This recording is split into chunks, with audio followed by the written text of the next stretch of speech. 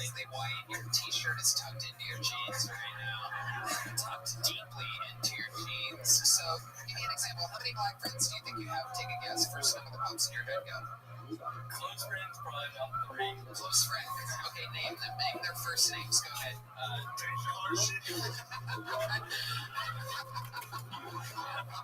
Go ahead, Cannon. Name your 3 black friends. I see you thinking. I see the wheels turning. Tayshawn, Bryson, and CJ. No. Tayshawn, Bryson, and what? CJ. Okay. Black name Bryson. What's the coolest high five that you can do? Just the standard dap up. What's that look like? Show me what it looks like. I'm a black guy, right? Oh, President Biden getting up. This takes a while. Here he goes. Alright. Oh, that's usually a little snap after. Oh, Joe's racist. Cannon, very fun. What else do you like to do when you're not working at the golf course and you're not doing comedy? Play a little golf, play basketball, play video games, just hang out with my friends. I got my girlfriend either way. Your parents still together? No. Okay. How long have they been separated? Almost 10 years, probably. So that affected you deeply when you were about 11 years old? Something like that. Not really too How bad. did they break the news to you that they were separated? They just called us out to the back porch one by one, let us know. It was a nice moment. It wasn't nothing. I'll be your dad. Tell me his mom. What's her name? Get out here, little man. Come here. We got somebody in here. A piece of shit father had something to say.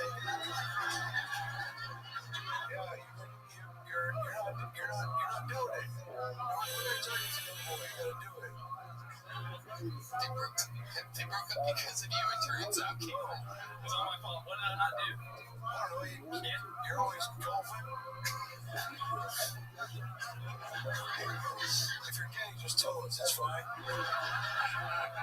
We know you're gay. We know you're gay. We saw the way you look at John Thomas. You being gay has shattered this family, frankly.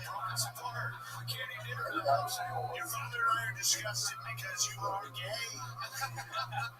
Why can't you meet some nice girl with hot tubes all over your cock? She's obviously good for me. That is very true. There is no doubt about that. So you were gay and your parents split up. Then what happened, Cannon? And then I lived the rest of 10 years of my life. That's all. Just being gay. Just being super gay. What's the gayest thing you ever did, Cannon? Question, Tony. You can tell us. Played gay chicken all the time. What's gay chicken exactly? Explain to us. You and a buddy close your eyes and you fuck your lips like you're gonna kiss and you both walk towards each other until one of you chickens out moves away. That's a very funny joke. I played that with Big Mike. They played gay chicken every day. She'd say, Joe, this is a chocolate cone. He would go, oh. This is a dick. You got a dick. Didn't go white snake, black snake. Michelle Obama has a giant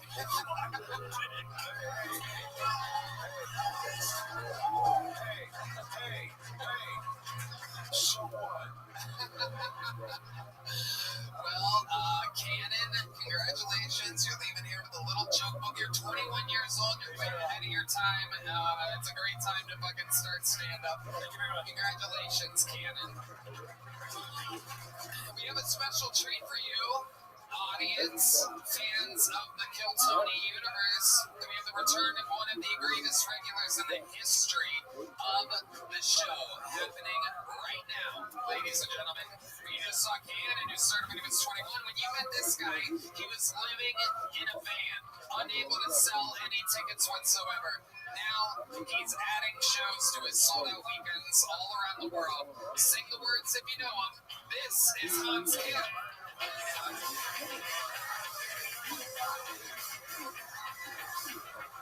What's up? It's gonna be here. Gonna see Trump and Biden going at it, locking horns, battling for supremacy. It's Kendrick versus Drake for white people. Trump is obviously Kendrick because he's a winner and he's actually black. And Biden is obviously Drake because he's a sleepy pedophile.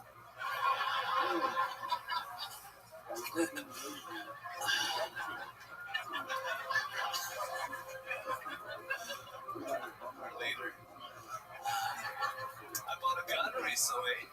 Thank you. Let's go shoot each other later. And while having a gun, I know I'm supposed to use it to defend against the government, but it's so much easier just to shoot people. They're everywhere. They keep cutting me off from traffic. Well, the ladies, I feel like ladies can be a little bit ungrateful. Everything men invented was for the approval of women, and women, they still aren't happy. Probably because of all the sexual assaults we keep doing. I'm like, hey, could you please stop raping us? And like, the best I can do is the internal combustion engine. Alright, that's my time. Thank you very much. It's Kim for the new Minute 20. And a special, very presidential joke you did. So, you have a gun.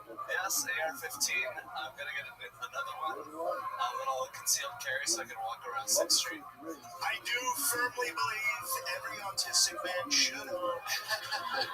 Let's get this guy a bump started. Is that your first gun in AR-15? It's my second. I have a Shadow Systems MR920L.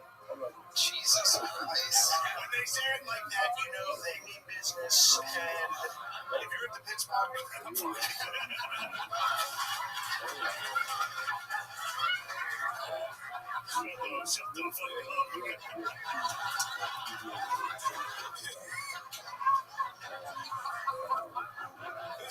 Bud Lights. I'm going to turn into Sleepy Joe in a minute. We're both going to be doing a Joe Biden impression. I'd like to see you turn into me. Give me a ring, man. And how did I get here? Here, You're a fucking idiot. and then you take a mirror, second, the color, and play the button, and then I put into my system, and I let it hand up to the memory now, and I let it give you a good voice. It's all free. I have never supported everything. That's where you are? Because everybody's getting on American Treasure. So,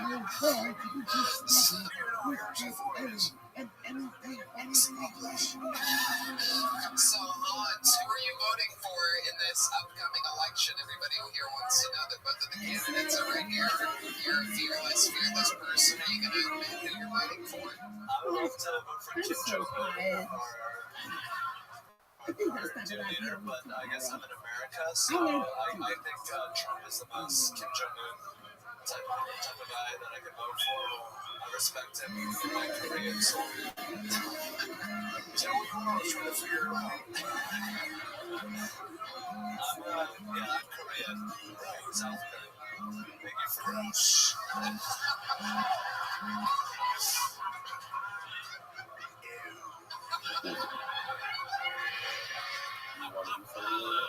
Took the words right out of my mouth.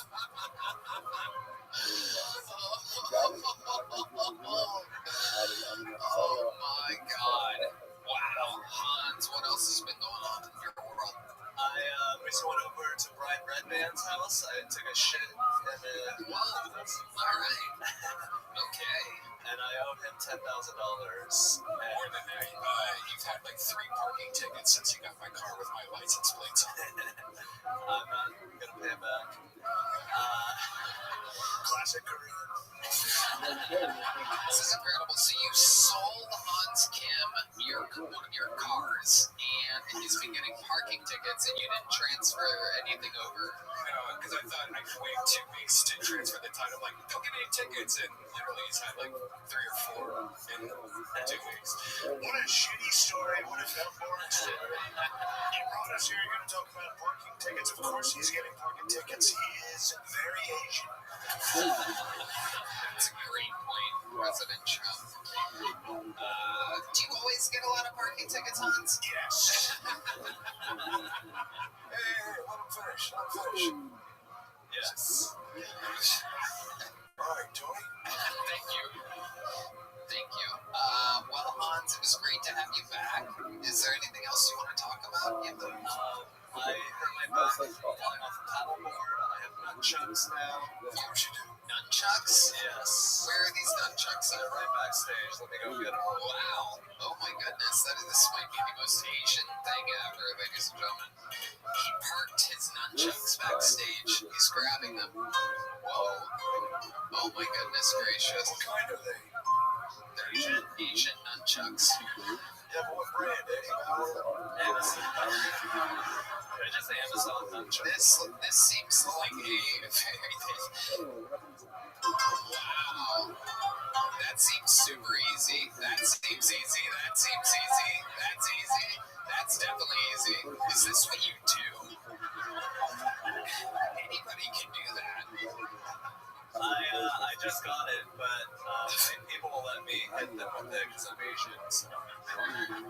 Not for long, not in a few more months. He will take this country back. Asians keep hitting us with sticks. It has never happened when now Asians are hitting us with sticks. The blacks are fighting back against the Asians. I don't know. It's giving them credit.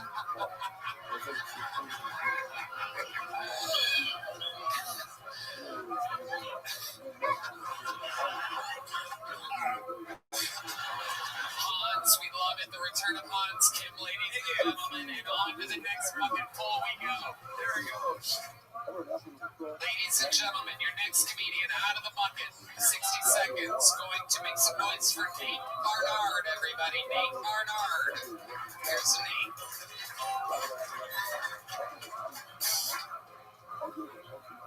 The real estate business in Cairo, Egypt is an absolute pyramid scheme.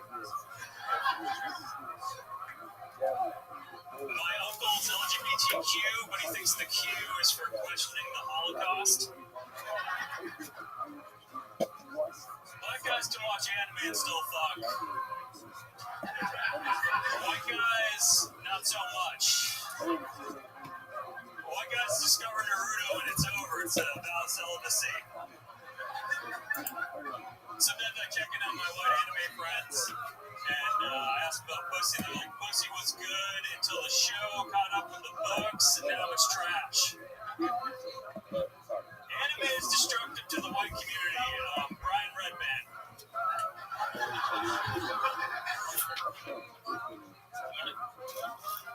Trying to bring another woman in my relationship. Not for anything sexual, just for someone to fight her out on 6th Street. Okay, Nate Barnard. Welcome, Nate. You've been on this show before, right? Yeah. You have a look. I can remember your face because of what it looks like. Sorry. Your chin and your neck are one. Yeah. There's nothing wrong with that. A lot of women are like that. Thank you, Mr. President. I love that. Nate, remind us how long you've been doing stand-up comedy? About 7 years. 7 years. And what do you do for a living? I work dairy at Whole Foods. Oh, dairy at Whole Foods. Ladies. There you go. Is that the dream? What's your American dream? Whole milk at reasonable prices.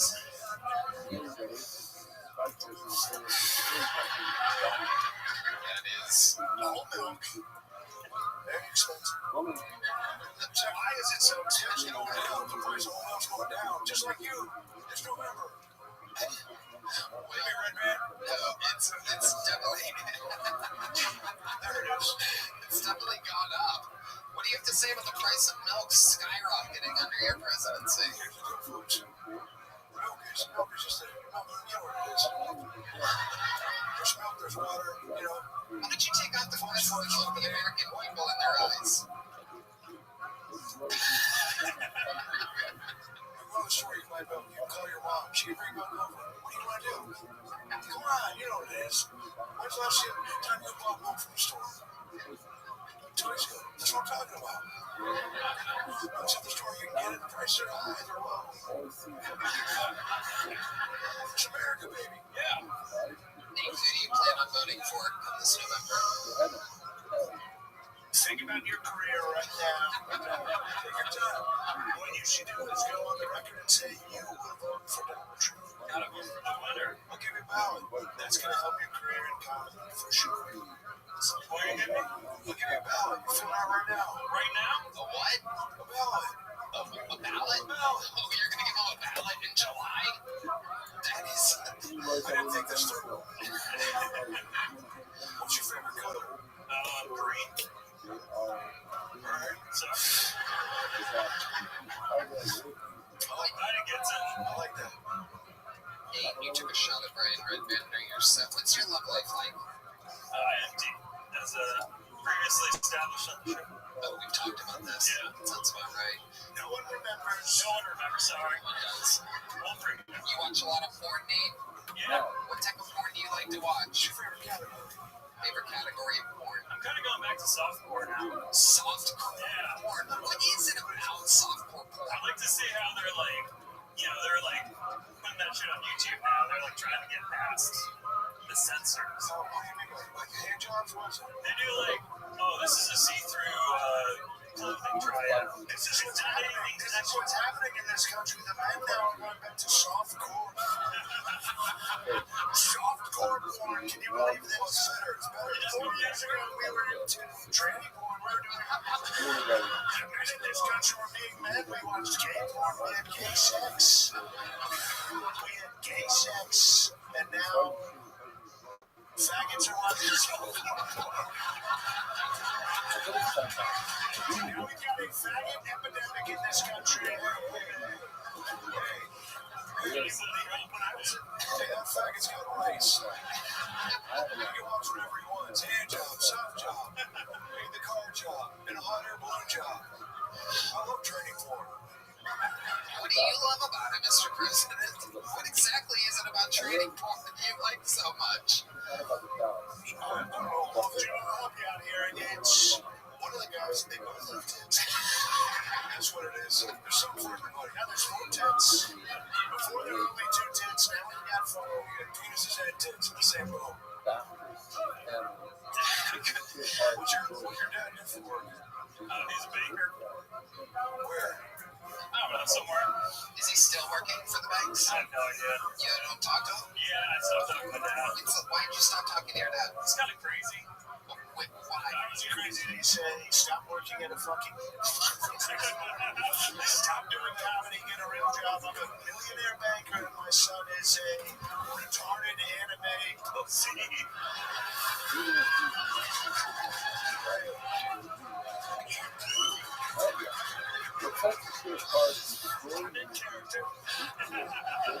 That's true, and it's President Trump saying this.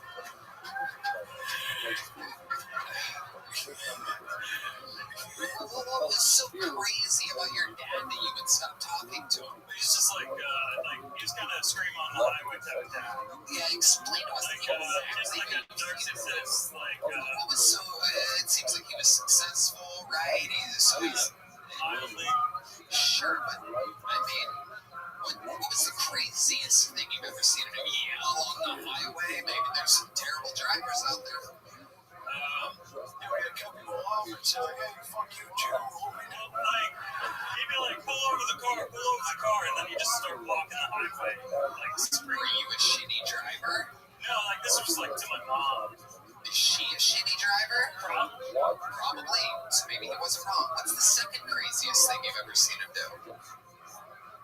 It's kind of hard to say. You stopped talking to him, or did he stop talking to you? I just got contact. It's hard to get now. Yeah. Yeah? Okay. I'm sorry, it's very complex. It's kind of hard to... How is it complex? Normally, if somebody stops talking to the father, the man that made them, with his balls, you would have like a good reason or something like that. But just like their whole marriage was just like, it was all them fighting the whole time. And you sided with your mother like a gay guy. If my father treated my mother like shit, I would side with him. Like a real man. Is it true? Do you talk with your mom? Yeah. nailing it. Unbelievable. And are they still together? No. Oh, okay. That makes sense. Do you think your dad's moved on? Oh yeah, he moved on in like 6 months. Right. Who's he with now? Some other woman, Jenny. Jenny? Jenny? That sounds like she might be younger than your mom, is that correct? They're about the same age. Oh. Jenny had AIDS. Rude man. Oh, now I get the reference. Yeah, Yes. a little too soon on that. Jenny. Your sound effect was so good, I didn't even think it made sense. That was good. Yes, Colt started an applause break for you. Colt works at the Sunset Strip Comedy Club, starting an applause break for his boss. Someone's looking to get higher than minimum wage over here. Forrest Gump was a real American. His girlfriend had HIV, still fucked her, then she died. That's why this country's great. That's why. So, Nate Bernard, you already have a gentleman, correct? Yep. Okay, well, there you go. Nate Bernard, everybody, moving on.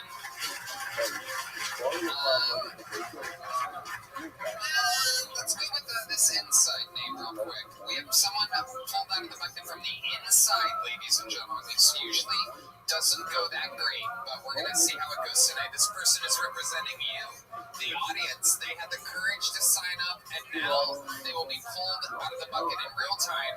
Make some noise for the Kiltony debut of Brittany Martinez. Oh my God, here she is.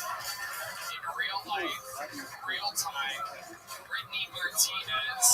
By the sounds of this name, sounds like she could have come here during your time, President Biden. I can't wait to swallow her head.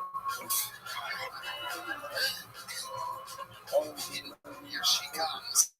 She's streaming right up to the stage, and nobody's going to stop her. No one's going to stop her. Here she is, ladies and gentlemen, Brittany Martinez.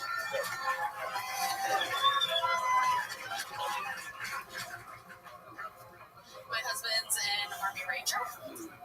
People try and compliment me with the, you're so strong, you're with someone who's fighting for our country, and I just agree and say, thanks.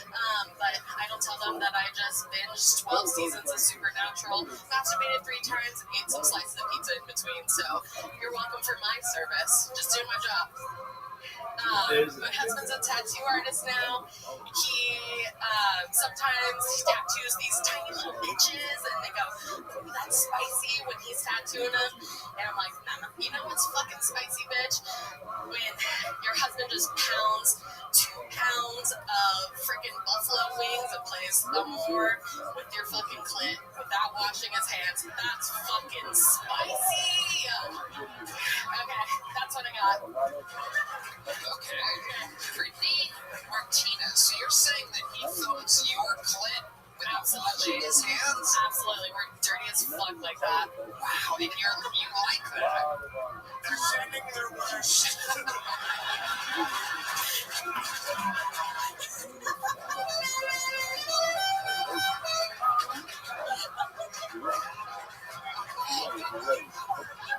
Under the Biden administration, we welcome all Mexican clits. Thank you. That's right. And Mexican American titties too, right? Are they American? Half. Okay. Yeah.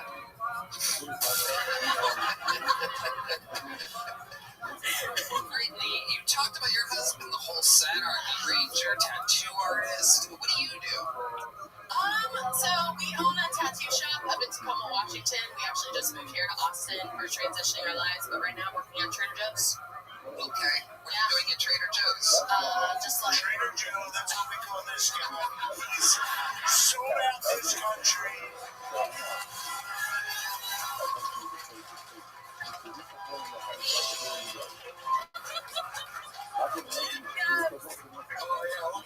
Look at this guy over here, huh? No, you just got fucked up, Mr. President. He just got you real good in there. I feel like I just tripped up some stairs after that. Wow. So, Brittany, tell us more about you. He was deployed for a long time. he did. So Army Rangers do 3 to 4 kind of months at a time, full on infantry, no contact kind of thing. But he did that for a few years. And okay. What made you want to sign up here today? Is that your first time absolutely is. What made you want to try it here? I'm just a big fan of the show. My husband got me into it a couple years ago. Honestly, we have bonded over Kill Tony. This is our shit, and we're super into it. We look forward to this shit every Monday. This is our shit. And you moved from Tacoma to here. We did, yeah. Recently. In March, so we did 10 years in Tacoma, and then we're originally from Southern California. And this is the first one you've been to live? We came last June with the Obamas on. Nice. Okay, yep. Did you sign up then? No, my husband was a little too chicken to sign up with me, so... Did he sign up tonight? He absolutely did. What's his name? His name is Giovanni Martinez. Why don't you stay up here? Okay. Take a seat with the mic in the mic stand. Ladies and gentlemen, I think it's only right. An American hero, an Army Ranger, most importantly, a Kill Tony fan. Make some noise for the debut of Giovanni Martinez.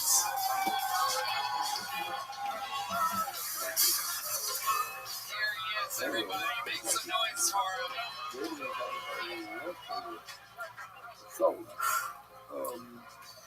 One more time for Giovanni Martinez.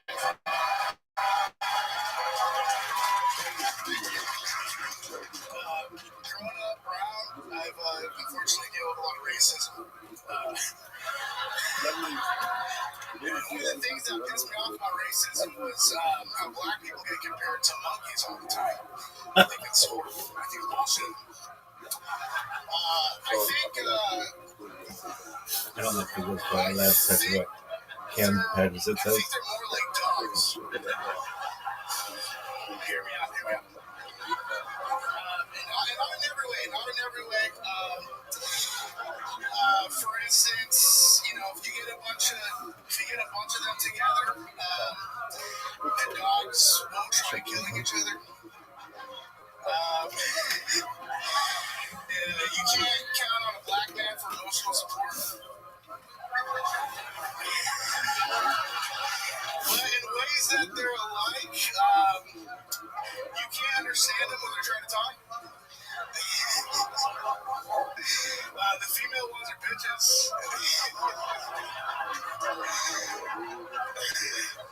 And it really sucks when you have to hit one. It's horrible. What a great chat.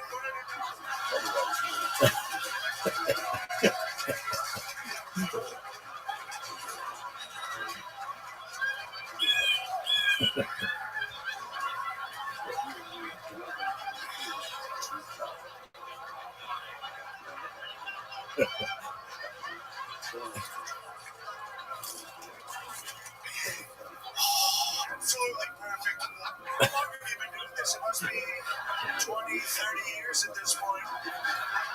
There's some of the finest stand-up I've ever heard. Oh my God. Can you do that whole set again in Spanish? Oh, do you think that's the first time that didn't work for you, the husband? Like, that was, I thought it was fucking unbelievably hilarious. For a first timer, he took massive risks. I was looking at. Hopefully he understood the risk and wasn't being totally honest.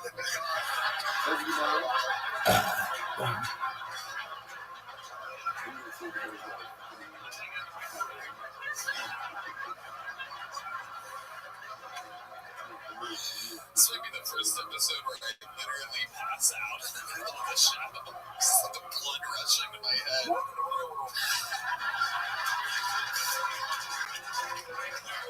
I'm feeling better right now with the melatonin in the book.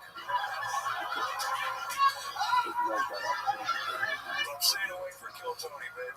Oh my God, Giovanni Martinez, you got called up here. You look like a Mexican jelly roll. Jelly taquito or something like that. This is absolute. I've never seen a man make a big belt buckle look small like you do. That is incredible. Giovanni, you have a teardrop tattoo. What is that? It's a nail. You got a tooth and a nail, but they're both shaped like teardrops, which means that you killed somebody. Have you ever killed anybody. Only the fifth. Oh, he pleads the fifth. President Trump, what do you think about him? I also plead the fifth. And what a bitch on why they attacked me. Like the security guard for the Ninja Turtles. So now you own a tattoo shop. Is there anything you miss about Tacoma? Coming up through the shores as well.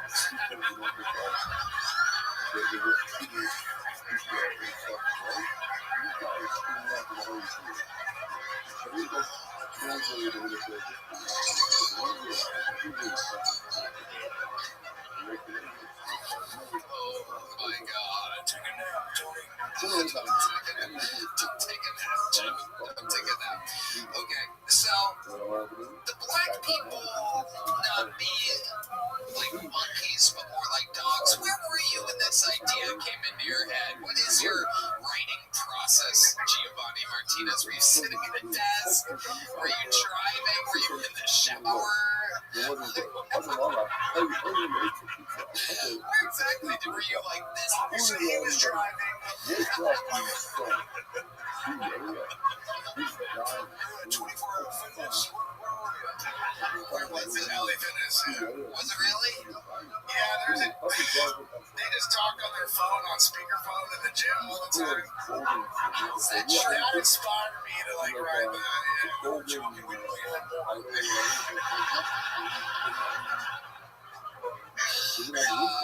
Giovanni, would you say that black people are your least favorite race? Okay, it sounds like you have a clear answer to who your least favorite race is.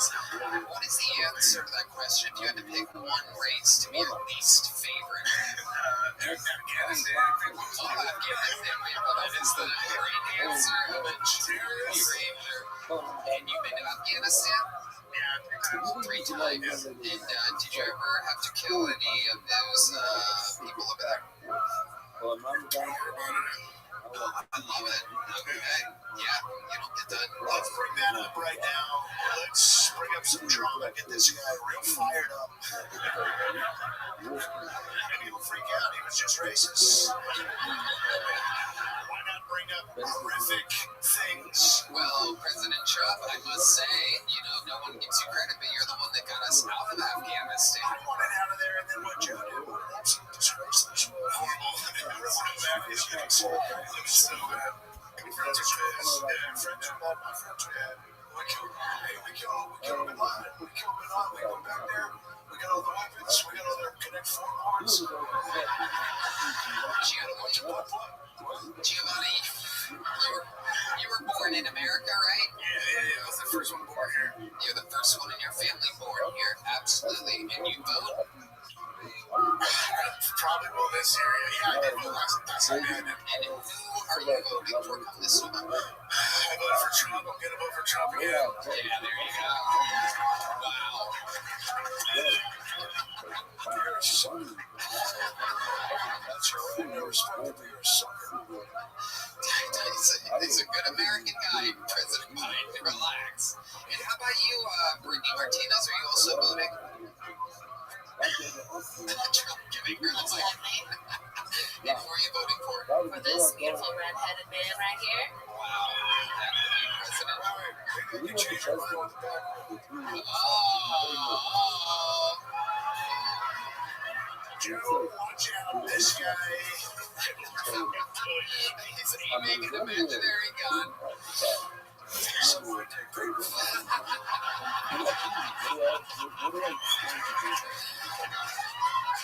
Giovanni and Brittany, even though you're both making your debut today, you said the magic words. You guys are diehard Kill Tony fans. Here's a couple big joke books for you guys, being fearless people. That mic back in that mic stand, just like that. Absolutely perfect.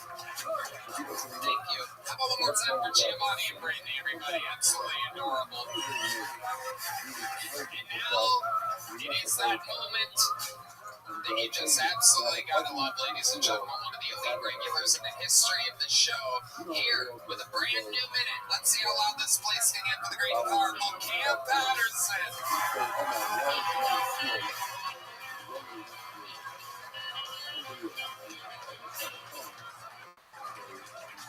What the fuck?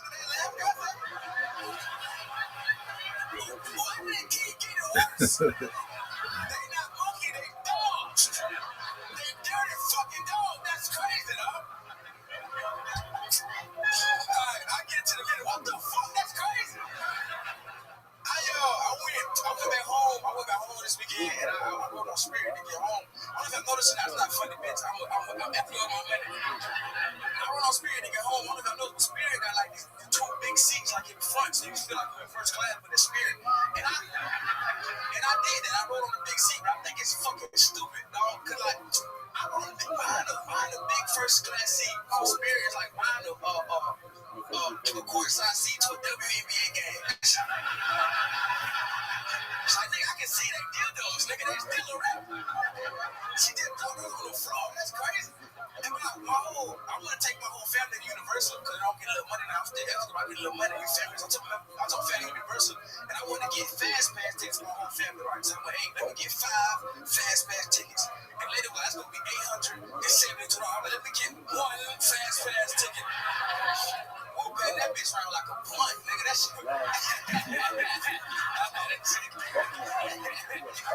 Fantastic winning by Cam Patterson. Incredible. Passing around the fast pass like a blunt. Let's talk about Giovanni calling you a dog. Yeah, that was fucking crazy. That went crazy. That was crazy. So you agree with this fucking nigga for that? There's good people on both sides of this, and we need to get into the bottom of this. That was a great set. I heard you say it was a great set. You enjoyed that set. Fake. And the liberals, they keep lying to the blacks, and they tell you you're a bad guy. I'm not a bad guy, but what's a liberal? A liberal? Gays. The gays are people too. Gay chicken's gonna be the Olympics next year. They just wait. Give me a ribbon. Gay chicken noise for you. Absolutely incredible. Cam, you really went to Universal Studios with your family? Yeah. Amazing. What do you guys do? We just rode on roller coaster. I like roller coasters. That shit is roller coaster. That's it. You 8 and 9 years old, right? You want to be the third fucking guy punched tonight? I love it. Now that's what America is. It's up and it's down. Yeah. Good talk. Yeah. Oh, damn, nigga. Cam, you were up here with the 2 candidates for the President of the United States. Do you vote, Cam? My guess is absolutely fucking time. I'll be voting. What exactly are you voting for? American Idol, AGT? What are we talking about here? My mama tell me who to vote for when I just do that. Cam, can I tell you something? I'm good friends with Kodak Black, and he comes to Mar-a-Lago. He has a great time. What do you think of that? Oh, and he's free Kodak. Free Kodak, free himself. Hello, what's up, man? Wait, hey.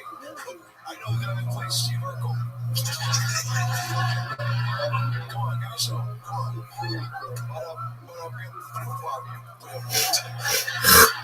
Absolutely. Nigga for the dad. You are, a little fun fact, I have been on the road with Cam. We've been all around the country together, and I know for a fact that you are a huge Kodak Black fan. That's my dog. Yeah, I love Kodak. He's the president of Florida. You what? He's the president of Florida. That is my nephew. That is my Gemini. Gemini twins, shout out to Snipe. A huge shout out to young Snipe. Absolutely incredible references being thrown around by... You do some shit like that, fuck nigga. Oh, that fuck nigga. I know what I'll tell you right here. My son, why are you trying to understand than me? You put a guy up here, old ass nigga. Didn't get that either. Absolutely incredible showdown here. Cam Patterson, one of the... Where do you know about youthful energy? You came up here, you're a young guy, right? Yeah, how old are you? 25. How do you wake up? You attack the day? What do you do? How do you do it? Fuck, we talk about it. You love life. What What do you do? You wake up, you go, here we go. What do you do? How do you do it? I think he wants you to teach him how to be awake. Thanks, Tony. How do you get so much energy for the day? I have to wake up, be excited, you feel me? Didn't even start drinking coffee until this year. Nah, then y'all got me on coffee, bro. Yeah. Like, I like coffee a lot. It's cool. I be shitting a lot. I be shitting a lot. I ain't gonna make you shit like that. It's true. Why coffee make you shit like that? Yeah, I don't know. It's a Great chance, some of the biggest shots. Some of the best. Red Man. Oh my god. Absolutely incredible. His one fart noise per episode. Cam, you did it again. Another fantastic minute from your life this weekend. Cam Patterson, ladies and gentlemen. We're flying through it tonight. This looks like a new name. I love new names. Make some noise for your next comedian out of the bucket. J.K. Spindler. J.K. Spindler. Here he is. Howdy, what's up, guys? What's up? I've had terrible luck lately. My car is recently stolen. Cops didn't do shit. It's crazy now. I'll call you 911 nowadays. It's just a dude showing up an hour later going, damn, that's wild, and just leaves. That's a good news, though. I am down 50 pounds this year. Yeah. Don't clap. I just went to get Adderall. That's all I did.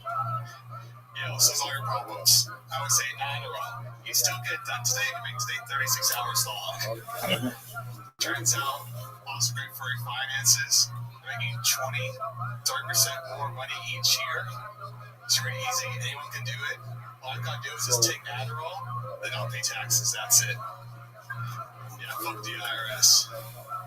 Yeah, we don't like them. You're with them. We know what you're out here, bro. We know.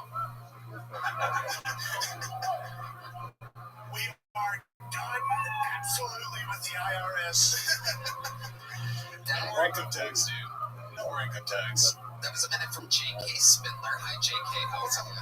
I'm doing good, bro. Why do you look like that? Are you one of the kids from the Nickelodeon documentary? Clever explains it all, huh?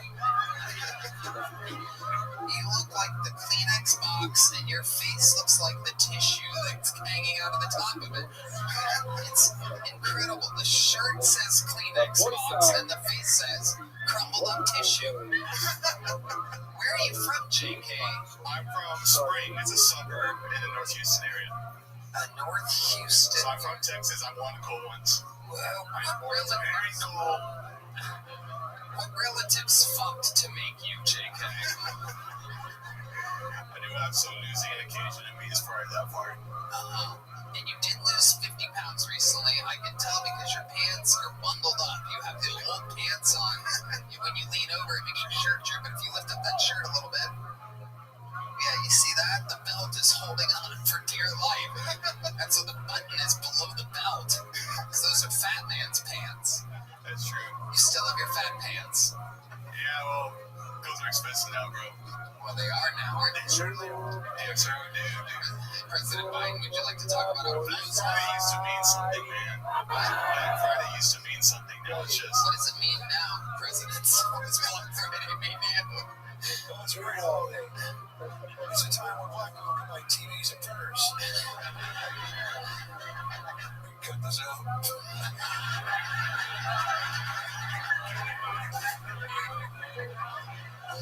Hey, why do you look like the guy who hired all the midgets from Walker's factory? JK, what do you do for a living, JK? I'm a video guy. I do video editing, all sorts of people, all sorts of videos. All sorts of people. What types of videos are we talking about out there? I do for school district, construction, real estate. I do a lot of video for stand-up. I do all promos for shows, for big laugh comedy, shows around Austin. It's been a lot of fun. Like, I only started shooting video for stand-up like a year ago, and I want to do it forever because I love it so much. Wow, incredible. Looks like you found a passion in life. What's your, do you have any special skills or talents, JK? Anything? other than editing and stand-up comedy? You seem like you have some interesting hobbies. On stage, I always like to shoot guns. I'm big on guns. Yeah. I got arse. Where do you shoot? Yeah, just go to rifle range or like sniper rifle and try to go as long as possible. That's what Austin needs is another great sniper. We've got a tower here. You're not going to believe how wonderful the tower is. You can get dozens of people before the authorities.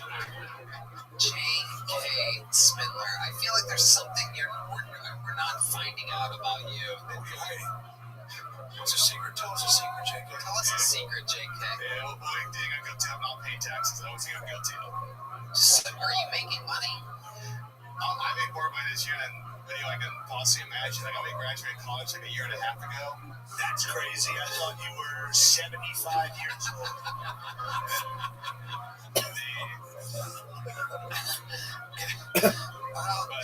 I'm still a dumbass 22-year-old. JK, do you think anyone that works for the IRS listens to the show? Yes. That is correct. Yes, I do. You are correct. I once met some Secret Service members. I won't say under whose presidency because I don't want to get anybody in trouble. So, it's not Biden's. But they told me that they listened to every episode of Kill Tony in their little earpieces. They probably report to the IRS, and you're going to get charged with tax evasion. Donald Trump taking part of me and they locked me up. No. JK, I'm going to give you a little joke book. Congratulations, you got pulled out of the bucket. Drop the book. He dropped the book. Adderall affects your hand-eye coordination. I don't recommend Adderall at all. Get a haircut, get a job. Believe in yourself. Learn the trumpet. Looks like he manages the animals in the Chuck E. Cheese band. Make some noise if you think JK just bombed. You know what? We have a special guy that we bring out sometimes when somebody bombs on the show. Ladies and gentlemen, make some noise. It's a brand new minute from Drew Nickens.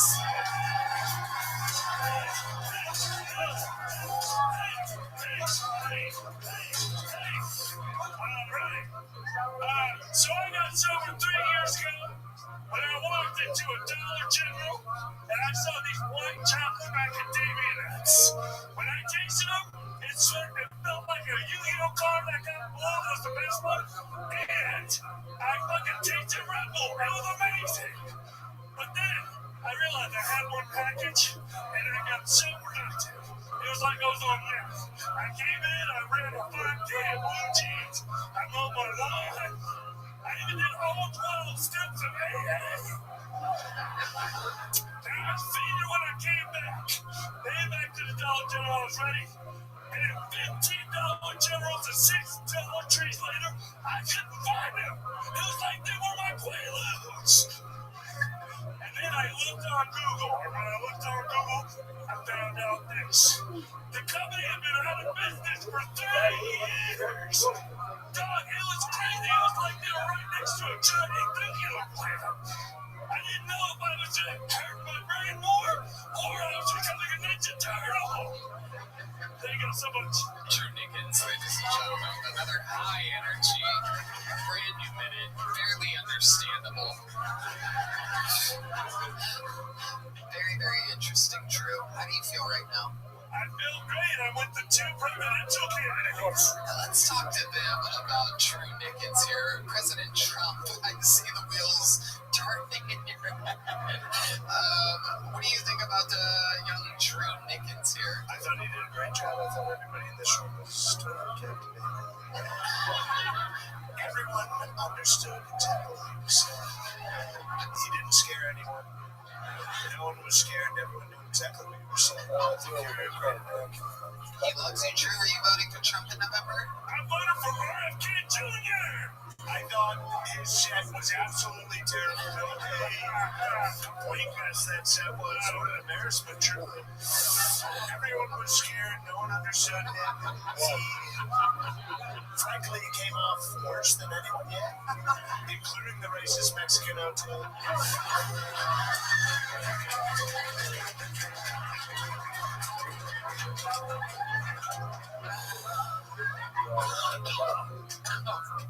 Sorry, Trump. Sorry, Trump.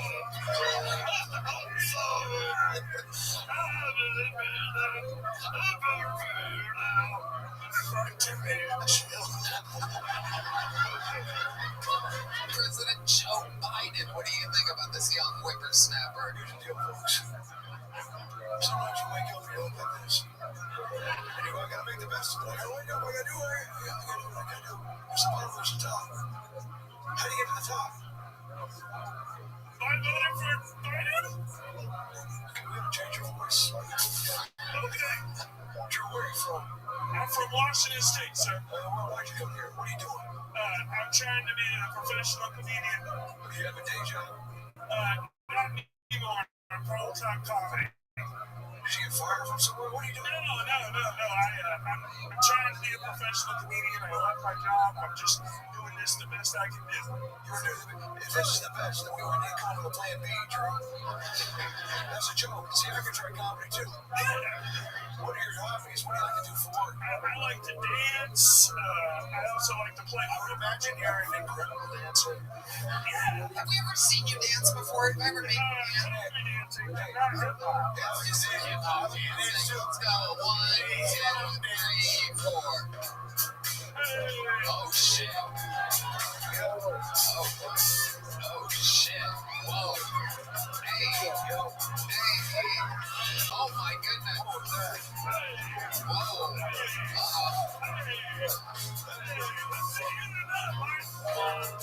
Oh, shit. Did you just challenge Joe Biden to a dance-off? Oh, my God. That sounds crazy. Oh, shit, man.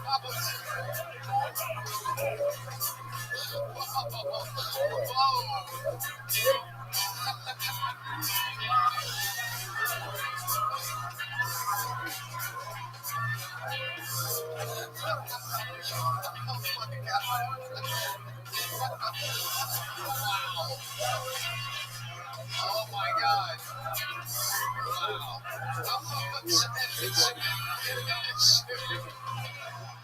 Wow. Wow. That was, without a doubt, Take that, you sucker. That was a hand job from a Sesame Street character. that was the craziest game of gay chicken I've ever seen in my entire life. You must be exhausted.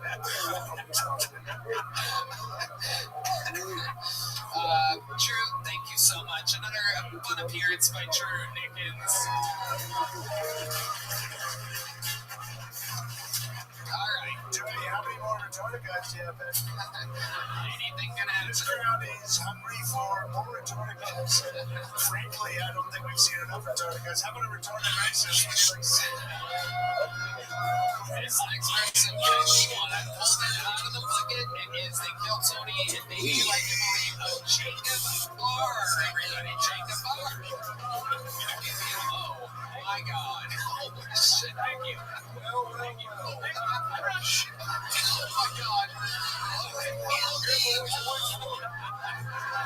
Okay, hold on. We're gonna reset this, Jacob. You're gonna give you a nice clean slate in a full 60 seconds. We weren't expecting that. Holy fucking shit, man. Ladies and gentlemen, one more time for Jacob Barr.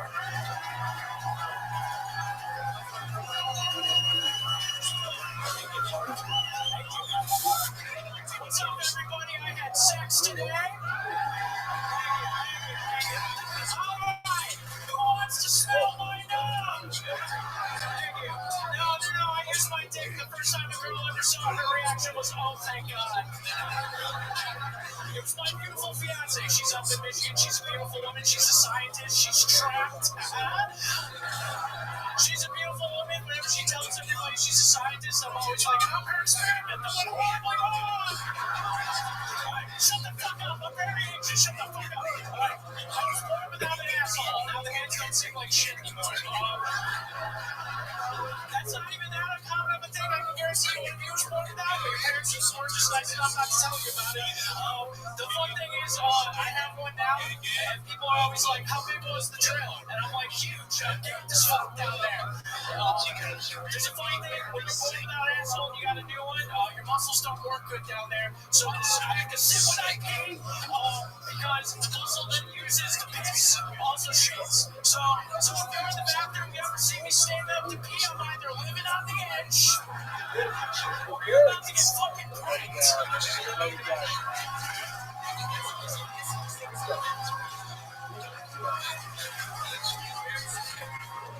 Jacob Barr, ladies and gentlemen. Holy shit, this is absolutely an incredible moment. Absolutely, you turned this place, much like yourself, inside out. This is...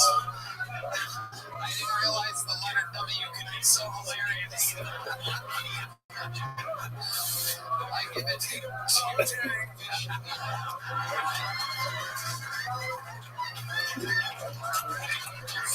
don't know what you said. My God, Jacob, welcome to the show. The show was built for you. Thank you. I'm very happy to be here. Thank you for having me, everybody. Thank you. God almighty. This is absolutely incredible. I give your set 2 thumbs up and 2 hands in. Oh, shit. Look at that. That's it, Joe. I think we found somebody you can actually be on.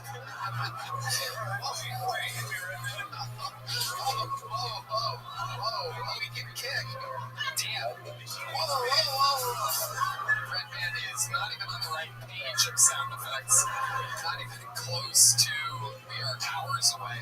I know he's already sitting back down. Good job, Red Man. So, Jacob, let's talk about it. How long have you been doing stand-up? About 10 years. 10 years. Where at? Michigan. Oh, that makes sense. Been drinking the Flint water. Oh, yeah. Nice and metallic. Absolutely incredible. Now, what would we call that condition exactly? I have Vacral syndrome. It is an acronym for 7 birth defects. Most people only have the limb one, which is this one. I got all of them, so that's cool. So you have that was so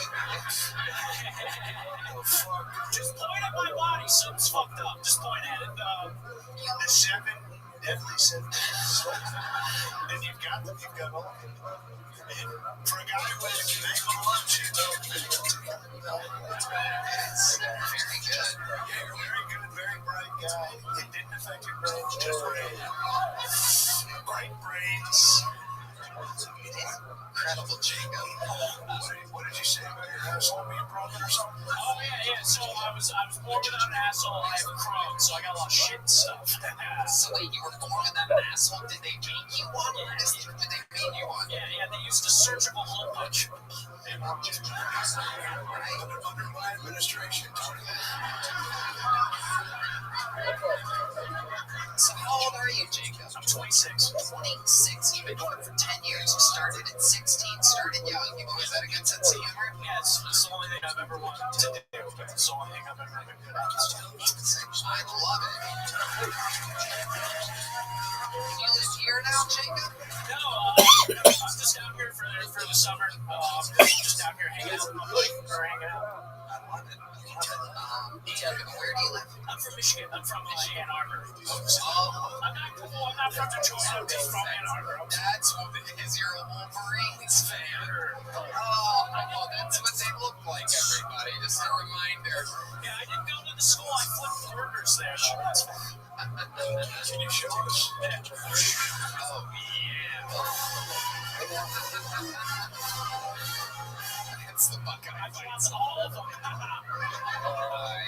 love it. So, Jacob, let's talk about it. 26 years old, born without an asshole. So when you were, they did give you. Just as God intended, men should not have assholes. That is gay. Having an asshole is gay. Frankly, under my administration, no men will have assholes. You can have real love if they get reelected. Put a pussy in your butt. I'm the first ever pussy butt. Hey, come stretch me out, Joe. Come stretch me out. That's a hard pass. But thank you, pussy butt. Pussy butt is on the table for you, Jacob. There's going to be pussy butts. Can you imagine? Better than my main one. I used to have a colostomy bag. Yeah, that's before I had a real asshole. I had a bag. Extremely I had the scar. You can see it. Oh, shit. Wow, there it is. Absolutely incredible. The giant scar being one of the least creepy things about you, Jacob. It's amazing. What's your Now, when Dr. Graham stood still, why couldn't you see him? It's a Jurassic Park joke that was so good. You stupid pussies didn't get it. See, that's where you're gonna get one from. Was it 1995? 1997 is a great year for Jurassic Park. No one saw the second one. So, Jacob, what is your love life like? Exactly. I'm engaged. Wow. He's a clever girl. Did you say clever girl? Another great reference from the smash hit film Jurassic Park.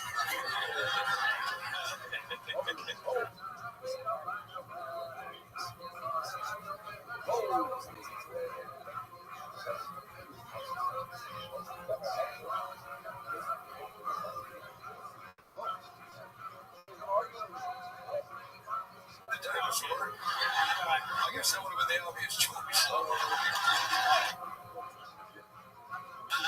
That's not it. That's not it. That's not it. Hey, there you go. I know one. Wait. He's not in that You mood. know, this is gonna pay off. Trust me. Ready? Okay. I don't want to fuck it up. Here we go. You be Laura Dern. I'll be Samuel Jackson. Okay? Who's Laura Dern? God damn it. Oh, man. What's his line? What should he say?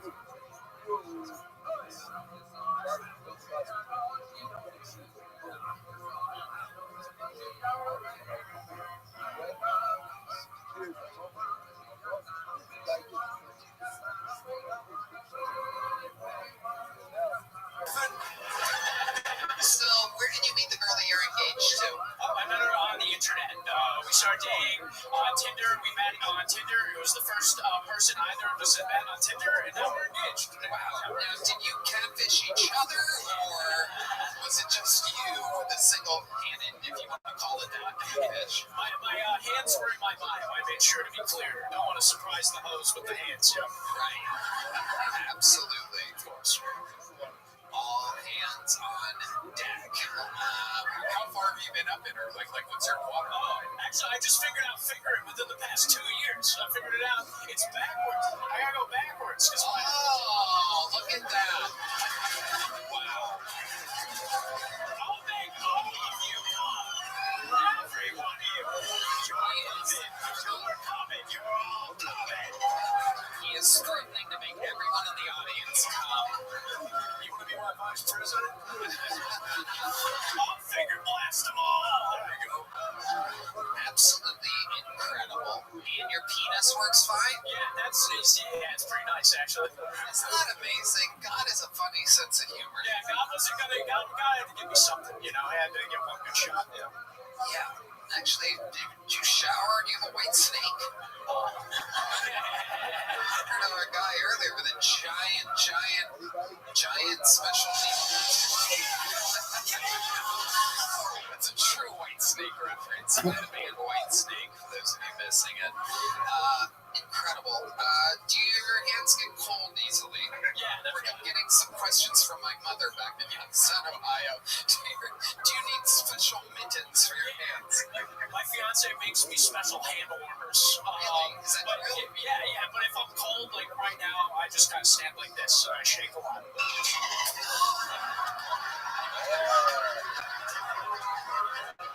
No, Joe. No, Biden. Oh, becoming more easily mobile as the show goes on. Oh, he stepped up.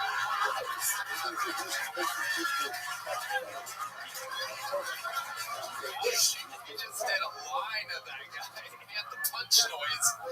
Says, what is that, L'Oreal? What are you wearing? Hey, well, now I smell like cum, Mr. President. I give my jacket back. Junior good. Stay warm. Jacob R. B-A-R-R. Any relation to Roseanne? Can't watch you do this. Shut the fuck, get the fuck away from me, man. I got this. Watch me struggle. I got this. You got it, baby. That's an American putting their mind and their heart together to make something happen. That's a true American right there. Wow. There we go. He did it halfway, just like an American. There you go.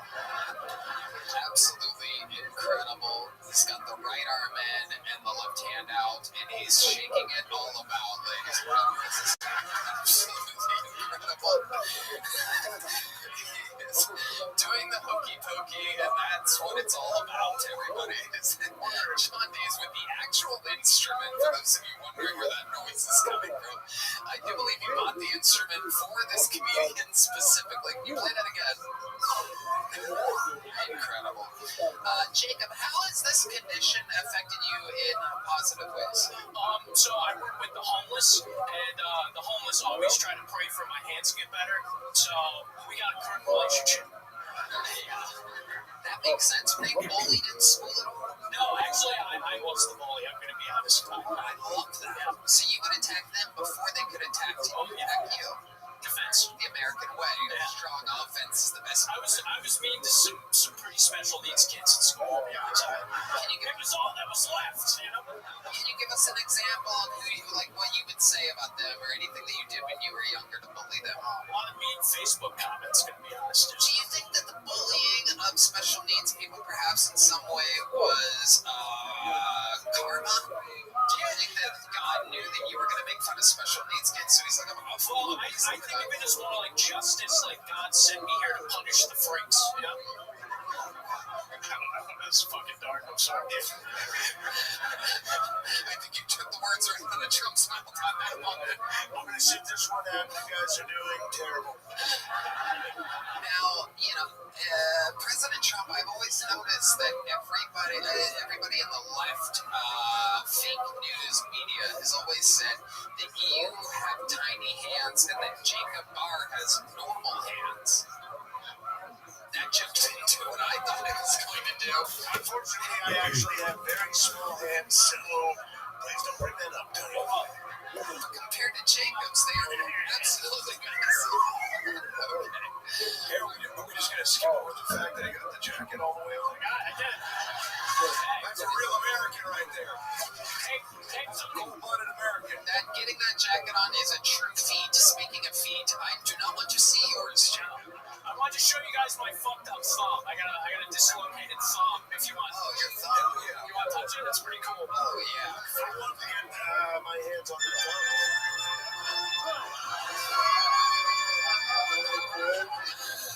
Oh, my God. What? It doesn't even do anything. Yeah, you can feel the bone. You can literally pick the bone.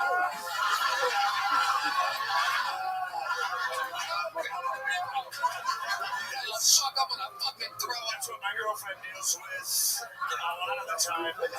She makes too. She gives it in. She tries her best. She tucks them. And then it gets slightly hard. And I say, I'm ready. And I put it in there.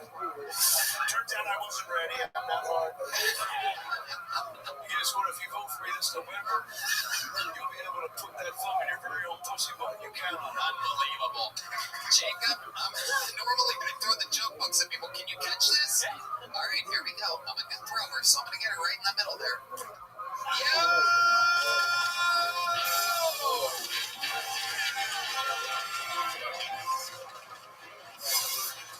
Jacob, real quick, step back up to that mic. You live in Michigan? You live in Michigan full time? Well, how about this? From now on, every time that I do a theater or perhaps, who knows what the future holds, a bigger venue in Michigan, you're going to do a guest spot on those shows. Jacob Barr, everybody, there he goes. He caught the big joke book.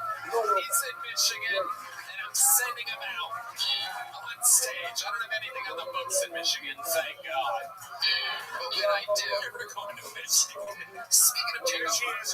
an angel, what an absolute. Yeah. In memory of Jacob Barr, how about a little hand for Heidi?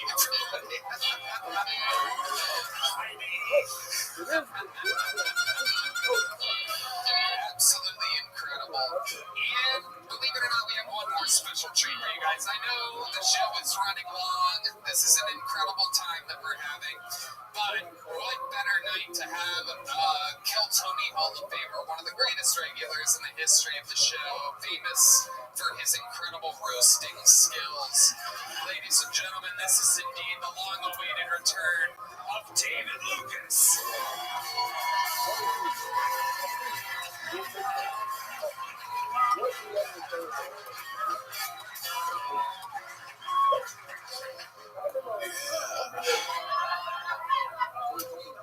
It's so crazy. I got handcuffed the other night, and believe it or not, Tony was there to save my ass. But when I was handcuffed, it was so weird because my girlfriend was there, and she's like, "Baby, give me the code to your phone so I can call your lawyer." And I was like, "Officer, take me to jail."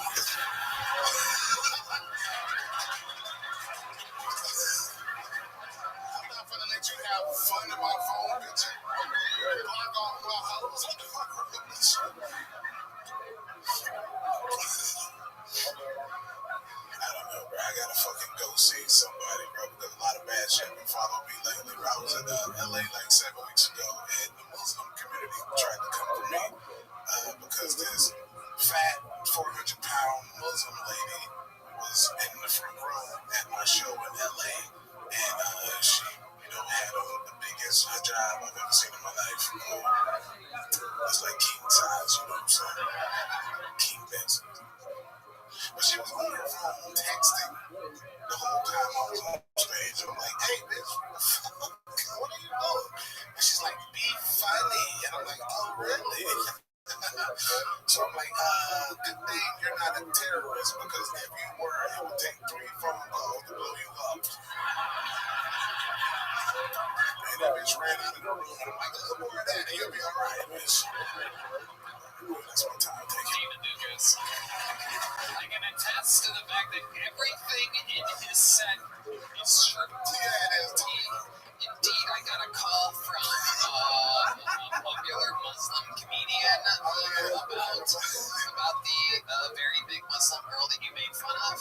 That is true. And indeed, after a long day and night the other night, I got called as soon as I got home. Couldn't wait to call it an early night, about 12:30. That's an early night to me, 1 a.m. Yeah, your boyfriend told you to go to bed. What? Your boyfriend told you to go to bed. He's like, "We don't pop fireworks. I lit a bottle rocket out of your ass." I wish. No, it was quite the opposite. It was a call from Brian Redman, who never calls me, and so I knew it was an emergency in the middle of the night. And indeed, you were arrested. Yes. I had to show up here within minutes. I was here. Yes, you were. Within, I think, 3 or 4 minutes. With no underwear all day. You don't tell everybody. Actually, funny enough, I don't think I was wearing underwear. I had a bathing suit on. And yeah, I had been on the river all day. And I got you out of being arrested. You did. Tony, I don't even know if I can roast him anymore. He saved me from the night in jail, bro. I didn't want to go to jail. It's true. And to be a true hero, I had the night in jail in his place, and I dropped the soap as often as I could. Let's go to a clip. Joe Biden and Trump, man, this is crazy to be around you two motherfuckers, bro. Hey, Trump, I got a question. On your debate the other day, you said illegal immigrants are taking black jobs. What the fuck are black jobs? Illegal immigrants are being extremely loud on buses. They are all types of stuff that we said this used to be blacks. Remember when this was blacks? We liked it when they were black. They could dance and they were fun. And now the people that are Mexican are not fun. Watching y'all niggas all night is crazy, bro. I've been up there laughing my ass off. It is unbelievable. David, and believe it or not, is very much involved in politics. I say. What's your stance on abortion? Ask Tony, he's had two. Wait, what does that mean? You mean I have babies pumped inside of me? You one of the men that they can get pregnant. Like Junior with Arnold Schwarzenegger? Yeah, like that. Remember that? Remember that Jurassic Park 5? Whatever the fuck you said earlier? Trust me, it was a great joke, and the internet is going to prove that I made a great joke, and that this room is tired and done. A fun fact about David Lucas, he's so black and fat that he eats gay chicken. What? So, again, these jokes really, maybe they are dumb and tired. They are things. It's They've great. been in for 3 hours, Tony. That's kind of like, the niggas you hold hostage. They ready to get out now. It's fucking 10 to 40 at night. I don't know. The Lucas show is Bill Tony. The guitarist Matt Miola, who never speaks, just everybody's palming right now. Yeah. Everybody is. Fuck you, Matt Miola. Yeah. Fuck that nigga. David, you're like me. I lost the debate, but you're winning the buffet. All right. Follow the way up here. Yeah, I don't even know what to say to this motherfucker. I love you. Aaron, they killed Tony Hall of Fame now. That's a big deal. Yes, sir. Thank you. Congratulations. Did you celebrate? What'd you do? Did you go out to Red Robin, or what'd you do? Red Robin, Wait, another cone? What'd you do? I got a wing real quick. That's what I did. Is white better than black, to be honest? Yeah, it is. Yeah, that's the type of talk that's going to get me a vote for a black guy. I love racist blacks against their own people. What? David, the election is right around the corner. Who are you hoping gets nominated? Hey, Trump, because he was getting his head better during the pandemic. That's my sugar daddy. Yeah. Oh, yeah. Hey, I was everyone's $15 on Venmo. You just didn't have the internet. That's on you. Yeah, fuck that, bro. I'm Trump. Y'all know I'm for. It's not a secret. Yeah. Not you. Sleepy Joe. That's coming from a diabetic that sleeps 14 hours a day. Hey, you should vote for me. I stood for BLM. Black, large motherfuckers.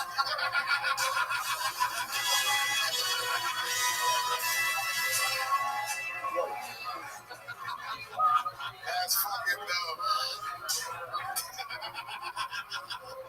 I don't know. I can't get my vote. Fuck that. All right, well, that's your opinion. This is so weird, bro. Bro, Shane is the. You supposed to say that? I don't know. This is crazy. It looks like young Trump from Home Alone 2. It's so crazy, bro. I'm up here. You all got a Home Alone 2 reference, and no one knew Jurassic Park would have. A few years ago, excuse me, a few years ago, everyone would have got the Jurassic Park. Bro, this is so crazy. It was a Jurassic World of the demonstration. David Lucas is a Jurassic Dark.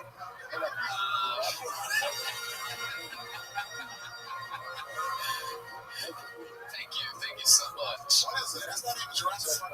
It is. It's a theme of Jurassic Park from John Williams.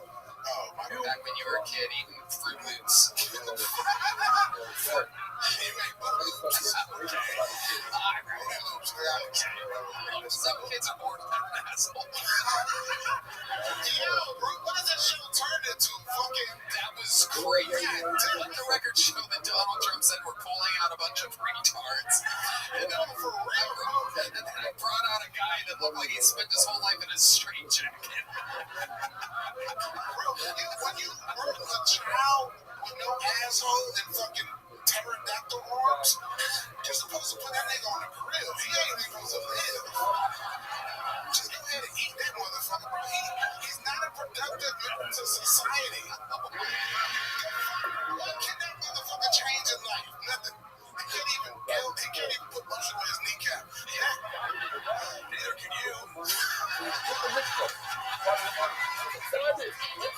don't believe it. No, it's CGI. I got that balance. CGI. Fine, put it on for me. What? Hey, you know, Giovanni likes to sniff niggas. He told me he'd probably sniff your seat after you're done. He like, was a woman sitting here? Oh my God. It smells like a pH imbalance. Oh, how dare you? There's nothing fishy about my squishy. Don't you dare say that. David, you're a fucking legend. You're a beast. We love you. There he goes. The great David Lucas, ladies and gentlemen. All right. God damn it. We're in super duper overtime. We're going to get this last comedian up. They're going to do 1 minute. Then we're going to finish this thing. Next one is your final buck of all the night. She's been on this show before. Very funny. Sherry Vicenci, everybody. It's the return of Sherry Vicenci. It's long. Thank you. You know, one thing I don't understand is why do guys announce their climax? Dude, we know. I'm gonna come. We know.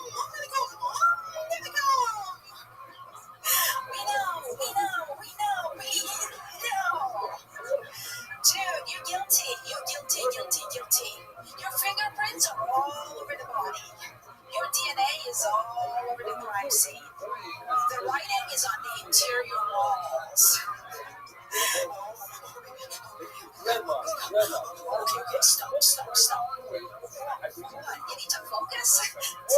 Dude, you do this 25 times a day in front of the mirror in the bathroom. It's like...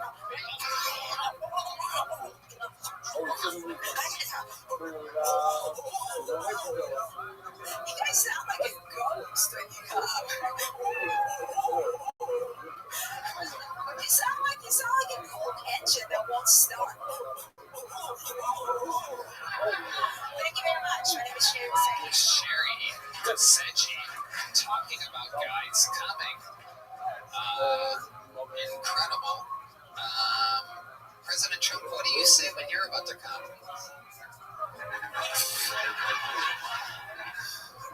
I said, yeah, I'm going to come and I say, hold on, watch out, because there's going to be a lot of them. And if there was ever a nasty woman like you underneath it, it's there's a lot of cum headed your way, bitch. Here's my impression of you. Get ready to come, ready? Oh, yeah.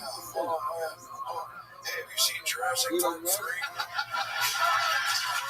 Yeah, the one with Jeff Goldblum. All right, right here. Yeah, no, the second.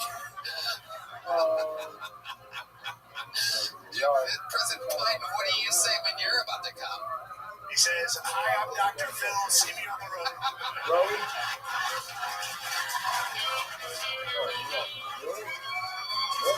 It is a good time for me to mention that Joe Biden wanted me to say that Adam Ray's new special is out on YouTube. It's called Like and Subscribe on Adam Ray's YouTube. Sounds Joey. Sounds good. Check it out. Wait, I want to know, right, so that guy, who was that guy that you were impersonating? Who was the guy? Oh, every guy. How many is that? Not one guy came like a normal guy? That was normal. All right.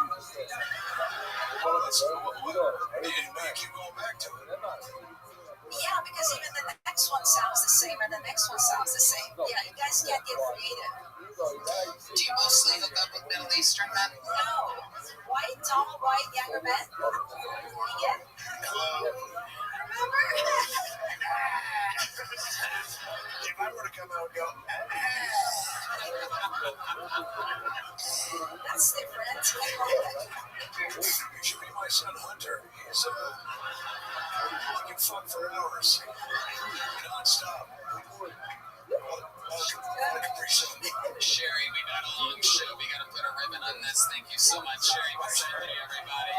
There goes Sherry, everyone. She's got the joke books.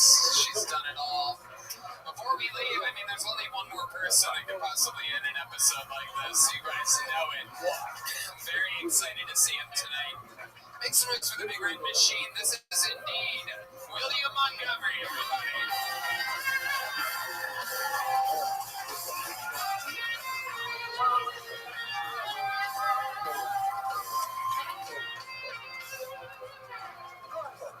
We built this city on rock and roll. Bad news, folks. Do not enter this city. Extreme safety hazards are everywhere. Biden is ignoring everyone, telling him not to run. Earlier today, he said, "Hey, pal, I was the first black female to spend time in a concentration camp. We can beat Adolf Hitler." Is it just me or have the dragons and House of Dragons gotten sexier? Back in the 90s, I actually stumbled upon a famous running back murdering his ex-wife, and I pulled out a cigarette to take the edge off, and he said, "Hey, don't smoke, kid." And I said, "Don't I know you from somewhere?" And he takes his little glove off and says, "I'm O.J. Simpson." A Zen joke. Okay, that's my time. Thought the Zen joke might go a little better. What a shitty crowd tonight, Tony. I've been listening to you fucking pussies for fucking 3 hours or whatever it's been. I mean, They're pretty beat up. We've had a long, it's been an absolute chaotic, insane show. I don't really think it's their fault. I don't think there's many audiences that could handle this type of show with full energy. This is one for the books, they will say. William, this must have been kind of crazy. You were planning.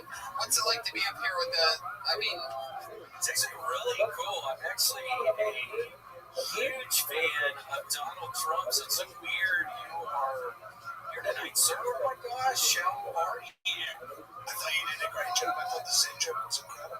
Thank you. Yeah, no, that was a hell of a Zen joke. I thought it would at least get something in the House of Dragons being sexier. I thought that was at least going to get something. And So you were smoking a cigarette while OJ was killing his wife, and then he's OJ Simpson. yes, I asked he said his name, and it's O.J. Simpson. Right. So Simpson is hard to say. That's where I messed up a little bit. He's sinning. That's why he told you to quit smoking. He tells me I need to start doing Zen, don't smoke. Right.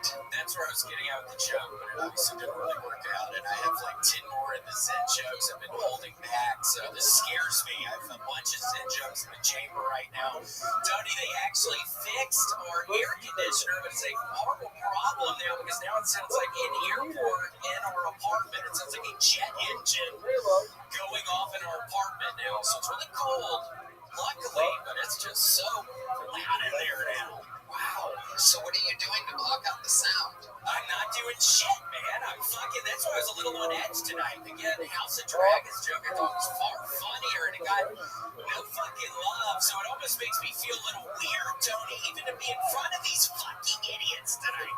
I swear to God, I wasn't even feeling it tonight. It's loud as fuck in my apartment, and it's like all these pussies in the fucking audience. Well, at least you got to enjoy some peace and silence during your 60-second set tonight.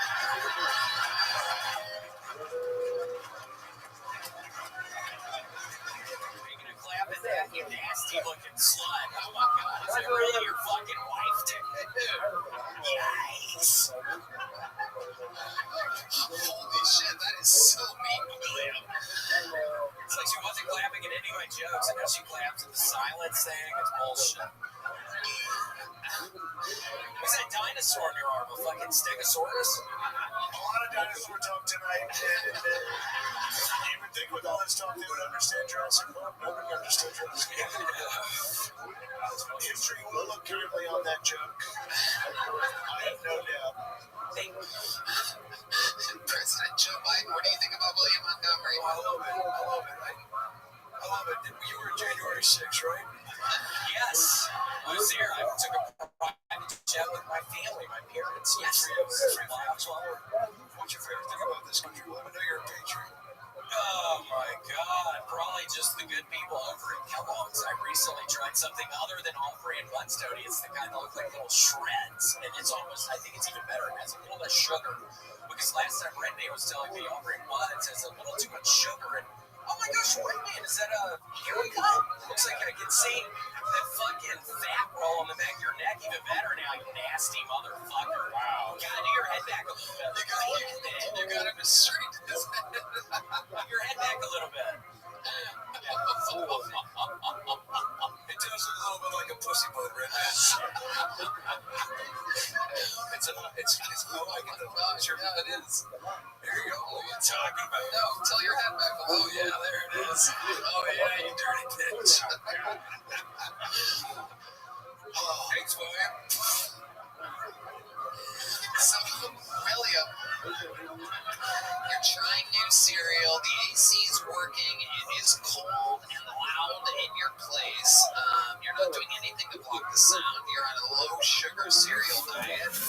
What else is going on, William? Anything else that you're passionate about right now? God, I stayed at the nicest hotel. There's a hotel called Hotel Cecilia. I had to stay there this past week. It was a wonderful pleasure. There's a table of women laughing at you. You seem mad at the laughter now. It seems like It's like a weird place to laugh because obviously nobody else is laughing. I shouldn't have even started telling the story. And it's like, why did you why would you start? But I'm like, those girls, is that what it's coming from right there? God. How long have you two been together? Are you implying that they're lesbians? Yeah, it looks like it. Or you'll knock on dykes. Is that what's going on there? It looks like a couple dykes at that fucking table. Tony, I can't even sleep at night. It's so loud in the fucking apartment, dude. I'm really horribly on edge right now. I swear to God. And it's been a long episode. I'm just not feeling it. And it's not letting me fucking dykes. Fucking look at those fucking. If you need help sleeping, perhaps Joe Biden can give you some good advice. Joe? Sure, anytime I trip, I have a tough time falling asleep. Just about never. I lay in bed and I think of this set. So Joe Biden, I've been curious, who's fucking calling the shots? We know you're the one not calling the shots. Who's calling the shots? Who's the puppet master behind the disaster that's fucking Joe Biden right now? Seriously, let me know. Who's fucking controlling you right now? Because we know it's not you. Are you done? Yeah, I thought I broke my tooth. Did you break your tooth? That would be pretty awesome if you did. We would pay for it.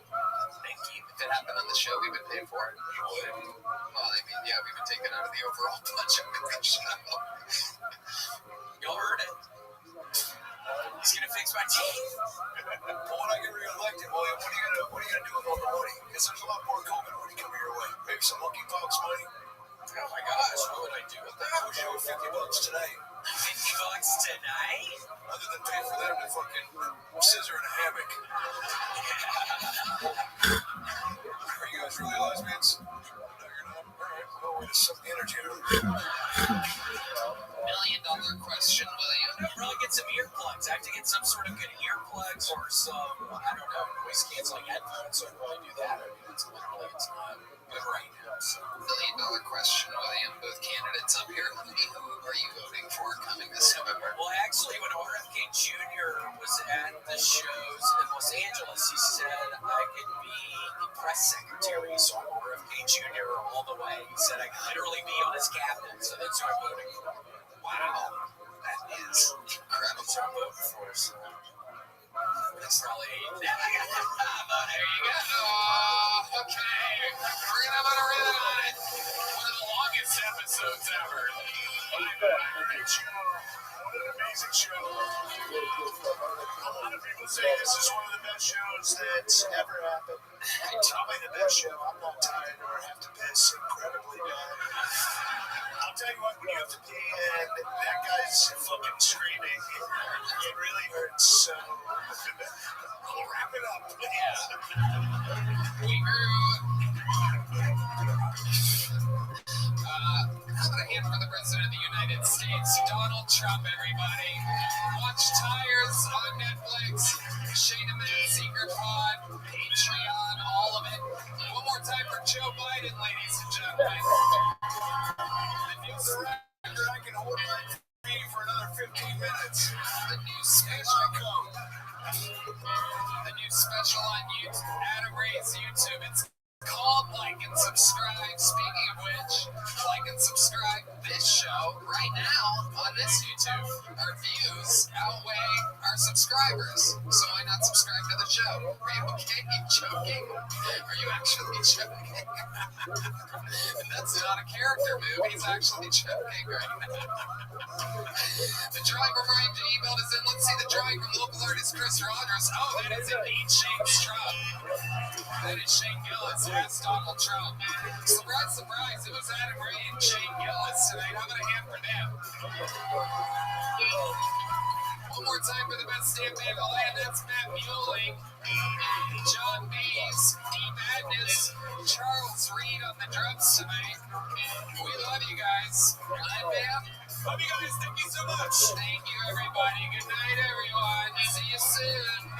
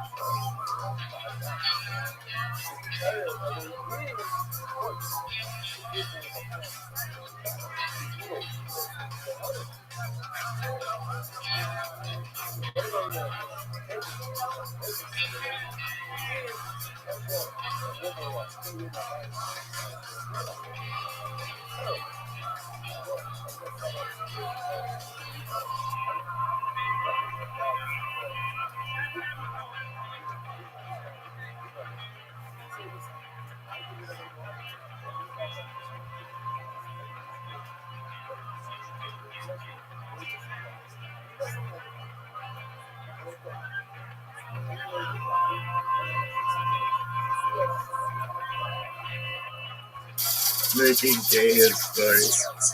What is this? MJ. Oh, history. Making gay history.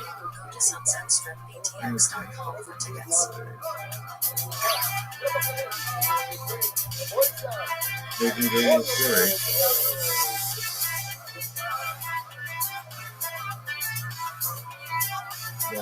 What?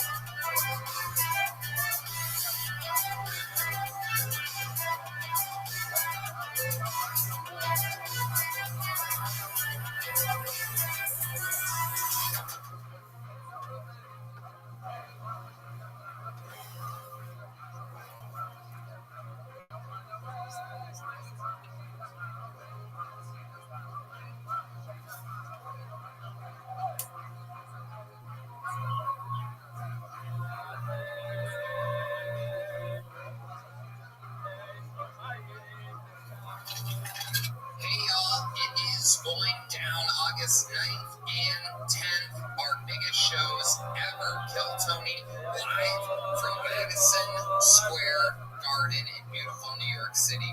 There are still very few tickets available for the live shows in New York, and if you can't make it to New York City, you can watch the live stream of your favorite cast and characters of the show. It is going to be absolutely historical. We are holding absolutely nothing back. We are so pumped about this event, and everything we've ever done up to this point feels like practice to us. All the other arenas, all the big shows, the development of all the characters, the growth of all the comedians. August 9th and 10th, it all comes to a head. KillTonyLive.com for the live stream, and tickets at Ticketmaster.com for the live shows.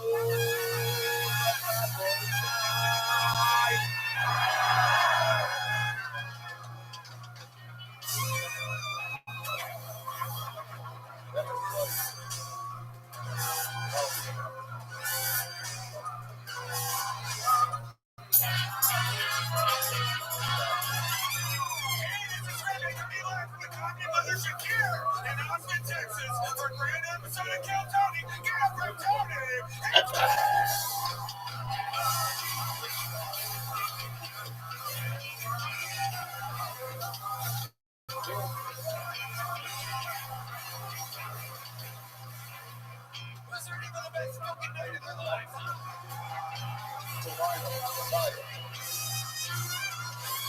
Yeah.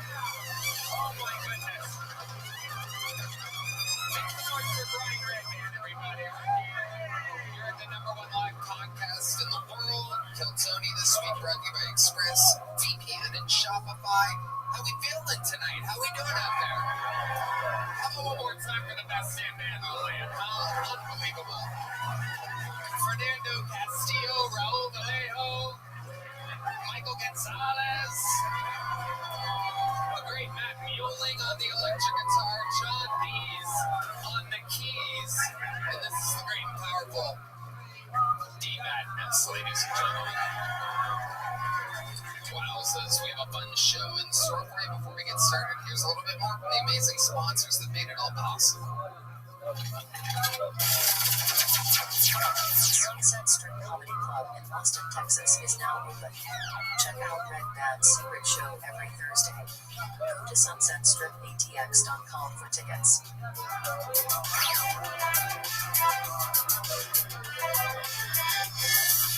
You guys ready to start tonight's show?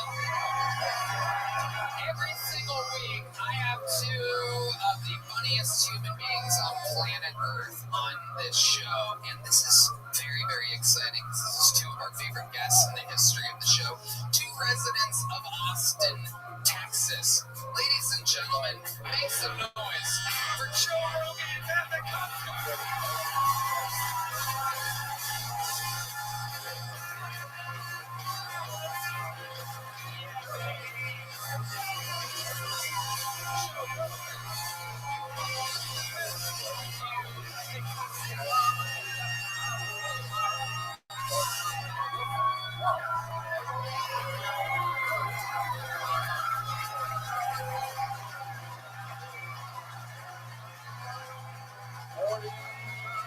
My friends, we're in the firestorm tonight. Very exciting stuff. Very, very exciting. Joe Rogan, welcome to your own comedy club.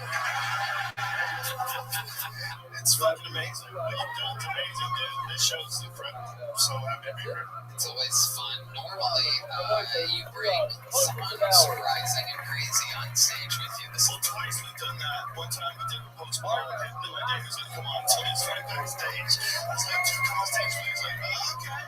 And just fucking puts him through the door. And the other time was Tucker Carlson. We went out to dinner with him, totally tricked him, brought him back here, told him to bring him on stage. Well, okay. So he had no idea. He's like, what are you doing? We're going to go on stage. He's like, and then next thing you know, he's out here. amazing performance. Matt McCuster's return.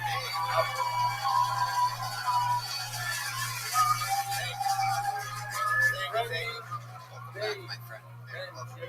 You guys know how it works. Over 250 comedians signed up for the opportunity to get a possible 60 seconds on this stage tonight. If I call their name, you know their time is up and you hear the sound of a kitten.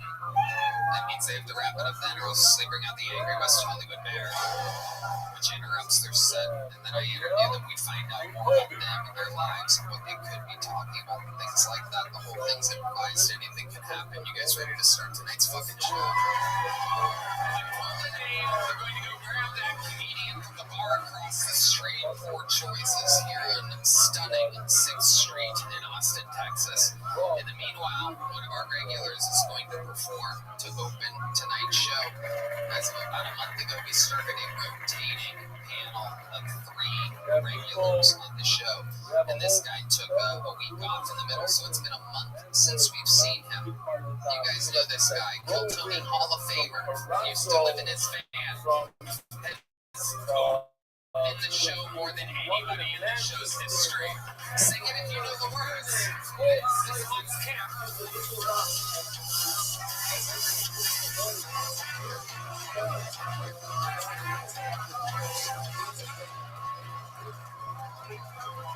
Thank you guys. Hope you guys had a good Father's Day. Hope you got to spend some time with your fathers. You know, Juneteenth was Wednesday, so everyone else got to celebrate as well.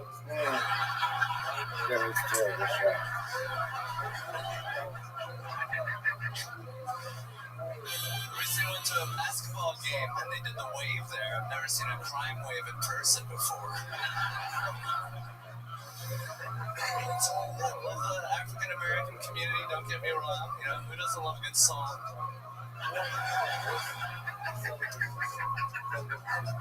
Black people, they've gone through hell and they've done so much for America, but technically that is my bike.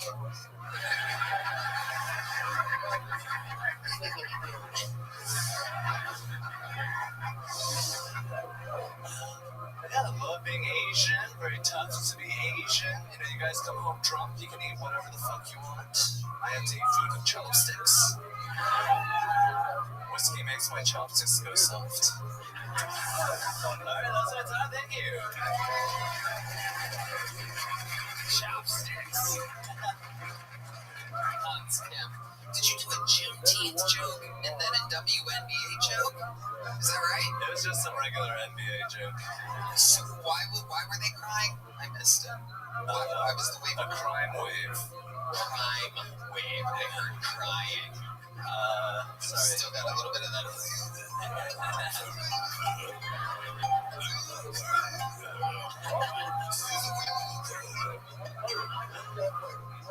That'll be edited. How dare you? I can't help myself. Hans Kim, how do you feel? I feel great, Tommy. I've been having a great life thanks to a lot of the people on stage here. Tell us about some of the parts that you've been enjoying lately. I went paddleboarding with my girlfriend. Someone I met on the river said he was coming tonight, so hopefully he's not a liar. I did the sunblock with my girlfriend, and I didn't realize that my disrespect towards her sunblocking could show up that night, and so you can see how badly. She's white. So, white man's burden. Was it a spray can? You keep doing a spray thing. Yeah, it kind of was like, You just half-assed it. yeah. Damn, maybe you should break up with her. It sounds super passive aggressive. You fucking sore with her. What are you doing, man? You need to rub that lady's back down if you like her. Give her a little of that wax on, wax off. Oh, Jesus.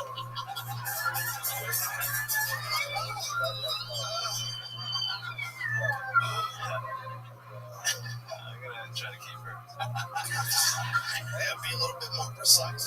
Yeah, I know for next time. I'm just not used to the sun. I don't eat the pussy up.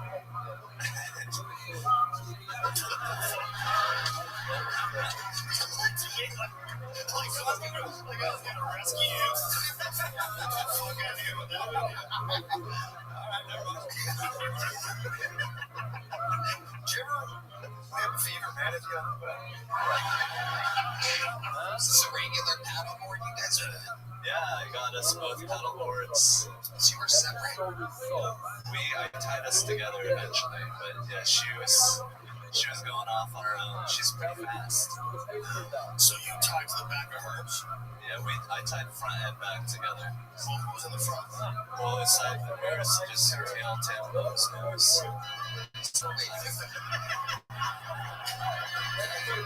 Yeah, you dragged. How the fuck you tow someone tail?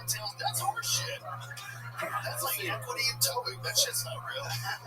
If you can tow somebody, they have to be behind you. You had the front You time never. fucking tow someone right next to you, liar. You just lied, didn't you? She towed you. No. I can see that lady towing you. What's the positioning of these paddle boats? We're right next to each other. Bullshit. It was a raft. They built a raft. Bro, you did not. Tell the truth, bitch. That girl towed you. She did a lot of the work. Towed her with a weird camera.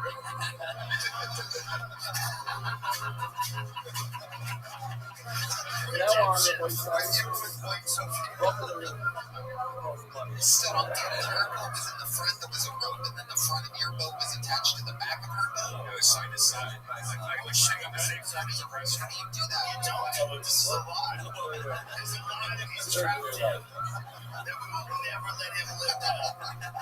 Forever, bro. You'll be paddleboard boy. That's it. You should put that shit on your posters now. I'm in Kansas City. July. Kansas City in July. Here comes paddleboard boy.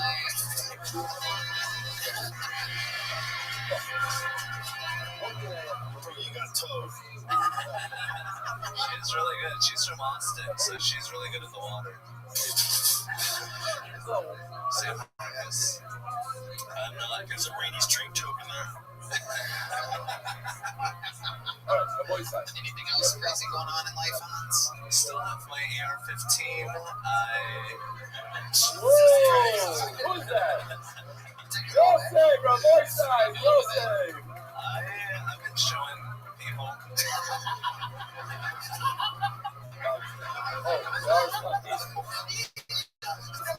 That's so true. That's 100% what happens. So it's on my podcast table sometimes. I do podcasts with it. You do podcasts with an actual AR-15 on the table? Jesus, is it loaded? No, Are you sure? not really. It's hard to check.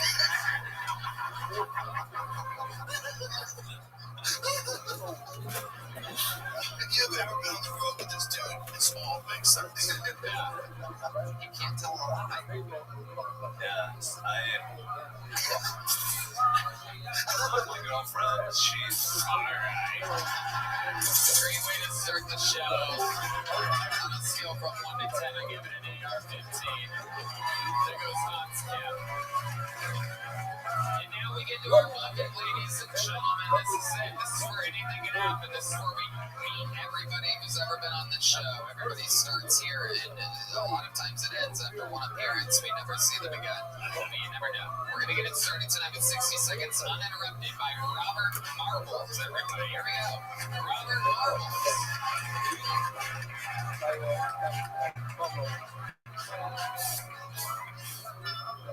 Thank you. And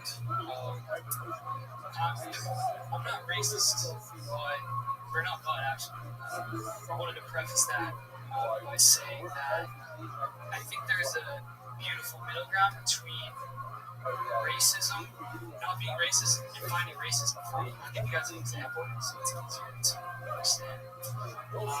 I'm half American, I know that's not well, but I'm also half Arab. So to give you guys a good demonstration joke that can be kind of funny was, because, for example, I was making a pie for y'all because they're so nice.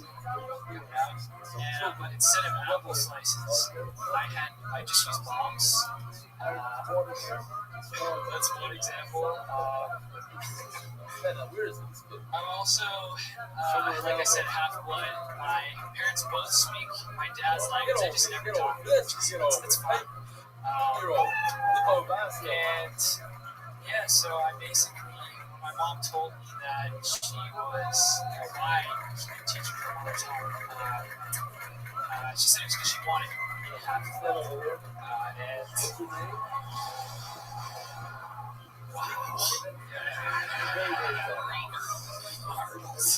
Even I mean, I do this every week, and somehow I'm still shocked at how bad people can be. Every Monday for 11 years I'm here, and you just blew my mind, Robert. You could have almost done anything other than what you just did, and it would have been better than whatever the fuck that was. I always wonder what a zero testosterone Kenny Powers would be like. Unbelievable. It was my first time, so Oh, it was the first time. Are those tears I see behind those Macho Man Randy Savage sunglasses? Oh, this didn't go how I thought it was gonna. Sad Macho Man. I love it. How old are you? yes. Okay, dude. Jesus Christ. I already said you have zero testosterone. Don't make me think you're plus estrogen right now. Guess how old I am. I know the mullet and the American shorts takes lots of years. Jesus fucking Christ, dude. Answer the goddamn questions. Were you the guy that had to help Hans Kim untie his boots? Why do you look like this? You look like you're going to arrest yourself at some point. There's like a cop underneath this disguise. You'll never believe it, but you're under arrest. Okay, let's talk about it, Robert. How old are you? 29. 29. You just decided to start stand-up comedy. Today, literally, I was like, it was a long time coming. I moved here from Boston, and I was like, Is this the first time you were ever on stage? yes. Whoa. Who told you to do that? Actually, one person said not to do it, and the other person said to do it. So I was like, Yeah, that person said to do it. You need to stop talking to them. This is a fucking terrible idea. Oh my God. And those Americans, desecration of the American flag, by the way. That's a tough loss in those shorts. You're just Rocky Balboa. Oh, Step on a great joke there. You're doing negative comedy right now. Not only did you bomb, but you're blocking other people's shots. So you're from Boston. How long did you move to Austin? like a year and a half. And what do you do for work? I do not character. No, there's no Character, bro. You just started.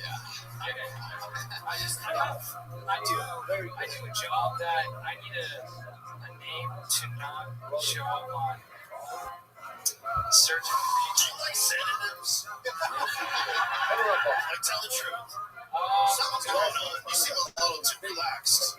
Really? Just feel like energy. Okay, just Robert Marbles. Just stick with Some of something. these in a background check. Just answer the questions. Sorry. Here we go. Ready? What do you do for work? I sell. What do you sell? I sell software. Okay. That was pretty easy.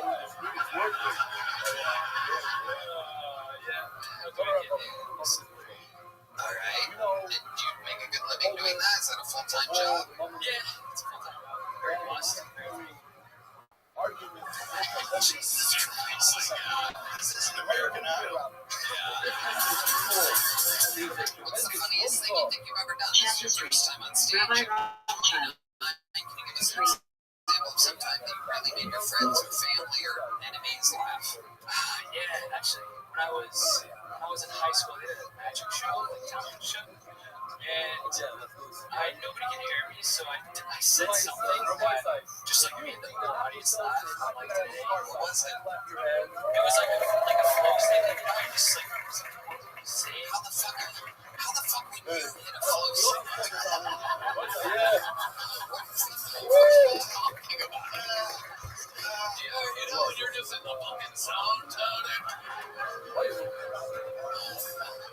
You just can't miss. I'm just up there doing my magic set, and shit's just actually disappearing. I'm throwing stuff up in the air, it's disappearing. Bird. Tissue paper. What do you mean flow state? Describe to us what the fuck you're bad at answering questions. just being in tune with the higher, unified fields. I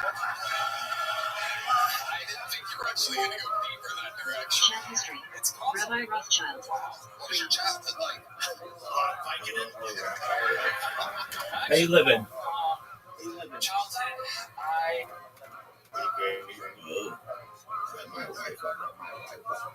I don't know what's going on.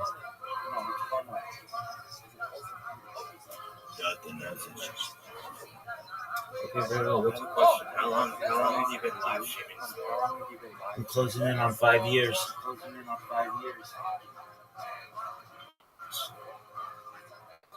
100%. Do you Jellyfish. accumulate wealth from donations, live streams? I don't ask for donations, but I do make money streaming. instead of merchandise? Well, like merchandise, and then literally the platforms just give you money to stream.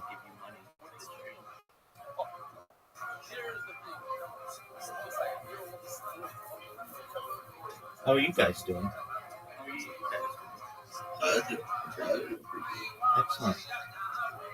Well, I'm just chilling, filling out some contact forms. I've been on a bunch of podcasts this week, and recently I've been on, over the course of the past couple months or so, I've been on like 30 podcasts. So I'm just getting those organized for next week. And one of go ahead. What's the biggest podcast? I was on one this week that has. The biggest viewer base you've been on? Yeah, I was on one this week that has 179,000 subscribers on YouTube. I was on one little like within the last month in July that has 250,000 subscribers, and that one within the first 24 hours we had 10,000 views, so that was good. I mean, I've been on Aiden Ross's stream, and I'm the number one streamer all time in Aiden Ross's Discord, number one streamer all time in Kai Sinat's Discord, number one streamer all time in iShow Speed's Discord, and quite a few other people as well. So, in terms of maybe not on a podcast, but I've been on their streams or some of them. But for the most part, the biggest on YouTube is like 250,000. Biggest on Spotify, I've gotten like 90,000 views on a single podcast there.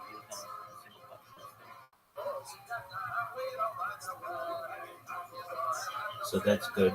And I'm just reaching out to people to be on their podcast. Let's see here. Next week, I've got how many do I schedule there?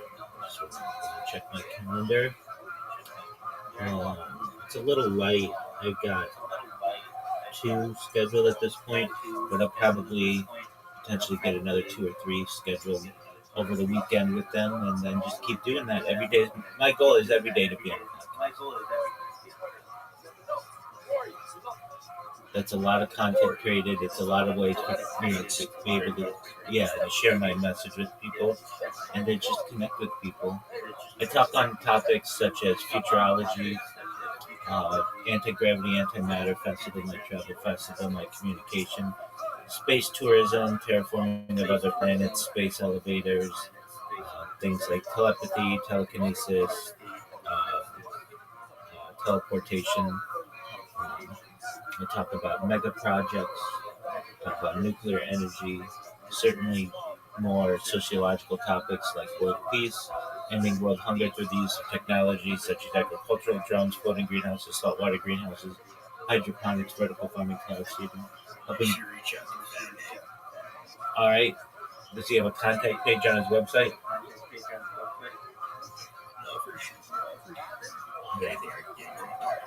Yeah, please do. I'd love to be on his podcast. Does he have a podcast? Yeah, the Nikki Guru show. Oh, excellent. Yeah. Please. Dude, I don't know who anyone is really. I just do my own thing. But, like suicide. I don't even. It may sound somewhat. No, I mean, what are they? What's their name? Are they in the It's just music and stuff. They're just their own music. Okay. I know that Squad, that's a movie, but I don't know who those people are. But nevertheless, I'd love to connect with them. And if you can connect me with them, I'd greatly appreciate it. Do you know what Kill Tony is? You do? Are you on your? I do know Kill Tony is. Have you been on? No, I haven't been on Kill Tony. Do I know what Kick is? Oh, I'm the most infamous person on Kick in global history. You can't even type Rabbi Rothschild into anyone's chat without it getting auto-delete. Go try it. Have you ever been around a place besides community on Twitch? Yeah, I have. And the IP to .lol community. The owner of Kick, his name is Eddie Craven. He and I are friends on Discord. But I'm the most, by far, biggest spammer in the history of Kick.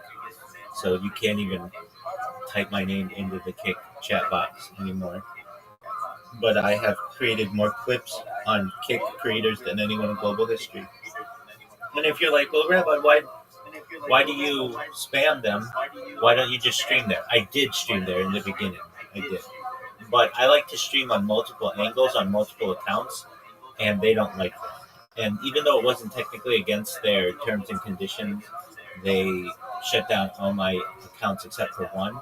And then I thought, okay, well, if you're going to shut down all my accounts except for one, then your platform sucks for what I do. So instead, I'm just going to go around telling everybody what I do. So you ask any of the creators on Kick, they know who I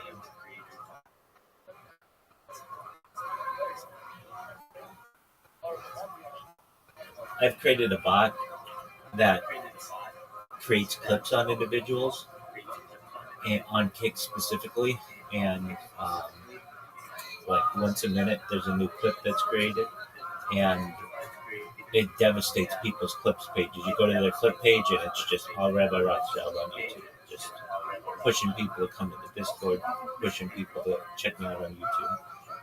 And I've connected with the people at Kick. I've said, look, let's bury the hatchet. I won't spam you guys anymore. Let me stream on there again. And they're like, no. I'm like, okay, what about if I take off a year? They're like, no. I'm like, what if I take off 5 years? They're like, no. I'm like, what if I take off 10 years? They're like, no. I said, what if I take off 50 years? You mean in 50 years you won't let me stream on there again? They're like, no. I'm like, fine, then I'm going to spam you. I mean, you've left me no choice.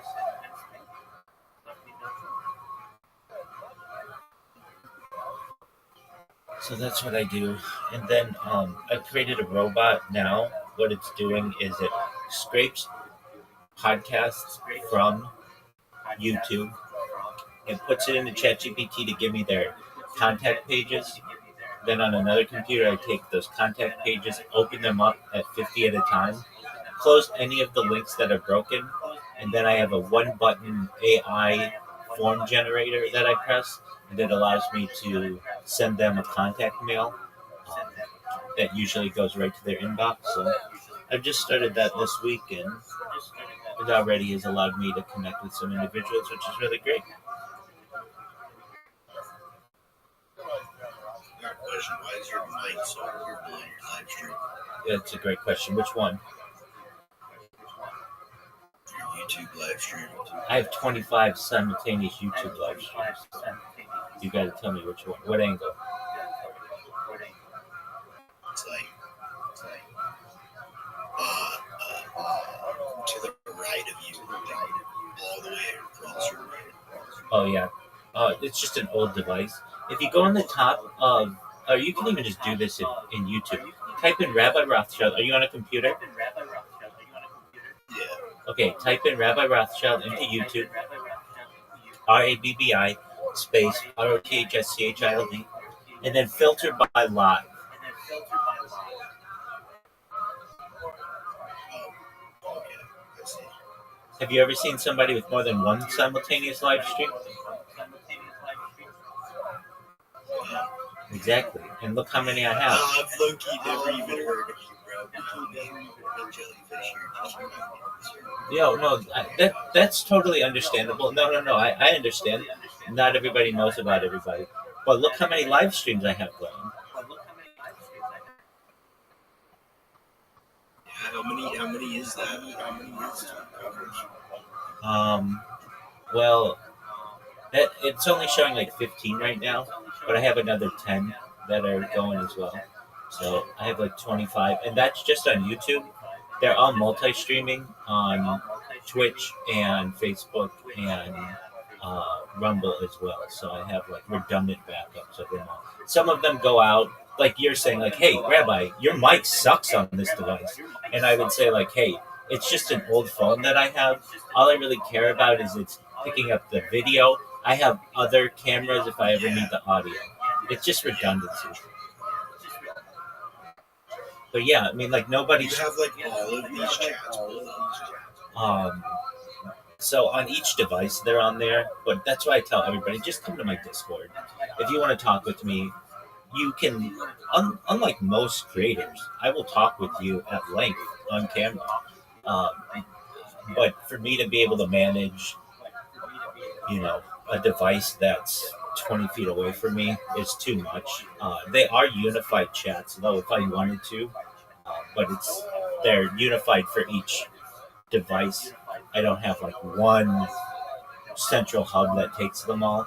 I wouldn't even really want that um, because it's another thing I have to check. If somebody wants to connect with me, just about all of my Discord or all of my YouTube streams say, "Come talk with me in Discord." Here's my Discord. I'd love to, get to know you. And I get people every day who come in, just random people. Hey, I was on YouTube and I saw you were just talking to somebody, and I got interested. I typed in your Discord, and now here I am. I'd rather connect with people like more deeply than have to type to people all day long in the chat. That's fair. I was just wondering if you had one put up, like. No, you're good. It's an excellent question. Ideally, I'd love it to be. Go ahead, Jellyfish. Oh yeah, I mean that kind of stuff happens. Southern California, Edison is not perfect. I do have, I've had solar and like battery backups and stuff. Um, but if that ever happens, I have GoPros that are battery backup, so I can just stream on it, or just uh, record on a GoPro or stream on my phone. But fortunately, it doesn't happen that often. But I don't say that I have the longest stream in global history. That's not something that I have, nor is it something I really want. That's a lot of stress to always have to worry about backups and servers and things like that. What I say is I have more data archived to the internet than any person ever, and I do. I have over 100 YouTube accounts, over 200 Instagram accounts, over 500 Twitch accounts, over 1,000 TikTok accounts, over 2,000 Twitter accounts, over 5,000 Blue Sky accounts, and over 10,000 Kick accounts. I have more social media than any person ever. And when I go viral, which I will, if I continue to do this, continue to grow, people keep learning about who I am and what I do, it's going to be the biggest event in global history because of what I discuss. I discuss things like alien disclosure.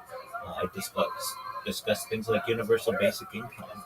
I discuss things like world peace. These are big opportunities for the world to be able to unite. So I know it's just a matter of time. I will, God willing, be celebrating 5 years of live streaming this fall. I will have, I have like approximately like 3 to 6 months of my life on hardware backup, so like terabytes and stuff from before I started live streaming from like summer of 2021. And we've seen some really amazing historical events. We've seen the pandemic, we've seen the death of a queen, the birth of AI, the coronation of a king. We've seen presidential elections, presidential assassination attempts. We've seen certainly Super Bowls and World Cups and the Olympic Games. And that missile hitting that UFO was flying. where's this? You never heard of that? You haven't seen that yet? Where is it? I think it was over in Ocean or something like that. The U.S. missiles it just flew off. It got hit direct on. When did this happen? Years ago, like 2019 or something. They got released from Trump and got back in president. Got back in office. Okay, you're missile.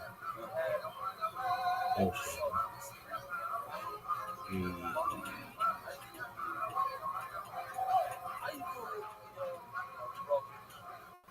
Well, nevertheless, these are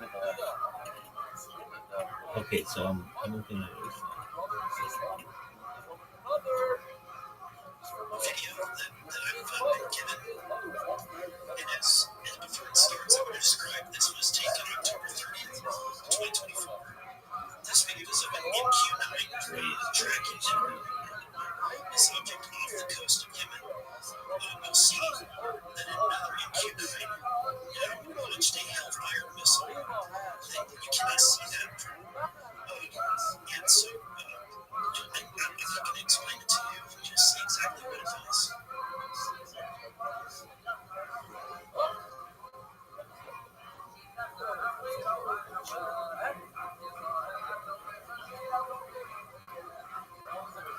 surprised you haven't ever seen that show. Well, I've seen similar things, but I want to make sure I knew exactly where you were referencing. So is this the one over Yemen? Yeah. Absolutely fascinating. This is when it's getting zoomed out. You can still see it traveling. Very interesting. Yeah. It's weird too because if you really look at it too, it looks like the UFO like took some pieces of the Hellfire missile with it while it was firing. So, Yeah, it's interesting though it didn't explode. The missile seemingly. It just like reflected off of it. But I don't know. For those people who say that they know, I want to know how they know. I'm just doing my best to get to the bigger questions and just make sure people are having these types of discussions. This is a topic that we should handle with maturity and not make fun of it. It's a very serious topic, so I appreciate you referencing that. And when you get there's such an overwhelming amount of evidence now that for anyone who doesn't believe, I understand. It's just like, have you looked into the topic? Because if you do, and you see this is from the New York Post, this is in front of Congress, this is a military video. How do you explain it? yeah. Absolutely. So what's on your guys' agenda for today? Oh, still trying to find a job. All right, I can help you with that. Have you taken your... Absolutely, I help people all the time get jobs all over the world. So first thing, have you put your resume into ChatGPT and asked ChatGPT to optimize it for CRM language, basically career recruiting, management topics, keywords? Okay, great. Now, have you uploaded it into Indeed and ZipRecruiter? Yeah. Okay, how many jobs a day how many jobs a day do you apply? I mean, right now I'm just kind of looking for something more production or something that can actually Okay, but just so you didn't answer my question. How many jobs a day do you apply? If it's zero, then that's okay. You just say zero. Okay, 3. So that's where many people don't recognize that there are people who are documenting their journeys to get jobs, and they're applying to 1,500, 2,000 jobs in order to get their job. So people just aren't applying enough.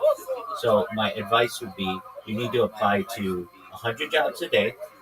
If you're like, well, Rabbi, that's a lot of work. There are extensions that you can use. No, especially their one-click apply. But even if there are AI extensions that you use now that fill out all the forms for you. All you have to do is press submit. Even for the ones that are like kind of like different pages, and they're like more difficult to do. And then there's the temp agency. Are there any temp agencies in your area where you've gone?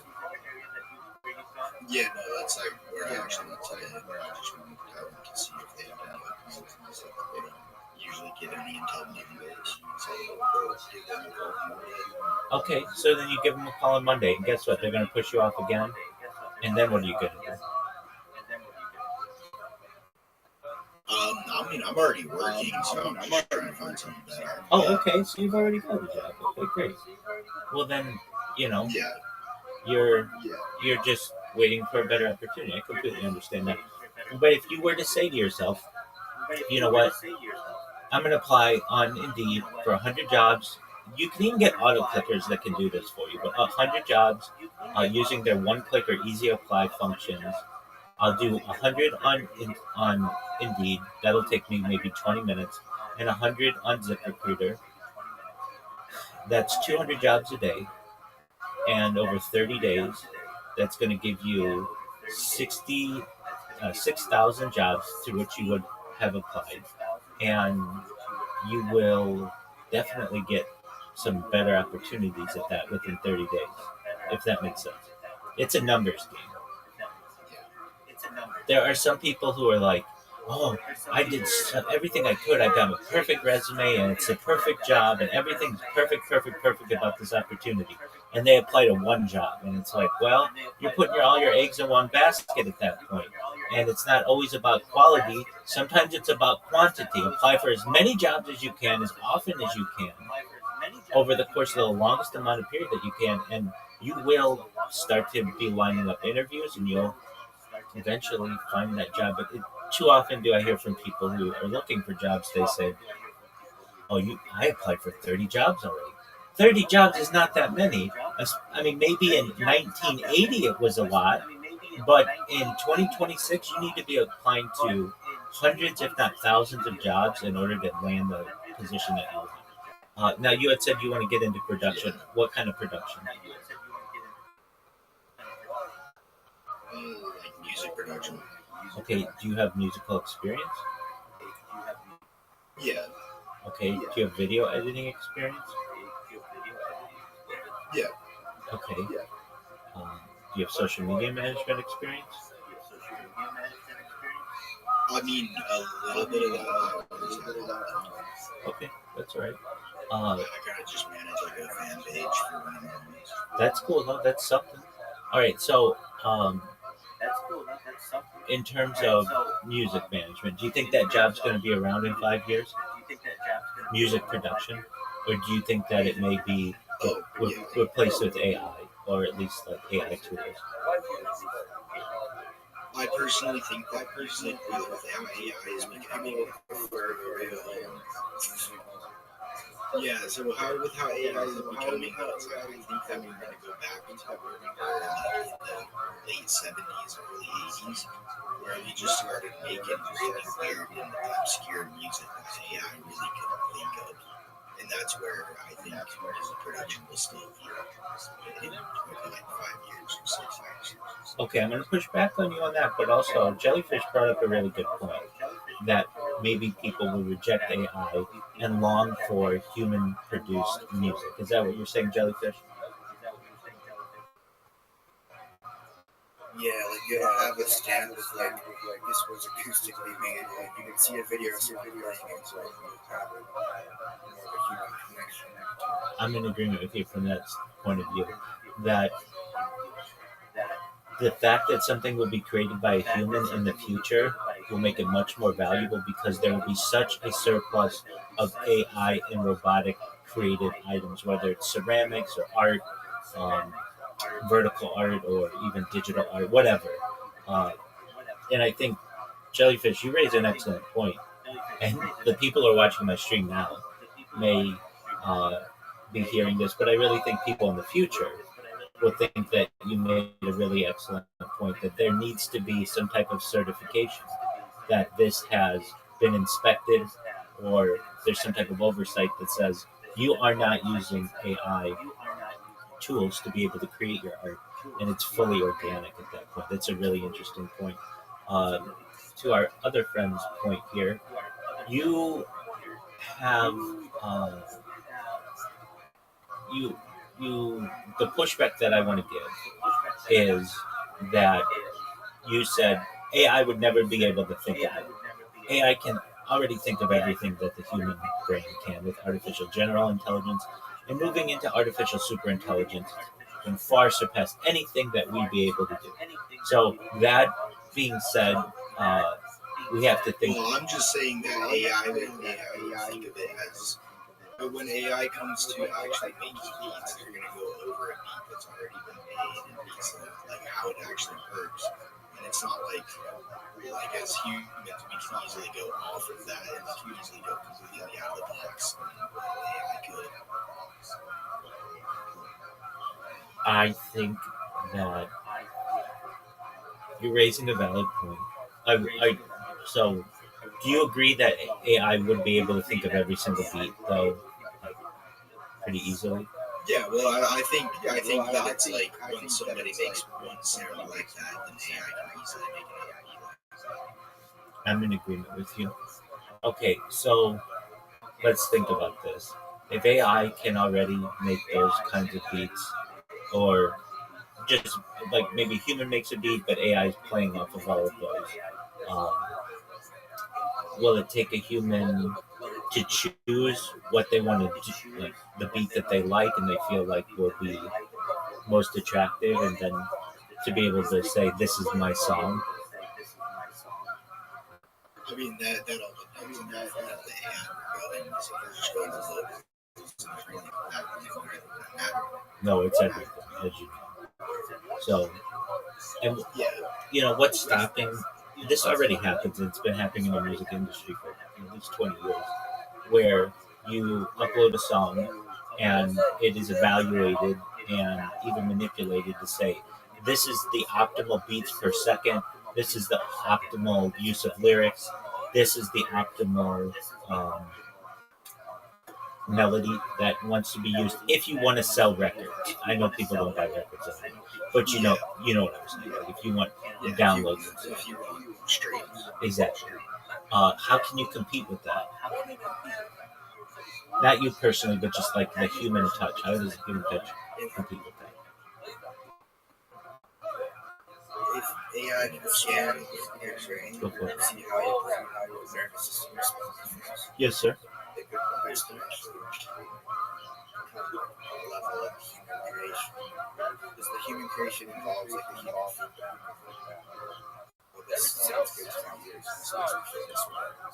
But once AI cracks it out of, oh, this one makes the human feel this way, it can now actually dance without us having to say yes and no, yes and no. I agree with you. I agree with you. Like, if what you could do, which is an excellent point that you're raising, Jellyfish, is scan someone's brain and say, this is the optimal song that they would like, at least during this time of their life when we did this scan. And it will be their favorite song, right? Which is wild to think that. There's also the question too: has that already happened? Well, Maybe not necessarily optimal, but it's already like feedback. well, you raise a It's really doing it through biology. you raise a really interesting point that I really haven't thought of. That there is a way to scan someone's brain to know what song at this very moment would be the best song that they would ever think in the entire world. Like maybe they like positive lyrics and they like synthesizers and they like upbeat tempos. Like there's just a way to know at a given point in someone's life, this is the best song that they would ever hear. They wouldn't ever like a song more than this. And that's a really interesting point that you bring up, Jellyfish.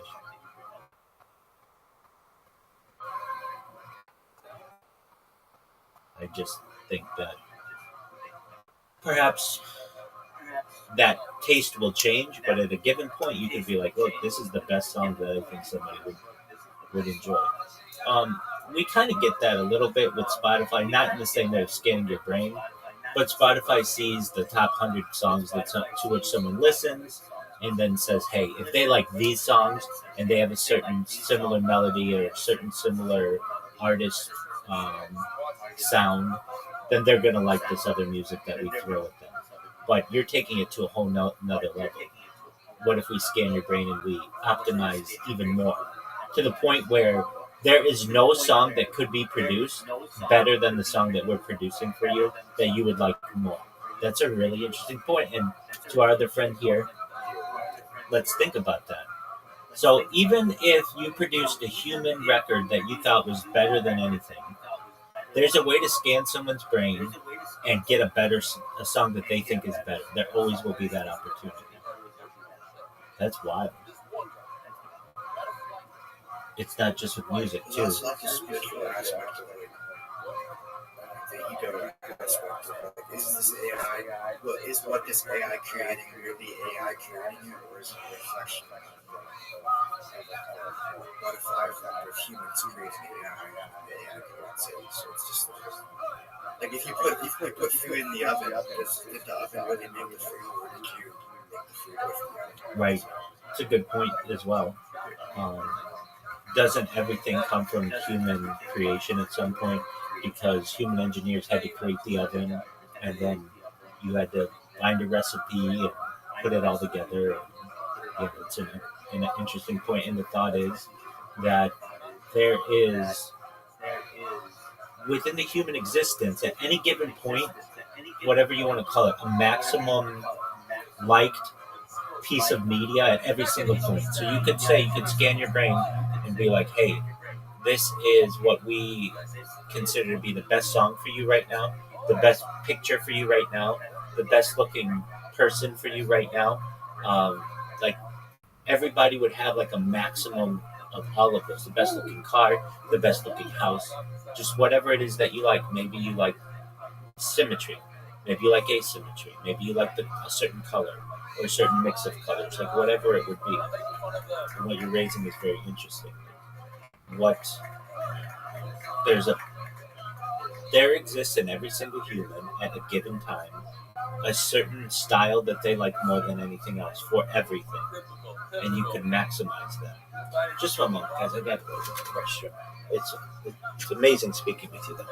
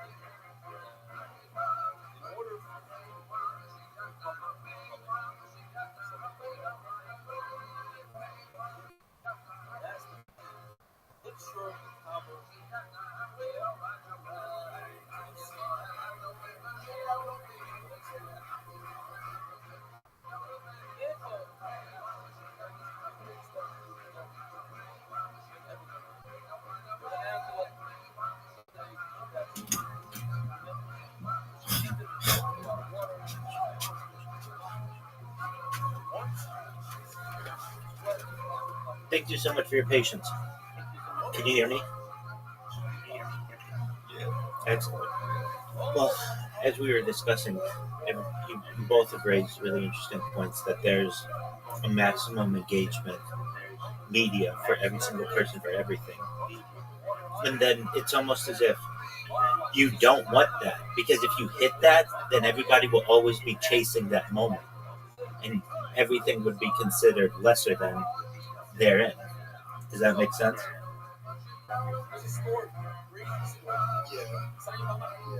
It would be. You just wouldn't even get as much That's exactly right. Like if it would be as if somebody told you, like, let me ask, what's a song you really like?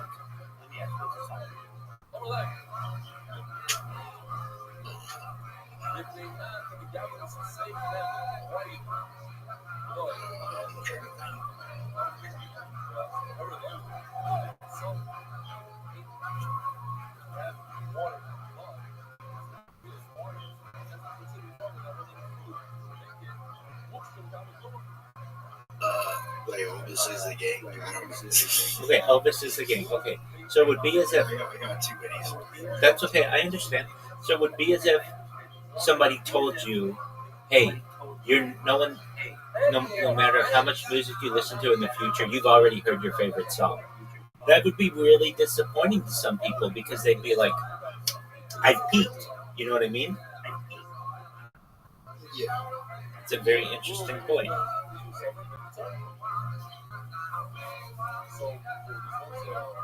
So anyway, you just smoked. What else is on your agenda? It's the weekend. What are you doing?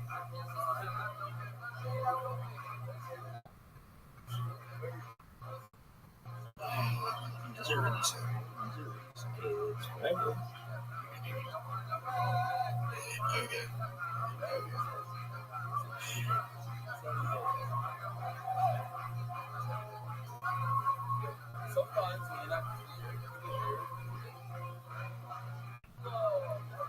All right, guys. Well, feel free to stay as long as you want.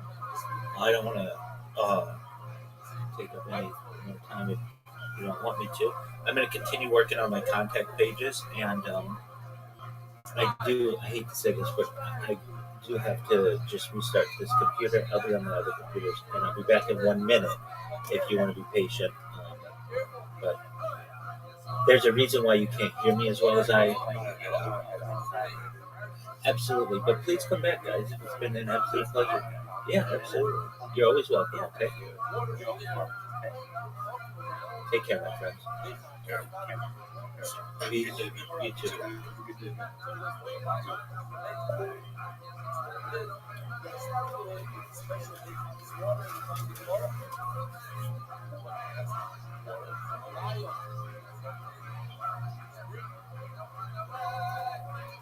Water from this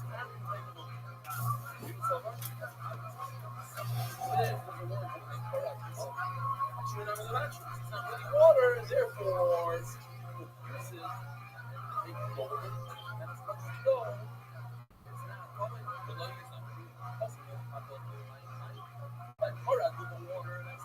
spring water, living water,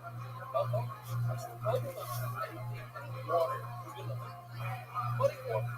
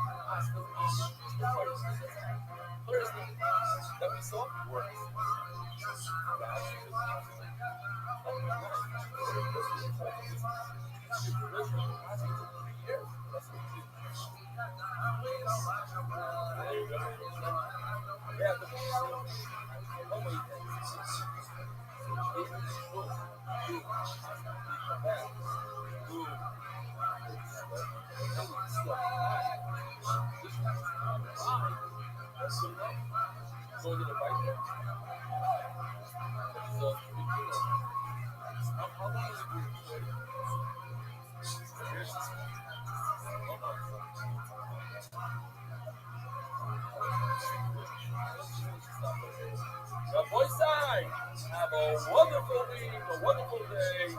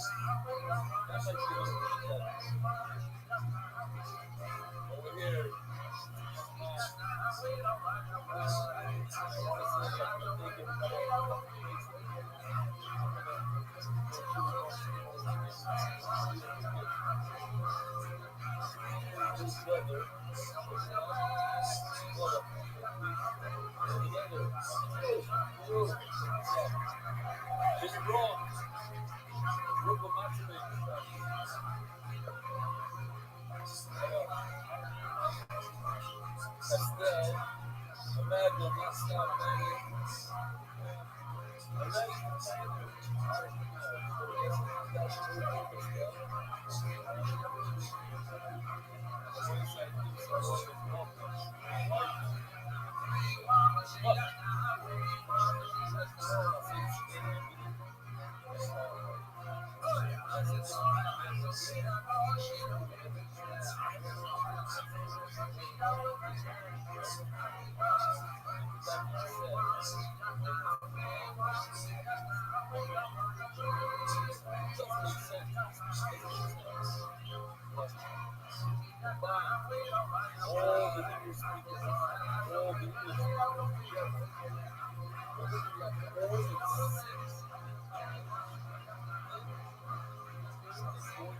this week.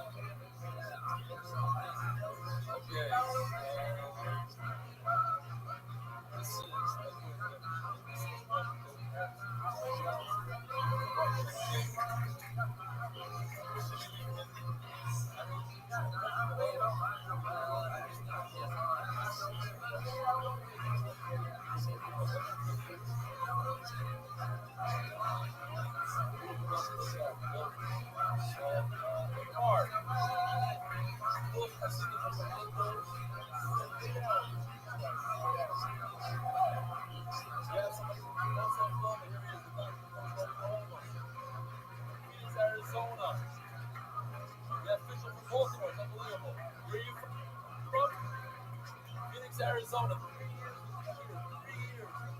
Brought his wife here on a honeymoon. This is their honeymoon, boys.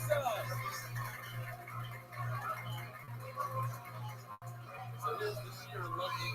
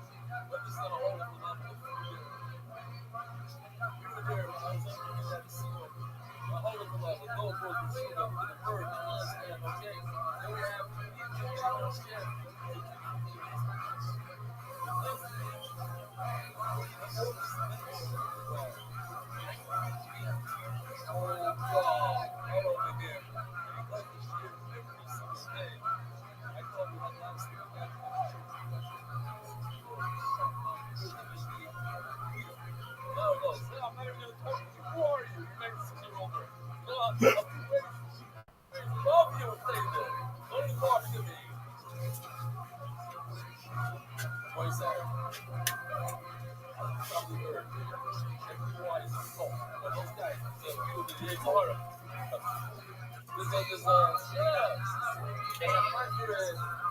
was raised in a mixed family, like half, like I said, half Arab and half white. So, What kind of Arab? North African. North African Arab?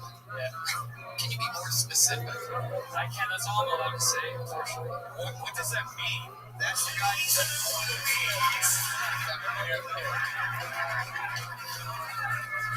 North Africa. The real home of the lion king. Been using the same sound effects for 11 years, and finally it's an actual African reference. Instead of just a black guy from Detroit.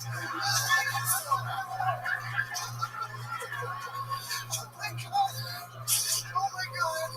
I found the smallest handmade joke book that Bonsai has ever created exactly for this moment. Robert Marbles, congratulations. You got pulled out of the bucket. Onward we go. Hello, and indeed, this podcast is sponsored by Game Time. Guys, you know me.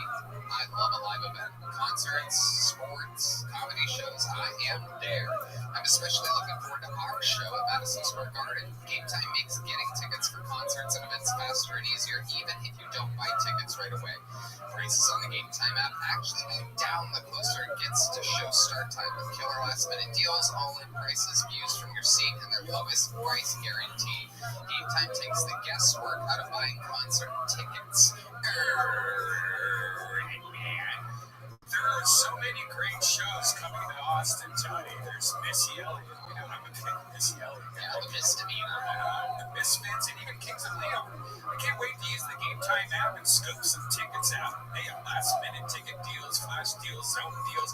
You get views from all the seats in the venue, not to mention the lowest price guarantee, event cancellation protection, and job loss protection. You can save up to 60% off buying last minute for sports, concerts, comedy, and theater. Get a panoramic view from your seat in the app before you buy, not to mention the lowest price guarantee, or Game Time will credit you 110% of the difference. Plus, your purchase is covered with the most flexible customer service policy in the ticketing industry. Download the Game Time app, create an account, and use code KILLTONY for $20 off your first purchase. Terms apply. Again, create an account, redeem code KILLTONY, $20 off. That's why. Download Game Time today. Last minute tickets, lowest price, guaranteed.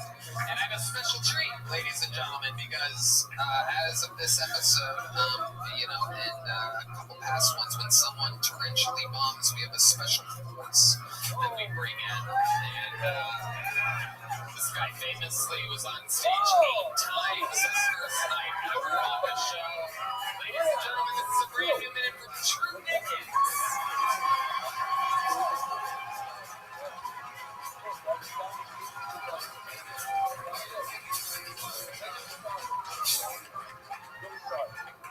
So I don't mind dating girls with kids, and I'm a child at heart. But I am worried about finding a woman who wants to pay. Because goddamn it, I forget shit all the time. I forget she has a gag reflex.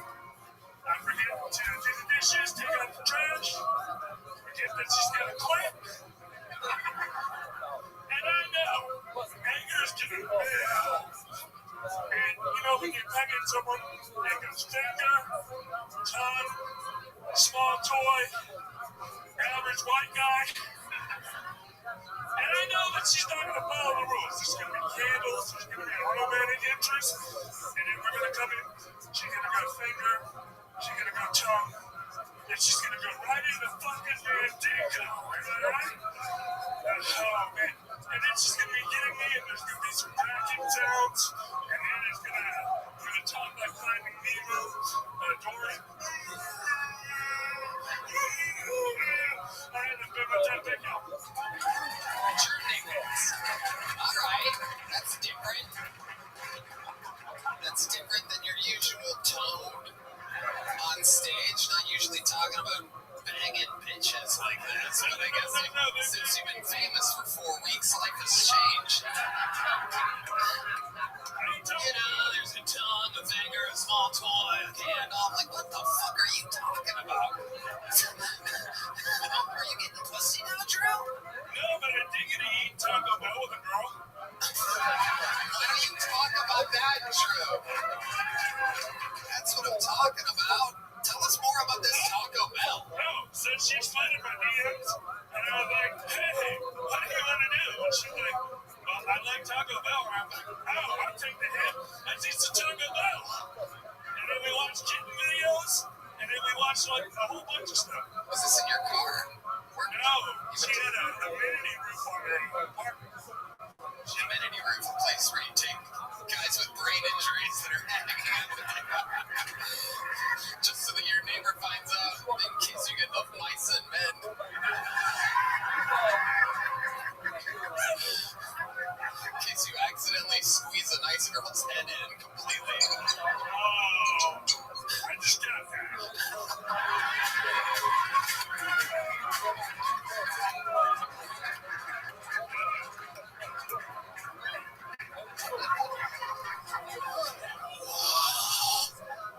Oh man, you just can't make moments like that. That's incredible. Oh man, I just got that. I was kind of wondering in the back of my head if you were getting it to the mice and men reference, because there's two things that could have happened there. But now I'm talking about how I wouldn't trust you with a puppy. No, I'm kidding. How's life going, Drew? Talk about it. Oh, good. I quit my job up here in comedy full time now. Awesome. And I'm moving to Austin in July. Yeah. And you got a place? Have you scouted out an I'm apartment? figuring that out now. You're figuring it out now? Figuring it out. Okay. Oh my goodness. All right. So, let's just talk about it. When you talk about hooking up with moms that have kids, you've never done that? No. So you're just kind of like making up how you think it would be. Well, I feel like they want another kid they hooked up with me, but, like, I mean, I've never gotten any play in a long time, sir. Imagine that. So I have to imagine a lot of things. How many cans of energy drink do you think you had today? We're on 600 milligrams today, sir.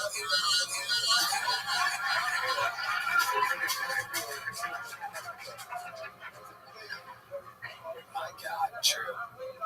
All right, well, anything else we should know about Drew? How else are you feeling? What else is going on? Are you going to have roommates in this new apartment? I'm looking to get something by myself, like a little studio, but I'm open to roommates. I've had roommates with just my wife, so it doesn't faze me. I don't know. I'm just playing it by ear, hoping everything falls into place. Absolutely. Amazing.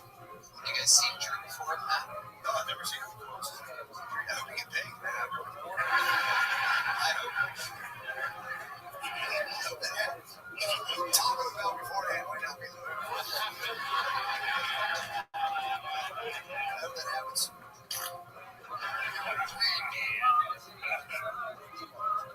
I love it. Well, Drew, fun times. Thanks for doing another minute. There he goes. Drew Nichols.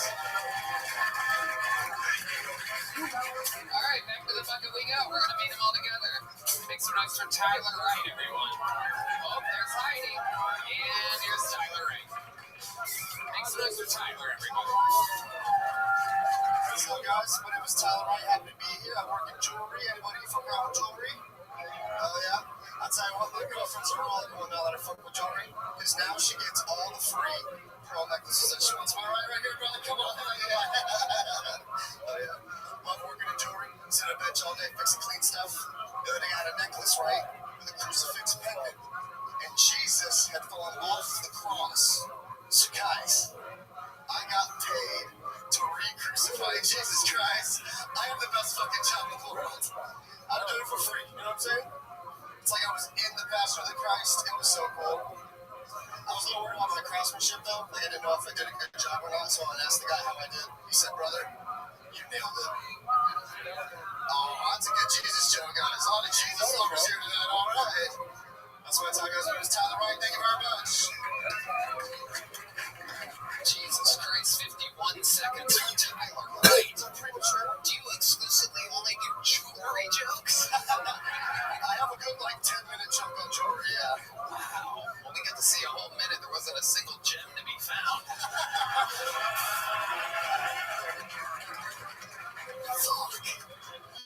Wow. Tyler, how long have you been doing stand-up? About a year and a half. Year and a half. How long have you been working with jewelry? About 3 years. All right, what are our thoughts here, guys? We saw Tyler, right? I mean, it wasn't enough of the Jews who killed Jesus once. We gotta kill him again, dude. It's fucked up, man. He had it coming. We all knew that.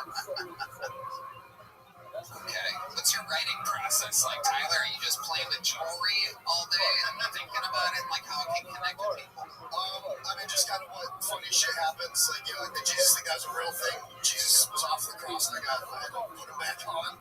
I just thought that was fucking hilarious. You thought wrong, Tyler. How big was the Jesus? 6 inches, something like that. Whoa, that's a giant Jesus to have on a chain. Is this like a rapper or something like that? I couldn't tell you. I don't work with the customers. I just work in the back. You work in the back of the jewelry place, just back there like a mad chemist. Yes, sir. You have like a little microscope thing or something? Yeah, I have like a gem scope and a scope that goes over a big mask because you can get sick from all the dust and filings and stuff like that. You would wear a mask. You look like the type that would wear a mask. What do you identify as? I'm a white man. Yes, I'm sorry, everybody. What's going on here? Tyler, tell us more about your actual life. What do you do for fun when you're not sitting there under a telescope? Yes, sir. I love pro wrestling. Big pro wrestling fan. I've been wrestling for about 4.5 years. You wrestle? Yes, sir. What? Yeah, all shapes and sizes these days. That's right. Here he is, the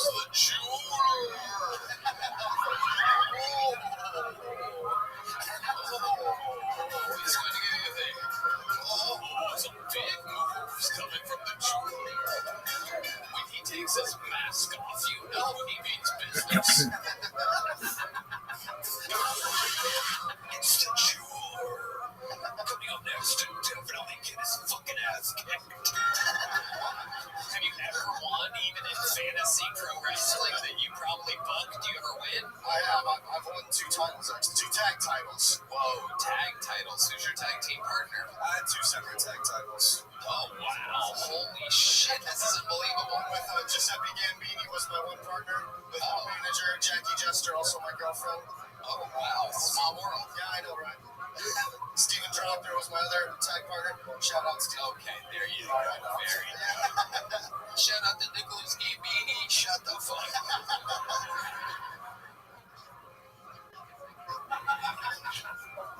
Oh, that's amazing. How long have you been on stand-up, Tyler? About a year and a half. Year and a half. You have a girlfriend? I sure do. She signed up as well.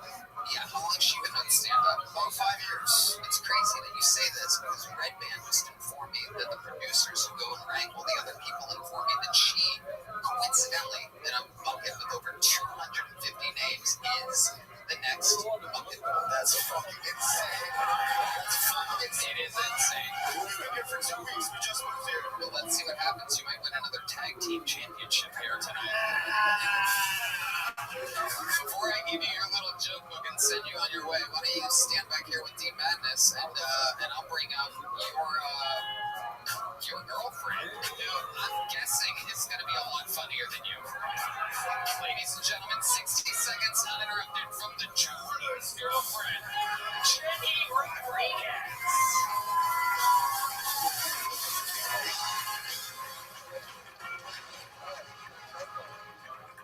I saw an article the other day that was titled "Woman Born with 2 Vaginas Starts an OnlyFans." And I thought, woman born with 2 vaginas, that's a crazy way to announce that you have an asshole.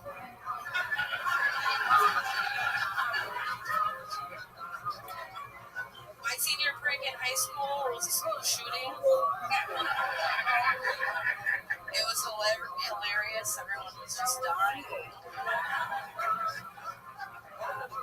Now they have mass shootings. Mass shootings is that where the clergy balloons their load.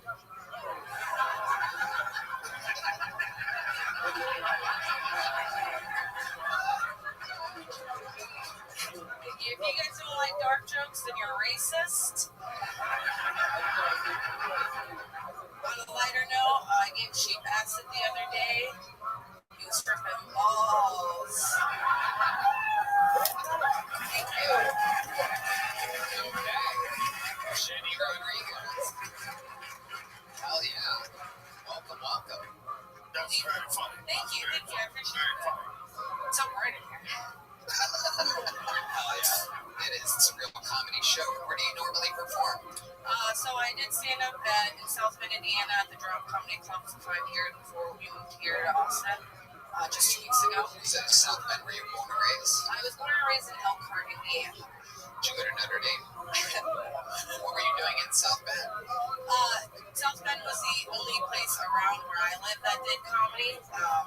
Beyond South Bend, you would be looking at Chicago, really. It's the closest big area that did stand up.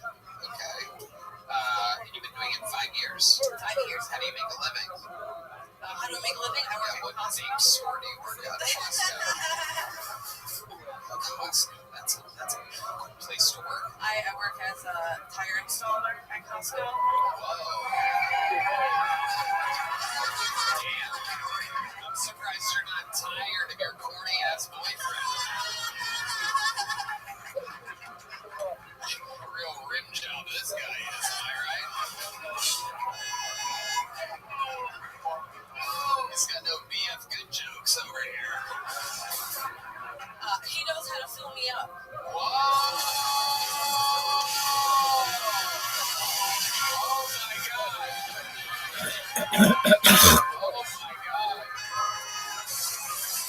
Coming inside of a Rodriguez?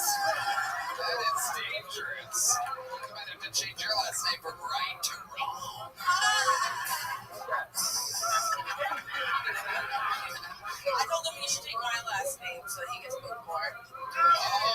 Oh! There's gonna be some angry Rodriguez's out there. Hey, why you get that to our name? We fucking songs, Jenny, cousin. Why you making it our name? I'm gonna go play trumpet for the Kiltony band, dude.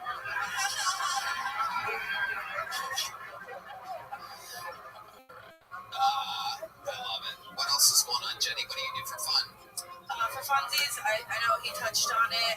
We do pro wrestling. You do it too? Yeah. I'm still training. I wouldn't call myself I want to join this league. I'm pretty sure I'd be the Brock fucking Lesnar of this wrestling universe. I'm pretty sure I would just throw people everywhere. This is unbelievable. Just fucking pussy federation. There's no way I would take an L to the Jew. What's your, do you have like a wrestling personality? My wrestling gimmick was Jackie Jester. I was a clown. I would do jokey jokes. Oh, okay.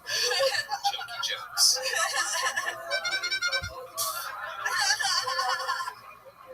I love it. How does it feel being the dominantly funny force in a relationship? It's good that he knows his place. That's great.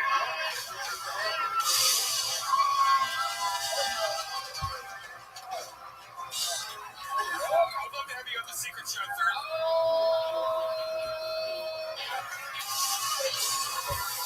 And I got 2 joke books here.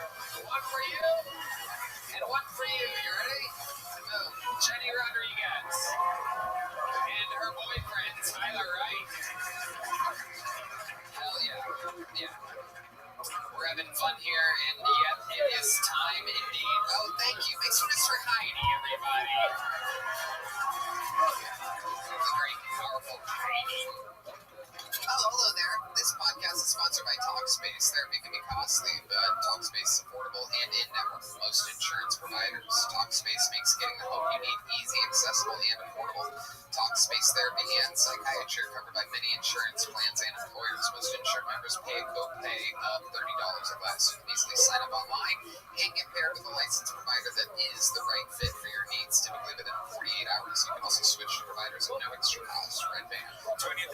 is such a great tool to help you cope with everyday life. Talkspace makes getting help convenient because you can take your appointments from the comfort of your privacy of your own home. You can even talk it out between sessions by sending messages to your therapist.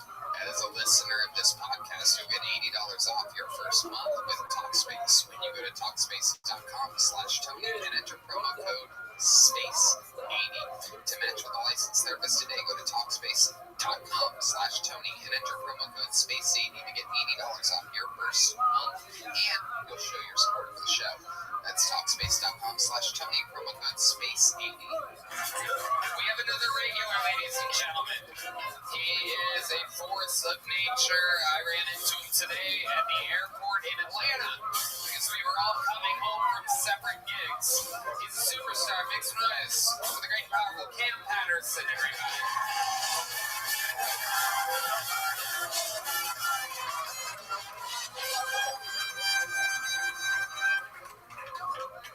I was recently in Appleton, Wisconsin.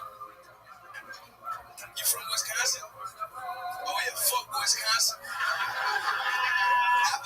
Appleton, Wisconsin is a good place to quietly kill yourself. It was the worst place on earth. I'm from Florida. I shouldn't be in Appleton, fucking Wisconsin. Oh, we got cheese. We got cheese curds. Fuck your cheese curds, nigga. They disgusting. They were pretty delicious. I like them a lot. But that's all we need from that place, is cheese curds. The rest of that place can go to fucking hell, dog. Well, Appleton, Wisconsin didn't have homeless people. And some of y'all probably like, yo, that's pretty dope. You know how bad your whole time got to be for niggas be like, I only want to be homeless here? That place is fucking terrible, dog. When I was at Appleton, a white dude looked me down in my face and was like, you a dirty fucking nigga. I'm playing that didn't happen. But if it did, it'll make the trip 10 times better, dog. That's how you do it. That's it. Unfucking believable. Unbelievable. That's how you do it. I was missing out this one, but it's fun. Oh, yeah. That was great. Thank you. You're an absolute machine. I've said it before, I'll say it again. Now that you're doing the road every weekend, to be able to come back on Mondays with a fresh perspective of different places around America and to be able to make fun of them different ways and have different things happen and still have your own style of misdirects and you don't see the switch coming. It's so cool. And it's fucking amazing. What else is going on? What was fun in Wisconsin? It was terrible. But Madison was great. Yeah. Madison, Wisconsin was phenomenal. That was a great place. Yeah. Well, why was that great? Club was awesome. Club was awesome. Yeah, but Appleton is a shithole. I guess they don't need a place. They don't need to be a thing. I think we should blow that bitch to smithereen. We should blow it up. We should blow it up. I think that's the best option for Appleton, Wisconsin. Is to blow it up. Yeah, I hate it so much. It was terrible. We was there and we was hanging out with this girl, and there was a dude sitting on the ground, and she had like work boots on, and she placed her work boot on his face, and I just thought, oh, that's her homeboy. They do this all the time. And it wasn't. He was like, who the fuck is you, bitch? And started cussing out. This when I realized I'm becoming somebody. Like, why he was like, I'll fucking kill you, man. Are you Cam Patterson?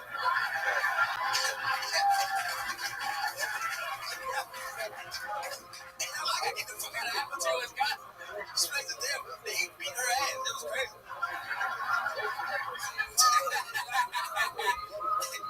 I just watched and applauded, nigga. What made Madison better? Tell us about the positives of Madison. Nothing else. I ain't get no pussy or nothing. Madison was terrible. Oh, Madison. Oh, I'm sorry. Madison was great. The club was awesome. Yeah, the club's awesome. What else? I got some head. That was cool. Oh, okay. I got some head. That was great. That was pretty awesome. Okay. But other than that, Wisconsin, Wisconsin as a whole, just like, you know what I'm saying? Milwaukee cool, but they got niggas stuff. But other than that, you feel me? Is that a positive or a negative? Depends on how you look at it, though. Well, I know how I look at it. I was wondering how you look at it. Like they started the kid boys started with. What? Kid boys, the people that be it's like a group of teenagers that steal kids. You ain't know about that? Kids? Yeah. Kid boys. It's a kid boy. Yeah. Yeah, so the kid boys started in Milwaukee. So I fuck with them, they cool. Yeah, Okay. Shout out to car thieves. It's a good old plug. Good people to have on your side just in case you ever have a Kia that you park in front of a theater while you're performing at. I love it. Fun times. Fun times. How's life in Austin treating you? I'm barely here now. That's the only thing y'all, you feel me? Life changed. So I'm never really helping when I am out there sleeping and shit. What are you spending your money on? Oh, come on. Whoa. Yeah. You like good cologne? Want a lot of cologne. I'm buying too much cologne. I look like this, but I have no $300 worth of cologne right now. And it's pretty insane to be like, yeah, look at me, but also smell me though, bitch. You feel that? I smell phenomenal. I do. Are you mixing them? Do you have a favorite? I got right now, fuck with Bleakman Place. Bleakman Place from I think if you say it 3 times, he appears out of nowhere. Bleakman Place. You know, Bleakman Place. Just a mock Beetlejuice shows up. Hey, say my name. Say my name. Say my name. I'm Beetlejuice.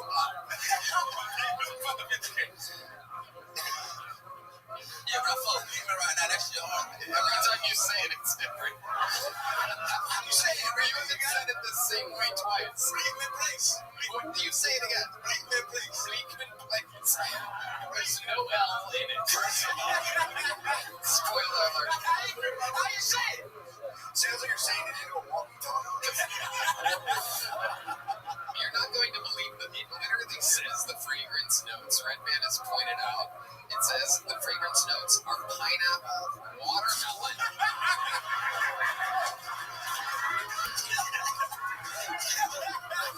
and fried chicken. This is unbelievable. I cannot believe you. Cam, you don't need cologne. That's what you would smell like. All right. Too much fun. That's going to get edited out. Thank you. I think it's on.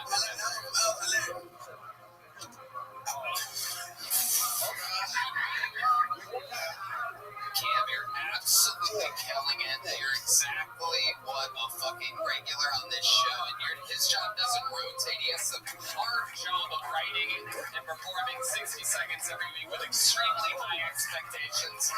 You're only competing with yourself. It's unbelievable. Make some noise for Cam Patterson.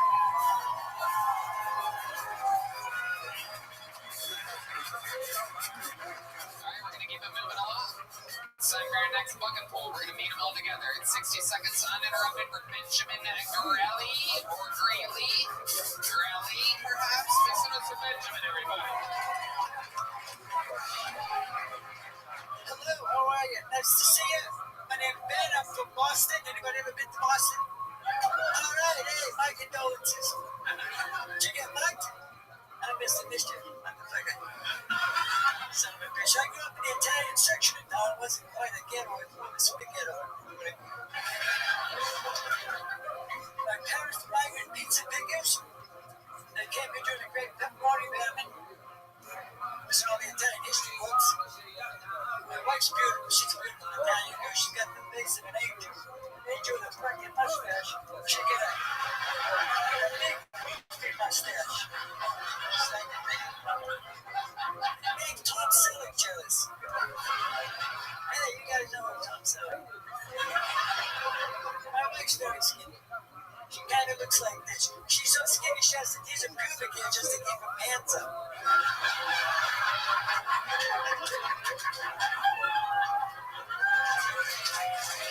All right. Look what we got here. Not bad. I saw you today. You want to do some more? I can totally get you. You just got all quiet. What happened? What? You got quiet there. Yeah, I think so. Anyway, we saw the actors in Boston. Holy shit. This guy's over the place. I love a fucking. I love that guy Cal. He's fucking funny. It's okay if you want to say the N-word, you can, Ben. What's that, Nebraska? Hey, I like your style. Anyway, I went to the Institute of Boston. Segue. You're fucking me up here. Hold on. It was an art school. We had a football team. We called the Bengals. That's only had 1 year. All right, over here, Benjamin, over here. You got a flag on the flag. Sneaking in a joke that has nothing to do with what we're talking about here. Have I done? I love your style. How old are you, Benjamin? How long have you been doing stand-up? I've been doing stand-up about 12 years altogether, but I started at 14. I did. I started in 89. Brian Holtzman was at my very first open mic. Yeah, actually. In Boston? No, in San Francisco, the Holy City Zoo. San Francisco? You were performing at a zoo? Yes. For the alligators and bears. What? For the alligators and bears at the zoo. Okay, but you're originally from Boston. Yes. What have you been doing for a living your whole life? Well, I was in the restaurant business for a long time. My brother and I had 5 restaurants in California.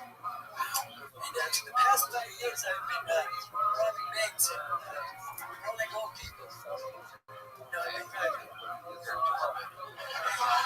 adorable. You come in and out, and then sometimes it makes perfect sense, and sometimes it doesn't. Have you ever thought about being president of the United States?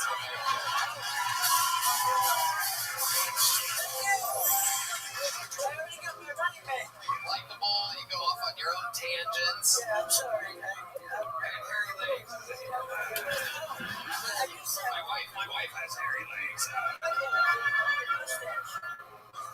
Okay. I love it. Did you make good money selling your 5 restaurants in Santa Barbara? My brother did. Your brother screwed you over? No, but he had more money invested than I did. I invested about $17.50. Is that $17.50.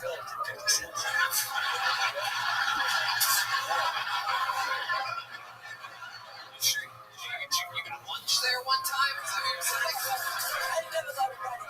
I spent it all on drugs, but I don't do drugs every day. What kind of drugs were you smoking? I had a 32-year heroin habit. Wow, fucking way. Yeah, because it was once on the joke. Yeah, I started when I was 19. And I was not Okay, hold on. You're having flashbacks right now. So you look like the guy who sold the Manson family.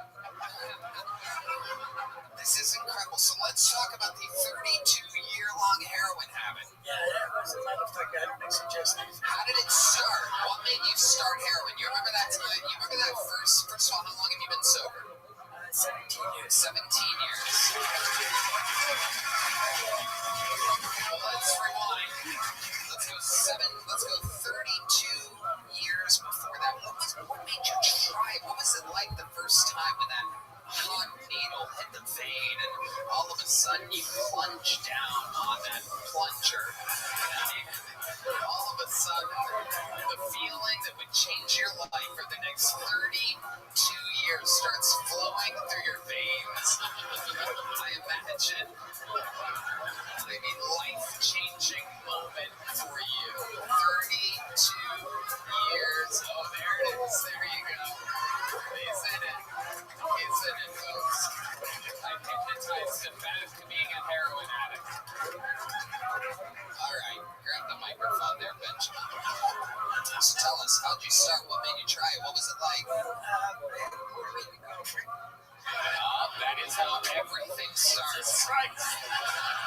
Jesus, and her brother was a heroin dealer. And all my idols were heroin dealers. The Beatles, Stones, Jimi Hendrix, John Lennon, name so many others. No, we got you. Spread out. I was a drummer in a rock band. I hear you. Make sure you talk right to the tip of the microphone. No, don't do that. This guy's good. You're a natural entertainer. You know, the guys that did heroin, all those big bands and everything, they didn't stop doing their art when they were on heroin. You made the weird decision to take a break. Yeah, I was going to art school and all that. You were going to school? What kind of art? If you're on heroin, you're supposed to be teaching art school. it's kind of been collected. I have to remind you, paying attention to this man up there. Glad we asked that question. Benjamin, so what types of other things would you do while on the island? You just don't let that blood thing slide. I mean, Do you want to probe him? Not that. go ahead. Probe me. This fucking guy. No trouble allowed. I did live in San Francisco. I was in the bar one day. A guy came up to me and said, "Man, pushing your stool." Okay. Benjamin, you're doing jokes on a joke boats over here. Okay, Benjamin, relax. Tell us more about your life. What's your love life been like? You have any kids? Yeah, I have one kid. He's 55. He's 55, so for 32 years. And 2 granddaughters. Okay, let's talk about the crossover between your 55-year-old child and your 32-year heroin addiction. How did that affect you raising your kid, do you think? Oh, it wasn't good. Tell us more. Yeah, it's not good to have a junkie for a while. Did you ever have a moment where you were like that it affected you and his thing directly? Not really. I kept in I touch. wish he was here to hear that answer.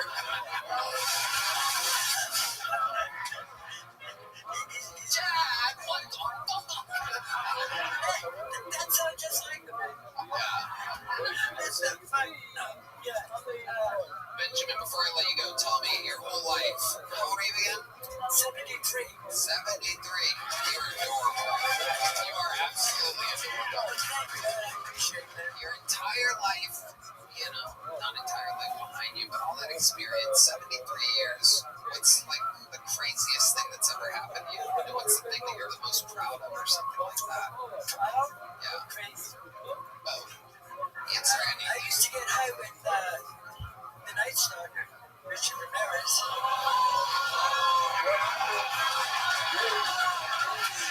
Fucking great answer. And it's the first time in 11 years that anybody's answered that question with that. I did answer. I mean, that's just absolutely incredible. And by the way, I believe it. And by the way, I think Richard Ramirez was more afraid of you than you ever were of him.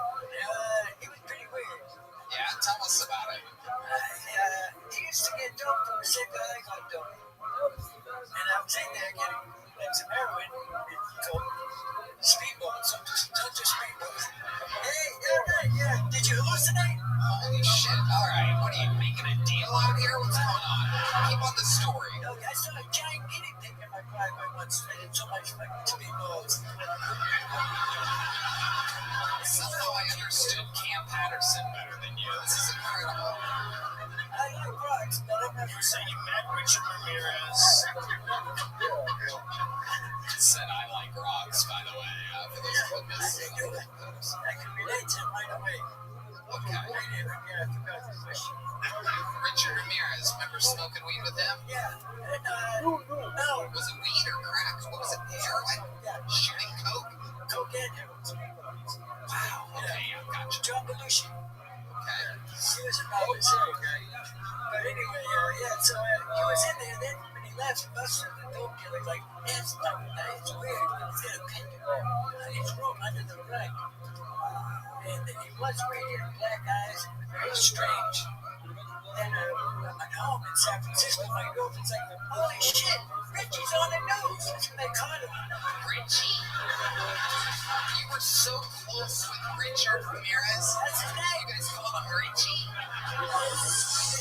That's his name.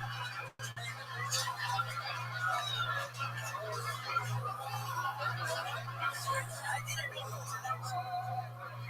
He was on the fucking news in LA. People were chasing him down the street. Run, Richie!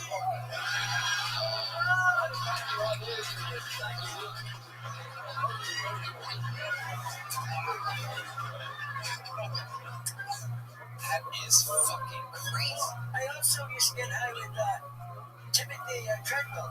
Timothy, the grizzly man.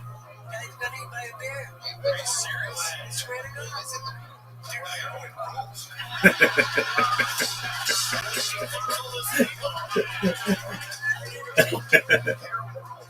Oh, yeah.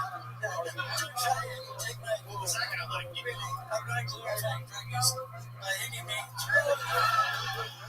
Tell us more about Treadwell.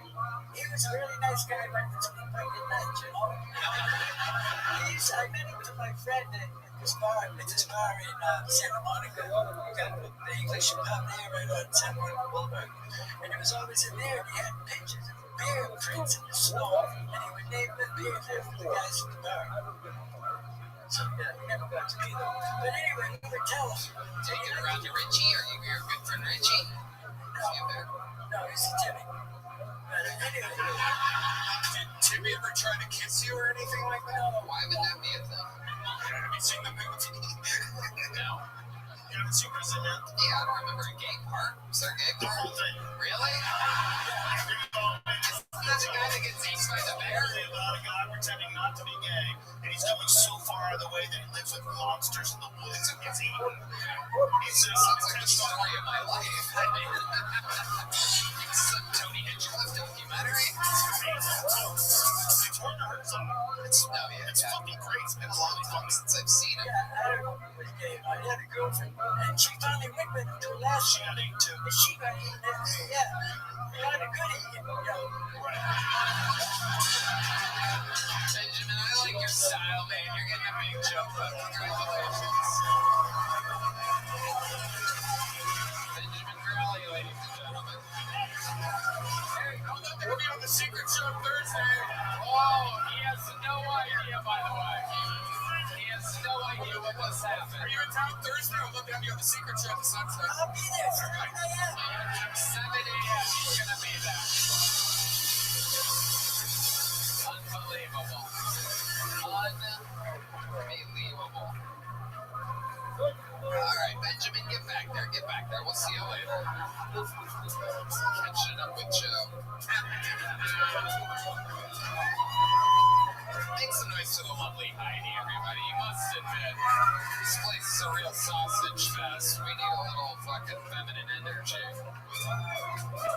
Okay, another bucket full. Here we go. Just like Benjamin, we're going to meet them all together. It's Sebastian E.V., everybody. Sebastian E.V. 60 seconds uninterrupted. How we doing, Austin? Damn, it's hot. Austin, it's hot. Real quick, let's give a quick happy Pride Month to all the people that classify under LGBTQ, MEP, Tyra Betta, Bobby Brown, Tony, Guy. No, I mess up. Right, so look, I'm an ally. Unlike Tony, though. No, sucks. If you know, you know. As an ally, though, I am wondering how deep are we going to implement it into our education system, right? Are we going to start going A as in lonely ass asexual, B as in everyone is bi, basically, right? C as in watch for hepatitis C, D for demisexual, and E for everyone who's confused on the difference between bi and pansexual. We gotta look out for the dyslexics out there, right? Damn. Happy Pride Month, y'all. That's about it.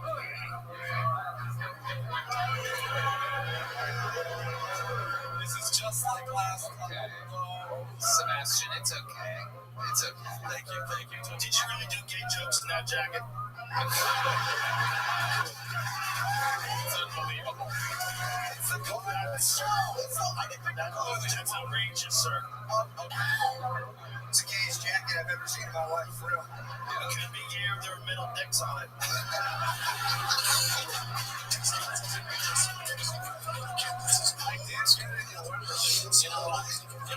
Literally, like you're going to walk in shade of Michael Jackson's house. After what he did to me, I could take his jacket. Shit collected on the floor next to me. It's crazy. Somebody's so what? I mean, they're going to say something at least they're not seeing. There's a guy at 73, completely out of place in the visual on the forehead. We understood some of it. Sebastian, how long you been on stage trying to perform? You met me last year, Tony. Okay, so what's the answer to the question? You're not memorable, Sebastian. How new is that jacket? You're the jacket guy. You're that guy that wore that jacket. That's what my friends say too. Look, I've been doing this since last year, but really, technically, 4 months. I quit like 7 months old. I basically. Jesus, Sebastian. You're in that moment right now. You're on the show. You've seen the show. You've seen the interview part. You're in that moment right now. This is your moment. Oh, he's putting down the book. Obviously, it didn't work. So, Sebastian, do you go up? Do you try a lot? You seem very nervous and uncomfortable and out of place. Well, I have a jacket. I mean, it's hot in here. You know what I'm saying? Can I take off the jacket? You think it's hot in here? It's normal temperature in here. Where you were outside was hot. That's true. But take off the jacket. Okay, why don't we just start after taking off the jacket?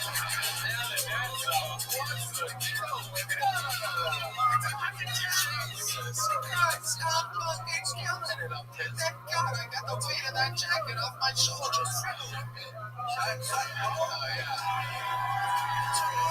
Oh, yeah. You're about to bomb right now, man. Whoa, wait a minute. Why does it look better on you than it did on me? That's not fair. 5,000 times better. That's actually, it fucking totally works. This is like cycling. You were built for that fucking jacket. And that jacket was built for you. We might have found you a new look, son. Oh, could be cursed. It could be cursed. You can break that. I actually have different intentions for this jacket tonight, actually. Look, this reminded me. Oh my god, is it gonna explode? What race are you? I had different intentions for this jacket. Pull the string. We talked about this last time. I'm Italian. Bartolomeo's my last name. We don't claim you. Italians don't want you to say you're Italian. From now on, you're Iranian. Jesus Christ. What is Tony? What do you do for work? Last time I said it, I got fired. I'm gonna take a fifth. Well, since you got fired, what did you say last time? Last time I was a marketing guy. What was that? Okay, Tony, can I say something? Oh, Jesus fucking Christ. Oh, I'm sorry. You are terrible. I was terrible last time. Look, what keeps you going? Good times and weeds sometimes. How much did you pay for the jacket? A lot. How much? Can you answer any questions? You're on a show. Sorry, $500. $500. Why? It's so hot in here. I think it looks cool. I took some great pics with it in Colorado.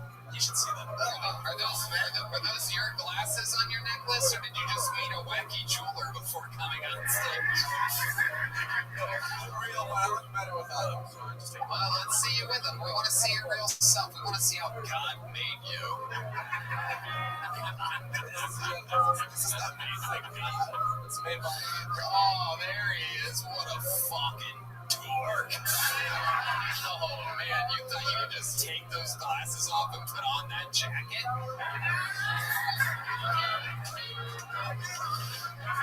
I identify as a different man. Wait. So, like I said, I have different intentions for this jacket. When I bought it, it looked like Eddie Murphy's jacket in Raw. A little bit, right? Oh, my God.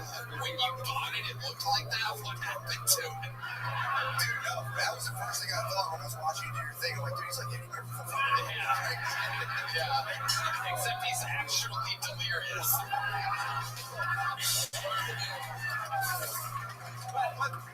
Who reminds us of Eddie Murphy lately? I mean, Cat Patterson. He's been killing it, right? Yeah, Cat Patterson. Yeah, he's really killing it out there. Great point. Unlike me. So, unlike me, D-Madness can only hear, so he never misses a joke. It's a little fun fact. I was hoping I could give this to him, but only if he gets on stage because it's so expensive. No, it's going to Matt McCusker. I'm actually glad you said that. I wanted to keep it.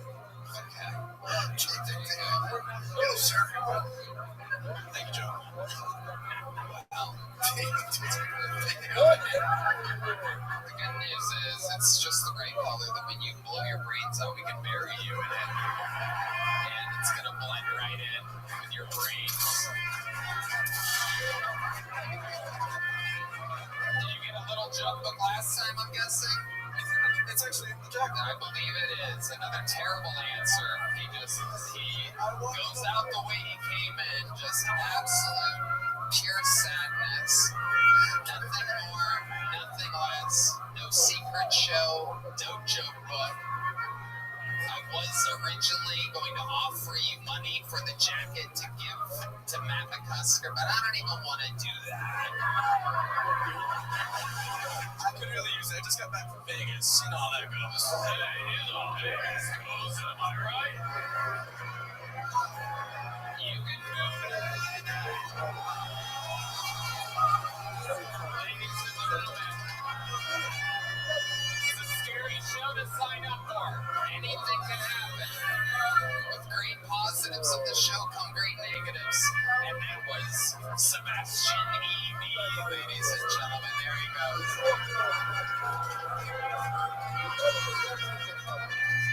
There he goes, everybody. Sebastian Eby, straight out the curtain. Matt, don't give him that pat. Don't you give him the don't kill yourself pat. It gets better. You'll do better next time. It's all okay. I know what those pats mean. Dean Ennis can read those like Braille. It won't be that bad again. You'll do better. Down the road. Keep practicing. Those pats. What I said, I was like, Matt is savage. Got fucking Cam Tanning sitting over here. This is so stupid. I'm an idiot. But I do have something to change the momentum, I do believe. Sebastian Eby said, and that is one of our rotating opening regulars is such a hungry fucking wolf. And he's so hell-bent on getting American citizenship within the next 7 months that he said he had another new minute ready. He's absolutely hilarious. Ladies and gentlemen, this is indeed the Estonian assassin, Ari Mack.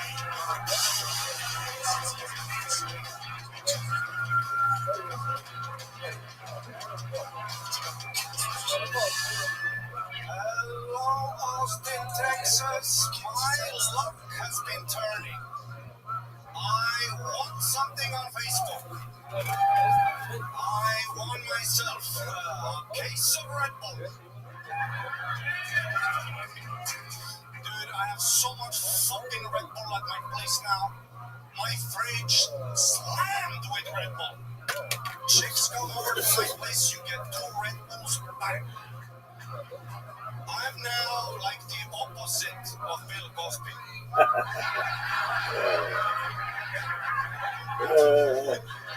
Bitches at my place are sharp.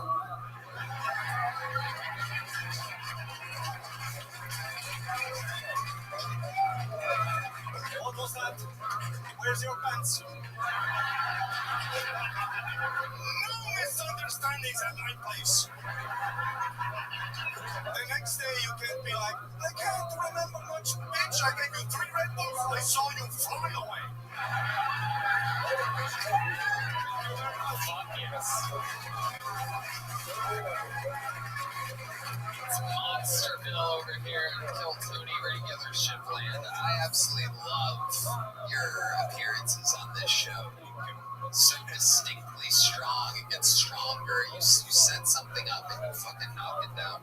I had no idea where you were going with I have so much Red Bull shit. Thank you so much, Tony. Amazing stuff, Ari Maddie. Is it true? Is it true that I have Red Bull? Yeah. I have so much Red Bull, Tony. You want to come over? Did you remember that night? I know. No sleep. Amazing. Amazing. Tell me more. I love it here. Amazing club. Thank you, Joe Rogan. And also red band, Sunset Gotico, very good. I know, comedians are like, the ceilings are too high. Well, how about you? Kill harder. Wow, very good. It was fun having him as a regular on the show, everybody. It was really good. Your early retirement tonight, you have nothing to do but go sit tonight and drink Red Bull. Now it's fun. How's life going, Ari, buddy? It's amazing. I want to get the social number today. Oh, very good. You should probably know for your test. It's called a social security number. Well, I don't have it yet, so I don't feel secure.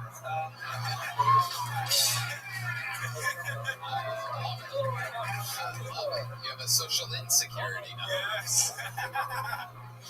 Amazing. What else are you going through? What is this process like? Tell us, because we never get to talk to the migrants that we don't like. So tell us what becoming an American citizen legally the right way. For those of you watching across the border. Now, well, the interview, first of all, I had to get the interview in an American embassies, and I don't know if you guys know this, but American embassy is fucking scary. American embassy. American embassy. And here's another suggestion for immigrants: don't make jokes at immigration. Dude, no, literally, I go for the interview, they ask me, like, have you ever been part of a terrorist organization like Al-Qaeda or ISIS? And I go, well, if I don't get this visa, I will be.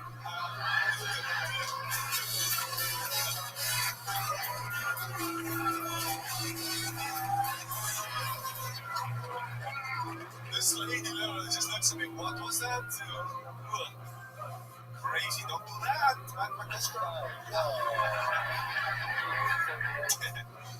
Ari is this funny all the time, by the way. He's very quickly becoming one of my favorite drinking buddies. We're kind of dangerous around each other in the late hours. Yes. Yes, you get really fun between like midnight and 2. I can't even imagine what Red Bulls at your place are like after that. Dude, you should see me at 4. It's gay city. You know what I'm saying? What a 73-year-old heroin addict over your house just kicking it. It's like a toxic. Joe Rogan, I used to do fighting. You know that? I went 0-3. He was an MMA fighter. It was not for me. No, thank you. How did these people beat you? Can describe a match. Just mentally, like, I don't have it. I just don't have, like, some guys, like, I do know a pro wrestling federation you can join and absolutely dominate.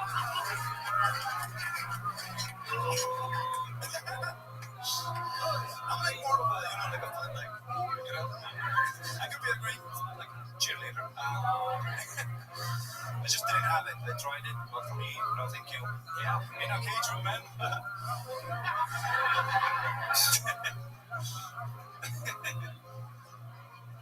What else is going on, Ari Maddie? You're making. Did you really fight? Yes.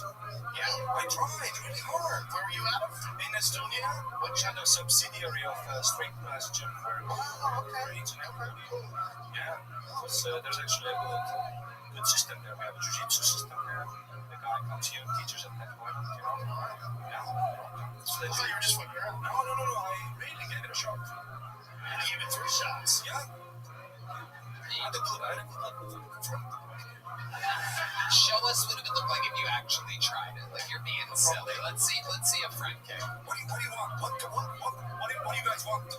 Show us some fucking shit. Put the mic in the mic stand. Show us some shit. Here he is. Ari Maddie. Ready for this shit? Oh shit. Whoa. Oh. Wow. Oh shit.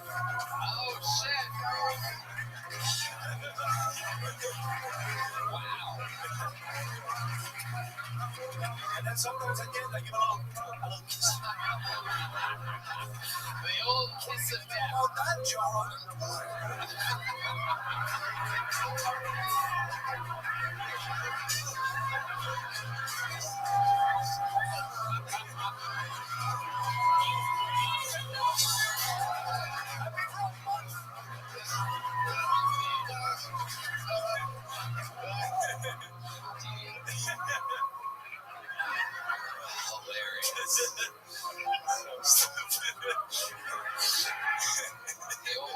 kiss of death. Imagine somebody landing that in an actual match. How demoralizing. What's more powerful than love?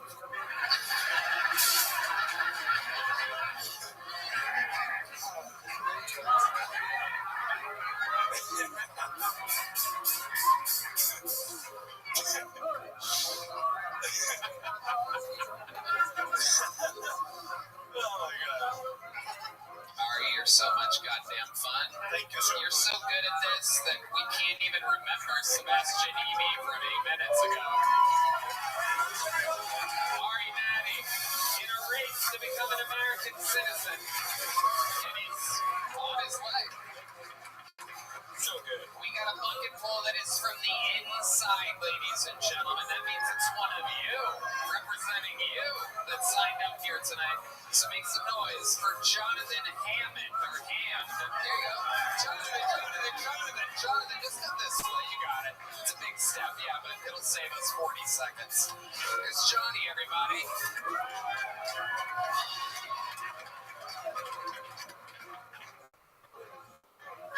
Shut your fucking face.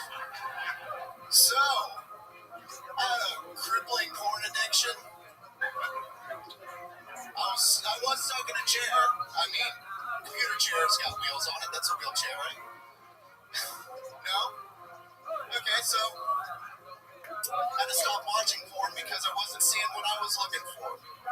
There's not enough porn stars with Down syndrome. Don't pull back. I'm not the one that isn't hiring them. It's just a fact. So I started writing my own script for porno, right?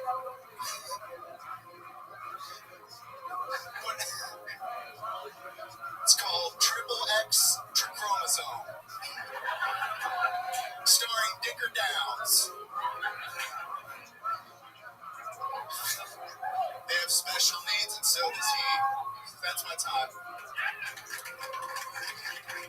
Jonathan Hammond? Hamill, like Mark Hamill, Hammeo. Okay, your E and your L was connected. Look like a D. Hamill. I love it. Okay, Jonathan, welcome. Why do you look like a pirate that landed in New Jersey?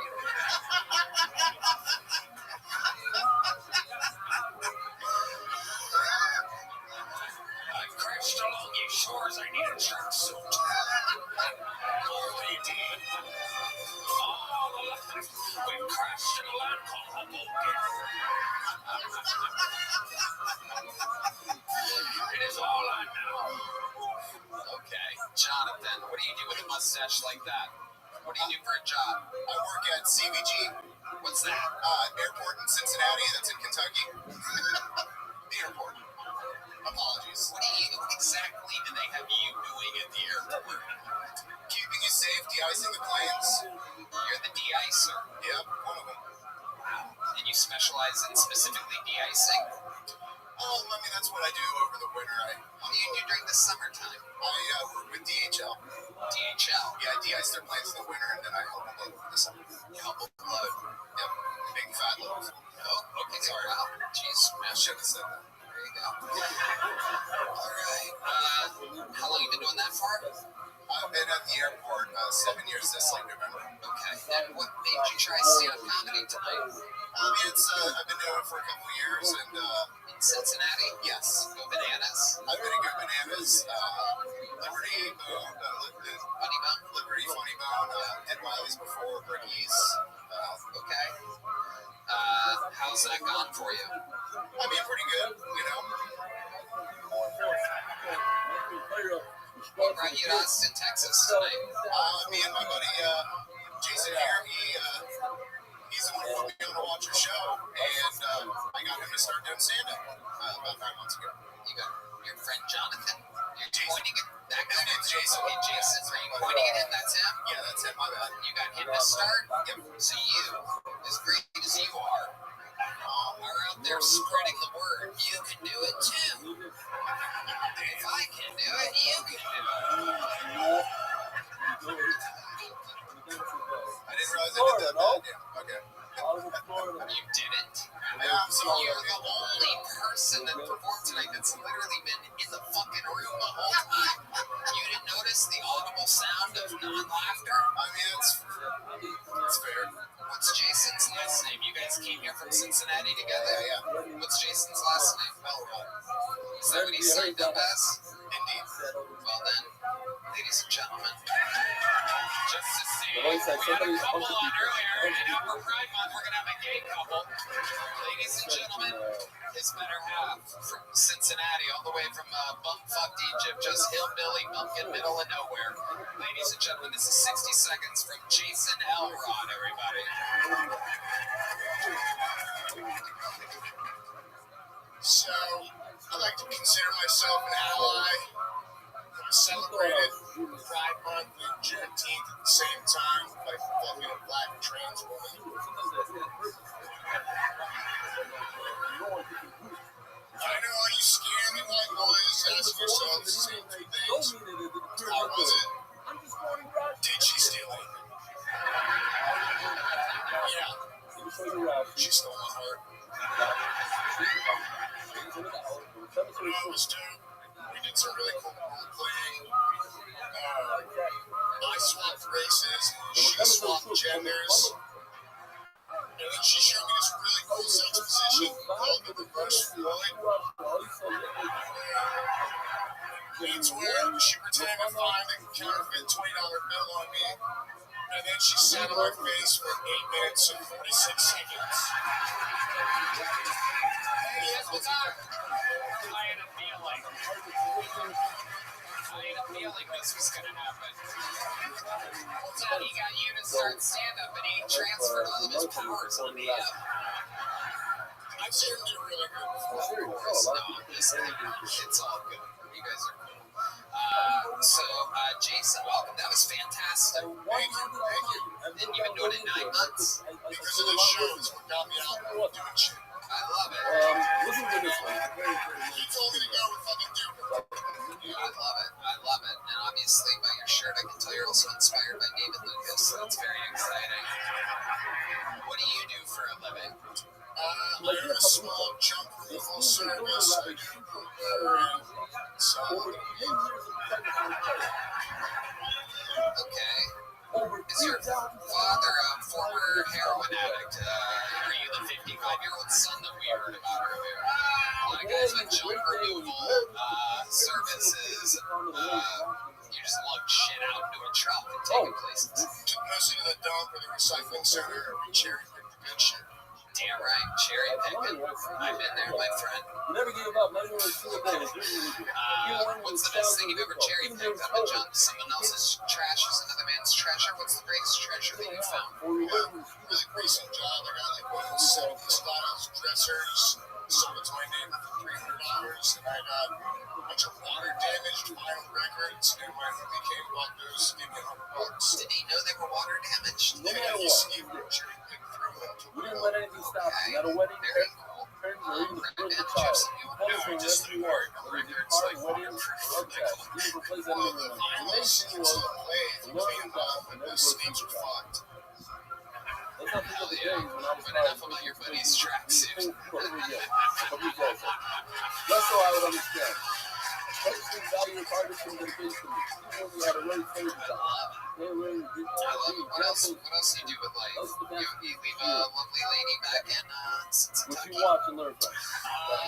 Thanks to you, I I've also got my play eye with on a this couple right now, but technically one single of at the the moment. best places like one Okay, technically single. What does that mean for a trash remover like you? You fucking chance, make people learn, teach, observe, feel clarity, succeed in your architecture and government. Guess it means that she's got junk got through it in my trunk. They enjoy much happier children, families, Wait, you're gonna shove her cock up your ass? Average white guy size.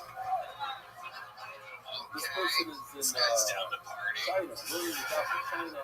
Jason, you have any other special skills or talents? You seem like you've done some white rapping in your lifetime. Chocolate Name is cheeks. Slinky Pepper. I played in a prog rock band for like 8 years, but we kind of broke up. What did you do in the prog rock band? I never saw him sing. You played electric guitar? Really? Have you kept up on your guitar skills? I played it once. Did you sing it all? Thank you for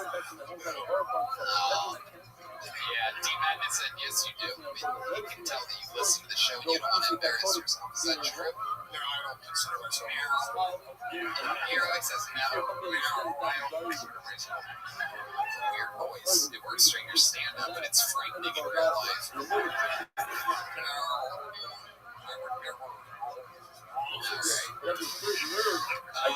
Okay, well, guys, I mean, look, you're here, you're in the front row. I think we have another just like the couple earlier. I think we got to divvy it up. One small joke hook for you, and one big one for the 9-month veteran.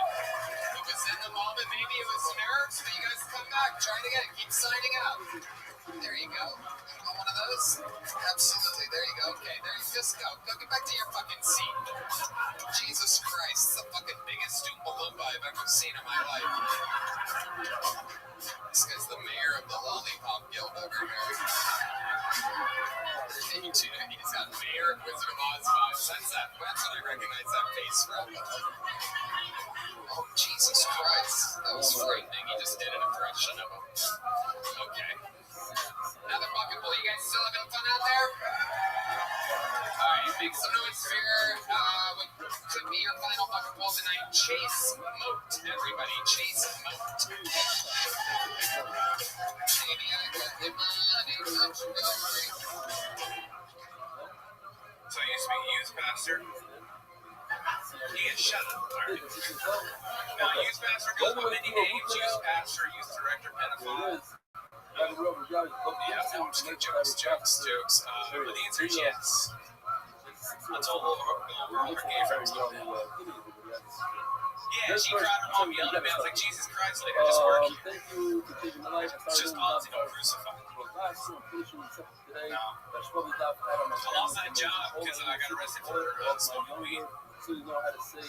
Apparently the church is sacred on some things. Gay people going to hell, weed legalities and stuff. Also met my wife at college. Yeah, I don't like this show going to hell. We'll get back to that. But I met my wife at Bible college, classes started young, religious, you get married, so you can have sex. Not our story. We get married, so we have sex. We got married, so don't feel bad about it. And so she get on birth control. Full present dangerous game or lose your face. Well, there, thank you. Okay, Cameron. Chase Moat. Chase Moat. Sir, Hinchcliffe. Hello. How long you been doing stand-up for? A little over 3 years. Oh, God. Oh, God, Chase. 2 of it was in the church. I'm just kidding. That's a lie. What does that mean? Is that another church joke? Yeah, I was trying to save myself. I'll stop. I'm like, I'll do it. Yeah. Okay. Chase Moat. So 3 years. Where have you been doing the 3 years at? Birmingham, Alabama. Birmingham, Alabama. Is there a big scene there? Growing. Are you part of the growth? I think they cut me off. No, I moved to Austin now. I'm here. Oh, yes, right. Yeah. Wow. The man is saying fucking move. Well, I mean, you moved here, Chase. Tell us exactly why you moved to Austin, Texas. I have a wife and a kid. We're both Birmingham. We always wanted to do a big move. So we're going to move somewhere with comedy. How old are the kids? 3 years old. You guys always wanted to make a big move? Yeah. Now comedy's in the mix. So I was like, all right, let's make a move with comedy. Has she seen you perform? Yeah, she has. Okay. Has the 3-year-old seen you perform? Yeah, he was at my first few months. Does he start crying when you're performing because he sees that his father doesn't have a snowflake's chance in hell at this? Yeah, we put headphones on generally. Oh, well, I wish you would do that for the whole audience so that we could listen to a comedy while you're on stage. Can we get 350 pairs of headphones? Actually, Joe's here. Joe, can we get 350? Perfect. Shouts out to Spotify for 350 pairs of headphones. Okay, so Chase, what's the best it's ever gone?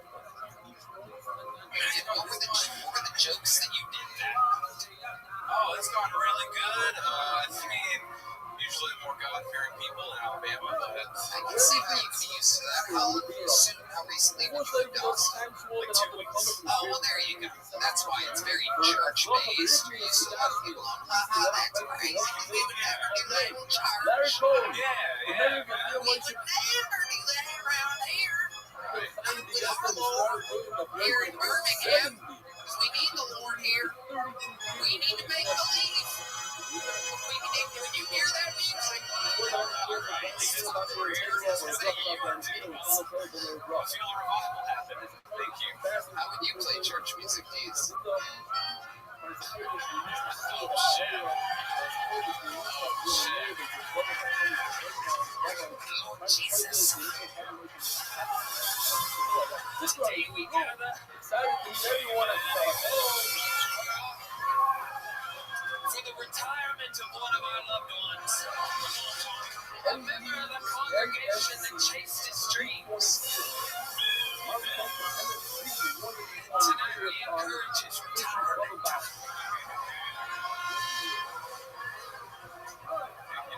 The bomber of Birmingham.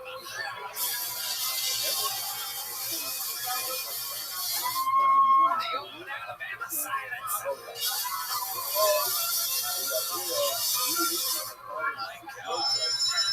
Got the 3-year-old. It's a shame abortion's illegal in Alabama, huh? Okie dokie. I guess I'm bombing now. All right, Chase, here's a little joke book. We're going to keep it moving along. Sign up again. Make great material for human beings. The churchgoers aren't going to follow you. There he goes, Chase mode. It's what makes the show fun, when you see people do good. It's fucking hard. And so you need to see people to do bad to know it's real. And we've had a couple of those tonight. Just flatliners. Let's see what happens here. Final bucket poll tonight. I'm calling it. This is Cameron May. Cameron May. Cameron May.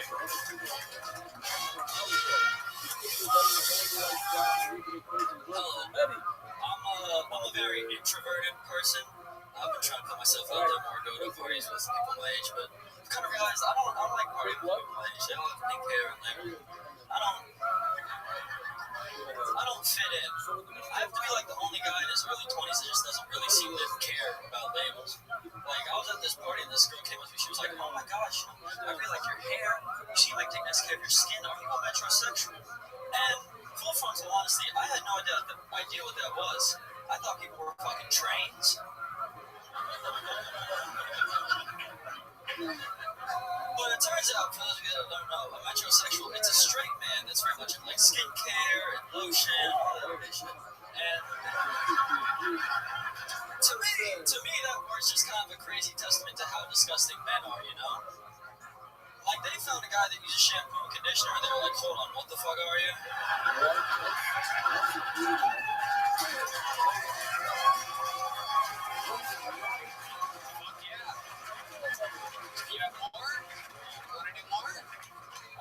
It's like, hold on, what the fuck are you? We're back. Are you sure you like pussy, dude? How do you feel about trains? There you go. All right. Cameron, welcome. Hello. How old are you? I am 21. 21. Wow. Yeah, you look young. You look like you have your own separate live stream of what's happening right now. Like a crew of like punks following you around. I see people like you in these videos. All right, very good. It's a show. Like on Twitter, you see fucking like these it's Pornhub. Yeah. It's TikTokers. You a TikToker? No, I hate, yeah. Okay. So what do? You're 21. Are you chasing Pokemon? I'm mostly doing this, to be honest with you. How long have you been doing this for? Almost 3 years. Amazing. One of the funniest people tonight at your name. I mean, I don't know. You seem natural up there. 3 years of experience at 21. That's a lot. Your parents support you? Well, my mom's like a co-sign on my lease, but other than that, not really.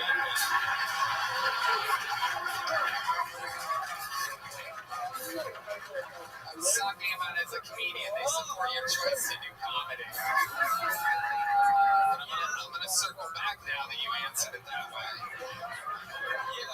believe in you, or are they like, why are you doing that? They're happy I'm doing something I enjoy. Okay, good. I love it. What do they do? Well, my mom is like a product manager at like a mobile game company. She worked a lot on like Farmville, and my dad. Wait, what? Your mom made Farmville? That's cool. Yeah, that's absolutely incredible. Yeah, you love Farmville. Yeah.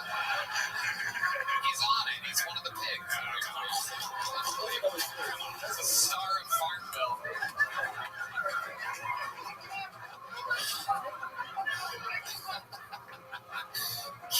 So, your mom made Farmville. Incredible. What does your dad do? Well, my dad, when I was a kid, he ran like AV for an independent wrestling promotion, and he sort of transitioned that like bigger events and like bigger, like he would do shit for the Warriors parade and stuff like that. That's awesome. What Warriors? The Golden State. Oh, okay. So you're from Northern California. Yeah, I'm from the Bay Area. Okay. What part of the Bay Area? I'm from like Hayward, Castro Valley area, like 15, 20 minutes outside of it. So they're very successful. Right? Your parents are rich? No. No? How many bedrooms was the house that you grew up in? Depends on how old Michael Gonzalez gets 15, by the way. That's what he has you paid for. 2 or 3 mostly, but I got a sister. So okay, 3.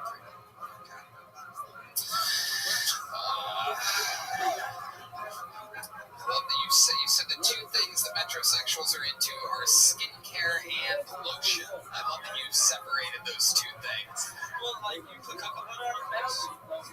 What? Just I put cocoa butter on my face. I don't think that's nobody really does that. To clog your pores, you gotta get a better lotion. So there's a Our difference. senior correspondent over here. Oh, I don't clog your pores. Sure.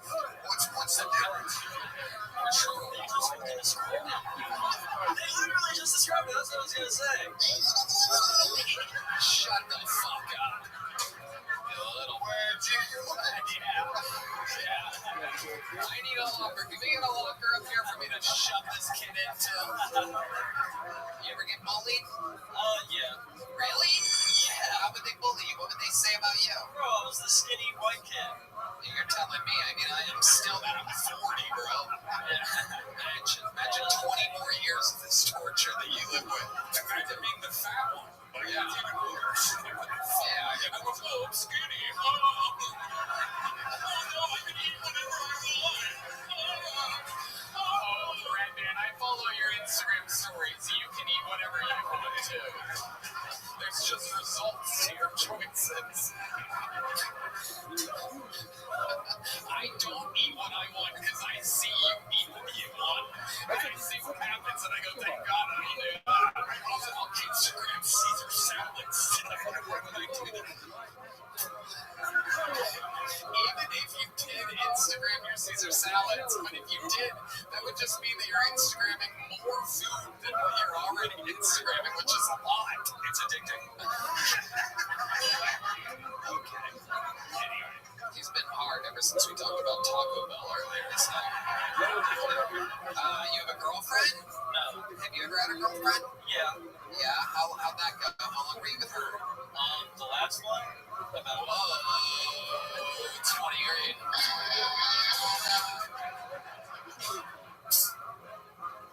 The last one was about a month.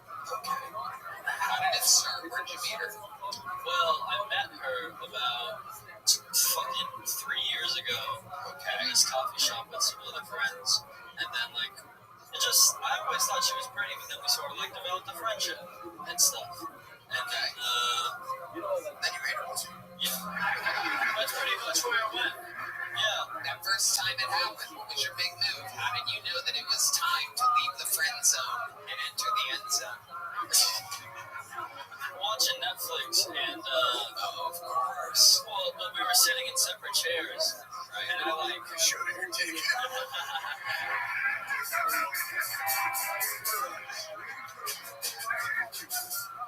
And then what happened? You're sitting in separate chairs, and then I think I like posted on her chair to grab like my water off my desk, and she sort of like leaned into it. And I was like, oh, was like, oh, nice surprise.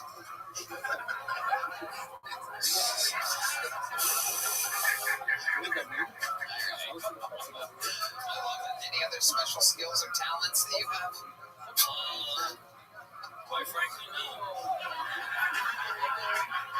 Perfect. That's all I got. Cameron, very fun times. Here's a big jump up. Congratulations. 3 years in the game, 21 years old. Cameron, my or May? My. N-A-I. All right, ladies and gentlemen, we've come to that time. There's only one way to end this show like this, ladies and gentlemen.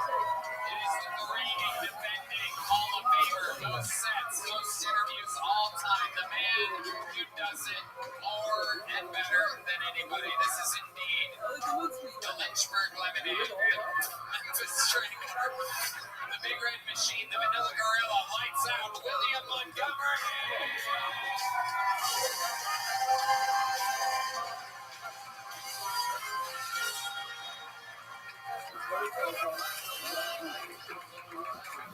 I saw a Jesus 2024 campaign sign on my way here and was thinking how sick it would be if Jesus descended from heaven as a third-party candidate, and then this time the liberals would be like, we need to see the birth certificate.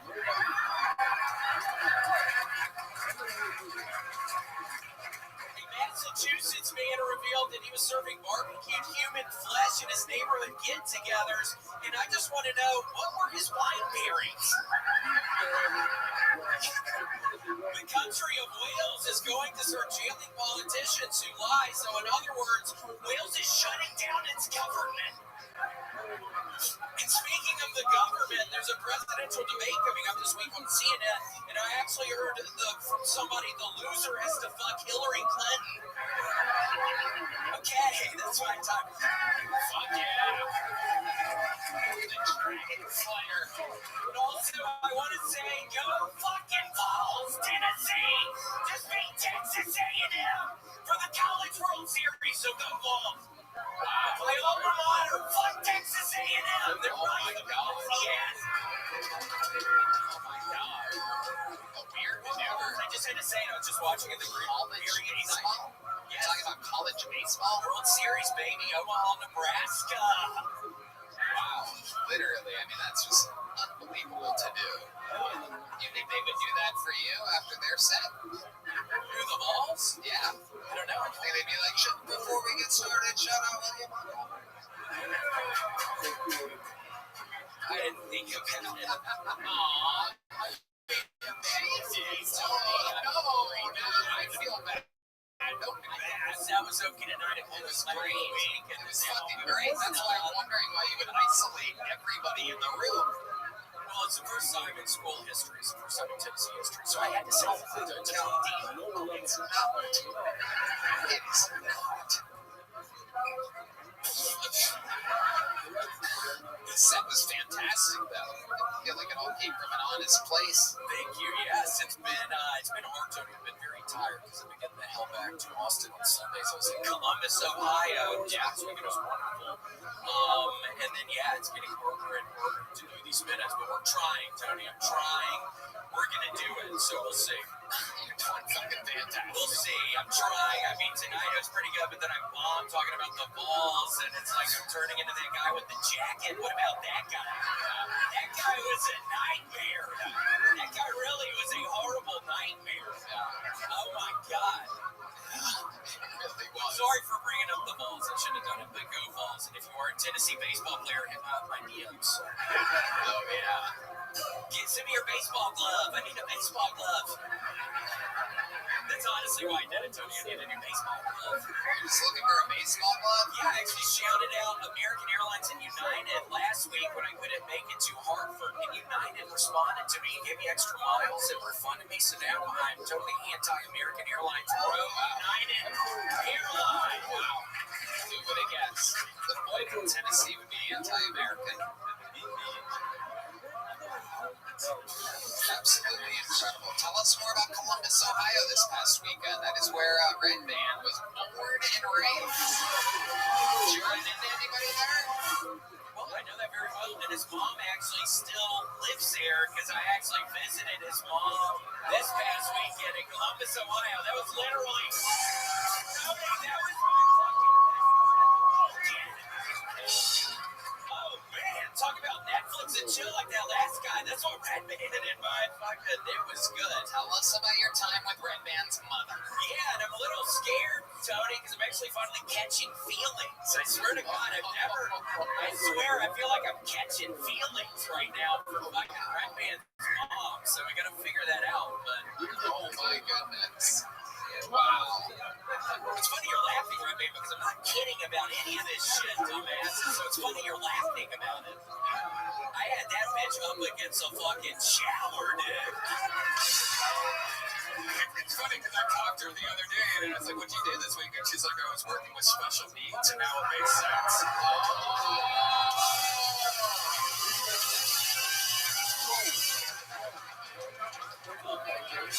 Right, man, she sure looked special needs when she was sucking on my dick, dumbass.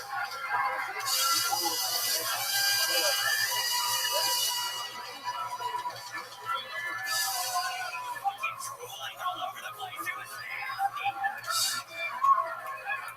She looked real fucking retarded sucking my dick in the shower, dude. She said she had a light lunch, so that makes sense.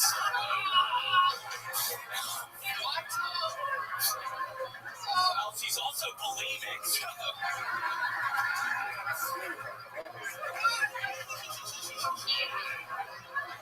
But yeah, it was a lot of fun, though, Tony. It was a lot of fun in Columbus, Ohio. It was great.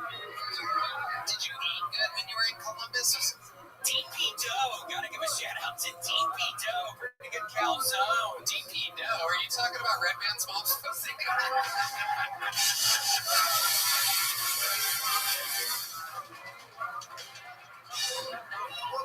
I was kind of kidding with myself. It's more like a tuna fish sandwich because it smelled down there. Oh. Okay, that's weird. Okay, that's where we draw the line. Yeah, that was a. You can talk about doing things with Red Band's mom, but I'm saying her pussy smells funny. I apologize. I should have said that. I should have gone that far. Seriously. It's the yeast of my worries. Oh my God, you're so stupid. Oh, Jesus. All right, Willie, what else is going on? Been listening to a shit ton. Don't make fun of me, but I have been listening to the Graduation song by Vitamin C just pretty much non-stop recently. I don't know why, but I've been listening to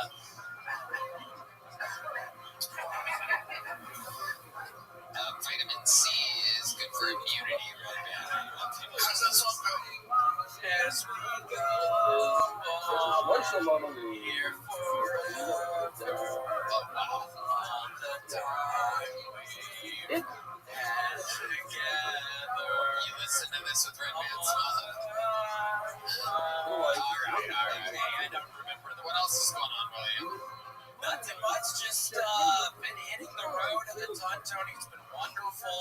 Figuring out these minutes. It's been a lot of fun. I've been the busiest. I'm 37, so it's what I signed up for. The busiest I've ever felt in my life, and I do. I wasn't going to pick this up, but the bitch who I'm still doing cameos, and the bitch who tipped me $20 and they gave me a 4-star review. I'm gonna find you, stupid bitch. I know you're. I swear, I have a bunch of 5-star reviews, and somebody today tips me but gives me 4 stars. So other than that, I'm good. It really bothered me. I was messaging her on the app saying, "Oh my God, what can I do? Let me send you more. What's going on?" But yeah, it's good. Just real busy, but it's been good. Did you raise your price yet? I did end up raising it when I started going out a lot, just because we've talked about, I was doing a shit ton, and from the bottom of my heart, I appreciate it. A major source of it. So I want to genuinely thank everybody, but yes, I did. So it's still good. I'm still getting them, but yes, I didn't do the price point because I was losing my voice. I'm out on the road yelling a lot, and then I get back and I get the rest of my voice. You get a lot of orders. He's one of the top guys on Cameo. All these celebrities, William's always top 5, top 2. You think you're ever gonna reach this, William? You think you're ever gonna stop doing Cameo? Shit, Tony, I don't think I'm We did it again. William Montgomery, everybody. Brian from Brian J. Email is in. It's absolutely incredible. Let's see what Chris Rogers has. Ooh, a new Dean Madness up for auction in the lobby after this with a bunch of cool Kill Tony merch. How about one more time for the great novel, Joe Rogan, everybody? And the Custer. He's on tour. And thecuster.com. And of course, Matt and Shane's Secret Pod. The best podcasts out there, these two right here. One more time for Joe and Matt, everybody.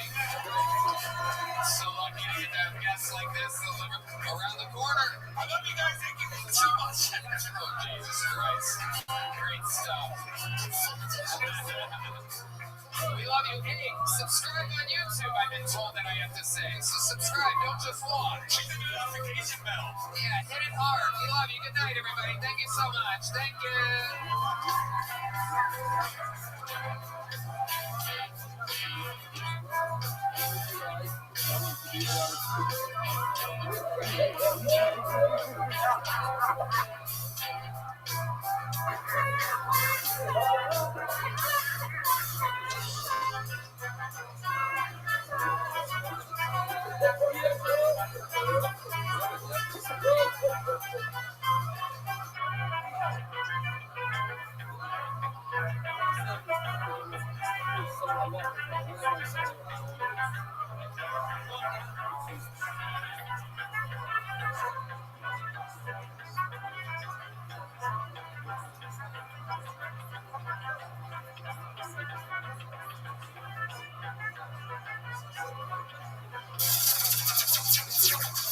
Sunset Strip Comedy Club in Austin, Texas is now open. Check out Red Bad's secret show every Thursday.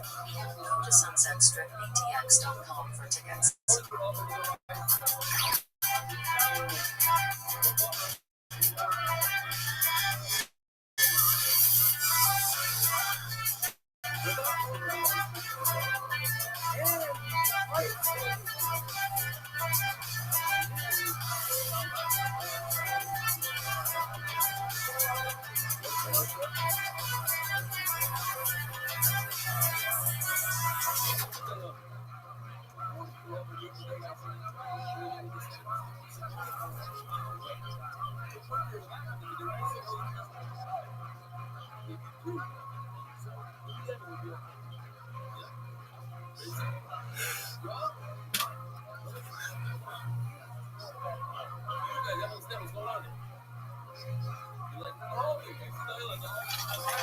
Hey y'all, it is going down August 9th and 10th, our biggest shows ever. Kill Tony live from Madison Square Garden in beautiful New York City.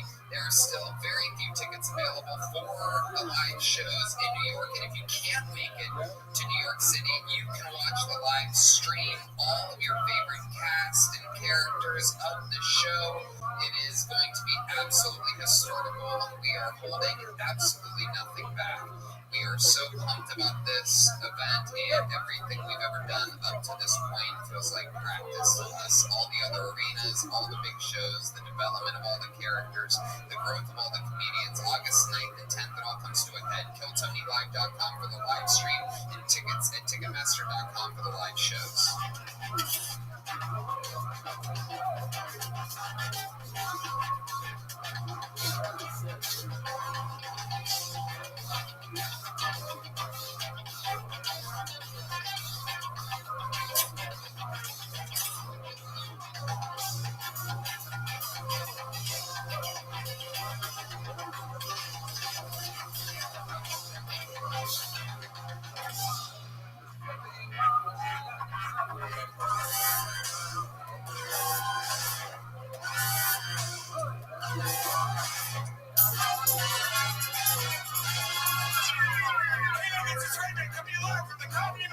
Here in Austin, Texas, for a brand new episode of Kill Tony. Get up, Rakoni.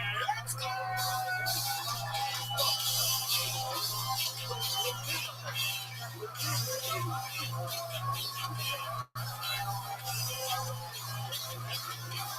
Who's ready for the best fucking night of their lives, huh?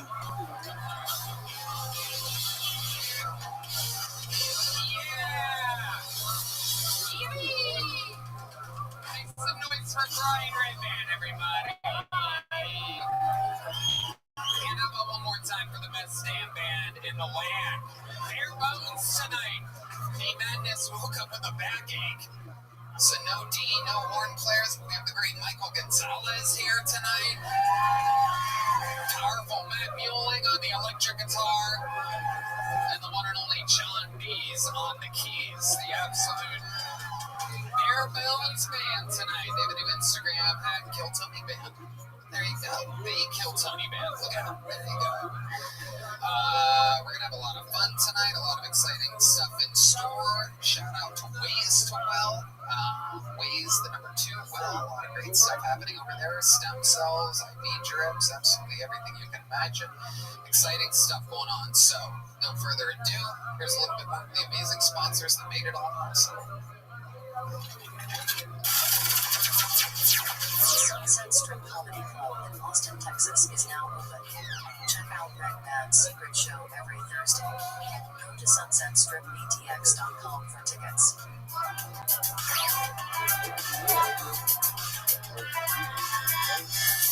You guys ready to start tonight's show? Every single week, I have 2 of the funniest comedians on. One of these guests was just on very recently, and I love him so goddamn much that I had to have him back because he's in town and he's one of the best in the world. The other guest tonight, it is his first time ever being on panel. You know these guys. You love them. Make some noise for Sam Talent and Ari Maddie. Sam Talent. Ari Maddie. Ari, sit over here. Right there. Very, very exciting. Ari Maddie. Kill Tony regular. Rotating regular turn panelist here tonight. The Estonian assassin. Ari Maddie's first time at the table. Welcome. Hell yes, welcome. Look at you working on your American accent. Yes, I am, actually. Hello. I have an intolerance. For those of you that don't know, we're trying as fast as we can to get Ari Maddie his American citizenship. We are in a race against time. What do we have, 7 months? 6 months now. 6 months. Every single week it goes down 1 month somehow. It is incredible. We are on a mission from God. Sam Talent is back. Whatever that visa paper I signed for you, it didn't count? No, it counted. That's the one I'm on right now. My little angel. All right. Sam Talent, one of the great guests in the history of the show, is back. Thank you, guys. Thank you. We're going to have a lot of fun tonight. Yeah, I'm glad to be here. Thank you to Kill Tony Nation for somehow selling out my shows in Batavia, Illinois last weekend. Thank you. Yeah. The Kill Tony bump is real, and Sam is out on tour, samtalent.com, with 2 L's in the middle. He's truly one of the best stand-ups working today, and we're happy to have you back at the helm here. Thanks for having me. Ari Maddie's first time on panel. Ari, you know very well how the show works, but just in case you don't know, 260 human beings signed up for the chance, the opportunity to get up on this show tonight. Anything can happen. You know barely any of them. Some of them traveled in today. Some of them have been signing up for months after months after months. If I pull their name out, they get 60 seconds uninterrupted. You know their time is up and you hear the sound of a kitten. That means they have to wrap it up then, or else they bring out the Angry West Hollywood Bear, which interrupts them. I conduct an interview. We talk to them. We find out what's interesting about them, what else maybe they can talk about their entire lives. The whole thing is improvised. Anything can happen. You guys ready to start tonight's show? That's a crazy name. We're going to go wrangle the first bucket full. While we do, we're going to bring up a golden ticket winner to start tonight's show. Very, very exciting stuff out of our rotating opening regulars. This is a different situation. We have a golden ticket winner in the house. You know him. How many of you are diehard fans of Kill Tony? Look at this retard going pee right now. Perfect. You waited until the very, very start of the show. Absolute morons we have here. Running into cameramen and photographers on his way out. I mean, you gotta love my fan base. It is absolutely insane. Absolute fucking morons. Ladies and gentlemen, your first comedian getting an uninterrupted 60 seconds legendary Golden Ticket winner. Make some noise for the great and powerful Martin Phillips.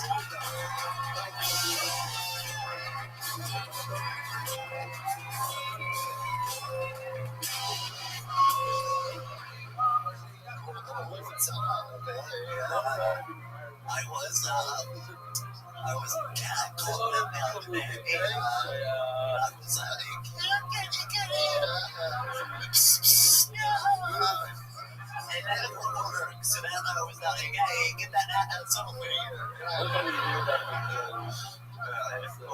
Last summer I moved here from Virginia, where I know they passed the corn ban law.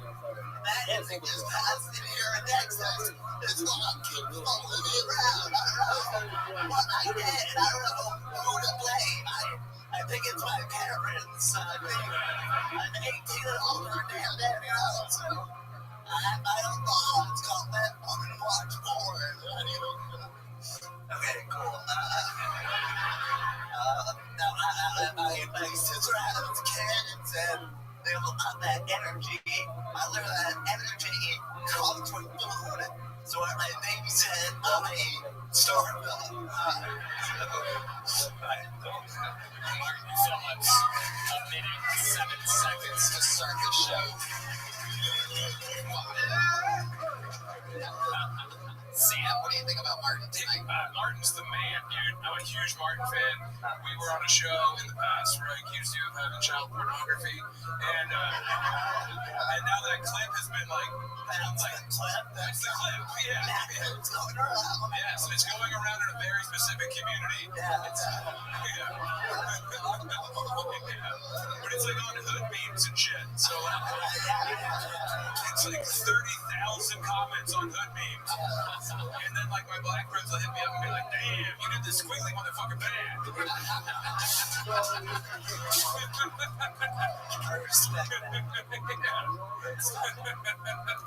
That is incredible. You are indeed a squiggly motherfucker, Martin.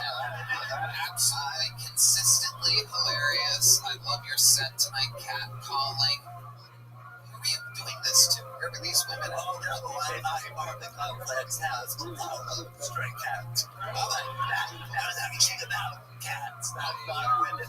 Got it. Yeah. You are from Virginia, which I was reminded of during your set, and also by your everything else. Yeah. What relatives had to fuck for you to end up like this? Who knows? It's a long line of... It is Not like that. It's sadly from Mississippi, so I think that I was something in there. So that was beautiful. There's a porn band following you around. Yeah. No doubt about it. You must jerk off crazy for a little bit. Oh, yeah. Only if I use this hand. Oh, yeah, the old lasso. Look at him go. I love it. Get us the magic wand and bless it. Yes. There it is. Whipping good. I love it. Is your dick also bent every wacky direction? I'd imagine your dick is shaped like the letter S. That's what I picture you jerking off sounding. When he gets a boner, it looks like an applause meter. I love it. Martin, what else? What have you been doing for fun in beautiful Austin, Texas? I'm taking the stairs. No, actually, I don't, surprisingly, I don't like elevators. Because I don't like I have the fear of getting stuck. So I make it worse for myself, actually, like taking stairs. But Your caps are cut. yeah, so anyway. Anyway, okay, you're segueing us out of our own questions. Very good. Moving things along here. Would you like to ask us some questions, perhaps? I guess. You don't take the stairs either.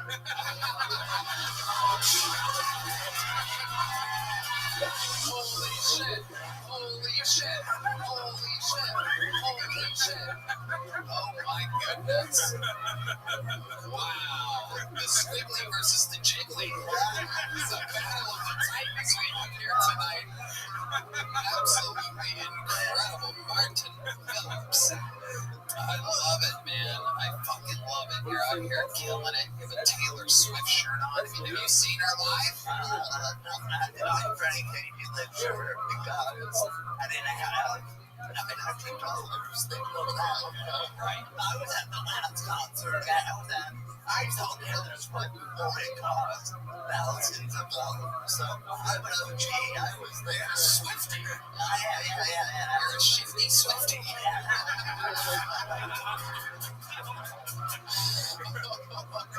Now, were he in your home country of Estonia, he would have been euthanized at birth.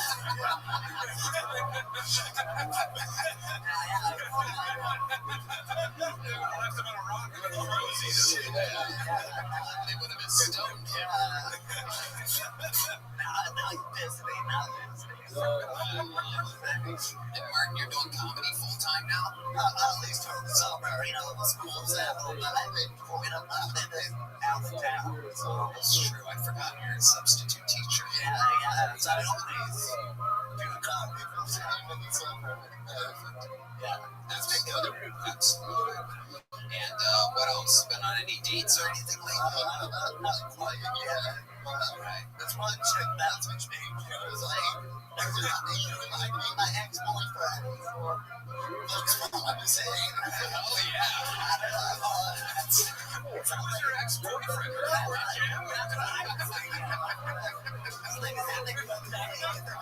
That was a video game art. Somebody's type. I got somebody out there. Dude, I would pay so much money to watch you come. If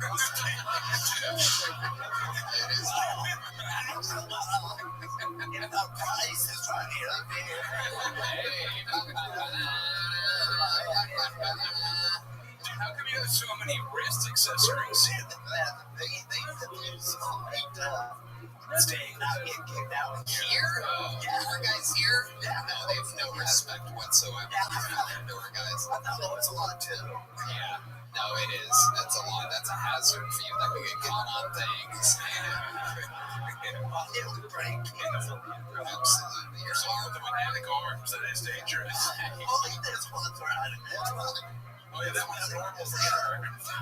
Wait, okay.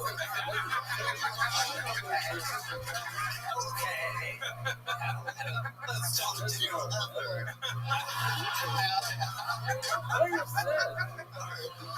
This is not alcoholic. The damage been done. Martin Phillips, you are an absolute consistent killer. Way to get it started tonight. Great fucking stuff. And here we go. The bucket of destiny has spoken. This is where we meet people all together. Anything can happen. This is where we met every regular, every golden ticket winner. These people are very excited. They could have the moment of their life. They could have the worst moment of their life. Anything can happen. 60 seconds uninterrupted going to your first bucket bowl tonight. Phoenix Provocateur. Love her. Phoenix Provocateur. Oh my goodness. Here we go. All right, breeders, buckle up. So I love whenever I hear conservative men give a fuck about anything but themselves, especially when they say shit like trans women shouldn't be able to use a women's restroom, because all I hear is I want titties in the men's restroom. When I was deciding on going through with my medical transition or not, I kind of just put it on a final scale of, all right, do you really want to wear dresses? Do you really want to wear suits? Do you really want to pay for hair and nails? Do you want to wear the hair and nails? And the only thing that made me want to stay in my masculinity was, oh, there's rights over here. But I'm black, so I'll figure it out later. I do think that being trans is more about capitalism instead of self-expression. Only because I'm going to have tits, a dick, and a grip. I'll be able to go anywhere and fuck anything I want to. Thank you. My name name is Phoenix Provocateur. Phoenix Provocateur. Welcome to the show. I always say what I love about this bucket and this show is that we get all different types of people, all different shapes and sizes of human beings, and you are a perfect example of what I'm talking about. This is absolutely incredible. Welcome to the show. Where should we even begin? Dude, America is crazy.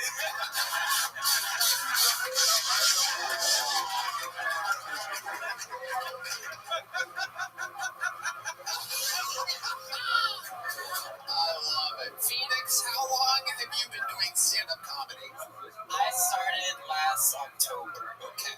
What made you want to start stand-up last October? I've been an entertainer for a while, and I've always watched comedy kind of from afar, and I was like, why don't I just throw my stilettos in the hat and see what happens? Yeah, well, your foot couldn't fit in the hat, so that's perfect. What kind of...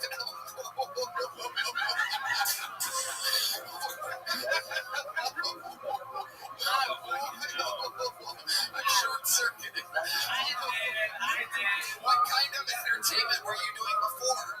I started as a competitive dancer in high school and did that through college, and then I did drag after that whenever I could become Dallas Cowboy cheerleader because I have a 9-inch dick. Oh, wow. This is absolutely incredible.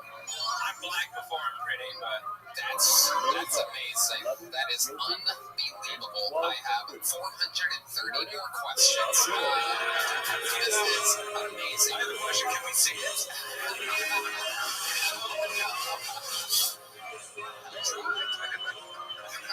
That was a good attempt. So, Phoenix, I mean, my goodness, here we are. You tried to be a Cowboys cheerleader, is that true? I didn't try, but I was kind of like trained, and I danced with a lot of the girls that are on the team, and even some of the hip-hop team that they have. Right. But I was like, okay, I don't want to do that. I love it. Might not have been able to be a cheerleader. You should try to for tight end. It'd be good for the league. My guess is that end isn't so tight anymore.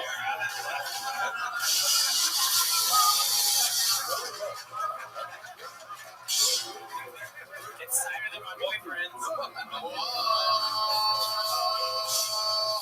Wait, it's tighter than your boyfriend's? Yeah, because I have a dick. Well, wouldn't his be loose? No, mine is tighter than his. There you go, I got it. Okay. There we go. It's hard for me to think when all the blood is rushed down to my penis. I'm at a little bit of a disadvantage right now. I'm trying to pay attention. All right. You must be thinking of so many slurs. I don't even know where to begin. I love it. So, Phoenix, how do you make a living now? Go on, girl. Basically, just do drag. My boyfriend works, so I don't really. What does your boyfriend do? He's a crane operator. He's a crane operator. He needs it to move that thing around.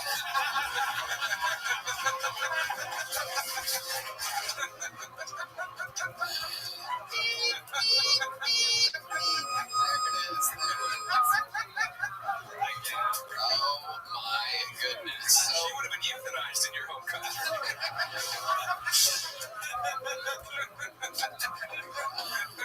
Absolutely incredible. That's why he came here. Yeah, absolutely. A little taste of Phoenix. So what made you go with the name Phoenix Provocateur?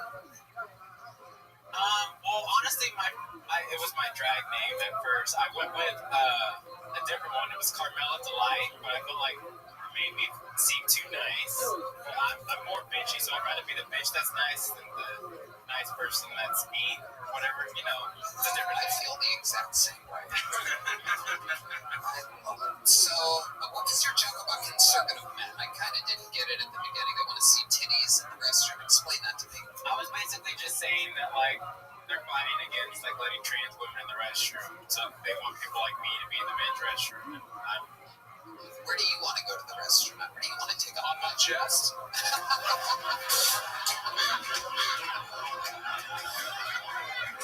Meet me in stall number 2. Okay. Always be curious. great sense of humor. I love how you're rolling with everything. What restroom do you want to use? What makes you most comfortable? Well, I use the women's restroom. Right. I'm a little too hyper feminine to even attempt. Even when I go to like the gym and stuff, I just kind of like avoid going to the lockers in general because I found that like in my position, I'm either gonna be the victim or potentially like make somebody else feel like the victim, and in those situations, I just wait till I get home. Can you give us an example? Because I'm curious. I genuinely don't know anything. I have just been hanging out at comedy clubs, and now I'm a Texan, so life's crazy out here in Texas. How long have you live here? You're born and raised in Texas, Austin. Yeah, great. You look like you could be the mayor of Austin, really. So give me an example of something that's happened to you, because I always hear this restroom debate. Like, in a locker room or a restroom, what's like the worst thing that's happened to you when you say you could be the victim? I'm curious to know what's happened. This is probably a couple years ago. I haven't really had an issue since, but I was in college out in Nacogdoches, Texas. Nacogdoches. Jack my axe. Yeah. Oh my God, that sounds like a dangerous place for someone like you. It is.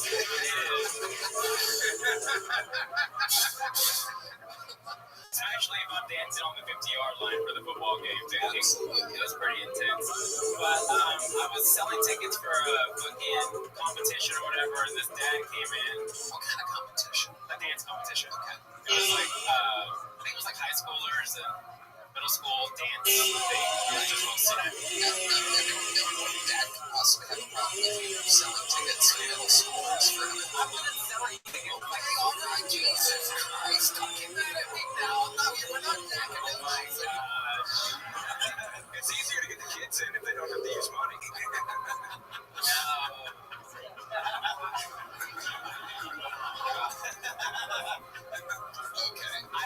I don't even think they were tickets. I think they were like pamphlets as people were coming in to say the schedule of the day. What kind of dad would have a problem with giving middle schoolers pamphlets?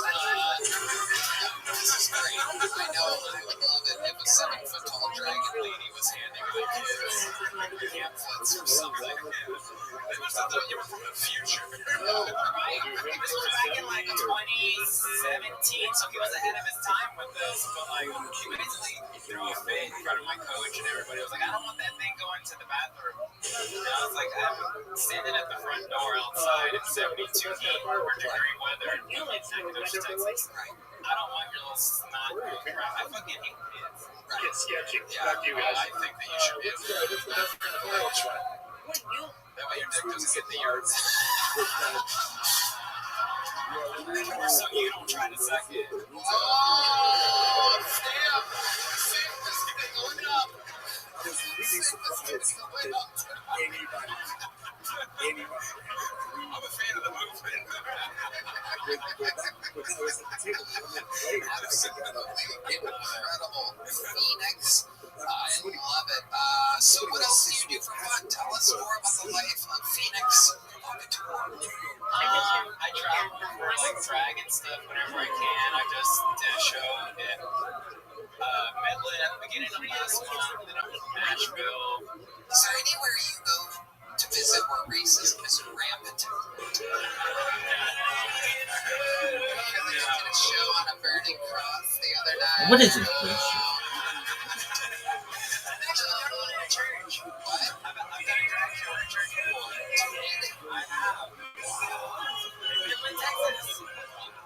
Church of Satan.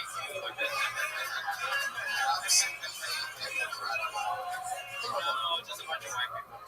So, Phoenix, have you always kind of identified as a woman? Is that how that works? Am I saying that right? Sure. He's really trying, Phoenix. I know. I'm a shit-talking Texan. I'm not going to use any bad words with you. I'm more Texan than you are. You're in my territory, sweetie. Well, looks like we're about to have a big dick competition. Whoa, Jesus. Oh, my God. Shit. She's gonna lasso you. Wow. You You gotta help me get it from between my shoulder blades first. Oh my goodness. So tell us, what else? What hobbies or anything else other than drag? Just dancing. I sew sometimes. I don't really wear wigs, so what I got, so it's just creative. That's stuff, all basically. natural up there. For this quarter, I have to think about it. Are those, great, what's that? They're growing. They're growing. So you're like on, Hormones, yeah. It's been about a year as of like the 15th of last month. how do you feel on them? Emotional. Yeah. You feel like a real bitch. Yeah. Do the tits make it easier to go to war with aliens?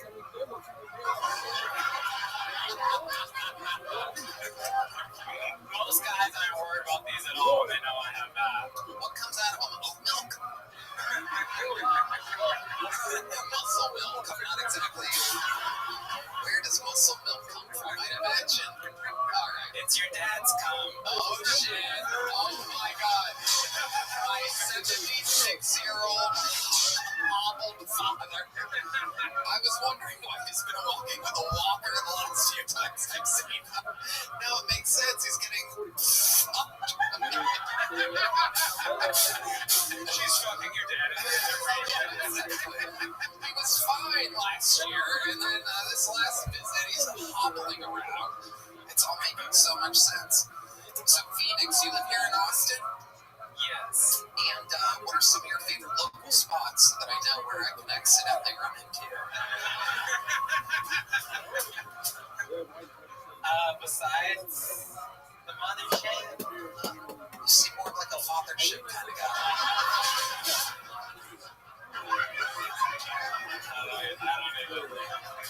Yeah, besides the mothership, what else in the city? You like live music? I do live music, good restaurants. I haven't tried a lot of stuff growing up, so I'm still learning a lot of it.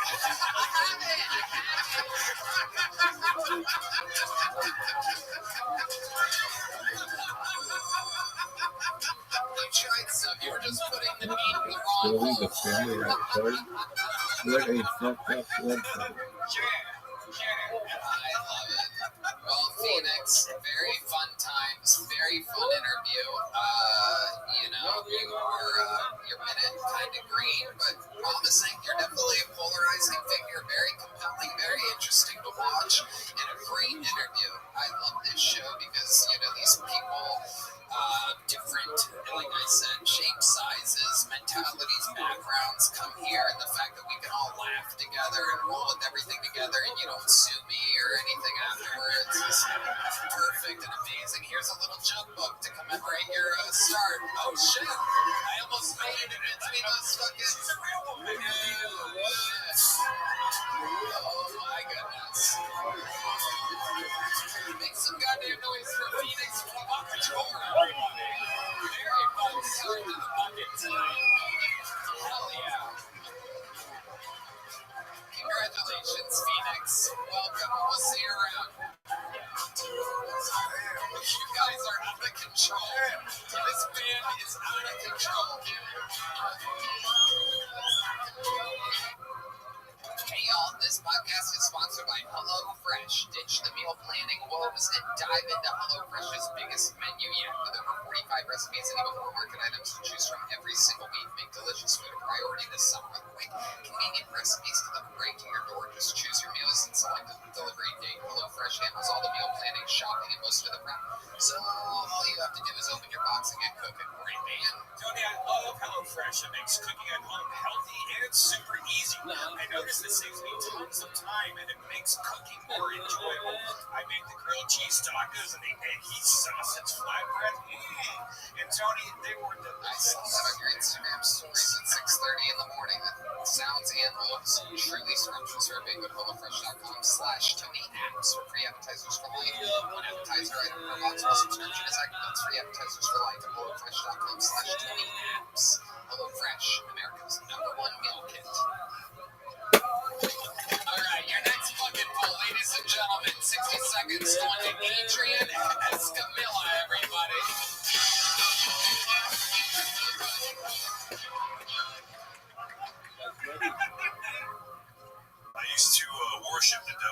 worship the devil, and she moved out and took the kids.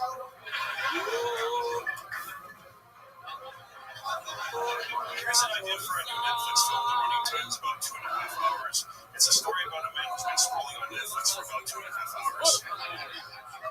This film is rated PG for kids get a lot. AOC Alexandria Ocasio-Cortez will be starring in a remake of the science fiction classic The Fly. Only now it's going to be called The Horse Floor.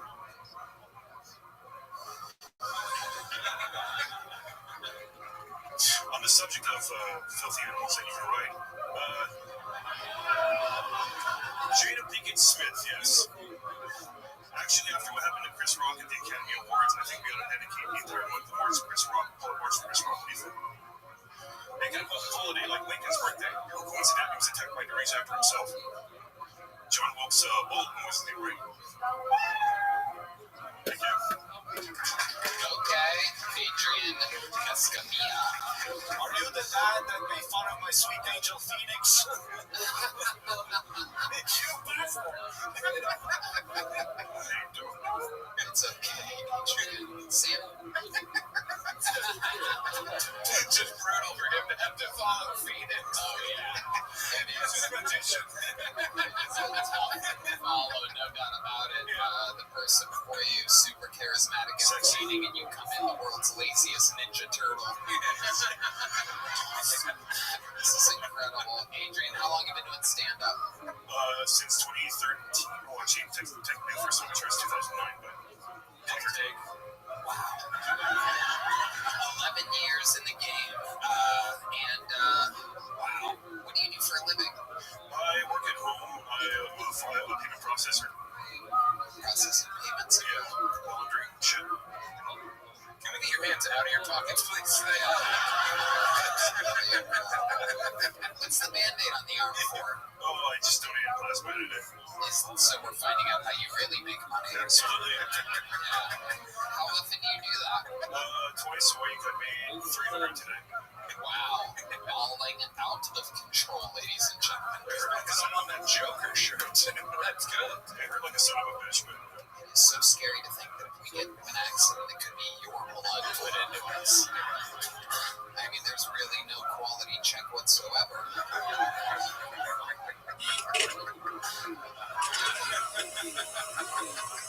Okay.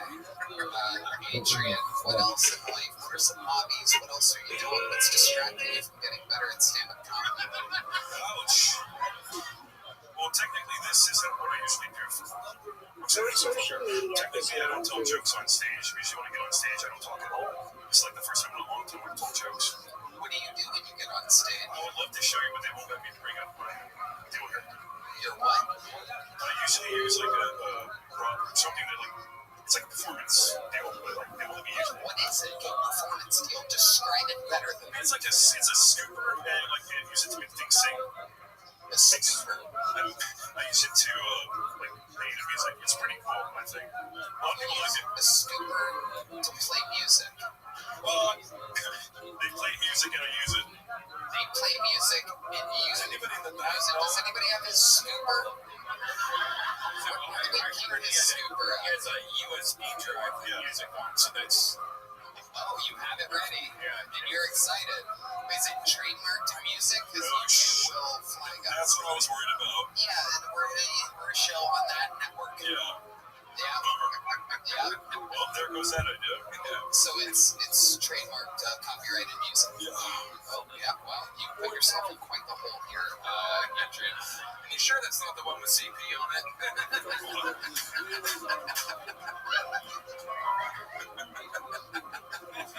Hands out of the pockets.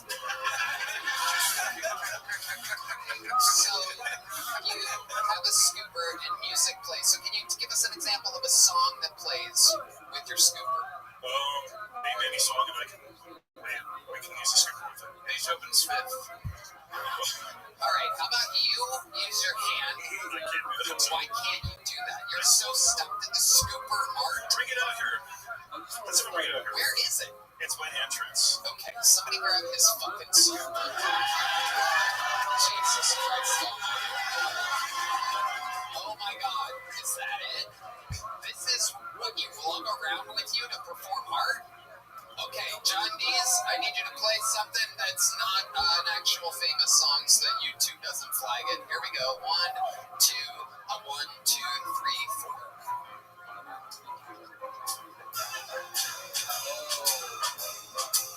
Anyone gonna sing? What? I need someone to sing. Okay, Sam? This was easier than writing a joke.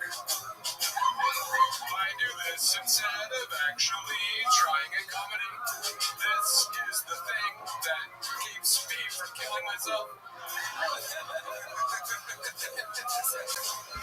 I will have my revenge on Tony Hinchcliffe. I will use his skin as a mask.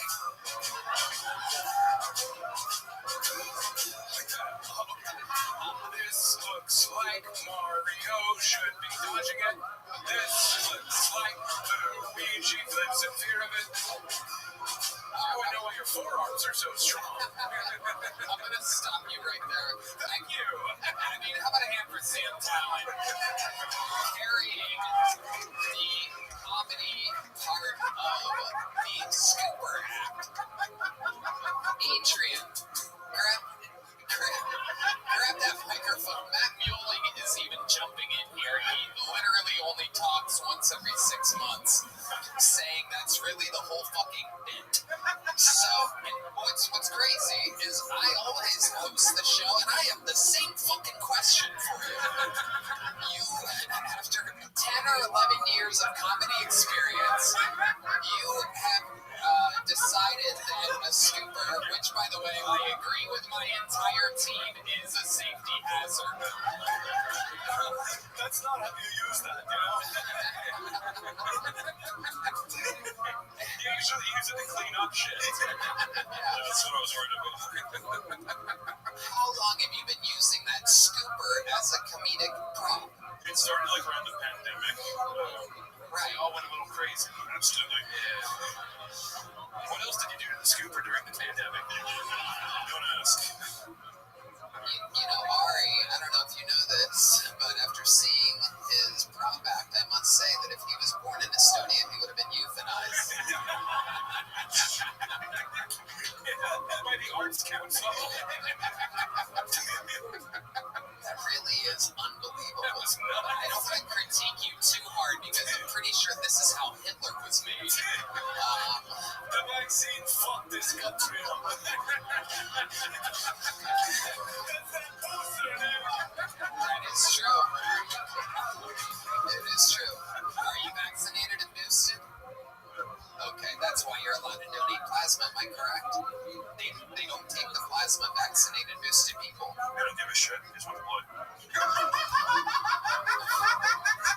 Sounds like you. I want the blood. Adrian Escamilla, well, I wish you the best of luck, man. I really think you need it. I encourage you to take chances creatively and try things outside of the scooper. It seems like you've really boxed yourself in. I'd imagine you do a lot of open mics, correct? Absolutely. Right, and the comedians laugh because you're doing something so different. But there's no way that works in real life. And if you make it, you're going to have to split the check with the scooper. That's true. Here's a little joke book. There you go, Adrian Escamilla. Oh my goodness. That was fucking crazy. That scooper is going to be my nightmares, dude. That might be one of the craziest commitments to art that I've ever seen. He couldn't even do the thing. He was dependent on someone else doing the thing. Yeah. Jesus. You can't, there's so much wrong with that. Somehow, Phoenix Provocateur is the best bucket pull of the night so far. Oh, yeah. We're going to see how things go from here. Make some noise. This guy's been on this show before. Make some noise for Bobby Brown Jr. right out of the bucket. Here he is. Hell yeah. I'm living my dream doing comedy right now, man. This shit crazy, you know? Thank you, bro. I was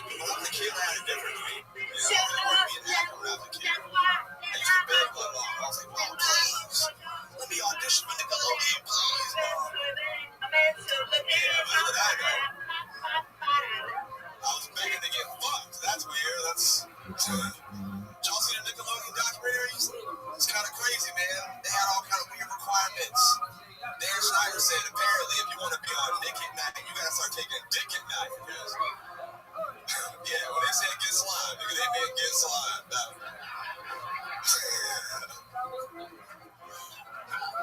Netflix offered $1 million to tell the stories about what happened to him, you know.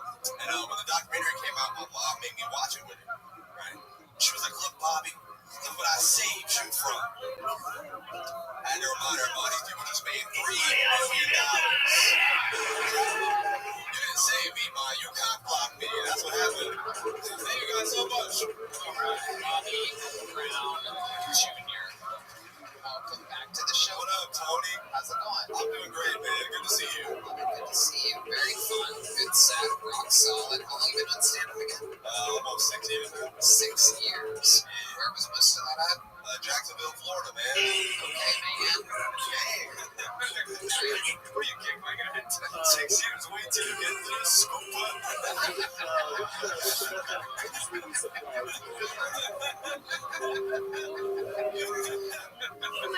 This stream only just begun compared to the last comedian. I think you look great without the makeup, Felix. I'm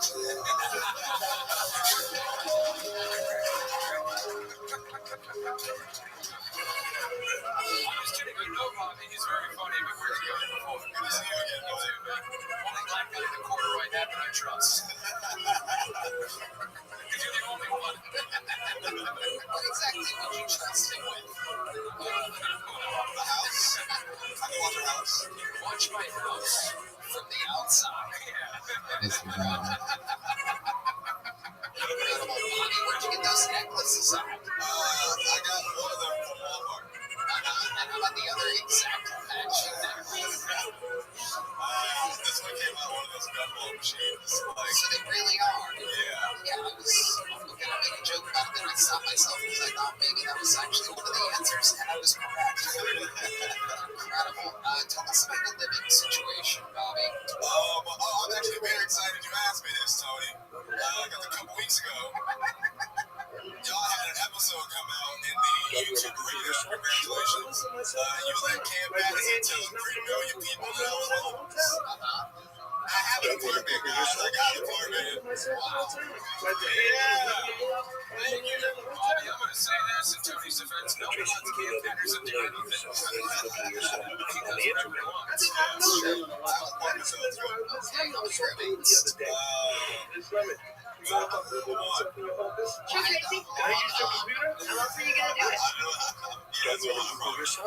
You promise? Now I really don't believe you.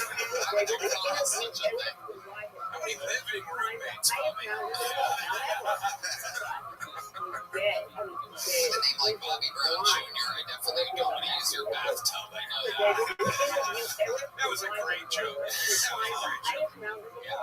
But you are no relation to the actual Bobby Brown. You just like going by Bobby Brown Jr. because it makes people think you might be that Bobby Brown Jr. and it gives you more opportunities and lets you in places that you wouldn't normally get in. Isn't that correct? I know this for a fact. The answer is yes. Take care of them. Like the stupid sandwiches. I'm not gonna lie to you guys. I was in the top corner a sec. I still got it in my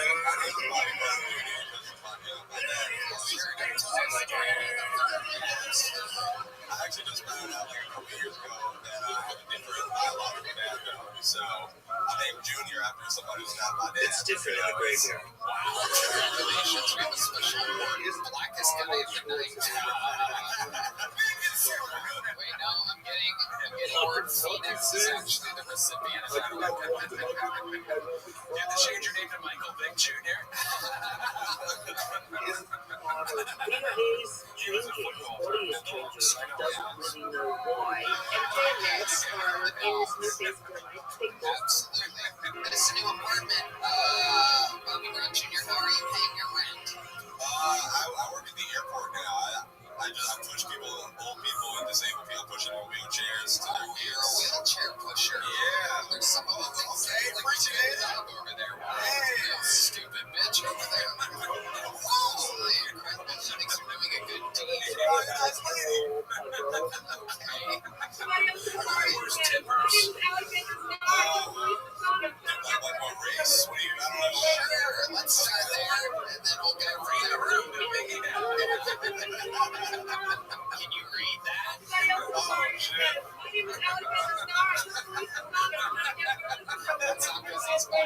it's because he's stupid. No, I'm kidding. Tell us about pushing people in wheelchairs. People, disabled people are kind of funny. I know that first guy was great.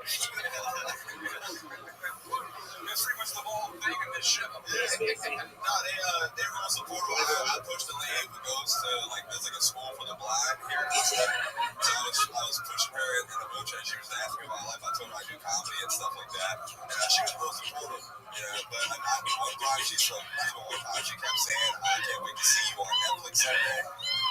That's what I realized.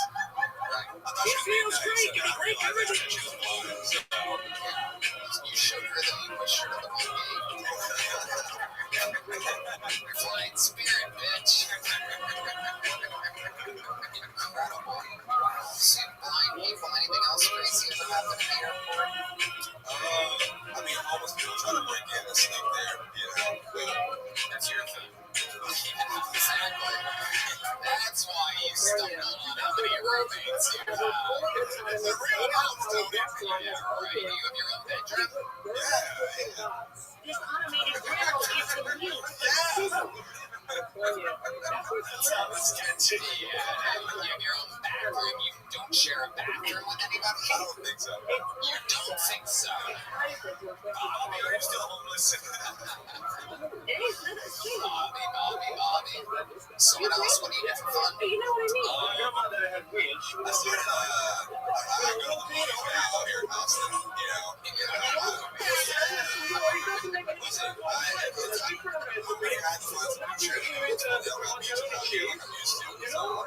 Jacksonville beaches. Oh yeah, man. I have been out there. That's how I got Clip City. What do you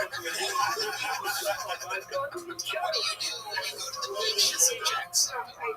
You walk on the beach. Walk on the beach. You don't do anything else? The sharks are there. You're not going to swim. That's right. You can be vigilant. They don't like dark. They can use that, Bobby. I have no use for it. Bobby, you've been on this show before. Did you ever get a big joke book? I did. I got one. There you go. Congratulations, Bobby. Great stuff. There you go, Bobby Brown Jr. Really keep it moving along. What are the odds that his position out of the bucket was perfect to bring up a man who believes in Bobby Brown Jr., a person who I do believe put Bobby up in his apartment for a while. Ladies and gentlemen, one of the greatest regulars in the history of the show. This is a brand new minute from our very own Cam Patterson.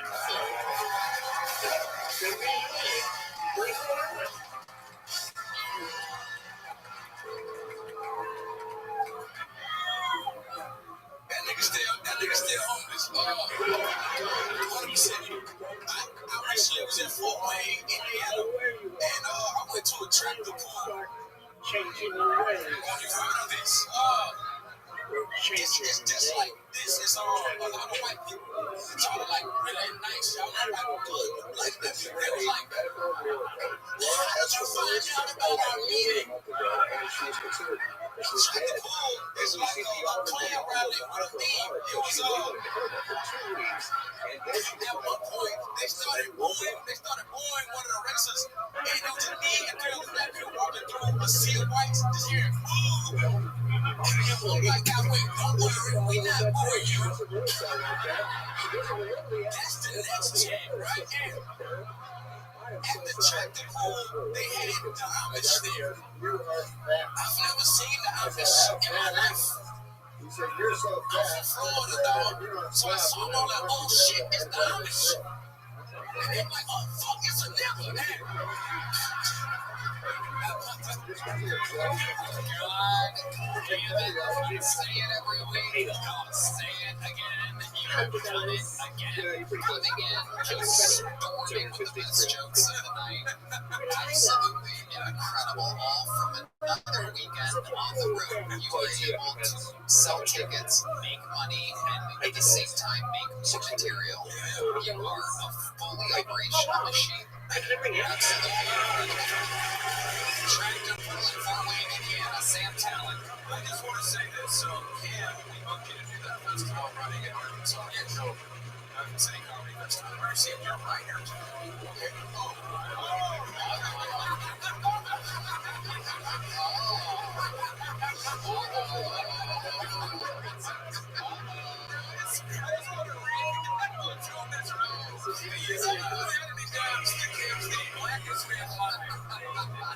So an adequate amount of bottled water that's normal, and then an assortment of gums and mints for your favorite snack. Beef jerky, where's the best one? Estonia. Beef. And then this is where it gets a bit specific. Homemade cooling. You're joking. No.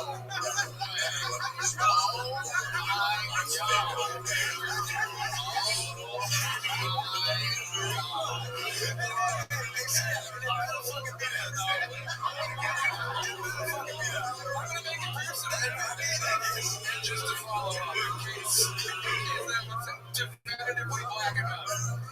2, and then in parentheses, the number 2. Black and white. Competition.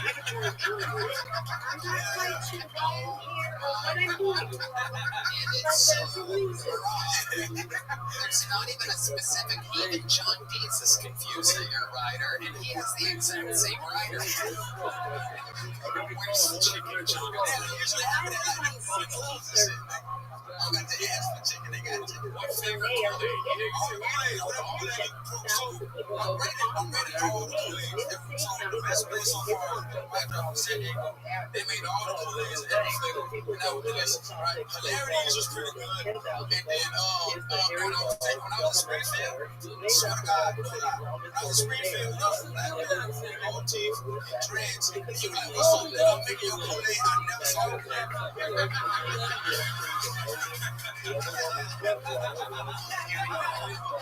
I'm gonna say the same thing to you.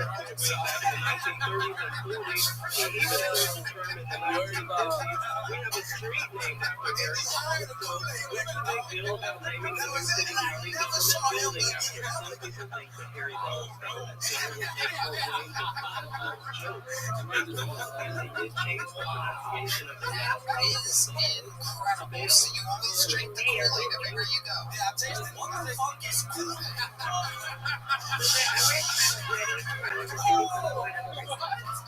So cool. What's that? Cam, not even to you to explain to this Estonian man what Kool-Aid is. It's really nice. Martin Phillips is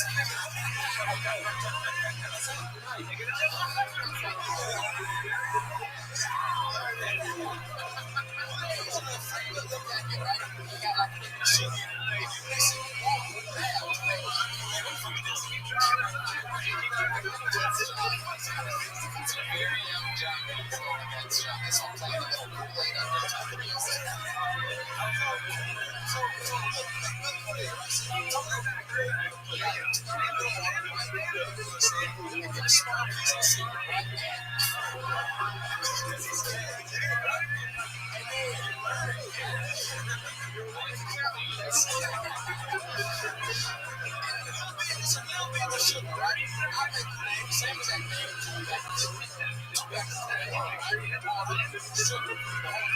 Lots of sugars.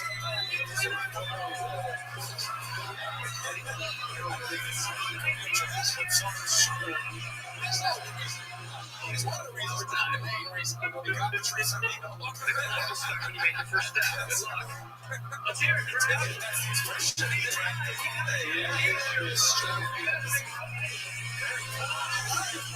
This is everywhere you go.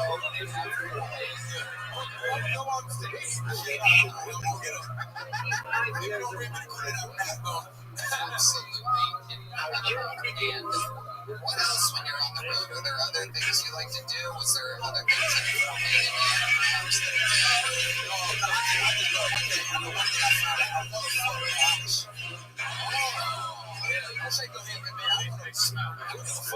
how do you know that? I'm from Amish country, Columbus, Ohio. That Amish pussy? Hell yeah, they know shit about Reddit. They don't even know my space. I'm a fuck Amish, dog. Me too. I want to fuck Amish really bad. I want to fuck Amish really bad. If you think about it, I'm going to get you on the phone. I'm going to Because they stuck in the past. They don't know what past they stuck in.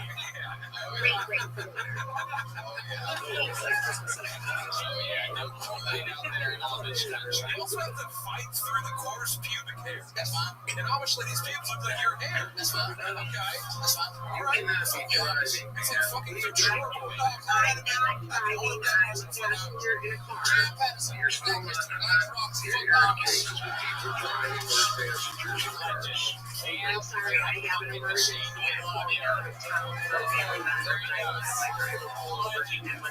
Sorry. The machine motherfucking Patterson. Not even lucky in late May of 2020. And there you go. What side of the car are you on? We want to give a big shout out to our favorite sponsor, True Classic, for making us fellas look good and feel good no matter how we move. Fellas have had a lot of trouble finding premium pieces so hard to fit just right. They're either too big or too tall or too expensive. That's why I love True Classic. I've been wearing True Classic polos on repeat. I love how comfortable and soft the material is. These are seriously the best shirts of all time, Red Man. Tony, I love my True Classic shirts. They're incredible. I don't know how they do it, but they make me look the best I've ever had. A basic t-shirt. I got the Essential Crew t-shirt because I love these shirts so much. I have to ask their permission. I can't wait to try the polos, V-necks, and activewear necks. Yeah, you know, a lot of shirts, they're too wide in the middle, they're floppy, some are too tight. These fit just right in the midsection, in the arms, and the collar, and that's what I'm looking for. I don't know how to describe it exactly, but these things fit just right in the American style. Truly great stuff. And I'm telling you, go to trueclassic.com/GoTony to save some money. That's trueclassic.com/GoTony and discover the perfect mode of someone 5'10" doing this elegant skirt with True Classic. Shop now and elevate your wardrobe today. You're going to absolutely love it. That's trueclassic.com/KillTony. Who knows? Your next bucket move could be the next future superstar of the show. We're going to meet them all together and make some noise for Dallas Irvin, everybody, to give you Dallas Irvin. He's been on before. We're going to Dallas Irvin. What's up, buddy? Hell yeah. I went from 230 pounds to 185 pounds in a year and a half because my ass over stuff. And the best thing that's happened to me is fucking all those beautiful little fat white girls that make sure his kids overflow real yard. That's all I can tell you. I'm telling little Trayvon McConnell needs a dad, and I'm here for it. He's going to be left tackle for Super Bowl 18. And I'm here for it, yo. I don't give a fuck damn yellow teeth. Just saying. Oh,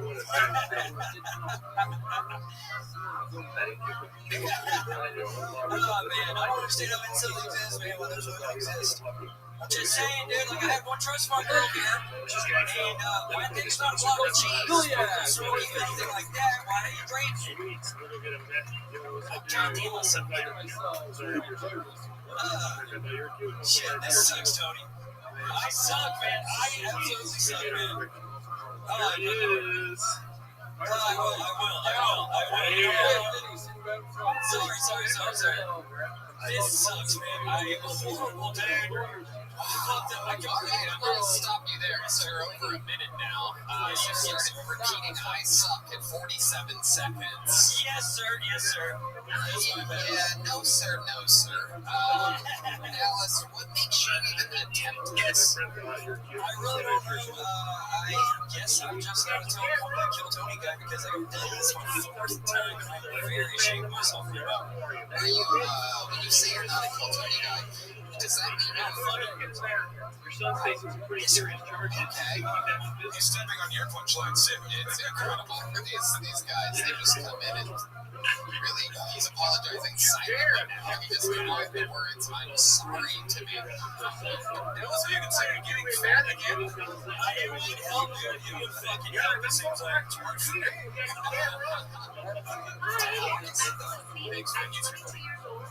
Dallas, Yes, sir. How long you been doing this now? Maybe like 3 years now. 3 years. Most of the time here and stuff like that. When you say here, where do you mean? In Austin, Texas. Okay. So, 3 years, what do we hear? The best joke ever. The best joke ever written. I've been on this show multiple times. You say you're not a Kill Tony guy. Let's hear your very best joke. Here it is. 3 years in the game. Tell us, sir. Yes, sir. Okay. I found out I was adopted, and I got to meet my biological mom when I was 12 years old, 14 years ago. And she gave me 5 numbers to look up, and they were all black dudes. Yeah, that's it. Yes, sir. That's not even a joke. It's just a sobering reality. I mean, like, they call her salad tosser, and I'm just like, oh, that explains everything about me sexually. So, like, that explains so much, man. Dallas, I'm gonna let you off the More great during the set. He had a lot of confidence when he came out. That was real well. I thought so, too. Dallas, you're gone. Goodbye, Dallas. There he goes. Put the mic on the mic stand. Can you guys do Dallas Urban? Yeah. There you go. Get it, go, Dallas. Go. Get the fuck out. There you go. There you go. That was a true bomb. That is a no joke. Do not pass go. I collect $200 bomb. Luckily, we have a solution now. When somebody bombs, we call in the fucking bomb squad. We have a superhero that specializes in performing after somebody bombs. Ladies and gentlemen, this is 60 seconds from the great and powerful Drew Nickens.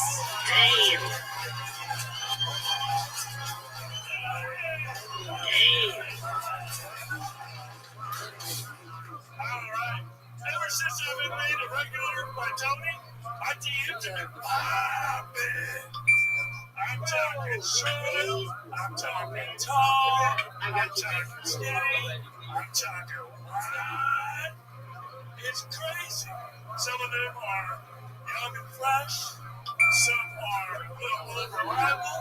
They're amazing. And some are good and healthy for me, some are dangerous and toxic, but they make me feel so alive. They all want me to know my energy. They even want to be with me to do whatever it takes. They'll even pay me. I mean, these energy drink companies are really thirsty for me, man. Thirsty as hell. They all want to recruit me like I'm the next Billy Mays. But wait, there's more. There was this health influencer. She split my DMs. She said, Drew, I love you, you're so cute, but I'm worried about your heart. I said, baby, it's safe with me. She said, no, Drew, I'm worried about your heart. It's going to explode. That's when I shot them an energy drink, and then I blocked that bitch. Thank you so much. Drew Nickens, he loves energy drinks, ladies and gentlemen. I love it. So Drew, welcome to another new minute for you. How's life going? It's amazing, Tony. Everybody's been so supportive. Everybody's been so kind. There's somebody not even a fuck now. We're having a good time, right?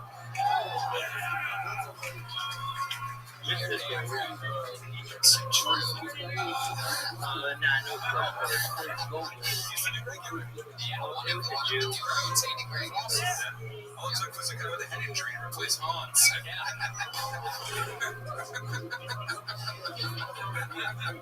I love it. So Drew, are there really a lot of girls in your DMs? Hell no, Tony. I swear, there's 4 girls in my DMs and 7 energy drink companies. The ratio is crazy. 4 girls, you know it, great dog. Dude, I got nothing. Really? What? Nothing with juice. Nothing. It's like a new thing. Incredible. I like your haircut, Ari. Thank you. This is insane to be hanging out at recess with you two right now. other four, get arrested and friends with Drew. A few moments later. I'm kidding. I love you. You're right backstage. I'm so happy for you. Yeah, he's a good fan. I really appreciate you. He's one of the best in the game right now. So true. I love it. And, you had your first Texas kiss here. Maybe you go on dates at all. You like girls, right? Yes, I love girls. You get nervous, right? Yes, I like women too. You been on any dates or anything? Other than the Taco Bell in the car, and I ate with a girl, I got crypto number spicy nuggets coming. That was a good introduction.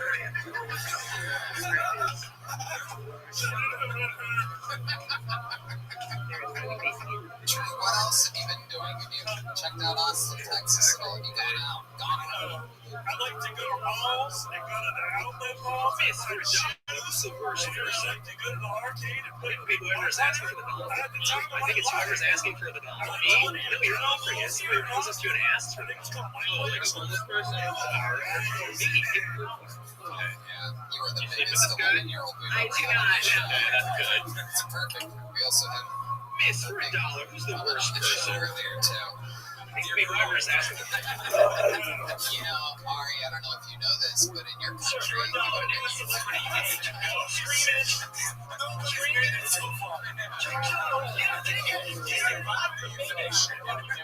as a Junior, but I promise you, he would have been used as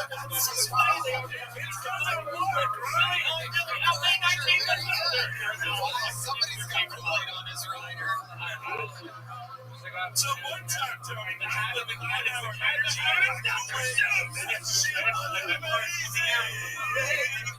Hey guys, out on the street. That might be the most vulnerable thing I've ever shared with anybody. I hear it. This is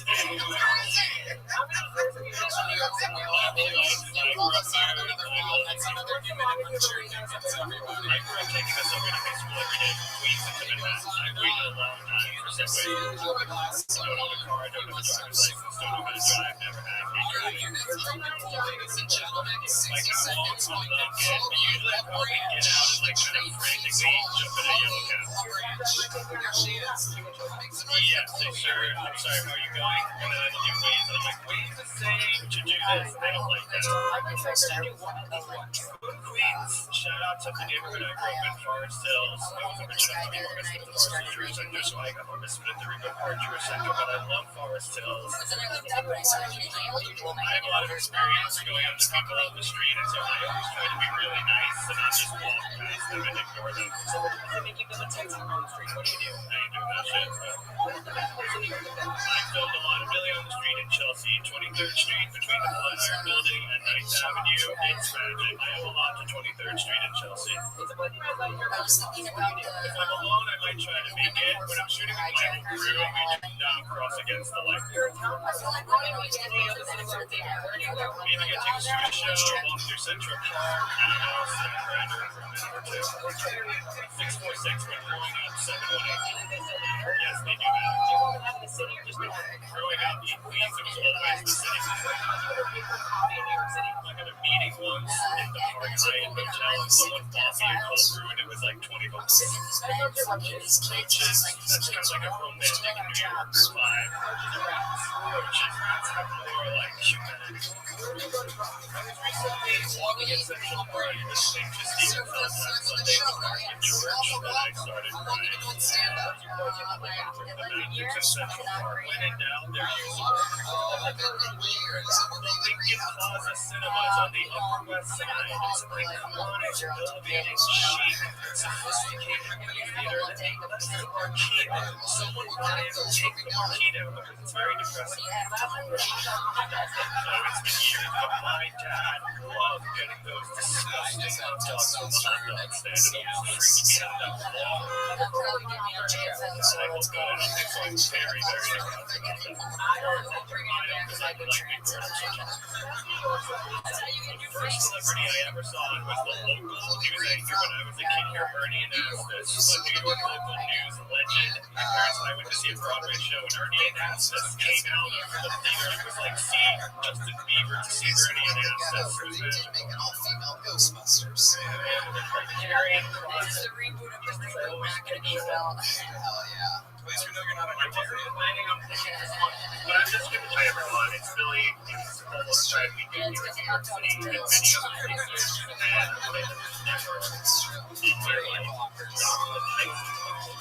Yes, I'm so sorry. You'd like to be an elitist New York piece of shit.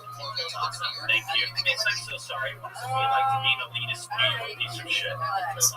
Thank you. Yes, I'm so sorry. You'd like to be an elitist. Chicago! Chicago fan. Being a young culture.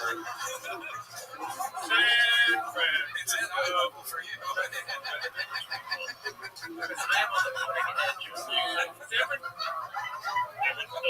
I was serious. Really honestly.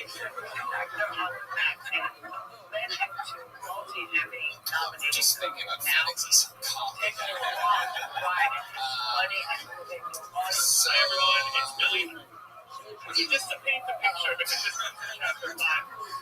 My brother Steve, my parents still around, is a photographer. Yes, he's a photographer. And he was very loving because at a young age, you were already ready. Yeah, money to I was survive trying in New York City. Sure. Everyone is doing Are you sleeping in the cupboard? Incredible. So, you're an alcoholic, you say, but you're in recovery. Yes. How long have you been sober? I just got my first year on June 11th. Congratulations. What's the trick? How do you do it? How does someone stay sober? Well, you try for 8 years, and then nobody wants to drink with you anymore, including yourself. So that's really it. Amazing. You go to meetings and stuff? Yeah. Keeps you in check? Yes. Do you have like a story like at those meetings? Like, do you have like a good story? Like some people, like I was driving a car and then I saw my baby seat in the back and it was wrecked or whatever. What's yours? That was it. It's a hit. Okay, well, there you go. I get like some. You did it. Here's a good one. So I was at rehab in Malibu, and my boyfriend, we just met. In rehab, you have to get boyfriends immediately, and so he got kicked out because his drug dealer baby dog threw drugs over the hedge, and then everybody got fucked up. Yeah. What kind of drugs? Xanax. That's like giving Nickens a case of Red Bull. It's a hot girl speedball.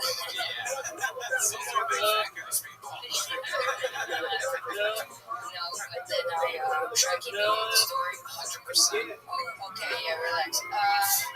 I love it. It's like your catchphrase.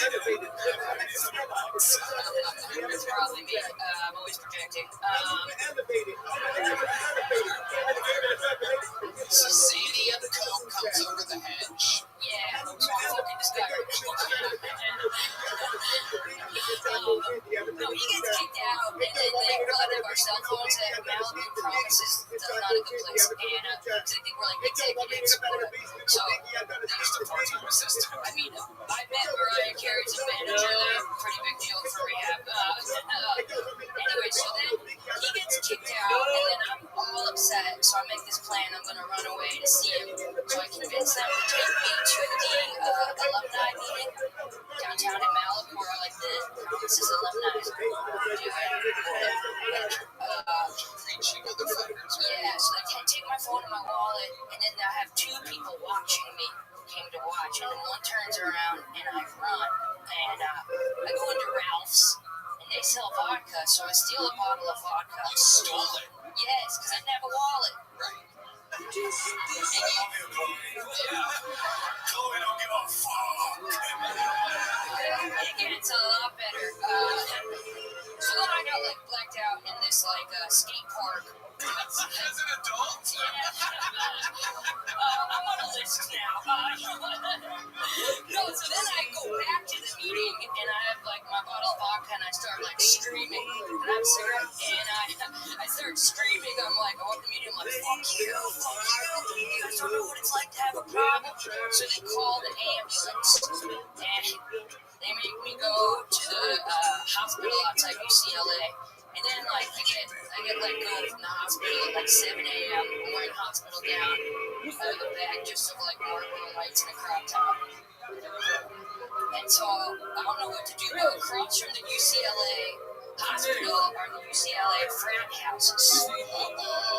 Party time. You know what I'm talking about? Let's fucking go. So I won't get right. Fuck this guy. No, so I knock on the door of SAE. And so I get the code if anyone wants to know, just say my alpha brother. And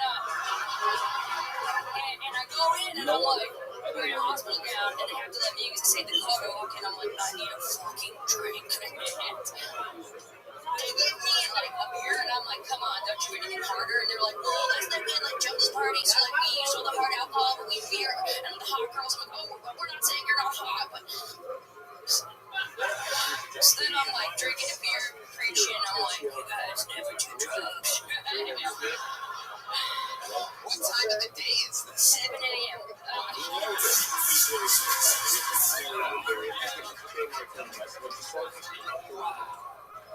Yeah, so then I don't have a phone, so I get one of the. I can't believe I had to ask.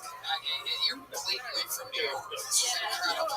The way you're smoking and telling this story. So then another day I went over 7 a.m. I'm in LA. I don't want to be there. Fuck them.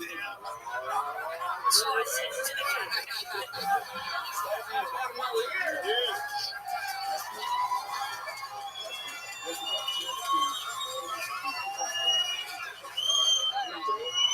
relax. Go back. Amazing. Chloe, absolutely incredible. So many years. I didn't finish the story. So then I get one of the frat guys, he's snorting Adderall before a test. So you're like, there's my boy. Unlike this guy, I'd like to marry. I get him to call me an Uber back to Malibu. What a gentleman. Swell little rich UCLA kid snorting Adderall, sending you on your way. No sexual interactions. He just got you an Uber to Malibu from UCLA.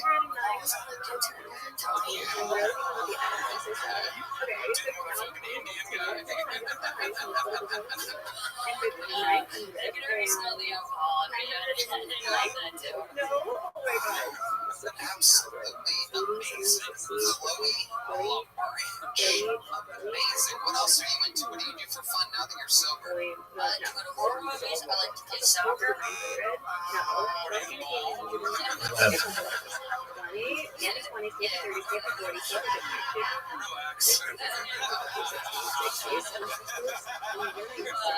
Like, look at us go, you know, it's like we're like David telling the cross right here.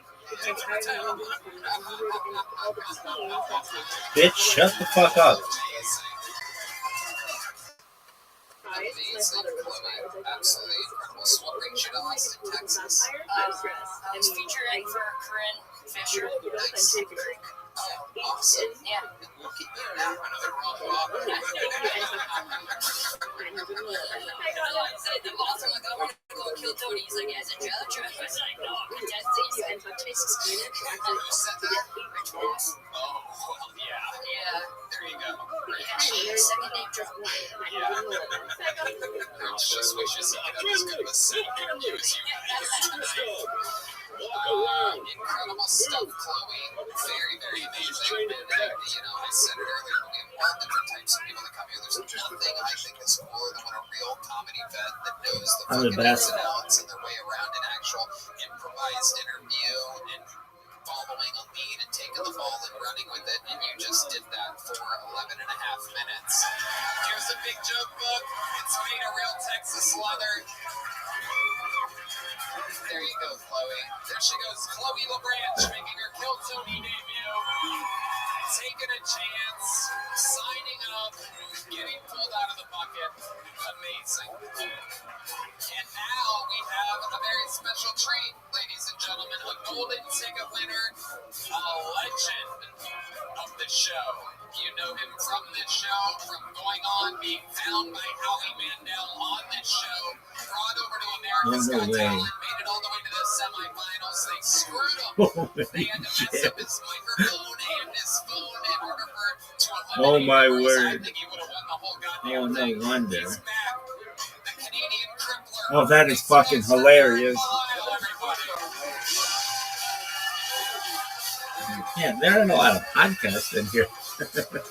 They're not to realize that they're not the WWW. What does that mean? No one knows. No one knows. We're about to be like, Grandma, why did something be WWW? Why is something WWW another time? Really? One more time. Where is he?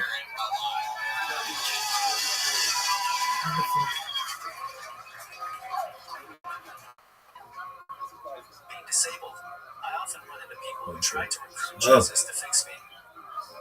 I was in a taxi one time, and he pulled over to tell me that he once cured an ear infection by praying. He says he can cure me since cerebral palsy and ear infections are exactly the same. I don't have a lot of options, so I'm like, okay, let's see what you got, big boy.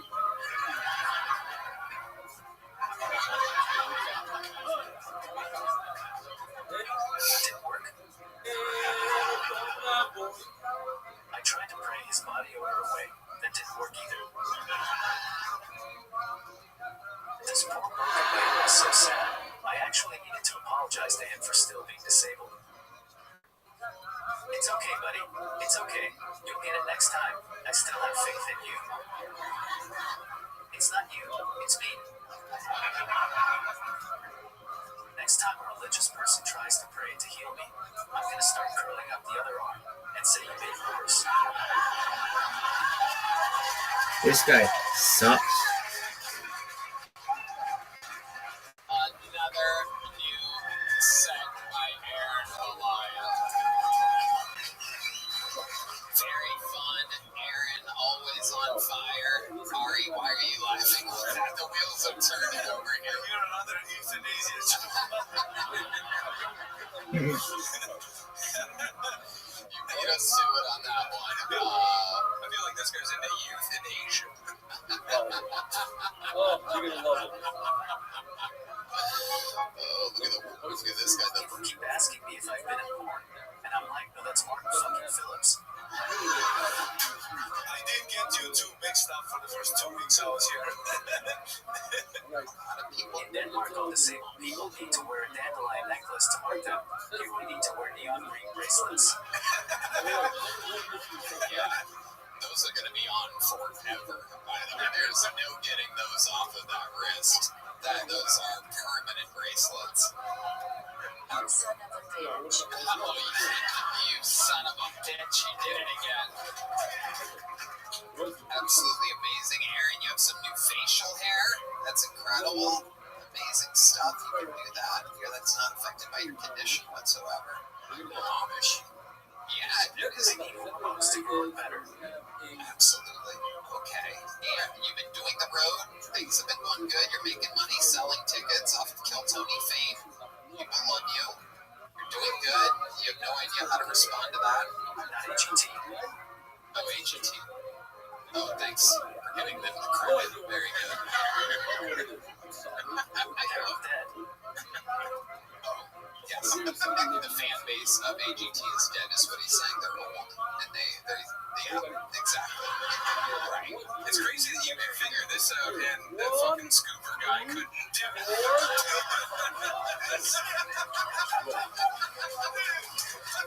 It turns out he just has to have the scooper permanently attached to his arm the entire time.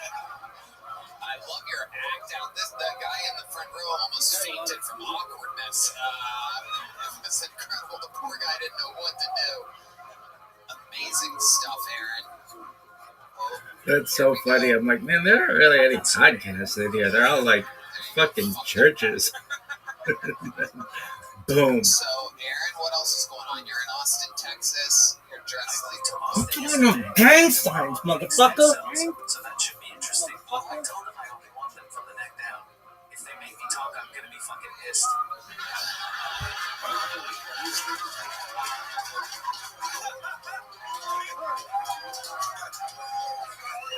Oh my god, that would be hysterical. I thought Red Band was the sound effects guy.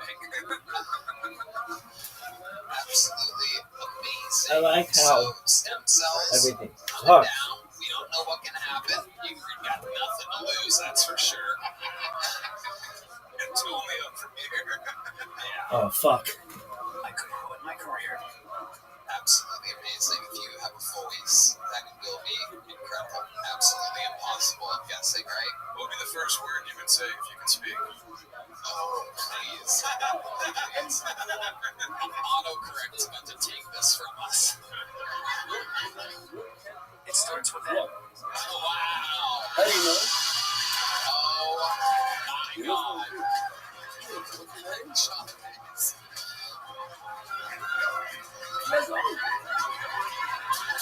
That is the perfect answer. That was the first English word you learned, too. Hell yeah, dude. I've said that more than I've said hello. You know what I'm saying? Aaron Belial. What else is going on? It's Nana. Nana? Yeah. And also, I'm bombing. no, you're not. No, you're doing just fine. You're doing absolutely great. Warning. Overload, system overload, overdrive. I love it. Aaron, so you moved to Austin. What's going on? What's your living situation? Better than Bobby Brown Jr., I take it? I live in a one-bedroom, one-bathroom unit. Oh, no gang. I'm living in one of the fans' spare units. Fans? A fan of the show has a spare unit. Speaking of spare units, who can forget Phoenix Provocateur? Jeez. Uh-oh. Look at him. He's jumping there. You can live in her foreskin.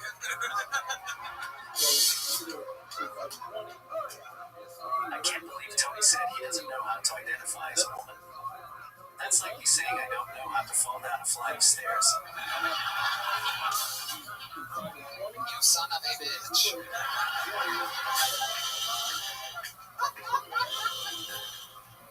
Do you fall sometimes? Is that a thing that happens? Only in love. Incredible. Did I steal the words right out of your Bose speaker?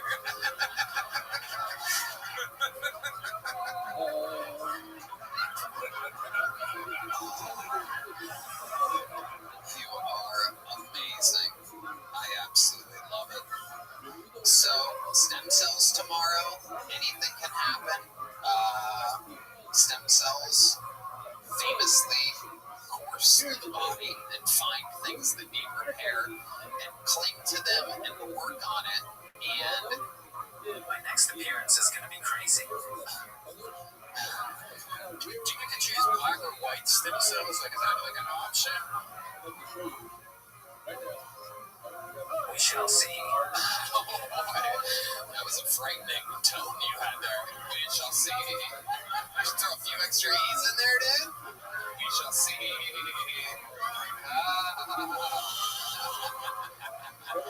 I love it. Well, Aaron, you're a fucking machine, literally and metaphorically. We love you. You've done it again. Anything else? See you scrolling. You son of a bitch. Oh, get out of here. Get him out of here. There he goes. Aaron Belial, golden ticket winner. Bender, always a solid set. From America's Got Talent semifinalist, Kill Tony golden ticket winner, Aaron Belial. Onward we go with the show, ladies and gentlemen. And make some noise for your next comedian, Jacob Marshall, everybody. Jacob Marshall, right out of the bucket. Here he is. Yeah. So I used to have an Apple Watch,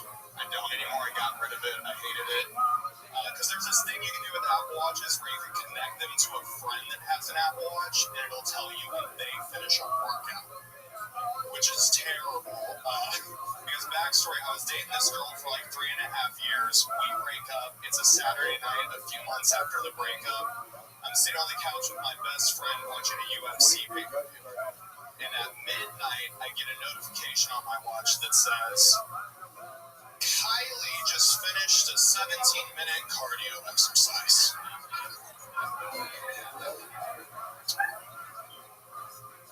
So y'all are smarter than me. Because I looked at my friend who was like, it's a little late for a run. He was like, Jacob, she's not running. She's being ran through right now, dude. All right, that's all. Okay, exactly a minute. Your ex fucked after you broke up. Okay. What's your name again, bro? Jacob Marshall. Jacob Marshall. Good work. How long you been with stand-up, Jacob? 3 years. Where at? Dallas. Okay. How often do you come to Austin? About every 3 months. And what brought you here today? Just this? My aunt's in Paris right now, so I'm dog sitting for her for 2 weeks. Aunt's in Paris. One of my favorite Jay-Z Kanye West songs. Paris, Texas, right? Okay, so your aunt's in Paris, your house sitting for her, is that what you said? Yeah. She lives here in Austin. Okay. She have a nice house? Yeah, it's about Okay. Have you noticed Bobby Brown Jr. sneaking in? I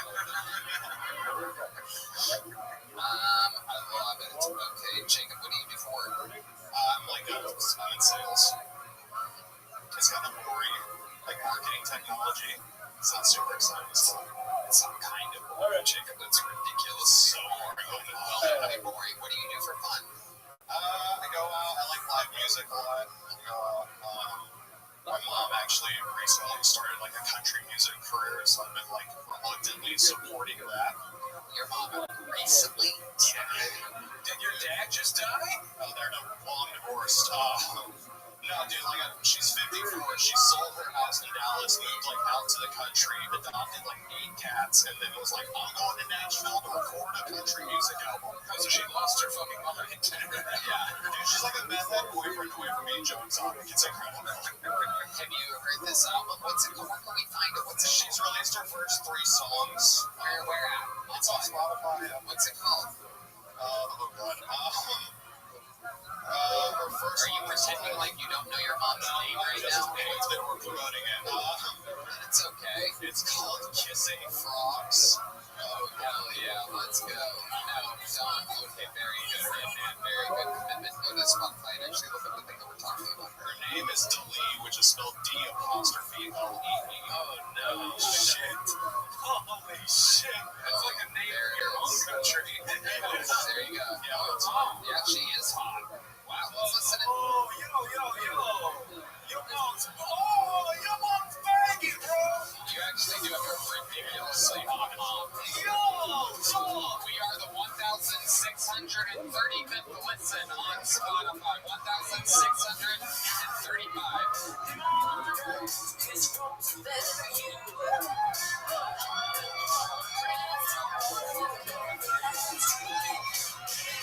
Can you get your mom on the show? Yeah, it's unbelievable.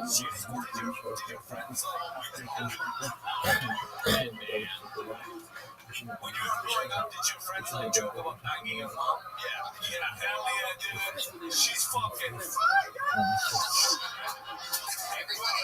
And the divorce was right here. Have you ever heard another man fuck your mom? Oh my God.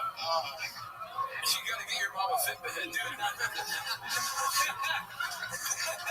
It ain't gonna be 17 minutes, you know what I'm saying? Hell yeah, she's kissing more than frogs out there, dude. Holy shit. So let's... This is incredible. It's bothering you so much that it makes me just want to ask more questions about your mom. Well, she writes her music with ChatGPT, which hurts me too. I don't give a fuck. Oh yeah, that doesn't matter. Do you talk to her often? Once a month. Okay, once a month. Yeah. awful.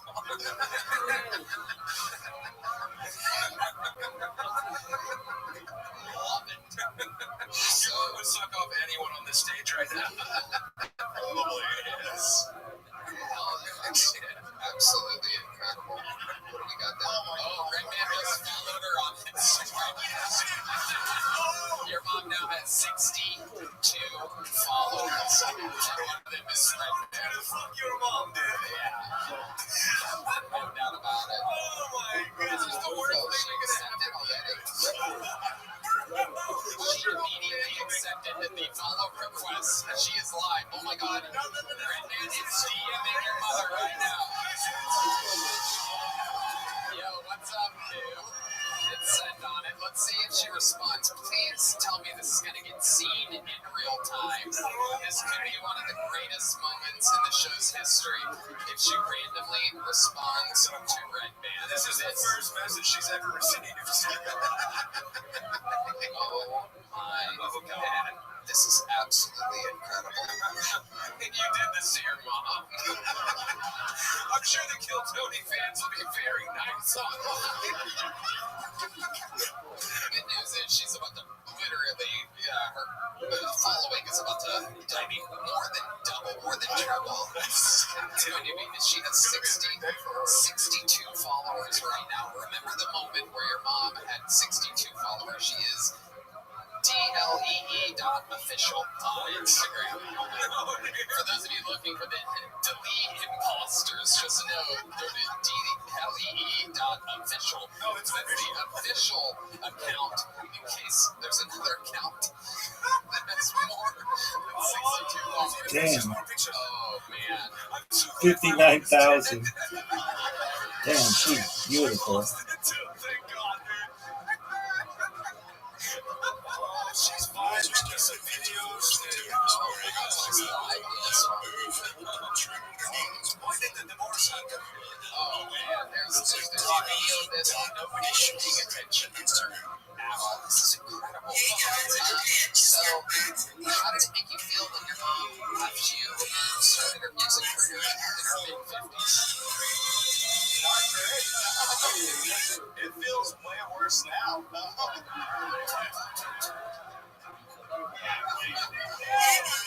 Today is day 3 in the studio. Marshall,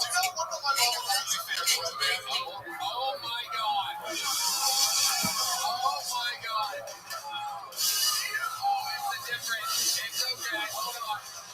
It's okay, hold on. It's a different D-League. It's a different D-League online. I just know about this. Well, I mean, I was wondering how she funded the album.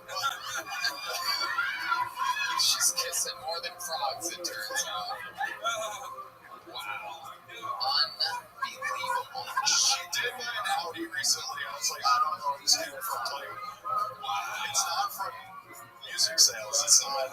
She's using AI for her OnlyFans avatar, also, it seems like. Well, at least it's not really her. I don't know. Okay. Jacob, before I let you go, most interesting thing about your entire life. That's okay, right? Man, that's a different. Come on, just get out of here. Yeah, exactly. And just went down to someone else, some other D-Lee's rabbit hole on fucking. Just blowing up pictures and zooming in on tits. You fucking pig. Alright.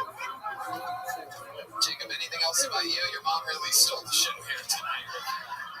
I guess I found out recently I have a boyfriend, Dick. That was. What does that mean? I didn't know what it meant. Like, that told me. Basically said it's like not too big, not too small, like the Goldilocks of penis. Wow, that's terrible. It was, I think it sounds like a really nice way of saying I have a small penis. When you say this lady said something, it's a thing. It's a thing. Is this your boyfriend? Guys like that always have the biggest cocks. Oh yeah. They're not girthy, but they're long. Yeah, they look like a marsupial's tail. Alright, Jacob Marshall, you know what? The set was very, in my opinion, kind of just okay. I liked the premise, but you didn't really take it that far or take any real chances with it. But I will say this, Since the interview, you fed us your mother on a hot platter. I'm going to give you a big joke book. There he goes, Jacob Marshall, everybody. All right, one more fucking. Damn, bitch, you want to get fucked? You guys still having fun? The lightning and the Nazarene. Okay. How'd you like to blow the rabbi? Everybody, your final fucking full of the night. What's up, guys? It's good to be here. I grew up playing football, and football coaches never have anything nice to say. Like, my coach always be like, you suck, you're a pussy, your mom's a whore. Yeah, and that always hurt my feelings because my dad was the coach, and we were in a game like that. I'm 9, and it's Christmas, you know, so I have something we growing up. I feel like dads are killing more dads now are like pussies. It's true. You know, because I was at the store the other day, I saw this dad with this kid, and the kid was being bad. And the dad just said all the time, he's like, Carson Juan, 2, Juan. I was like, dude, you fucking suck, did you? My dad would never have to say my name that many times growing up. My dad would go like, hey, the fuck, and that was it. That's all I got. That's how I'm just scared. I'm not saying like hit your kids or anything, but they should be a little intimidated. It's like the scariest thing my mom gets up and growing up is I'm going to tell your dad. And you tell a kid in 2024 you're going to tell his dad, he'd be like, who, Bill? How about this? Fuck Bill, how about that? Thank you. Tom, feedback. Welcome to the show, Tom. How you doing, Tony? Good minute. Thank you. First time on, right? First time on, How yeah. long have you been doing stand-up? Like 3.5 years. Where at? Chicago. And you visit here often? I just moved here like 3 weeks ago. Congratulations. Thank you. Just out of curiosity, what made you move to Austin, Texas? For comedy, man. I was doing comedy in Chicago, and I was doing a lot there, so I was like, I want to expand it. And you could have gone anywhere. You could have gone to New York, you could have gone to LA, and you picked Austin. Yes, that was You just let you get it all day long. It's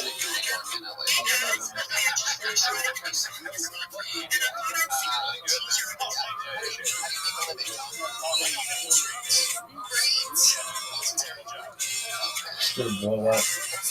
You think Joe Rogan did stuff when you grew up? Look at the rabbi comes on. This bitch is gonna be a fucking CMA winner. Really? Oh, sure.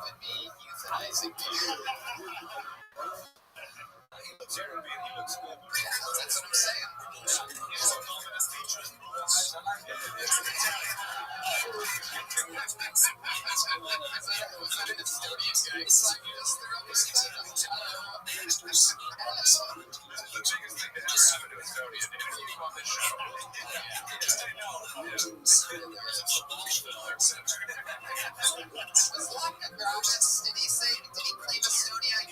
I had freckles all over my face as a kid.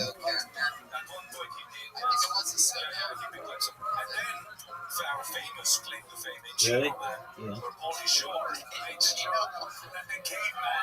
He's from Estonia, dude. National news in Estonia. In 1996, 4 years into our country, Hollywood uncovered Brendan Fraser. That is your boy.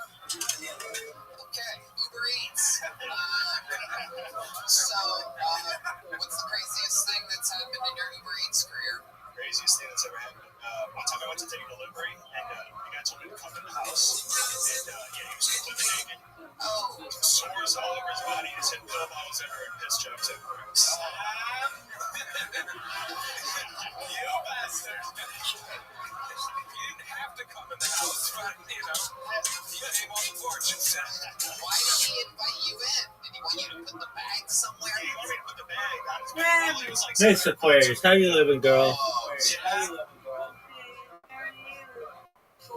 I'm okay. I was supposed to have an interview today with somebody, and they bailed. They told me, though, that was cool. Yesterday's, they just ghosted me, but that's okay. We had 3 this week, which is really great, and I've got a really good strategy now that is amazing, so I could care. Like, honestly, Mr. Aquarius, I woke for this guy's interview, and I was like, I don't want to do this interview. And I got the email like, hey, I can't make it or whatever. I was like, sweet, back to bed. Yeah. So are you ready for it? Well, firstly, how was your day? Are you ready for it? Well, firstly, how was your day? I'm just resting today, then I start getting stuff together. Oh yeah, tomorrow's a big clean out day. I got to clean up tomorrow because I got to do this stuff. This Wednesday, they're going to be painting. Yep. Yes, ma'am. Just giving you a heads up. I think that they're gonna. I think the internet service provider is going to be doing some fixes tomorrow. So if for any reason you see one of my accounts out or both or whatever, just know I'm okay. Thankfully, that they're just replacing some wiring or something. All right, Miss Aquarius, are you ready for an invitation? Yeah, Let's do it. I'll take my little muscle relaxer so I go to bed. Yes, ma'am.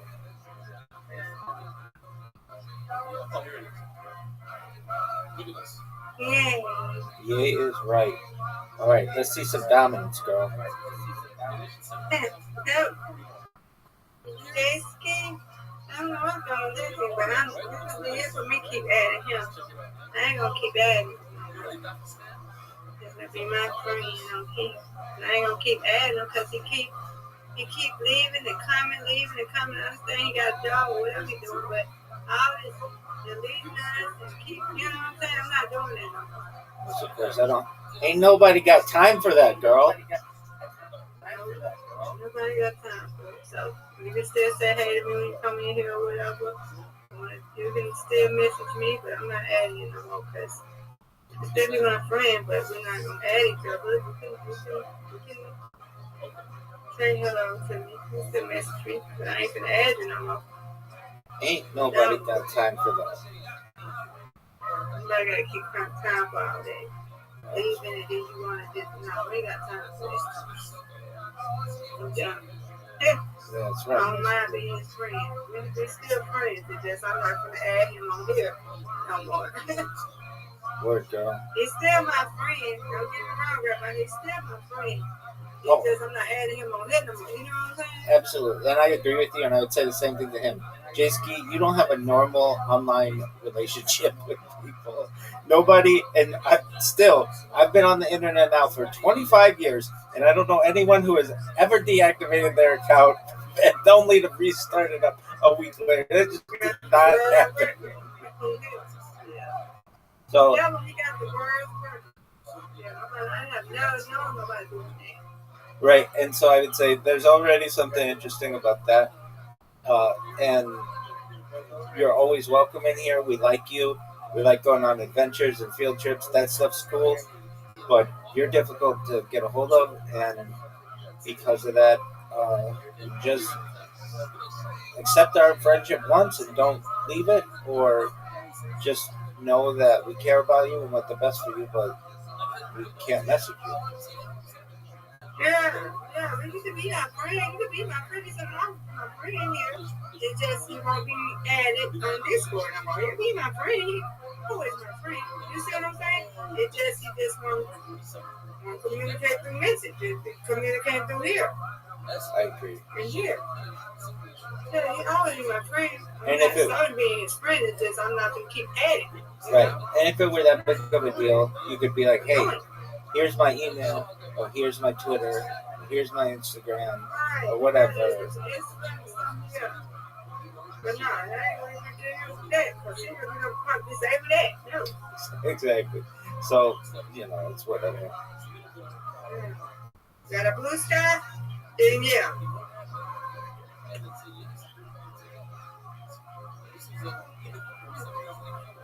Yes, Aquarius.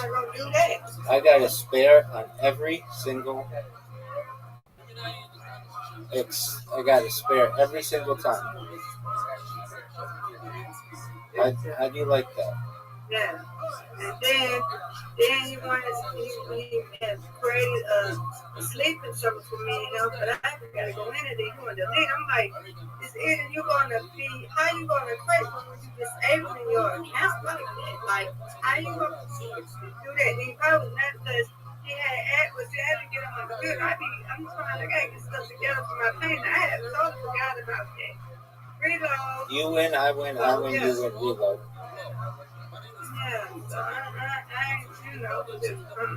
So when he disables his account, his sleeping server goes away? He created a sleeping server for me and him and said Daisy and Miss Aquarius is secret server.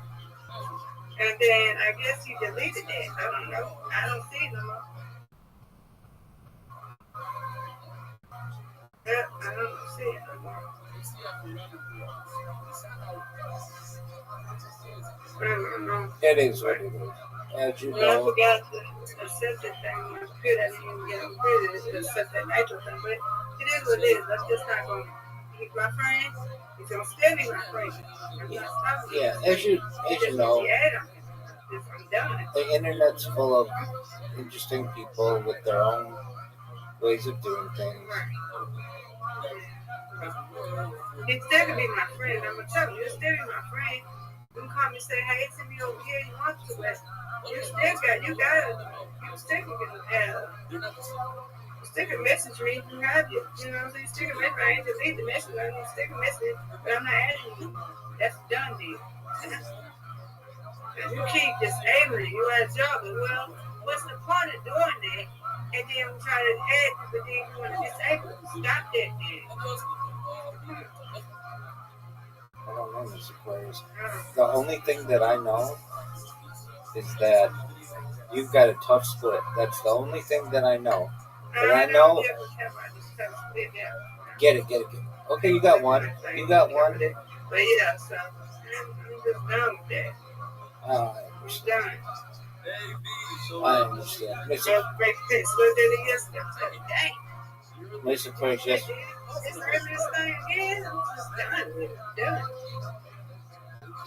Yesterday I spent like 3 hours, it felt like, I'm not exactly sure of the time, helping Reverend Andrew with his background.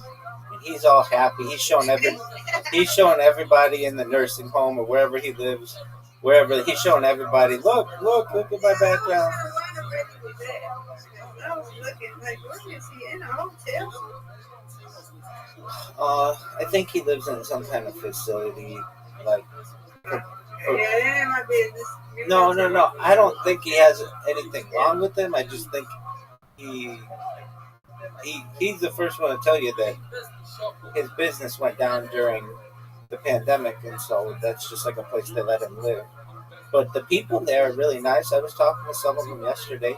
They're really, really nice, and they provide meals and stuff. And I told him, like he's always wanting to come in here and like talk and teach classes and stuff. And it's like, that's fine, do what you want to do, but why don't you make a podcast or just put that on YouTube so that other people can see it if it's so important to you? So I'm trying to talk to him about that. I mean, he does what he does. It's not my business if he wants to do it or not. But I told him I'd help him with it. He was all excited about that background because he's like, I don't want people, if I'm doing this, I don't want them to think that like I'm in a hospital or something. And so, so that he has a virtual background in the background so that you can't see what's going on in the background, because a lot of times it's like a hospital, and he wanted it to look like Jerusalem, and so I made it look like Jerusalem. You win, I win, you win. Undefeated in bowling, undefeated in friendship. Good job to you as well, Mr. Aquarius. All right. So are you going to stream or something? Well, he did. He already has. We got him set up. He's got a YouTube. He's got a Rumble. He's got a Facebook. He's got a lot of friends on Facebook. A lot, like thousands. So it's like he's already got people who watch his stuff, and then he's got a Twitch. So we got him set up with all that, and he did a little streaming yesterday. But you know how it is when you're doing that kind of stuff. There's a difference between just streaming and it being recorded, and people can critique you. And, I get that. Like, he's more comfortable just being on Discord where he's not being recorded or whatever, as opposed to, like when you're recorded, your stuff's on the internet forever if you don't do anything about it. And I don't know if he's all that comfortable with that, but I told him to help him either way. So that's good. But yeah, he seems like he's nice. Oh, you met him. Is he new? Has he been in here before? Yeah, he's been in here. I met him maybe a few months ago. He would always come in really late at night, and he'd keep me up really late. and he always wants to talk about religion. And that's okay. I talk about religion with him, so we'll talk religion. And he then wanted to, start maybe doing a podcast and all that kind of stuff. So I helped him with that. And he'd come in every week or so. And then he came in more recently during the week, during the day, and I started helping him. But you know how it is with these people. They'll come in for a few days. I mean, there's no one like you and no one like Brandon who are as consistent as you are, of people who just, all right, I'll see you tomorrow. And I know I'm going to see him tomorrow, God willing, as opposed to, all right, well, I'll be back tomorrow, and you don't see him for 6 months or whatever.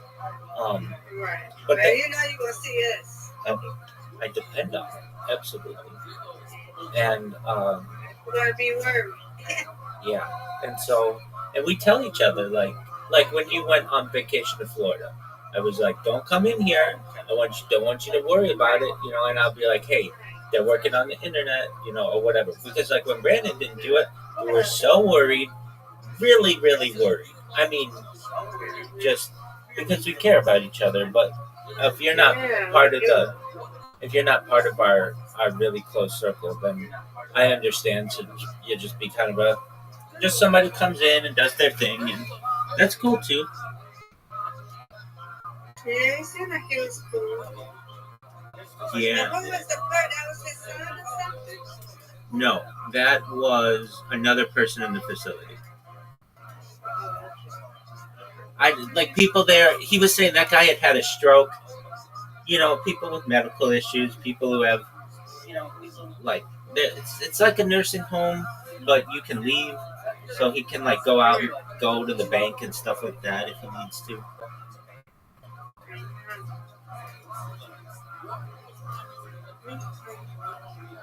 It seems kind of. Maybe have some cool people. How's Tony?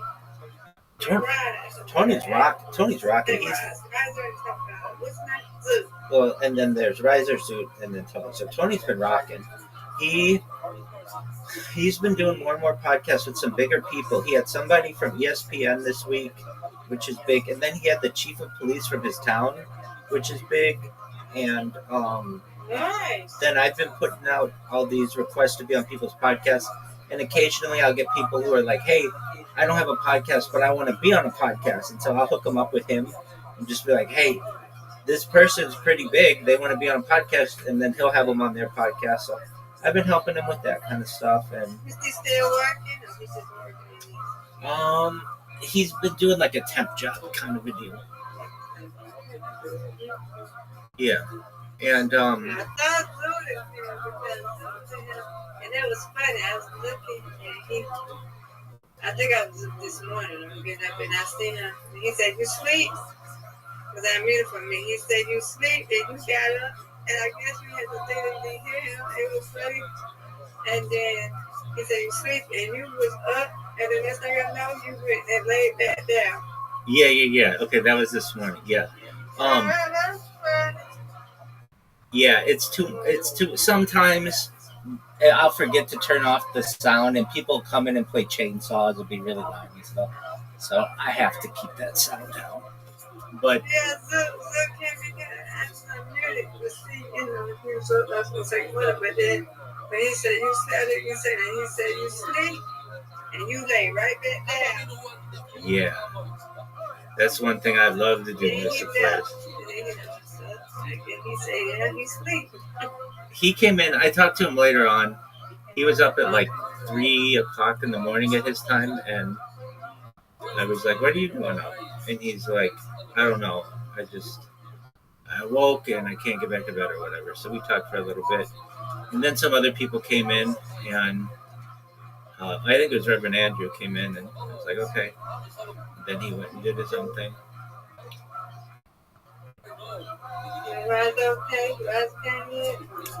Riser, I'm really happy for him. I think I told you he did a mural, and he finished the mural, and it's really good. And now he is, for the next month, I don't think we're going to see him too much, maybe, but maybe not, because he is going to, he's going to go visit his family, so Okay.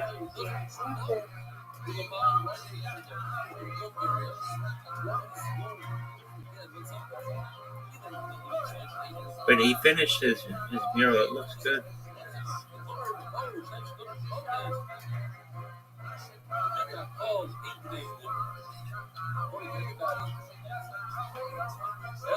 Miss Aquarius, I don't know if this is going to make sense, but I got this really long list of contact pages for people's websites, and I was going through it, and I'm like, man, I'm not seeing many podcasts on here in this list that was made. I mean, I saw some, but not that many, and I didn't realize that I was only in like the very beginning of it. And I had 30,000 more to go that are all podcasts. And I'm like, oh, wow. Can't believe I made such a mistake. So I'm pretty happy about it because that means I've got a lot of work to put in and I'm excited about it. So I think that's cool. Yes, man. Do you listen to podcasts? I just don't know no good ones that I want to listen to that I'm into. I did a long time ago when my daughter used to work there. Her name was Gia, and she was telling me about some stuff, and I was looking at some stuff like books and stuff like that, but I stopped doing it because, I have to pay for some of that stuff, and I'm not paying for it. I know, but you can do free ones. They're all, most of them are free. Yeah, I do something like that after things sometimes. Yeah. Yeah. But like, what's a TV show you like? I got a lot of Office, remember? Like acting. Oh, wow. Okay, so like one of the best podcasts ever is known as Office Ladies with Jetta Fisher and Angela Kinsey, who play Pam and Angela on the show. And they go really deep into every episode. It's one of my favorite podcasts ever. And it's free. So if you ever have a chance, look up Office Ladies. It's amazing. Where is it on? It's on Apple. It's free. It's on... You have it right now. Go to the search in your phone if you can.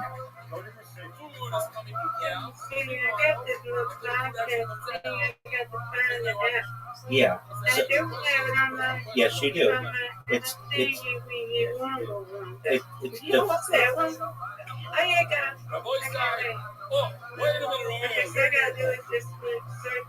search it's Office Ladies. OFFICE space LADIES. Yep, I found it. Yeah, okay, I didn't know. Okay. Audrey and Jenna. Yeah. Okay. I'm gonna have to add it. Okay. I can listen to them. Okay. It's free, right? Oh yeah. Okay, good. Okay.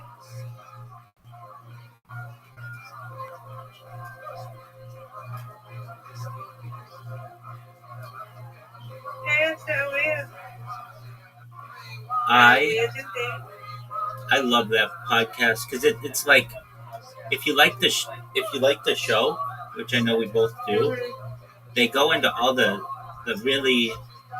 stuff that you just don't normally get, like how much. Do you watch them or you can just hear them? Are they on YouTube too? No, that you just hear them. Yeah, I think you just hear them. Though I have seen they do some like how do I want to say it, like maybe like clips of them when they want, or if they have a guest on. So sometimes they'll have a guest on like Steve Carell or one of those actors who was on the show. And if they have on one of their actors friends, sometimes they'll have that on video. But they just go into like way more specifics about each show. Like, they'll be like, people will call or people will write to them and be like, I really loved your hair in this episode. Like, how did you get your hair that way? And they'll be like, actually, we don't do our hair. We have people who do their hair for us. But I remember that day, it was really humid out. and it was all frizzy, and it just made my hair much more frizzly. Like really, really specific stuff. Or they'll be like, the food that you eat, like on the show, they'll be like, you're doing like 30 takes sometimes, and you can't eat that much food. So there's a spit bucket like right by your feet. So then you'll take a bite, and then they'll be like, cut, and you spit into this bucket, and you keep doing it, and it's really, really disgusting. But that's what you do when you're doing a show.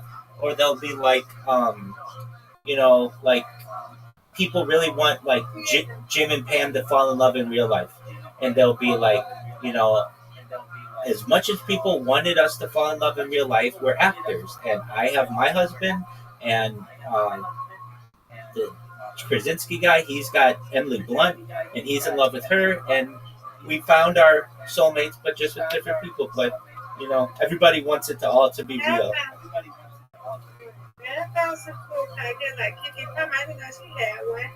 I was just gonna say all the people who you like, all the people. But I look at Joe Osteen. I be listening to him sometimes. All the people you like Love and Hip Hop. You like that show, right? Yeah. There are like 50 Love and Hip Hop podcasts. Really? Oh, just type in Love and Hip Hop into the podcast app. I didn't know that. And they're all free. But you know what? These people are doing it because they ain't got nothing else to do now. I guess the stuff is going down. That's absolutely right. That's absolutely right, Mr. Aquarius. But you just type in, they're all free too. So, I know your friend was like, hey, you had to pay for something. That's usually an audiobook, which is different. Podcasts. Right, audio. Yeah, but the podcasts are free. Yeah, I know that. I'm just saying, audio was somewhat free, but I didn't want when she was good. I was into doing audiobook, but the song that I did, because I don't do scary stuff and all that romance too much. But I wanted to look at good ones and listen to good ones with someone who signed you up a paper, and I was like, no, I'm good. Yeah. But yeah, I see you. But stuff like that. And then the people who, like, you're a number one fan of what's that artist? You went to her concert like last month. Erica Dawson? Yeah, I bet she's been on some podcasts if you wanted to hear her interviews. She been on the radio station before, yeah. Exactly, so I'm sure she's done some podcasts. Yeah, she's just a local artist, and she does like with her band and stuff, but she's not like a celebrity yet. But Miss Aquarius, she's gonna be huge. Yeah.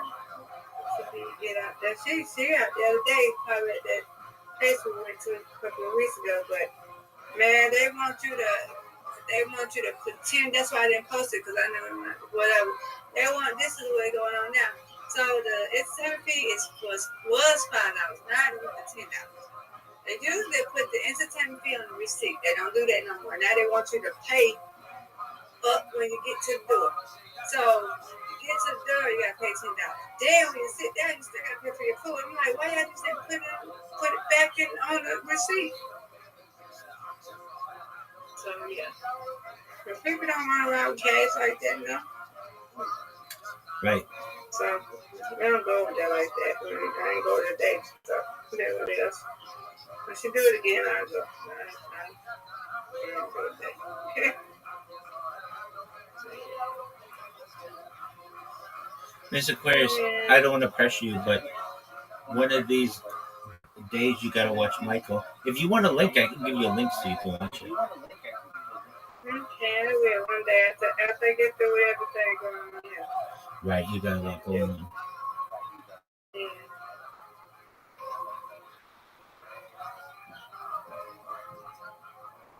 Yeah. Will they let you at work listen to podcasts or no? No, not really. I ain't doing that. I get in trouble.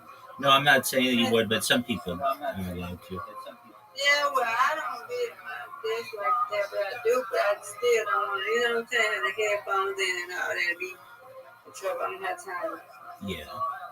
For the focus. Yeah. I probably listen to Michael when I be on my lunch break or something. Yeah, oh yeah, definitely. What a lot of people do And we used when I would be a supervisor of people. I'd let them have Some one. of them do it. I'd let them have one earbud in, so they could listen to it. Yeah, I just ain't doing that. exactly. I'm not. I got job coach. I ain't got time. They be sitting up here and they want to tell you. I ain't got time for them to tell me. I'm finna work. I'm not here to be. You know what I'm saying? Time for this kindergarten mess. So yeah, some of them do it though. They do. They do. They be their just and they be listening or whatever they're doing. Hey, and the sheriff already told them not to do it, but hey, it is what it is. I'm not gonna be copying people. You know what I'm saying? I'm not gonna lose my job. I love my job. Been there 4 years. It'll be 5 years in January. I love my job. Hey. Yeah, sometimes I have my earbuds in around town, but I just don't. You know, my job had a coach come in. I don't want her to catch me doing that. I ain't got time. You know. I absolutely understand. But when you're in your Uber, you remember my break? I look at it, right? well, yeah, if you want. Or when you're in the Uber, you got 25 minutes there and 25 minutes back. Yeah, when I be around my passport, she want to talk, so I try not to do that around her, because I be trying, you know, she don't have no music on unless she want to talk, so I just talk to her because I ain't got time for her falling asleep. Then she tried to start, hopefully, she ain't tell me nothing yet, she didn't text me, so hopefully they'll say she'll say something. Hopefully they'll say something, but she just got an interview, not Stacey, but that's right. She just did an interview Thursday, yeah, with Amazon delivering stuff, so hopefully she's going to get, you know, she said 24 hours, so she ain't hit me up today, so they still ain't said nothing to her yet, but, so the interview went well. Stacey, we got to put more prayers out to Stacey. Okay, may I ask a question? I'm just confused. I just want some clarification. You were doing Uber, but now you've got somebody who you pay to pick you up? I have a cash ride now. Cash ride is somebody that you get your money, but it's cheaper. You can get them whatever, however you want to get them, but it's cheaper than what you're paying. Like I be paying $30-some.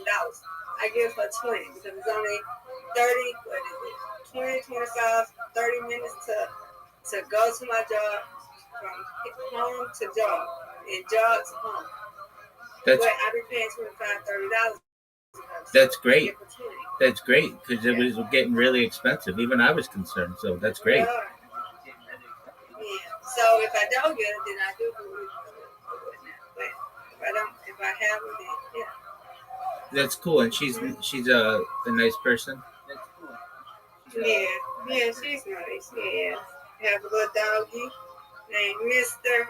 He's just chill. He just look like he's an old man, like he don't work all day. What kind of dog? You know what kind of dog that is. We don't know. I don't know. Is he? Yeah, she told me. I can think of. But he's cute. He's small. Mhm. And does he sit in the front or the back, or where does he go? Yeah, he sits in the front with her. Sometimes he even sat in the back with me a couple of times when she'll take me, bring me home. Or whatever, because I don't want to smell like a dog when I'm going to work. But he'll sit with me in the back, coming home or whatnot. But now lately, he's been just chilling. He'll get on the chair in the seat. Then sometimes when he's hot, he'll get back on the floor. And I'm like, hey, mister. Like, he just be laying there. I'm like, really? What you been doing all day?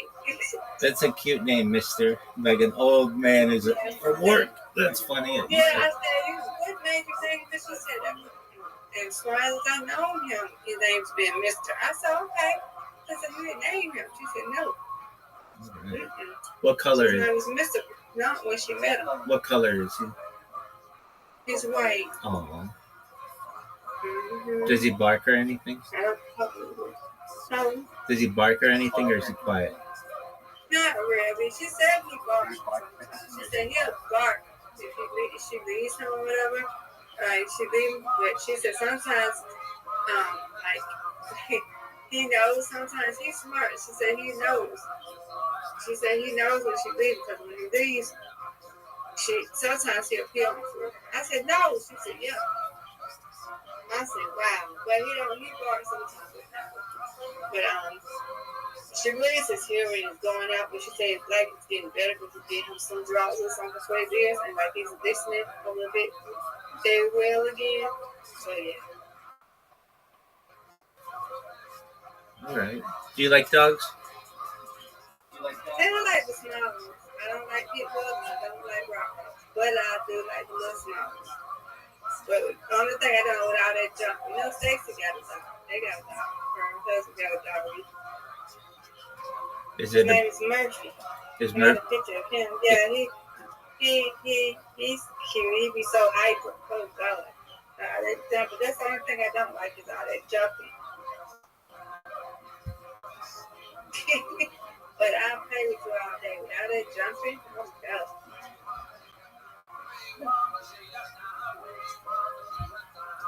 Yeah. Do you like dogs? Okay. I like dogs. One of my roommates has a dog, and I sometimes will say hi to the dog. Sometimes they'll have me watch the dog. I have in the past, not often. And I very much like dogs. I'm kind of like you, nothing too big, but just cute dogs are really nice. They got a small dog? The women got a small dog? Yeah. And there have been other people who've had dogs, though they haven't lived here that long, so they haven't been like, I haven't ever gotten to know their dog. But yeah, the person who manages the house used to own a pet shop, and so he really likes dogs, and so he has sometimes he's got a girlfriend, like he's from Iran. I think he's got a Filipino girlfriend or something, and they have, I think she might bring her dog or something, and something like that. So there are sometimes dogs around, but if anything, because we have a lot of people, just to keep it quiet, that's all we care about. And if they're quiet, that's not an issue to me.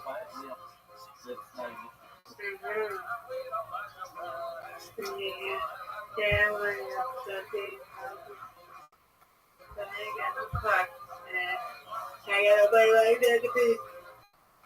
So it's like it'll send to the vet. So by stuff like that, I get right now. I don't want no cat today. My auntie said, man, we already got stray cats behind him. And I don't want a cat. My auntie been on half fit. Because they all on her furniture. She got mad. She already, I think it was a stray cat yesterday. It was the other day. The cat, she said the cat got up on that furniture in the outside, in the back, and peed on it, but it didn't pee on the furniture because she covers the stuff, but she knows. So it got on the cover, on top of the chair cover, and peed on it. So she had to wash it. That's unfortunate. So as long as it didn't get in the front, as long as it didn't get on the furniture, he said, no, I got that covered. So, hey. I have never had a cat, but I had a roommate one time who had one, and this cat ended up loving me to the point where the cat wanted to sleep in my room, and the roommate was like, hey, it's my cat. I was fine. I was just quiet, but the cat just really liked me, and the cat was always trying to come into my room for whatever reason. I don't know if it was warm or what, but they really liked it. And so while I didn't have a cat that was mine, I did have a cat that would kind of come in my room, and I made like a little bed for it, and I think it really liked that, and just it was very cozy, and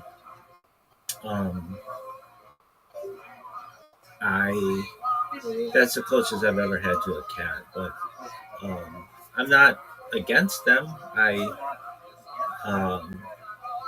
find that it's one of those things that if animals are part of our lives, and so there are people who get really close with them, but I'm kind of like you.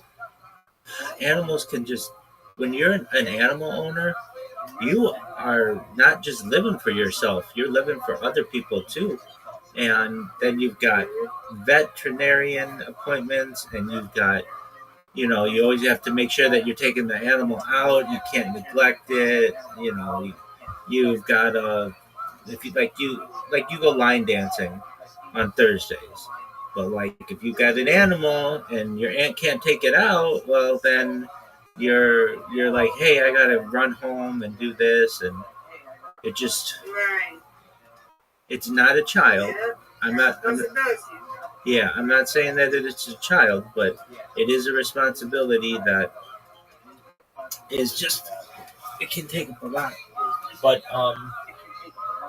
if I were, I think maybe, frankly, Mr. Quinn, if I went the stream of my life, I would have a normal job like I had, and I would probably be finding a wife, taking children, and if they wanted a dog, then maybe. But like, I'm busy with my own life. I'm busy with my own stuff. I gotta look out for myself. That's absolutely right. But I like dogs, and so yeah, our neighbors have a dog, and I'll say hi to that dog, and sometimes I'll go for a walk, and they'll be on a walk, and I'll just pet it or whatever, and sometimes I'll see my roommate's dog, and a couple of times I've watched it while they had to go do something. And they had some normally my other roommate watches it, but like if they get into a pinch where the other roommate is working or something, I've watched it. I don't know, in the last 5 years, maybe 5 times, like not a lot, but occasionally. So if you ever see an animal, it's probably my roommates, but it doesn't happen very often. But I love cuddling with animals. I think that's fun. I'm a big cuddler, Yeah. and so I like that. I got my stuffed animal. Yeah, I got my stuffed animal. I got my unicorn that is like a massager thing, and my coworker gave us that for when I first started working there. She gave us that for Christmas, and I got I call her like my sister. When I was on Meet Me, and Swirl, she got me a purple. Her name is Purplelicious. She got me a purple unicorn. So she sleeps with me. Well, that's good. I don't have any stuffed animals now, but when I was a little kid, I loved stuffed animals. I would collect stuffed animals. They were my friends. I'd play games with them. I would organize. We'd have sleepovers every night. I do have. Some people may say I have stuffed animals. I have these pillows that have faces on them, but I don't really think of them as stuffed animals. A stuffed animal to me is not a pillow. It's I got stuffed animals. There you go. There you go. This is Purplelicious. Well, hello, Purple. Oh, Purplelicious is big. Yes, she is. Bigger than me. All right. She looks adorable. That's Purplelicious, and I don't know what to call this. Oh, I'm sorry. I didn't mean to do that. You're okay. I'm talking to Purplelicious. I didn't mean to put it like that. Oh. Okay. And then I got this. This one. It's like a massager or whatever. But the battery's out. I got to go. See. And the foot, I can press this button and it starts massaging. Like it massaging. But she's cute. Definitely. You have 2 unicorns? Mm-hmm. Oh, wow. I love unicorns. Excellent. I like unicorns as well. I just don't know what the name is.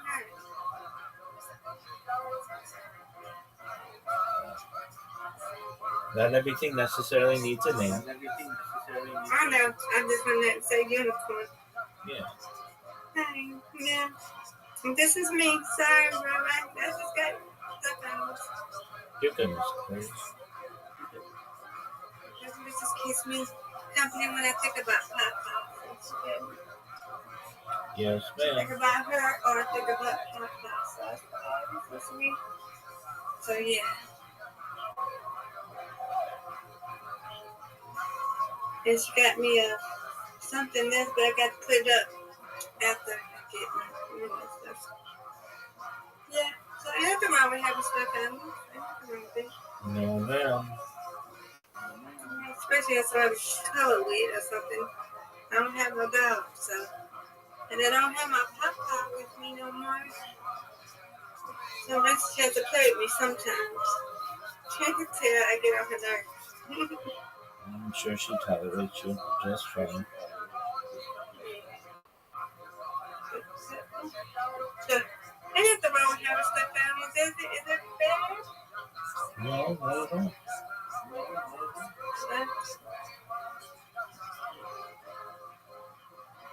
So, yeah. Okay, I'm here. If you need me anything, I'm going back on Desmond, look at YouTube. That's why we'll see you later. And I will start to get the podcast, okay? Yes, ma'am. God willing. Well, really, I be looking and listening to yours too sometimes, right? Okie dokie. Do you have that on YouTube? Or no? You just listening? What I'm listening to, or when I'm on podcasts. Yeah, when you be listening to this podcast. Yeah, they're dirty, but they're stand-up comedians. Oh, no. They're stand-up comedians. Well, you know stand-up comedy. Some of it's clean, but some of it's dirty. It's whatever makes people laugh. Yeah, I just be listening to them sometimes. In here. They're funny. I just be listening. Okay, well, I will talk to you later. I'll be here, okay?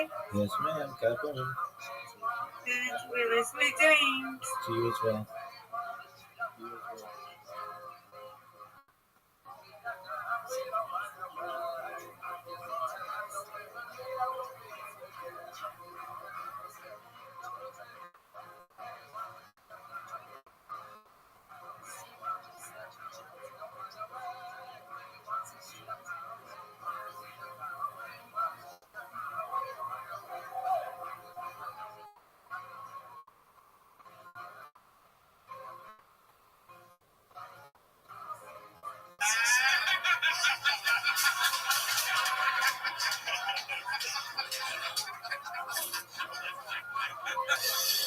I was pregnant free sugar. I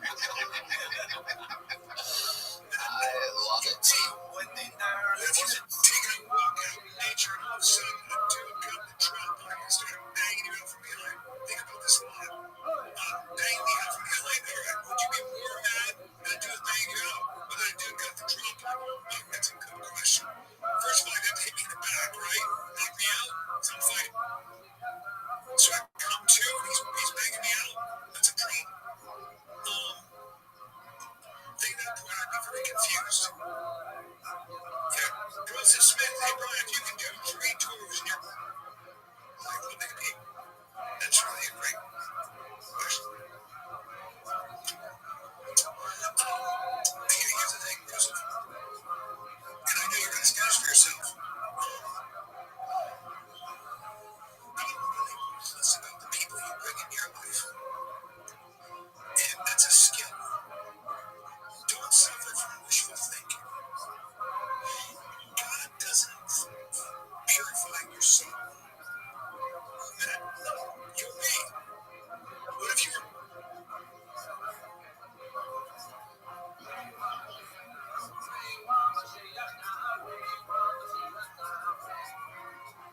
so to drop the bag and was he insinuating something happening or what was Well, he was completely naked. So yeah, but what was the he had a towel over his dick. That was the vibe? a vibe. It was a good vibe. I liked it. I mean, He tried to tip, but he couldn't see it through his belly fat. Did you see his dick? Or was it? no, him on top. Yeah.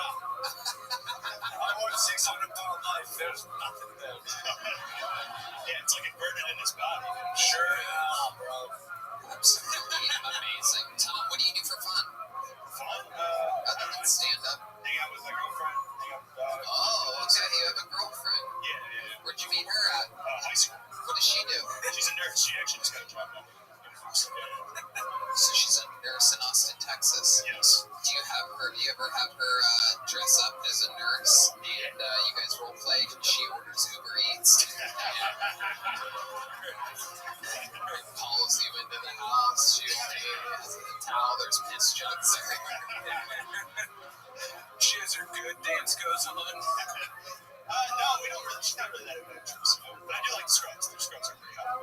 Tell us more about the non-adventurous sex That was you're a bad having. comment, dude. Yeah. Millions of people about your girlfriend. I'm just being honest. Just being honest, dude. Oh my god. You're so fucked, dude. If I was a girlfriend and my boyfriend is on the biggest podcast in the world, I'm not adventurous. That's perfect. So let's talk more about it. You guys have the same type of sex regularly, or is sex regular? Do you have? Yeah, sex is regular. But it's also it seems very plain. You missionary position. Yeah, missionary doggy. That's pretty much like Missionary doggy. That's it. Nothing else. Does she ever get on top? Yeah, she gets on top. She gets on top sometimes. She's so tired from work though. From providing. Carrying the relationship's finances on her back. My boyfriend's an open mic. I'm doing 16-hour shifts. My girlfriend's not adventurous enough.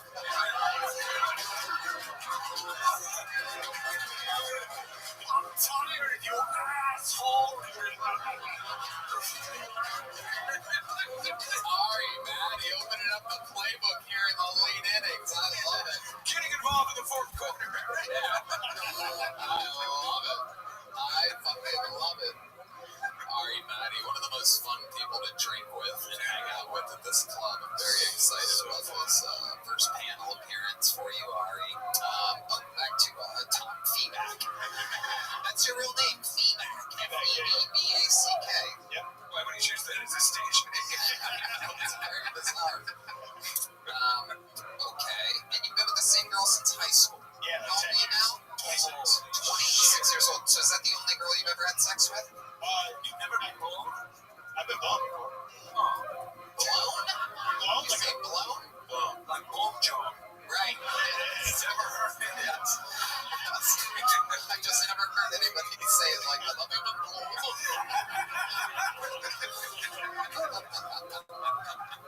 That Estonian accent's a little tricky. When you're facing that way, I can't read your lips. I think I need a Bose speaker.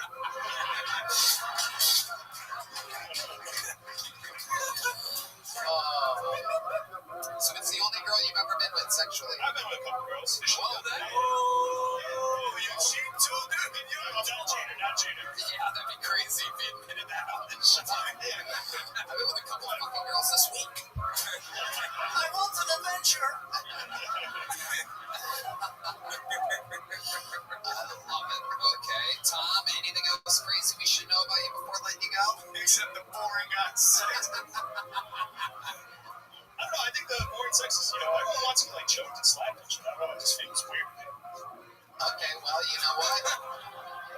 You should go to Estonia, bro. Well, it's choke you, will fuck you, and suck you. There's a gift on the flag. I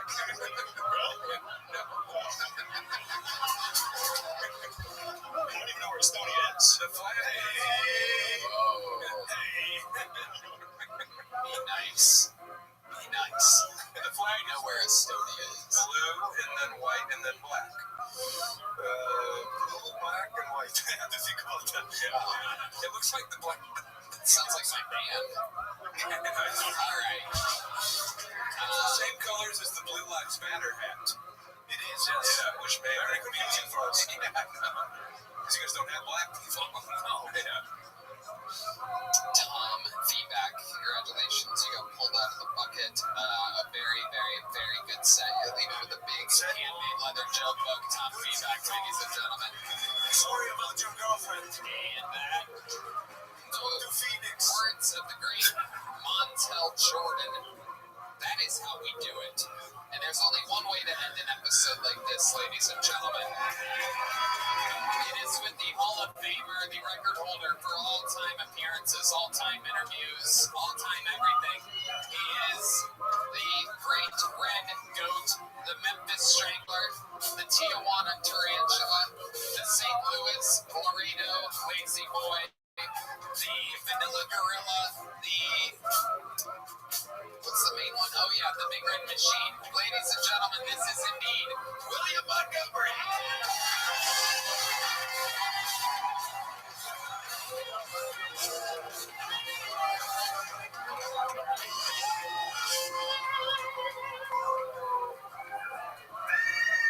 After watching the first presidential debate, I just want to say, don't blame me. I voted for Morgan and Morgan. The debate was so crazy that at one point they argued about golf, which is kind of insane because one of the only times Biden told the truth was when he said he was a 6 handicap and he is stage 6 dementia. In a poll taken after the debate, 72% said Biden is suffering from some sort of cognitive impairment, and the other 28% said, man, I thought that old ass man was dead. A man recently threw a big gulp on Chicago's district attorney Kim Fox. Wait, Redman, isn't that your mom's porn name? Fucking slut. Hogged to more like cardinal sin. Okay, that's right. 59 seconds on the dot. Real golden goose had it, Tony. I almost had it. My goal is 60 tonight. You did 59 seconds. You were 1 second away. The Big Red Riot himself. A beautiful, beautiful man looking more wizardly every day. Well, it could be, Tony. The air conditioner went out at the apartment this morning, so it's currently 85 in the apartment. So I have been laying around the apartment all day. I got Dairy Queen twice on Uber Eats. I ate 2 different blizzards today. It was really great. One had a bunch of toffee in it, and the other one was animal cookies. It was an animal cookie one. Oh, that sounds fucking amazing. It was really good. It was pink. It was really good, but that was helping keep the temperature down. Wow. Red Man's AC is working fine, and he also had 2 blizzards today. I love how you get so sensitive when William's on stage. You're so sick of it. You're so sick of your mom getting called a slut every week. Well, because she's legitimately sick right now. That's why he's... Oh, how do you know that? We talk. I mean, that's not a joke. I mean, we talk. Yeah, she's not doing good right now. Do you want to plug your mom's lipstick in the fridge?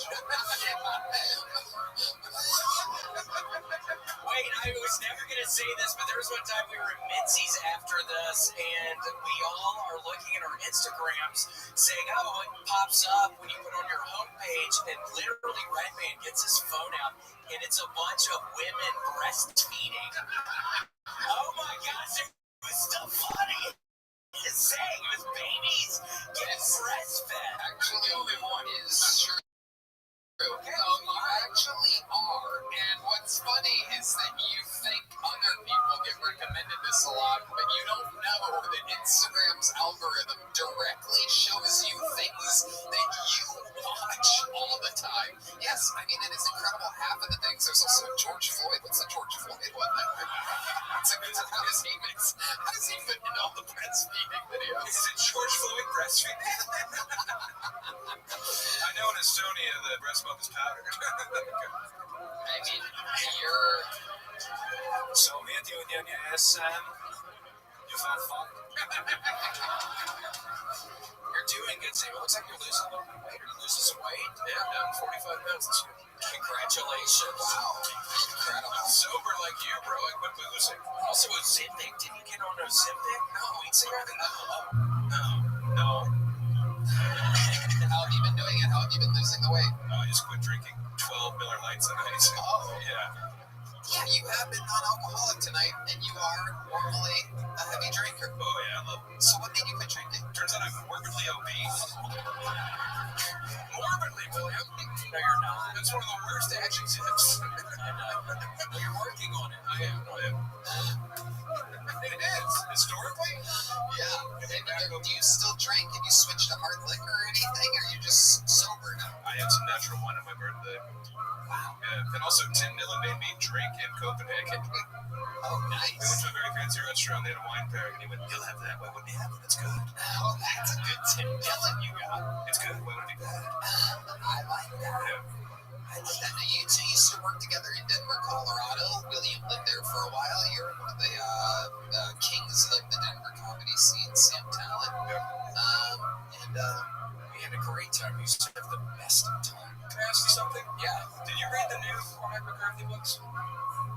Yeah, I read the first one. I did not read the second one. They sucked. Yeah, it was kind of sad. It's his last book. It wasn't great. I didn't know this was the time for a literary conversation. I'm sorry. Yeah, we had a lot of great times together. We were still boozing relentlessly. Yeah, we were. I remember being in your house. You lived in that house, in that compound looking thing. And just getting drunk. Yeah, down in Waco, Texas. Yeah, Sam lived in Texas for a little bit in like 2016. And it got really weird. He did have these people that were following him at that point in time. Sam and I were good buddies, and he invited me there. And it was so weird watching Sam. He would sharpen his knives, and it was so weird watching him storm in this bedroom one night, just filleting this guy's face while he's still alive. Well, he didn't want to admit that I was the one true. I know. William, you joked a lot about the debate. Did you watch it? I did watch it, and Tony, I think it is scary for all of us. I try not to ever really get political on this show, but I swear to God, the real losers on all of this are the American people. How do we have two fucking old men up there? What is going on? I want to run for president in Florida. Whoa! After watching the debate, Tony, I'm gonna run. What are some of your platforms? Tell us what some of the things that you're going to do to make fucking Hispanic people out of Applebee's, Wow. The Hispanic people there don't look excited about this at all. Well, they'll learn to love it.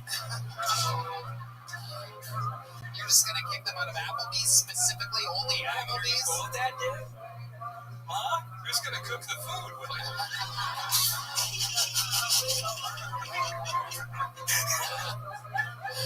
else? Tell us more about your platform, William. I know that you're improvising all of this in the moment, but I'm interested in what else you would do as president. Because I'm telling you, William, you have a real chance of winning this thing. I think so too. I mean, we have to, I think, maybe open up the borders a little more, because I swear, when I see these Hispanic people getting kicked out of Applebee's, we need to keep the train going, because Tony, the Hispanic people will stop going to Applebee's once they find out they're going to get kicked out. But if we open up the border, we're going to have a never-ending supply of fucking Hispanic people to kick out of the Applebee's. And Tony, that's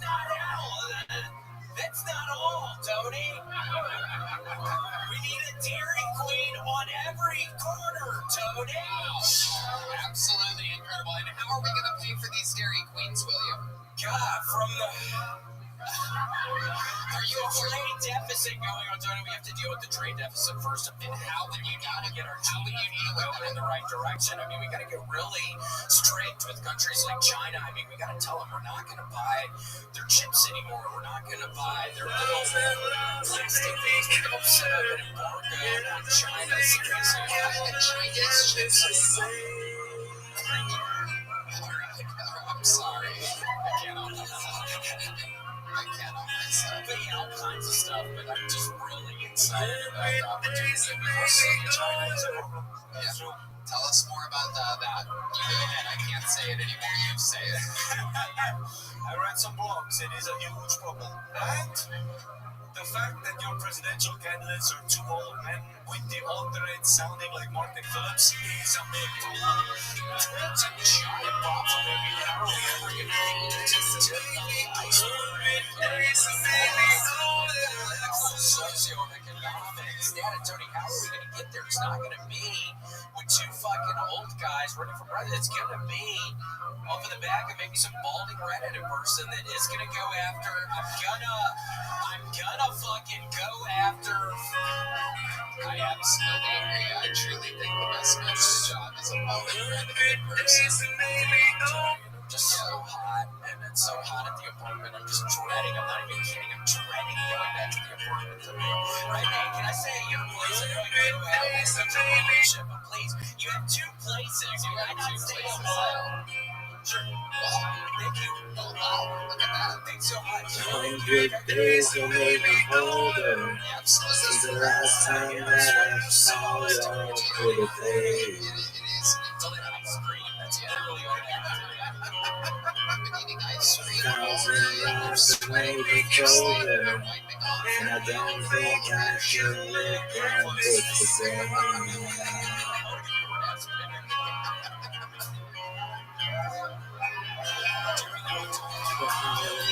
And it's evaporate. Disappear when I'm dreaming of your face. Here without you, baby. If you tell me I'm on your mind, think about you, baby, and I dream about you all the time. I'm here without you, baby. So with me in my dreams. And tonight, it's only you and me. Yeah.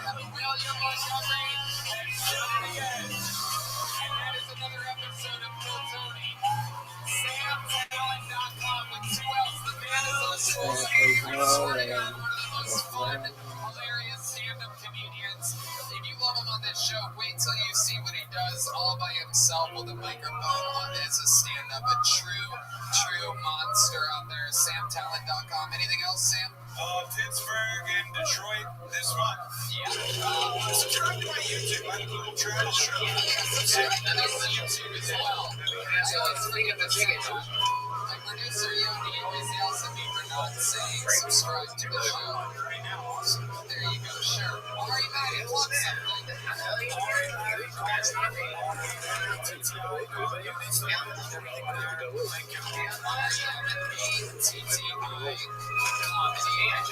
On Instagram, everything's there. He needs the followers. We have to get him there.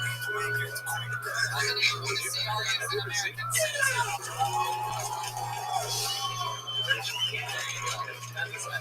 John Ryan, Sam Talent, absolutely incredible. Shout outs to the Warren players and D Madness who couldn't be with us here tonight. A lot of fun stuff coming up on this show. Incredible stuff. Thanks to all of our regulars, the Golden Ticket winners, and Bucket hosts tonight. I'm sorry. To you guys, the live audience. Where is the pool table? The pool table is right there. This is just a topper. It comes right off. Okay. Anything else? Check out the Sunset Strip Comedy Club, sunsetstripatx.com. Love you guys. A lot of fun announcements coming around the corner from me. I'm going to finish my touring schedule strong, so that's going to be announced very, very soon here. It's going to be an easy rest of the year at Madison Square Garden and a very couple other special things coming around the corner. Thank you to our live audience. Go have fun, Austin, Texas. We love you. Good night, everybody. Thank you.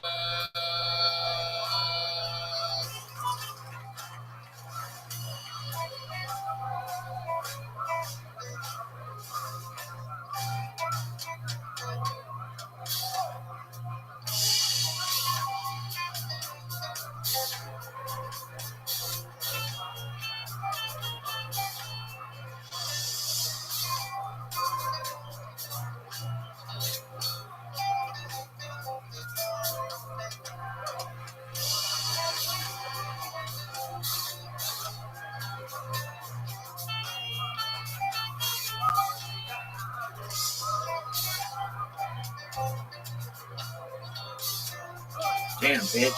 Renee Warren wants to get it. No doubt. Is she a comedian? Fuck. Really? Oh, sure.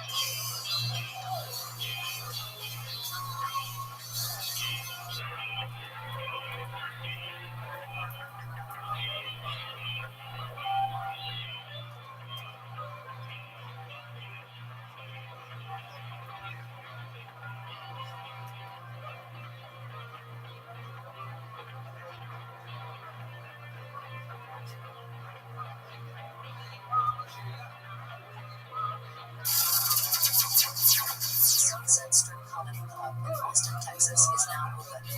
Check out Red Dad's Secret Show every Thursday. Go to sunsetstripatx.com for tickets.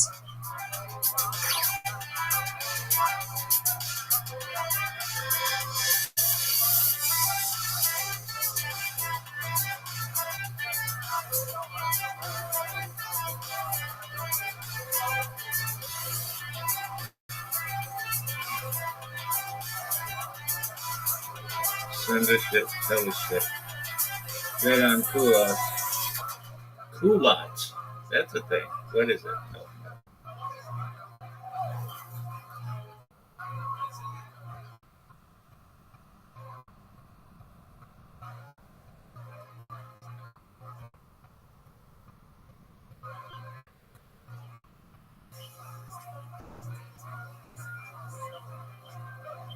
Bedroom. Up there. Hey y'all, it is going down August 9th and 10th, our biggest shows ever. What is Phil this? Tony live from Bullshit. Madison Square Garden in beautiful New York City. There are still very few tickets available for the live shows in New York, and if you can't make it to New York City, you can watch the live stream, all of your favorite cast and characters of the show. It is going to be absolutely historical. We are holding absolutely nothing back. We are so pumped about this event, and everything we've ever done up to this point feels like practice to us. All the other arenas, all the big shows, the development of all the characters, the growth of all the comedians. August 9th and 10th, it all comes to a head. KillTonyLive.com for the live stream, and tickets at Ticketmaster.com for the live shows.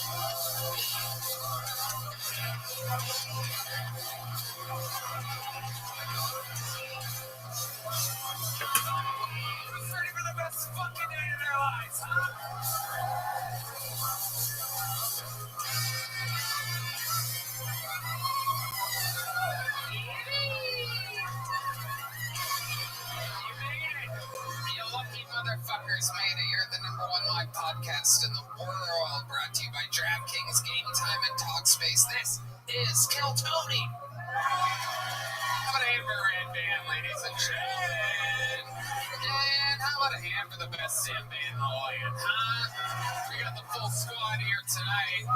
Flying horns, big noise for Carlos Sosa, Fernando Castillo, and the Raul Vallejo, Michael Gonzalez. Nachos Belgrande. You're joined by the amazingly talented freak of nature, Marcus King, tonight, ladies and gentlemen, who just brought shock and awe to the room. His new album, Mood Swings, the hit single Delilah, out now. Go listen to it. He's a fucking freak of nature. We also have the great, of course, John D's watching over us. And we have the great Marvel D Madness listening over us. A hell of a goddamn show, as always, in store. Before we get started, here's a little bit of the amazing sponsors that made it all possible. Sunset Strip Comedy Club in Austin, Texas is now open. Check out Red Bad's secret show every Thursday. Go to sunsetstripetx.com for tickets.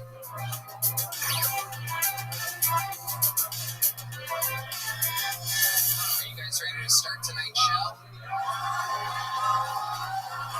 You know, every single week when I book this thing, I always try to make sure that I'm dialed in with what's happening in the world. And sometimes we bring people in from within our own family to be featured on this for the full show.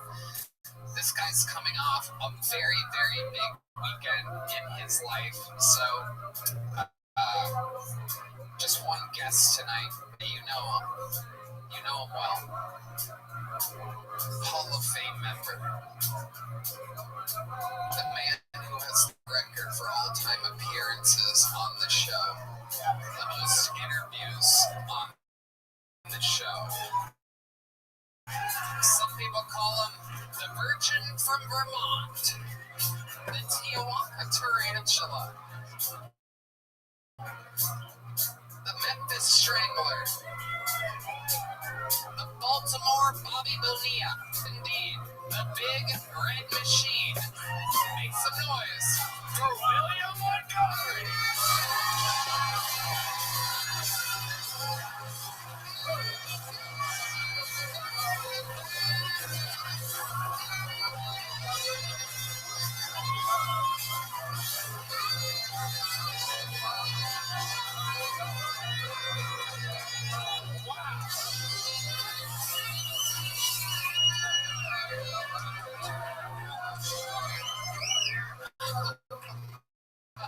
Tony, I am so happy to be here. I'm kidding, no, Tony. It's so nice to be here. I'm so excited. I made it. I literally just got back from Paris, France about an hour ago. It was a real big opportunity for me. They were telling me I finally was going to be able to headline the fucking opening ceremony of the Olympics. Obviously, Tony, I was so excited, and then I fucking pretty much bombed. I don't know what fucking happened. Everybody's saying I'm making fun of Christian people, and that's not the case. I was just having fun. So it's so nice to be here. I'm glad I was able to make it here today.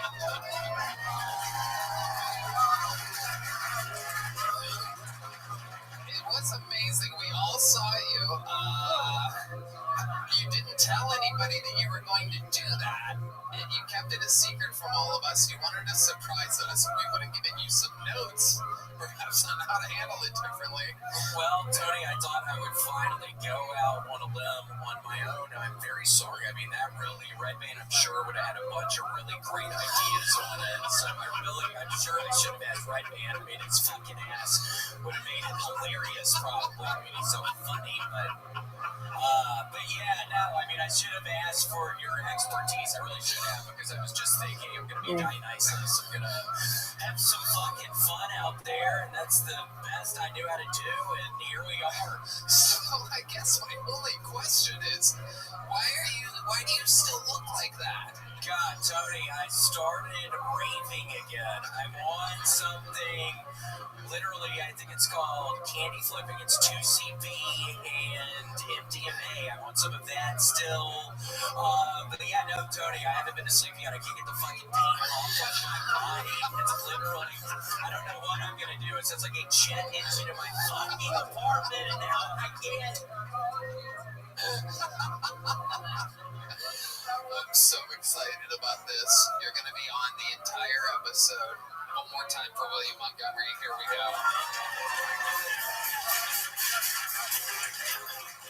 So it begins, and we've been rotating regulars lately. We have so many greats that we've been using to open the show in our new rotating opening format. And William, obviously, you know how the show works, but there's 259 people that signed up tonight for the opportunity to get 60 seconds on the stage. Their time is up, and you hear the sound of a kitten. And to wrap it up, then they bring out the Angry West Hollywood Bear. And that's what happens. But for your first comedian, the Bear is out of commission because this is a very special treat, ladies and gentlemen. We have regulars, we have golden ticket winners, and then in the history of the show, 11 years, tens of thousands of bucket pulls in the history of this show. And the man that is starting tonight's show, truly, it is unbelievable. Only got pulled once before. He's only done stand-up comedy ever one other time. Meanwhile, he is one of the most requested comedians, one of the most requested legends in the history of the show. He flew in for this. Ladies and gentlemen, his second time ever doing stand-up comedy. Starting tonight's show, I present to you the long-awaited return of Gary Falcon.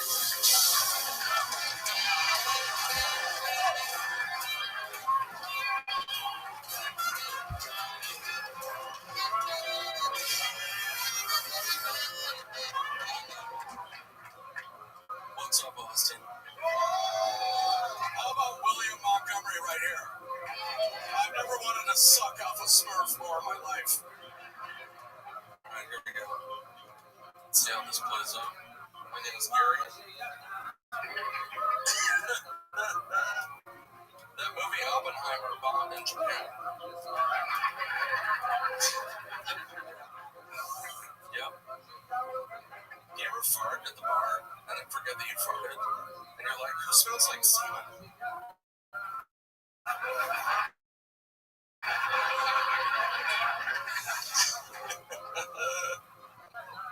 Look at Tony. What a weird looking Muppet. He looks like if Jim Henson were asked to build a faggot.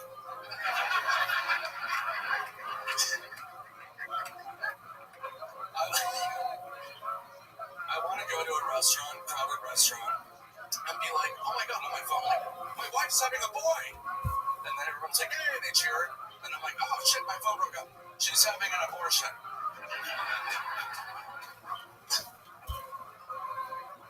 I like being in a bar, and when a woman asks where the bathroom is, I point to my mouth.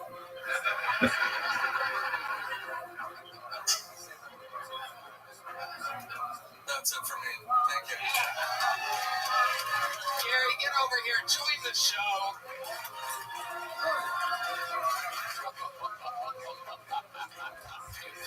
The long-awaited return of Gary Falcon. There's the sound of the Falcon. That is Gary. Come and go. That's all you need to know. Go and come. Right, man? Let's go. Couldn't be more excited to have you back, Gary. William. Thank you, Johnny. Thank you, William. Anything you want to say? Were you kidding about sucking off the Smurf thing? Was it a joke? I don't know. Was I? I don't know. We'll maybe figure it out by the end of the evening. Yeah. Cool. I'll fucking downplay a fucking avatar. Or cosplay an avatar, sorry. It's fine. I'm actually going as, honestly, I feel bad for a lot of you people. I was over in France, but I'm actually the colloidal silver guy.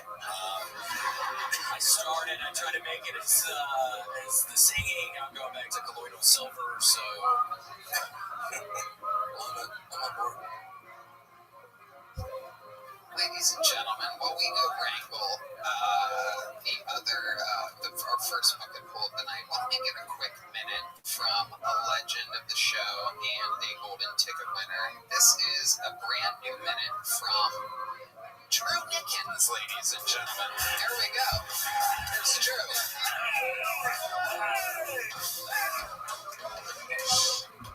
Hanging out with women is great. But energy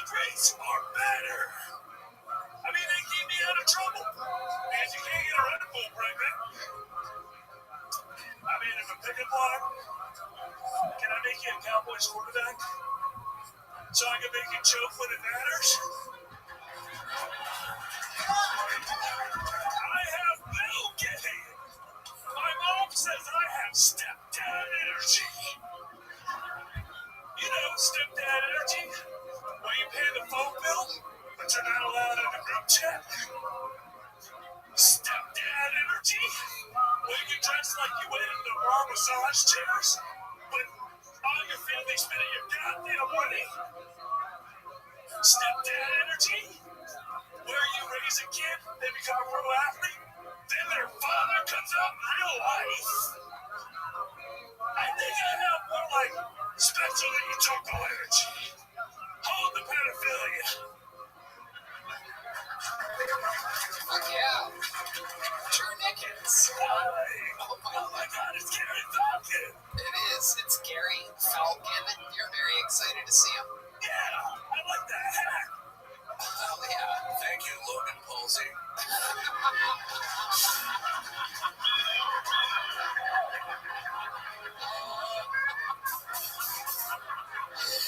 Gary's got a mind of his own. I love it. Gary can get away with anything. I love it. Hell yeah. Drew, that was great. I love it. Can't get a Red Bull pregnant. Have you tried? No, my dick's too big. Very good. I can't get it in the hole. We got it. We knew what you meant. We knew what you meant. Absolutely. Amazing. William Montgomery, have you ever seen anything like I this? could have used your pizzazz. I could have used your fucking enthusiasm Friday night in Paris. I mean, people are saying part of my problem was I wasn't being energetic enough, so I really could have used. I could learn a trick from your book. I mean, you were wanted to. Are you serious that your dick you couldn't fit it in a can because it's too big? Are you kidding? There's a small hole in the Red Bull can, and I'm not allowed around knives, so I can't like cut a hole in. Because maybe if I cut a hole in the full Red Bull can, I can fit it in. Why aren't you allowed around knives? Okay, yeah, I forgot. It's you. That's right. Absolutely. How could I forget? Could he fit it into a Red Bull? Maybe. I love it. Drew, you are a wild, wild boy. Anything else crazy going on in your life? I just did my first self-produced show yesterday. Wow. Yeah. I did 20 minutes for the first time. It was great. Wow, you did a 20-minute set. Yes, sir. Okay. What did you find that your challenges were during that? My challenge is I like to go really high energy, and I don't like to stop. Right. So what I'm realizing is I have to take a break, reset, and go again. Yeah, what do you do? Just sit silent for 30 seconds? No. Well, seconds, take a sip of water, strategize. Maybe we got a lady in the crowd, you never know. Yeah. Do you ever sleep? In my shorts. I feel like you and sleeping is just like, that fucking dream. Let's fucking go, dream. It's gotta be so intense. That's a compliment, by the way. Thank you. That is sleeping. These are some of the best evaluations of Drew that I've ever heard since he's joined the show. Gary, you are spot on, not only as a comedian, but as a guest. Blessings. Drew, thank you for getting the show started. There he goes. Hi, this podcast is sponsored by Game Time. Guys, believe me when I say my life is centered around live events, live comedy, live music, you name it. That's why I'm excited about Game Time. Game Time makes getting tickets for concerts and events faster and easier, even if you don't buy tickets right away. Prices on the Game Time app actually go down the closer it gets to show start time with killer last-minute deals, all-in prices, views from your seat, the lowest price guarantee. Game Time takes the guesswork out of buying concert tickets. Man, There are so many good live events coming to Austin, Tony. We got the original Misfits, WWE Raw, and Kings of Leon. Buying tickets for these events are so easy with Game Time. My favorite features in the app are the last-minute tickets, flash deals, and zone deals. Plus, you get views for all the seats in the venue. incredible, Red Band. Save up to 60% off buying last-minute tickets for sports, concerts, comedy, and theater. Game Time offers the lowest price guarantee, or Game Time will credit you 110%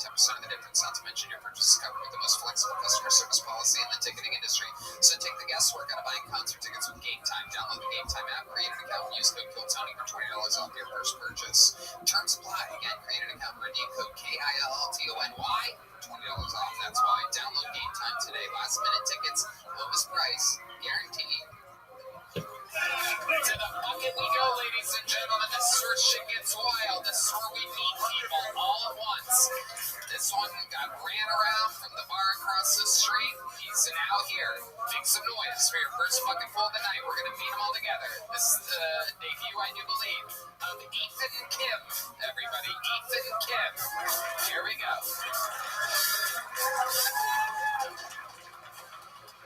Hi, my name is Ethan. This is our first time to stand-up comedy in America. I just come to Texas. Everything is just so big. People, cars. I come all the way from North Carolina, bro. I'm from the South, man. Grew up in Charlotte. Right? Yeah, no, I have that Southern pride. Yeah, but not Korea, right? I live in New York now, but I moved from the South, and I think I'm the only person in New York who actually misses the South, right? Like, especially during election season, right? One thing I miss about the South are those political ads, right? You guys know what I'm talking about? Right, in North Carolina, we had these political satire ads that didn't even try to hide the racism. Like, we had this one guy named Bill Graham who was running for governor, right? And in his ad, he talks about how China is polluting our rivers, right? China is turning out beautiful American waters in a goddamn miso soup. You mean wonton soup, bro? They're turning our rivers to wonton soup, right? Like, it's 2024, bro. If we're gonna be racist, let's at least be educated about it, right? Yeah, but no, I miss the South. I think especially during... Go ahead, you can go ahead. I want to hear more. You miss the South of what? I miss the South during the election season. I feel like it was too dead in New York when Trump got shot, right? Like, people have bigger things to do, right? And that's, okay, holy fuck, dude. It's tough. Holy shit, dude. It's a tough industry. That one in the north, dude. Ethan Kim, ladies and gentlemen. Ethan Kim. That shit kills in New York, huh? I wouldn't say kills. I would just say, like, slightly beats. I love it. Yeah. Ethan, how long have you been doing stand-up? I've been doing stand-up for about 6 months. Yeah. 6 months. I love it. You're by far one of the funniest female comedians we've had on the show. You are a beautiful, beautiful girl. Red Man is hard as a rock right now. As hard as a walk. I love it. So about 6 months. What made you? How old are you? I'm 22. Beautiful. That's amazing. You started at 22. Started at 21. Yeah. Great. That's a great time to start. What made you want to do that? I have, like, very supportive Asian parents. Really? Yeah. I know. It's unbelievable. It's actually unbelievable, dude. I see all the other Asian comedians in New York talk about how their parents are, like, disowning them for doing this. Yeah. Fuck. But no, I have really supportive parents, and they've always encouraged me to, like, pursue artistic stuff, so. Yeah. Amazing. I love it. That's great. Yeah. 6 months in. Solid.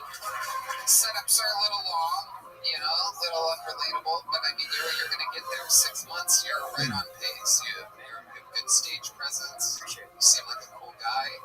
You seem like you caught all the Pokemon that there were to catch. Every single one, dude. Yeah. Every single one. New York City's a booming city. Got to catch them all.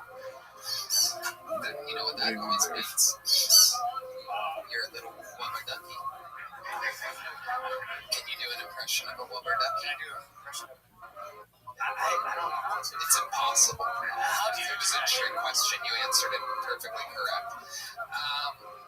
So you know a lot of Asian comedians in New York City? There aren't a ton. I know the local ones. No one hears them. Yeah, there's no one. Okay, that's a good point. There's some that we know, right? There's some that we know that moved to New York. That's actually his middle name.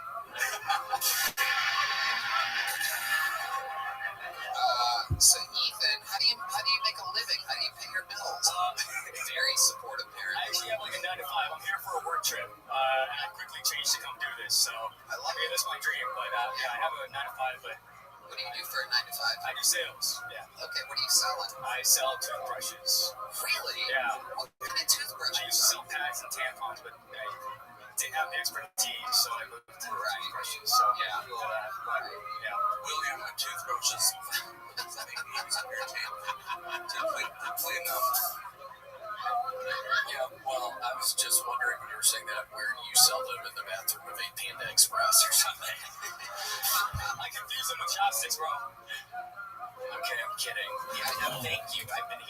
talking about toothbrushes, and I was wondering if they were. Yeah, this is my dentist hacking jam. What kind of toothbrushes are you selling? Are they normal toothbrushes? Soy sauce flavored, I don't know. No, come on. I don't know. I sell Oral-B. Oral-B, yeah. Oral-B? Yeah. What, the electronic one? Yeah, dude. Tony likes Oral-B. I do. I love Oral-Bs. I really do. So, they're electronic. Are they different than the competitors? How do you sell them? Sell me on a toothbrush. Let's get a spotlight on them. You sell me your toothbrush.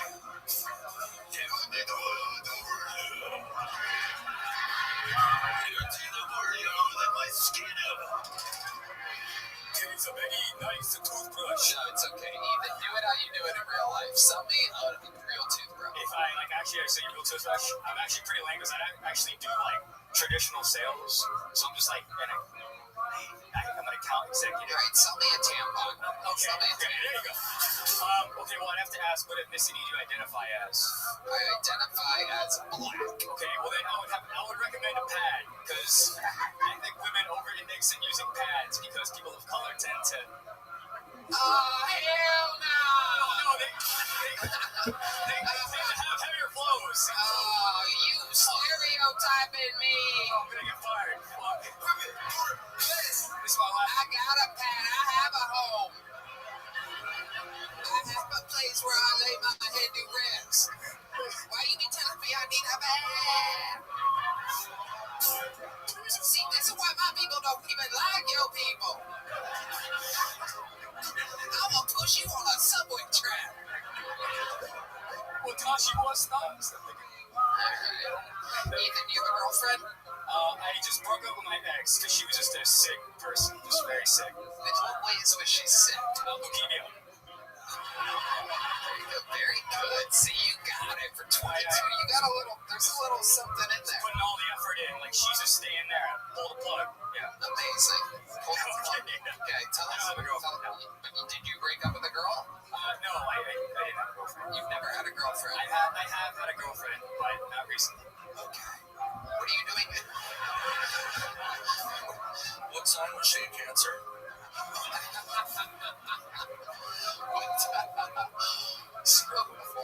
So, when's the last time you had a girlfriend? Well, I was seeing this girl a couple months ago, but I graduated and she has another year left of school. So. A couple months ago. How long have you been in Texas? I've been in Texas for 6 hours. 6 hours? Yeah, I'm literally here for work, and I landed and had meetings, and then just rushed over here.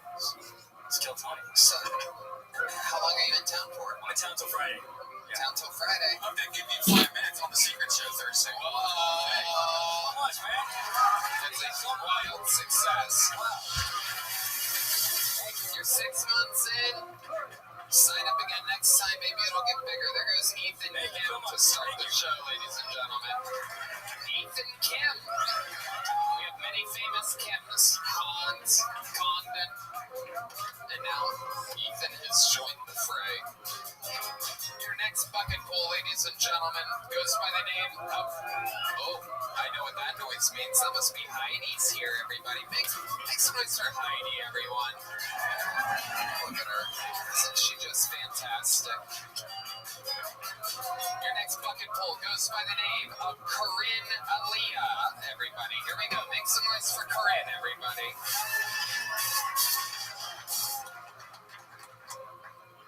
Any of you guys here fans of pro wrestling? Make some noise.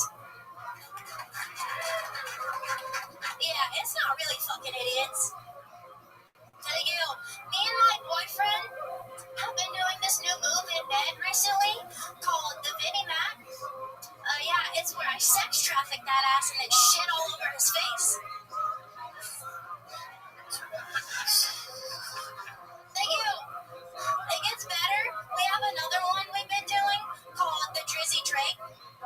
Yeah, that's the one where he fucks kids and acts black. Thank you. You guys like conspiracy theories? Clap your hands. Alright, so you guys like pizza? Gate?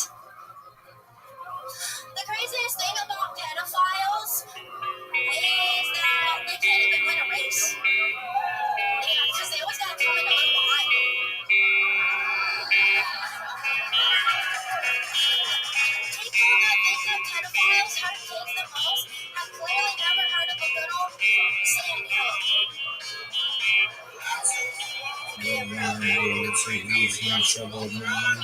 I left my body hanging somewhere in the sands of time. I lost the world and I see the dark side of me. I feel there's nothing I can do.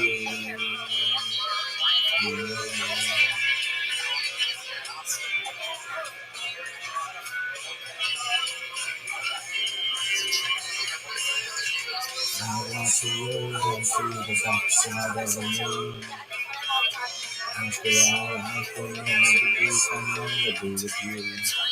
I really don't mind what happens now and then, as long as you be my friend in the end.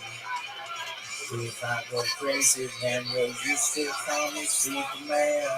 If I'm around, where will you be there to hold in my hand? Will I keep you by my side in my superhuman, my kryptonite?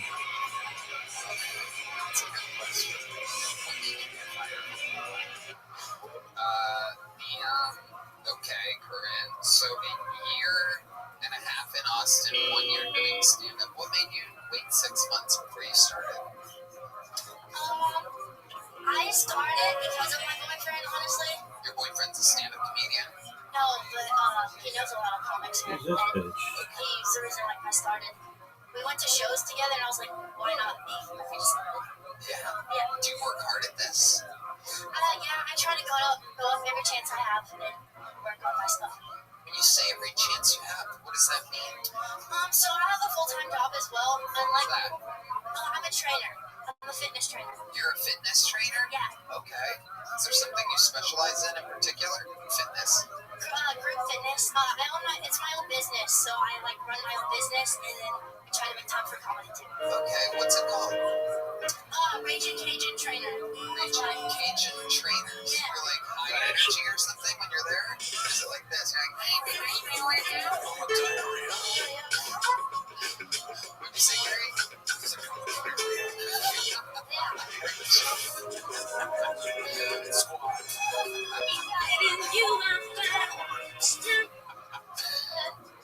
This is Raging Cajun workout time, everybody. Oh my goodness. Alright, everybody, let's get in a circle and do some jumping jacks. Alright, Red Man, Jesus. You're allowed one an episode. It's been 11 years.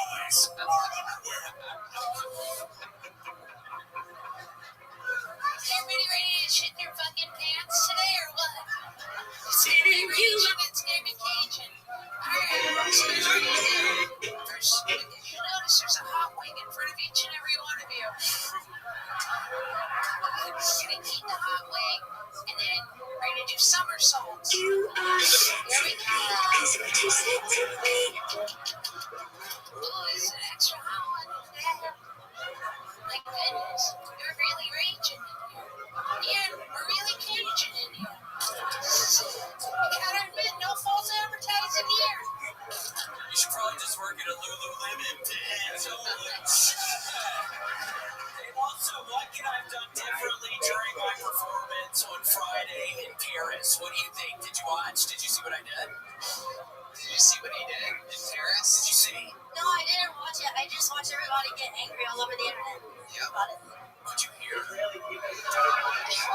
say. Lots of things. They're angry at you. You're really raging. Oh, I bet you're amazing. So, how does that go for you? You have fun training people? Yeah. You notice a change in the vibe? What would you recommend Red Band do? It's the color green right now. It's called olive. Wait a minute. It's not olive meat. I should wear a yellow shirt and say what I'm doing my skin. That's weird. Your mom likes me wearing red shirts, so it's kind of weird. Uniform. Fierce human yellow and me red. That's fun.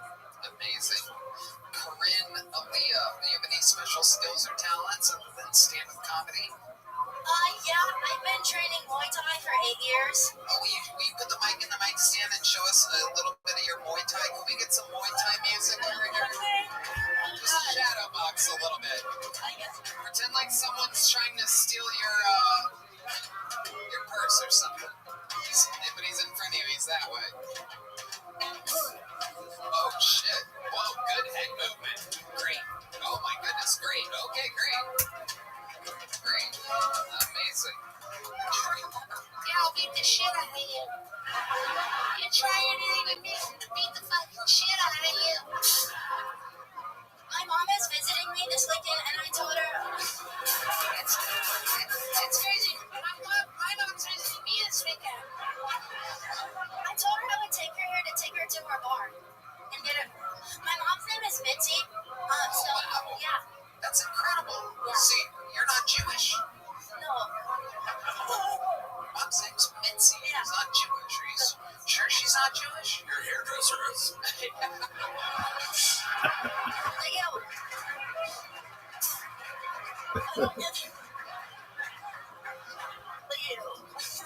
Yeah, she runs a barbershop called Truish Jewish.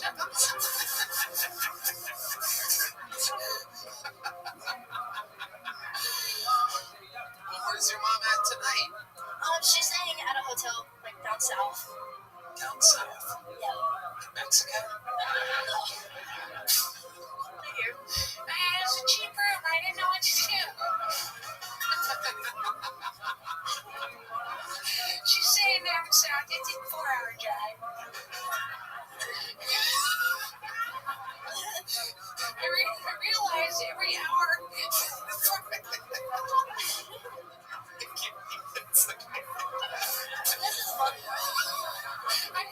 I saved so much money. All right. How far south is it? Is she? Like 15 minutes from here south. Does she like to drink?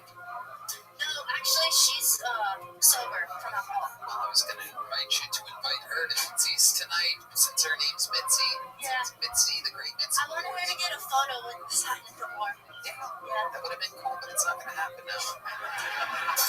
If we brought your mom into that bar after this show, there's no chance she'd be able to stay sober. It's known as one of the places that breaks people. They literally have to leave immediately. I mean, red neons, there's smoke in the air, and the vibe is absolutely ridiculous. It is a sober person's hell. She wouldn't stand an absolute chance. How long has she been sober for? A year and a half. Yeah, she wouldn't survive. There's no chance. Oh man, I told my mom to get a picture with this sign, and all of a sudden our lives are ruined.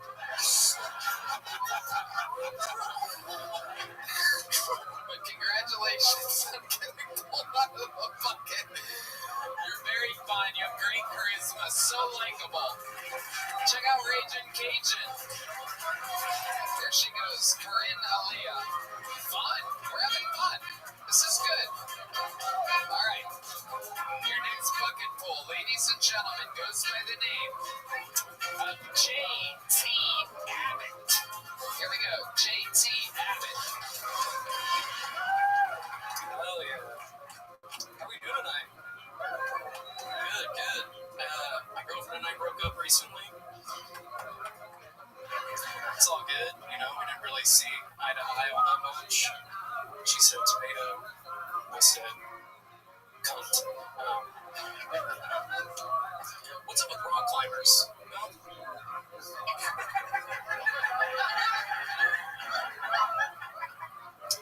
Get down from there. You know?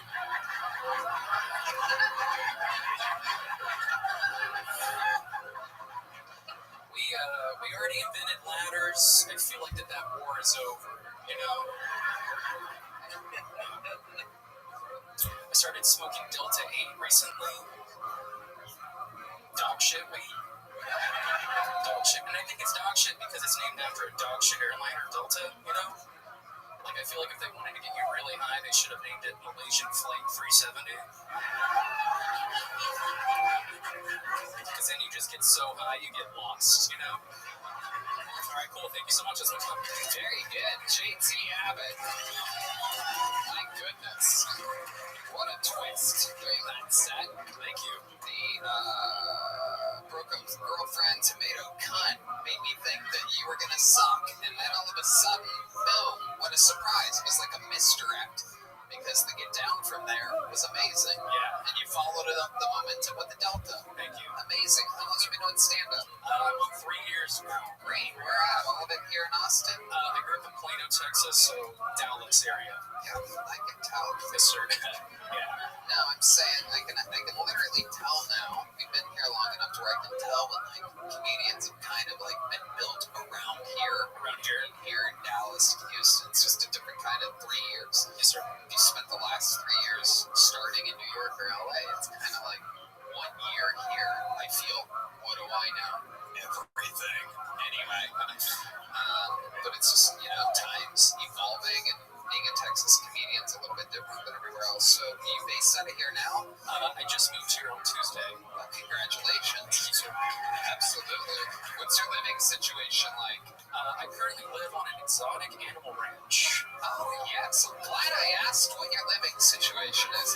Tell us more about this exotic animal ranch that you're living on. Currently, it's not cool because it's this fucking cunt of a camel that won't get from behind my fucking car. It's horrible. Oh, my God. It is, it's cool. There's, my sister owns an exotic animal ranch. And so, amazing. And so I got to move down here and live on her property for free for a little bit. So, shout out to her. You have to help out with like the normal stuff, ranch. He wants to know if you have to pick up shit. He sees Red Bananas at one track. You see any calluses on these hands at all? Yeah, no, they don't trust me. I don't feel like with that type of shit. So. No, see, you didn't even notice that there's no calluses on his hands. It's the little things. Soft hands, man. But the camel's a cunt. Why do you call everybody a cunt? I use cunt a lot. Good word, I guess. Your parents still together? No. Right. Oh, God. No. But your dad's still alive? He is, yes, sir. You communicate with them? I do, yeah. What does he refer to your mother as sometimes? It's just a psychology moment of the show where I like to see if there's any words that he sometimes calls her, in which might... Before or after the divorce? Let's go with after. After? Nothing that, like, points out to me. He's happily remarried, so he doesn't really bring her up too often. Before. During the divorce, there were some choice words, definitely. I think cunt may have been one of them, for sure. Yeah. You heard that at what age? They divorced when I was 15, so... Very, very, very in here. That's a very cunty age. Yeah, it is. Fuck yeah. It really is. What do you do for work? I am jobless at the moment. Did you save some money? I did, yes sir, yeah. I did. I put money in my savings, so... Jobless, but how do you plan on surviving? I'm currently living for free on my sister's property, like I said, and then, I don't know, just kind of see how the world takes me for a little bit, and then... What kind of animals are on this exotic animal ranch? I might be interested in attending. I love cunty camels, so... We have, I already got one foot in.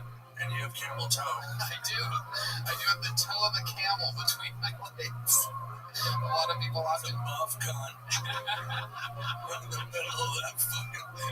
It's a real raging Cajun down here. Look at him. Is that a barbecue wing in my pants? I don't think so. Oh, Jordan! Give me a...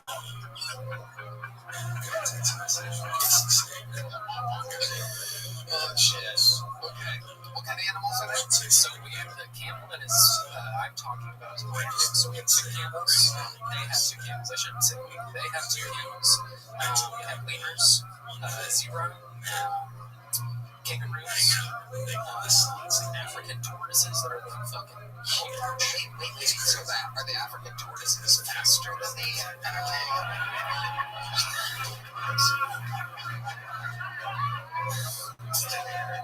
Has anyone ever noticed your wallet is missing, and then you go to the tortoise area? They have huge dicks.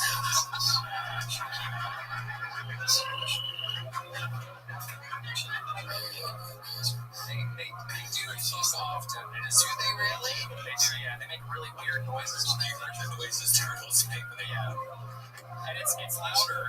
Sounds like a good subject for another podcast.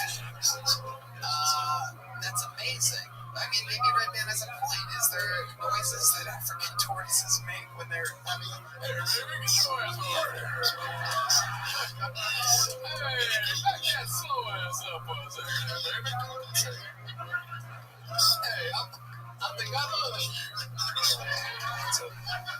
Oh man, I came inside of you. All right, see you later now. All right, that's no one wants to get tortoise noises.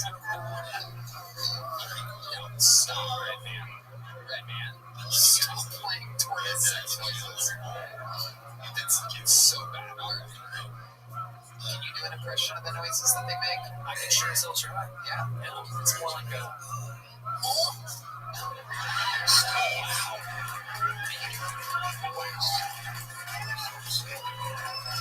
Very, very good. Amazing. Funny enough, that is actually what my dad used to call my mom was. So, there you go. Right. Full circle. Amazing. Absolutely. Redman still looking for tortoise. It's really the face they make is what's incredible. Oh, that's crazy. That is crazy. Those are the white tortoises. Those are the. Oh yeah. Okay. So what else? African tortoises, lemurs, zebras. Zebra, the famous, both black and white. And just one zebra. One zebra and fucked a donkey. So zebra fucked a donkey. So that's how a red band's made. Hold on a second. So now they have an animal called a sedonk. Are you serious? Look up a sedonk. That's unbelievable. Now I'm hard. This is absolutely incredible. A sedonk. What does it look like? Does it look more like a donkey or a zebra? It's like a donkey, and then it has like one black stripe that kind of goes down the side. Yeah. Absolutely. Huge guys. Look at that. They are adorable. Like long stockings on his leg. Yeah. He looks like a zebra all the way up to the chest, and then it looks like a fucking donkey. Look at that. It's absolutely incredible. Old zebra pants. All right. What's the most interesting thing about your life before I let you go, JT? Shit, I think the exotic animal range kind of takes the cake right now. Yeah. Trying comedy in Austin, Texas. JT, feel free to come back again, sign up again. So we'll see you soon. JT Abbott, ladies and gentlemen, leave it with a big joke mug. Yep. Hello there. This podcast is sponsored by ZipRecruiter. You know, finding great candidates to hire can be like finding a needle in a haystack. It is impossible. There's too many resumes and not enough candidates with the right skills or experience, but not with ZipRecruiter. ZipRecruiter finds amazing candidates for you fast. And right now you can try it for free at ZipRecruiter.com/KillTony. Redman. Tony, I love ZipRecruiter. It's the best way to hire. ZipRecruiter's smart technology identifies top talent for you and your roles quickly. Immediately after you post your job, ZipRecruiter's powerful matching technology starts showing you qualified people for it. So ditch the other hiring sites and let ZipRecruiter find what you're looking for. The needle in the haystack. 4 out of 5 employers who post on ZipRecruiter get a quality candidate within the first day. Try it for free with this exclusive web address, ZipRecruiter.com/KillTony. Again, that's ZipRecruiter.com/KillTony. ZipRecruiter, the smartest way to hire. Well, ladies and gentlemen, we got a little African tortoise of our own around here. He's one of the top young rising comedians in the world. Fresh up of always sold out shows around the world. Very, very, very hard position he's in. Writing and performing a new minute every week. Here's a brand new minute from the great Cam Patterson, everybody.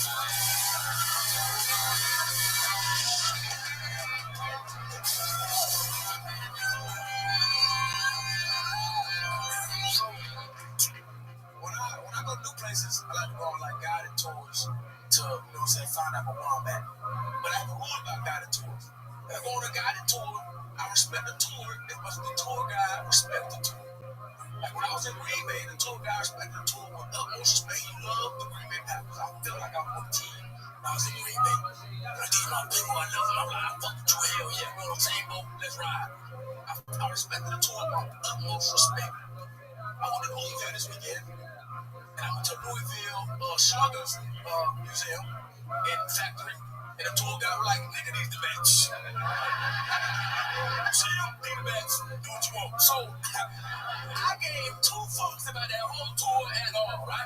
So, at one point during the tour, they had like these bets you could touch. And I see some cover backs in the distance. So I said, I'm gonna touch the cover back. I started swinging the back, going crazy with the backs and shit like that, knocking this on my shoe. And then, at one point, the tour caught up with me, right? And they were like, hey, now these backs over here are the untouchable backs that we sell to MLB players. And I'm like, oh shit.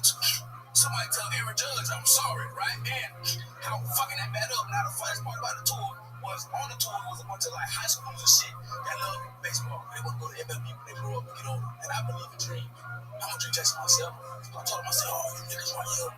Oh, y'all. Oh, 9 of y'all. I hope most of y'all make it to MLB. Then I walked away. Then I remembered, wait a minute. The end of you niggas Dominican. And they were like, no, y'all fucked, brother. Y'all not gonna make it. I'm sorry. Y'all not gonna do it, gang. Y'all gonna be accountants or something like that. That's it. Amazing. 1 minute and 49 seconds. Oh, shit. Of new material from Cam Patterson. Yeah, let's check it out. We figured it out. Go ahead. Absolutely. That was fun. Absolutely. You did it again. Went to the Louisville Slugger factory. Love that slugger. I love it. That's a good trademark. Making S's, SH's. Take what to say, slugger. That's how they say it. Go ahead. Some spaghetti. Spaghetti. Oh, you call that spaghetti? Spaghetti. You don't call it spaghetti? Spaghetti. Oh, you're kind of saying spaghetti. Spaghetti. Yeah, I hear it now. Spaghetti, right, lady? Oh, we got a nice dress over. Hell yeah. Yeah, they get it. Absolutely. Yeah, spaghetti. Yeah. Hell yeah. Yeah, absolutely. So Louisville. Yeah. That's where you were? Yeah, I'm pretty cool with this. Yeah. I ain't had no real bad time there. The city looked terrible, but other than that, it was fun. You know what I'm saying? The city looked horrible. Yeah. The city looked horrible. They had a basketball arena there, and for the Louisville, for the college. Yeah, the basketball. You know the name of the basketball arena? No. It's KFC Young Center. No way. I swear to God. Did you eat it? No. I swear to God. Look it up right now. The name of the basketball center is KFC Young Center. That's where they put all the niggas in the basketball team. The KFC Young Center. That shit fucking crazy. What we gonna name the basketball stadium? Let's name it Kool-Aid and Watermelon Arena. Fucking stupid, dog. It is really the KFC Yum Center, and it's Yum with an exclamation point. Sir, you keep pumping your fist about this. What's the reason behind you loving the KFC? Are you from there? Used to deliver beer to the KFC Yum Center. Any niggas home? Any niggas at the KFC Yum Center? Where the niggas at the KFC Yum Center? Hey, leave it on the doorstep.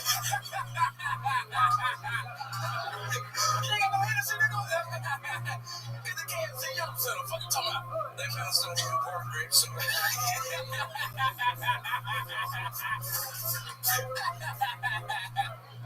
Oh my God. What a crazy team of it. Did you experience any racism there? Nah, it seemed like a pretty regular place. Obviously it's Kentucky. There was racism, but that wasn't racist to me. Right. Not to my face. They probably was saying it when I got off there. That nigga pretty funny, you know what I'm saying? But not to me, you know what I'm saying? Amazing. Dad was there? Yeah, Dad came. My mama came too. Oh, nice. Mama came. Yeah, it was a great time. It was fun for the whole family. They hated each other the whole time. So it was beautiful. I love it. It was a good little thing. Mom and Dad are together. They hated. My mama hates it. She hates it with the whole heart. Yep. She hate that nigga. Yeah. My dad was stalking my mom the whole trip.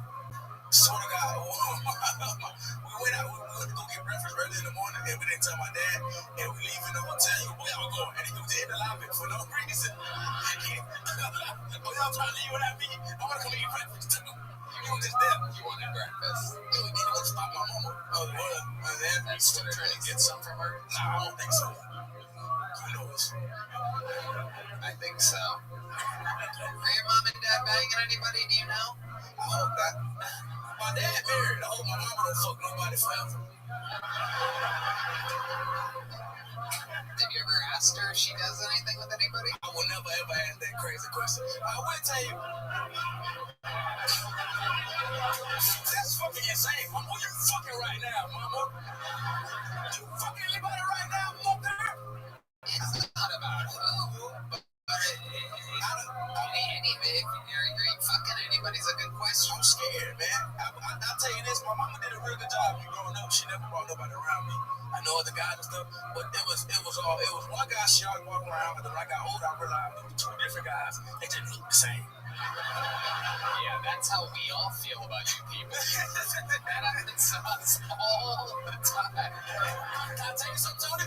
He was white.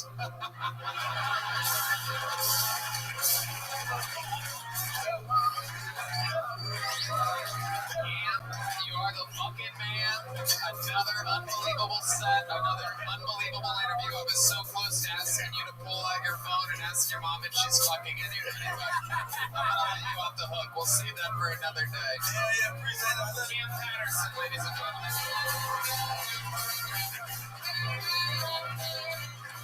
Back to the bucket we go. Ladies and gentlemen, your next comedian goes by the name of Jordan Brady. Here we go, 60 seconds, uninterrupted, for Jordan Brady. Here he is. Are any bisexuals in the house? Yeah, you guys are always like, ladies and gentlemen. Very selfish. Sex is very complicated, you know? What's that, a Catholic Church joke? Okay. Quick question, man.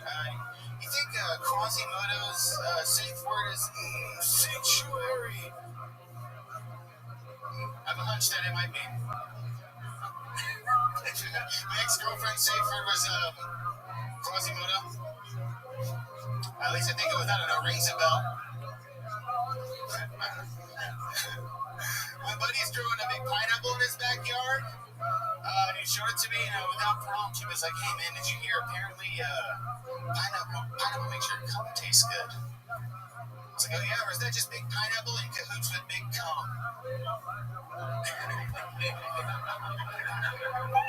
I said, "Of course I know all about that, man." He goes, "For real, girls tell you that?" I said, "What girls?" All right, that's my time, guys. Thank you very much. All right.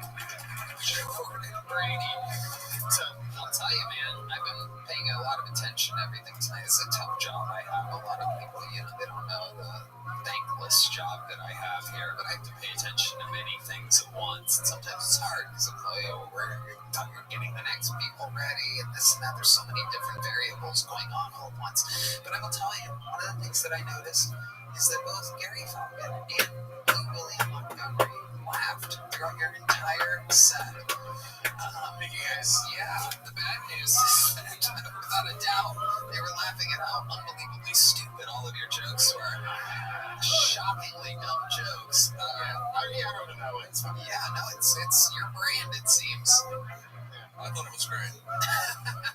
It also looks like a door guy in the Holocaust.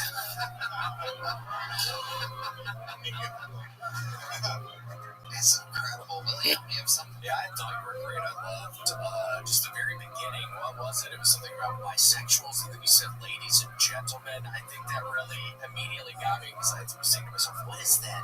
What does that mean? But in the best of way. Because you're both.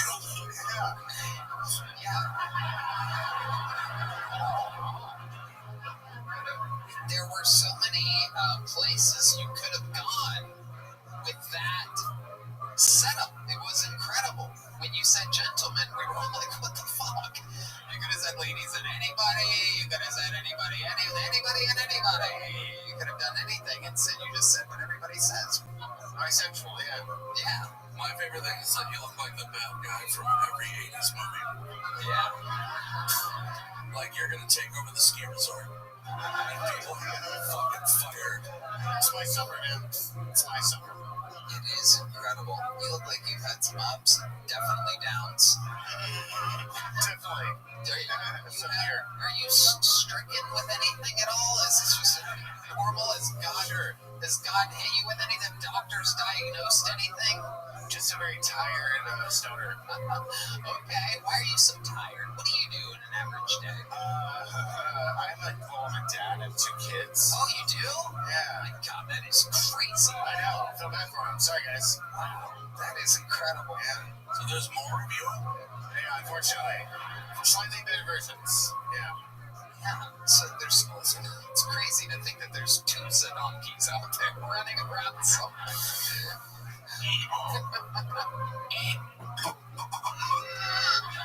Little Zadonky inside.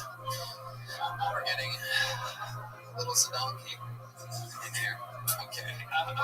Jordan, what do you do for a living? How do you raise these 2 kids? I'm a full-time musician. Oh, really? Yeah, I've been on the show before, actually. I play a drum solo. You play drums. You were a good drummer? Pretty good, yeah. John D says you lost. I mean, I know you lost, obviously. He's here, and I barely know him at all. Or he would have been the full-time drummer if he won. Yeah. Did you come close, you think, Jordan? I think I came pretty close. I don't know. Do you really think you came close? I think I came pretty Have you been close. thinking about it ever since then? I try not to, you know. I stay pretty busy. You know, it wasn't my best solo of my life, but yeah. Have you been practicing for a better solo? I just practice all the time, every day. So, Wow, that's incredible. Michael practices it all the time, every day. I don't know. What do you guys think? Should we have a Mexican drum off in here? Michael, you've been called out for a rematch. How do you feel about this? You good? Let's go, he says. Ladies and gentlemen, it's a Mexican drum. sorry, Michael. This is the first time we've ever had a rematch, ladies and gentlemen.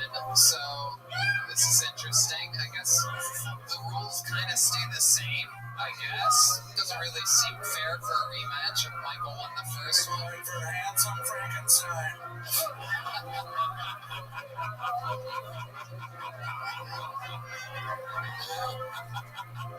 He is handsome Frankenstein, without a doubt. Look at that. A face only not even a mother could love. It's incredible. So, since this is a rematch and not the real one, I guess there should be a special stipulation. I've had a little time to think about it. So maybe if you win, you get to be the drummer one other time at some point. That would be great for you. Not for us, probably. But then again, we can make fun of your wacky face the whole time. I mean, it is incredible. There's so much we haven't touched. It's amazing. Your eyes are close together. Johnny Carson's eyes. Yeah. Robert Dyson. Alright, you guys know how it works. Drum solo, and then Michael does a drum solo, the audience votes. Ladies and gentlemen, our first ever rematch of a Mexican drum off.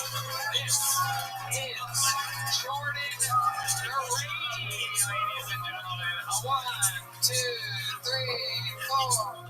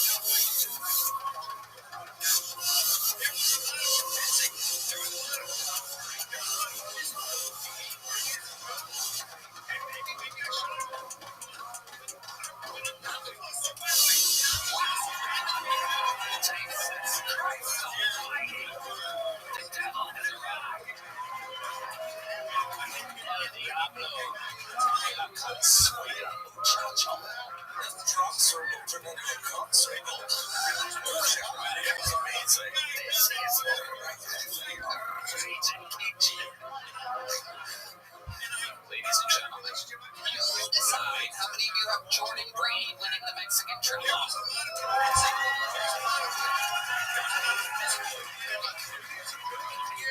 How many of you have Michael Gonzalez winning?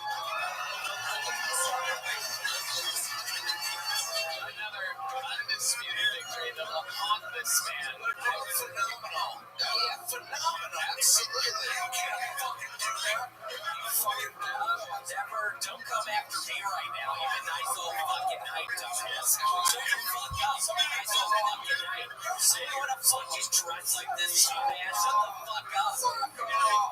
Shut the fuck up. You have a nice little fucking night, dumbass. Shut up.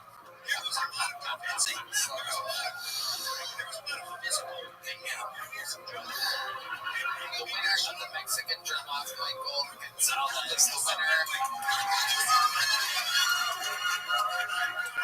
Jordan, put that mic stand back up there. Tell us, is there anything that you thought about since the last time you were on the show that you could have talked about the interview portion that you did that hasn't come up yet tonight? Something random. The guy died in my yard and I was hanging outside my window. Oh my goodness gracious. Wow.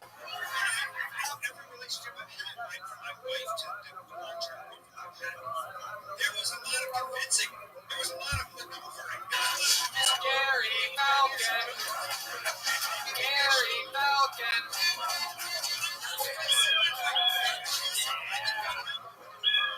You hear that sound? That makes that Falcon has our house. So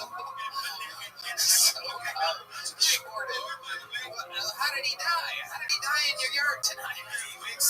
He got really mad. His daughter got engaged to her boyfriend that he hated, so he took a bunch of drugs and got a big knife and circled around the neighborhood. Was the guy that the daughter...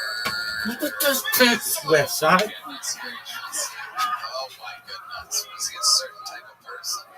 You know what? I'm going to be honest, Tony. After all these years, never thought about it, but very likely. It was East Houston after all, so. Wow. When you saw that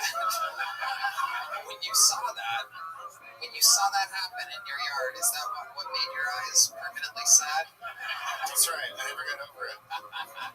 Did you get a joke book last time you were on? I did. I got a big joke book last time. Well, perfect. Everything is right on pace. Sign up again. There he goes, Jordan Brady. It's a fun episode tonight. We're having...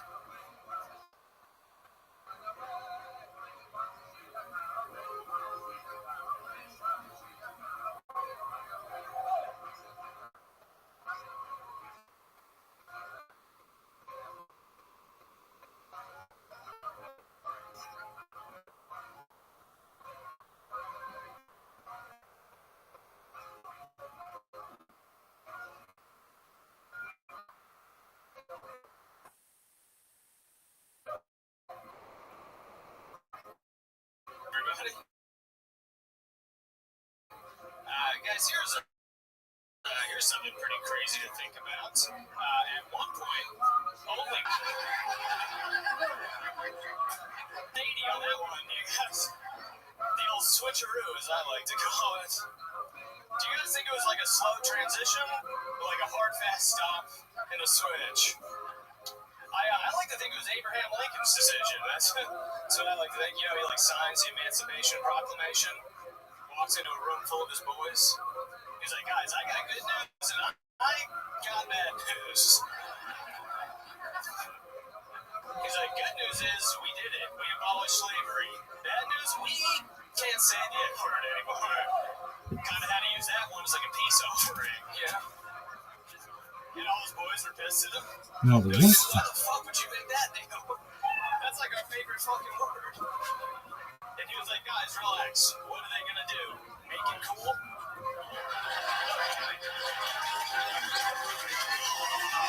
Perfect set. Perfect set. Pushed it to a minute 11 seconds. That's right before the bear comes knocking. Absolutely incredible. Oh, and now that you're up here, the name that wasn't familiar, but your face is, you've been on the show before. Yeah, 2 times. Absolutely. I remember a guy that looks like Tim Allen's grandfather. Yeah. It's incredible. You have a grown-ass man's face. Yeah, with a boy's body. Yeah. You look like the only guy that went to catch a predator. Gary Falcon. Gary Falcon. The crowd goes absolutely wild as Gary thrives again. It is amazing. So how do you explain your face? Did you perhaps work in the oil industry for a very long time? Just alcoholism, I think, is the number one explanation for it. You look like Magnum G.A.Y. It is. You do. You look like Daniel Day-Lewis. Yeah, last time you said Daniel Day Dinklage, because I'm short, but you keep saying Daniel Day-Lewis. I said it. Daniel Day Dinklage. That's so funny. I love it when people remind me of the unbelievably hilarious stuff that I've done. It's absolutely incredible. What's your ethnicity? Are you Daniel Day Jewish? Irish. My mom is from Ireland. I'm like actually Irish. Wow. I had to spell my own name wrong on the list when I signed up. That's how Irish I am. It's spelled E-O-G-H-A-N, but it's pronounced Owen.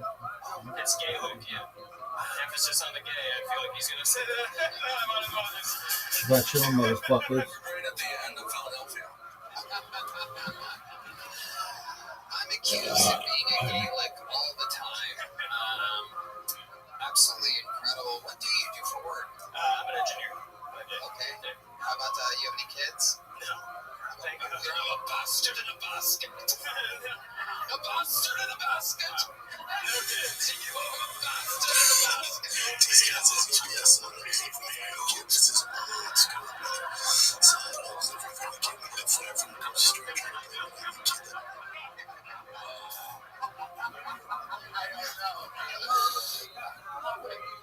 What kind of engineer are you? Mechanical by degree, but I work as an industrial engineer right now, which is just like process improvement on a manufacturing floor. It's pretty boring. Easy stuff for a guy like you, it seems. Yeah, no big deal or anything. What are you keeping that from home? Is that a pile of hair? That is incredible that it descends. It will descend. These guys are gonna be super fucking famous. They mean you throw your sins away? I mean, no, but I can't bring anything in my pockets. You know that. You run the show. You guys really make them empty their pockets entirely. I think that's a great idea. That's brilliant. Absolutely. I actually... I love this idea. I love that we make people empty their fucking pockets. Fuck them. Anything can be used as a weapon. And you know what? Good stuff. What else did you have in your pockets that you're missing dearly right now? Phone, wallet, notebook, pen. Very good. Normal stuff. Absolutely. Okay. Do you have any special skills or talents? I can do it. Cricket noise pretty good. Get the fuck out of here. How many you want to hear me make a cricket noise? Let's fucking go! This is skill coding. If I fuck this up, I'm gonna feel like such a dumbass, but... Wow. That is absolutely incredible. Even Red Man is agreeing, and no one hears crickets more than him. You got love of them. Is our senior cricket correspondent. I call him Daniel Day Cricket. Oh, we still call him that. I want to tell you how many tickets you hear. Fucking gypsy. I hear them coming out of my ass every night and coming into my ass. All right. Okay, enough of the crickets. That's an amazing talent. How did you come up with that? I honestly don't know. I just feel like I've been able to do it for as long as I can remember. Really? Like I just one day did it in like middle school. I think. I honestly don't know. Grew up in the woods. Yes, I did. Yeah, in the middle of the woods of Massachusetts. I grew up. The old Massachusetts. Fucking quick package guy. What's going on? You ran down, you fucking cunt.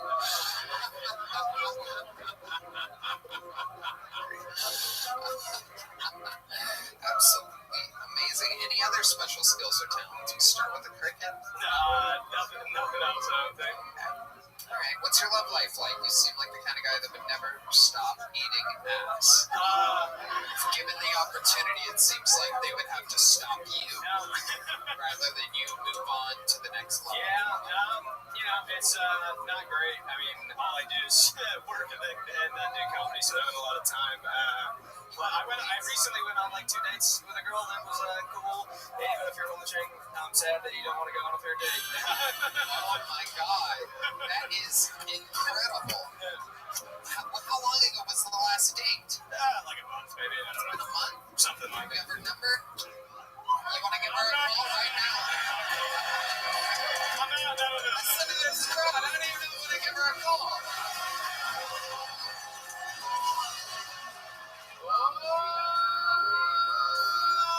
Heidi. She's not gonna answer this. If she does, we'll see. I think you might be surprised. Here, have me call her. You hit send and put it on speaker. Give me the phone. Damn, Sadia, you can get my balls in your mouth. Stop. Silence. She's not gonna remember me. It's gonna embarrass me. Voicemail.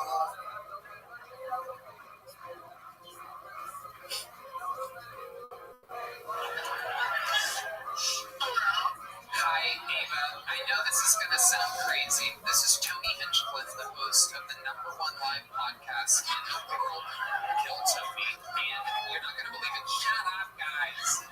So, you're here on a show. No big deal. I know it sounds crazy, but it's not. Everything's okay. Nothing I say is allowed to be sued for Joe Rogan Enterprises or any of the production companies associated with the show. I'm sorry. Okay, I'm here with Owen. Do you remember Owen, Ava? Yeah, Let me just tell you. So, do you know this show at all? Do you know anything about Kill Tony? It's okay if you don't. No, I know. It's okay, that's fine. So he's in an interview portion of the show where I find out a little bit more about him. And I was asking him about his love life. And he said that he's just been on a couple dates with a girl that he really likes, but that it seems like she doesn't want to go on a date with him again. But let me tell you something. This guy just killed on stage. It's a sold-out show. Millions. Guys.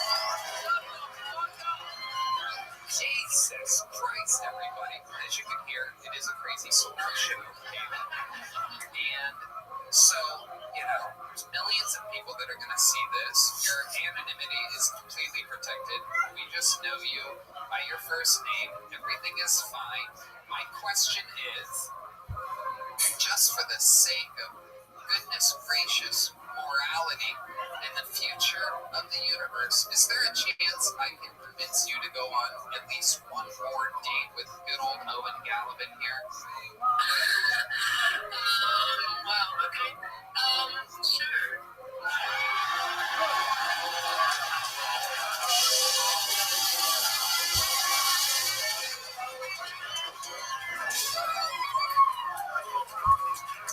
Ava, you're an absolute legend, and I'm going to donate. I'm going to donate $200 to this event so that you guys will have a good time. Even though actually he's an engineer, I'm not going to donate anything. You know what? Oh, I would love to have you on the Secret Show Thursday. Maybe you can take her on a date. Thank you, Ava. You're a legend, and you get. You and the guy that you actually want to hang out with get to come to Kill Tony for one show. I'm going to put you on my guest list in the future. Thank you, Ava. Are we good? Awesome, Ava. Go Google Kill Tony. You're going to love it. Have a great night. Thank you. Send me the bullet has a There you fucking. go. You didn't think it was possible. Just website. That went way better than I thought. Yeah. Someone's going on a Daniel date, Lewis. Sandy and National Laboratory. Congratulations. Well, look at him. He's blushing. I am. Totally That made me way more nervous than the joke. I bet. You had a great set, great interview. You already have a big joke book? I know, no. You only have small joke book? I got one small one. Well, guess what, my friend? It only keeps getting better. There he goes. Owen Calaban, everybody.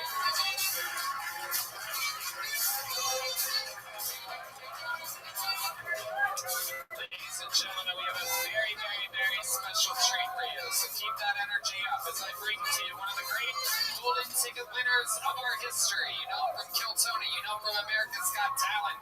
He quit his day job today. He just got stem cell injections for the first time in his life a couple weeks ago. This is the return of Aaron Belial.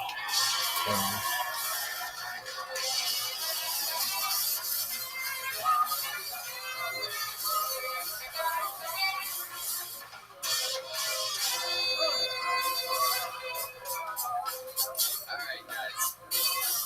Alright, one more time for Aaron Belial. Hey guys, I'm dressed as Justin Trudeau.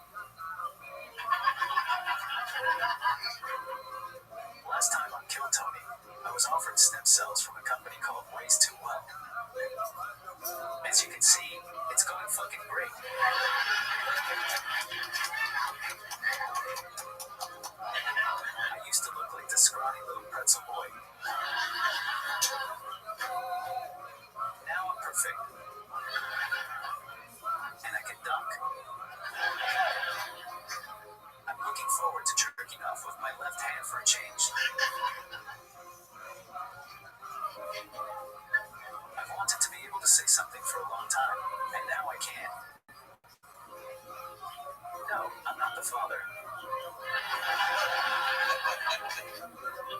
My niggas.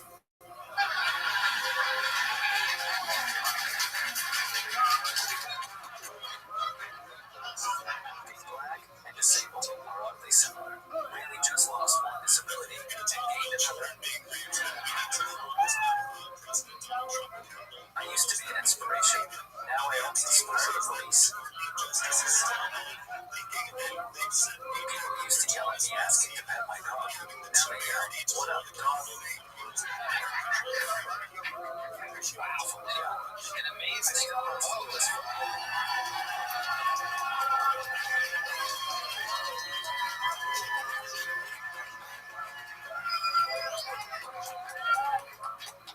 Yeah. I still run slow as fuck. Fuck yeah. Aaron, is that the end of your set? Yeah, okay. Alright, Aaron Belial. That was hilarious. That was great. Yeah, the stem cells take up to 60 days to start taking an effect of any kind. Yeah. Oh shit. Alright. Tony thinks stem cell injections is when I haven't actually gotten them quite yet. I had to reschedule. Oh, look at you. Rescheduling on God's work. Amazing. Tony thinks stem cell injections is when a guy comes in his ass. There it is. There it is. There it is.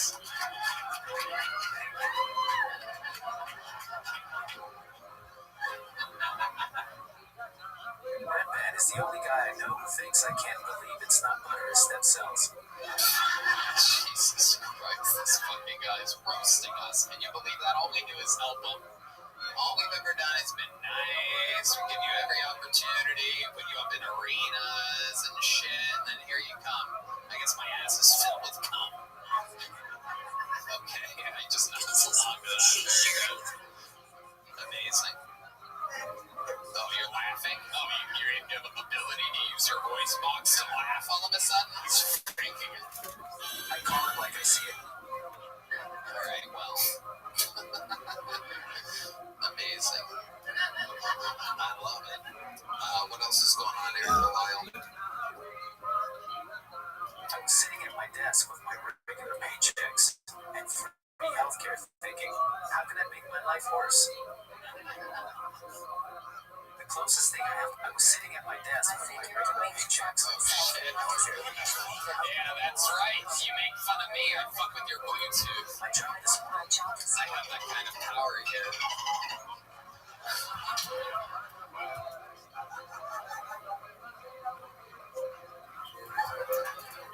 Are you getting a phone call right now? What is happening?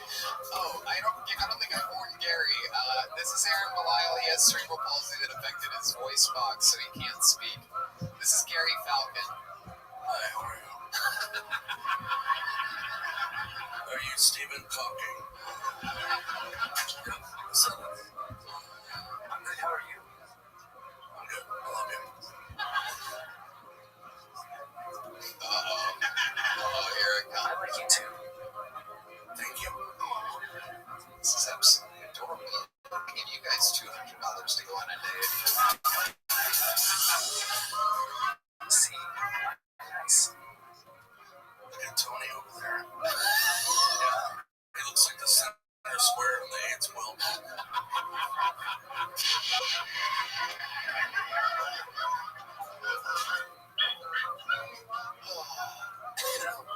Aaron, what else is going on? Texas is a hard lifestyle. I can't shoot a gun. I can't paddleboard. All this fucking brisket is making my ass bleed. What the fuck do you fucking people have against fucking broccoli? What the fuck do you fucking people have against fucking broccoli? What is going on tonight with you? Got a wild thumb over there. And why is it so goddamn hot? It's 110 degrees, and I can barely walk without everything below the waist glued together. That's true. That's true. I think pants ought to be illegal instead of fucking abortions. That's absolutely true. I agree with everything that you're saying. I know you're giving yourself one thumb down, but I'm giving it 2 thumbs up.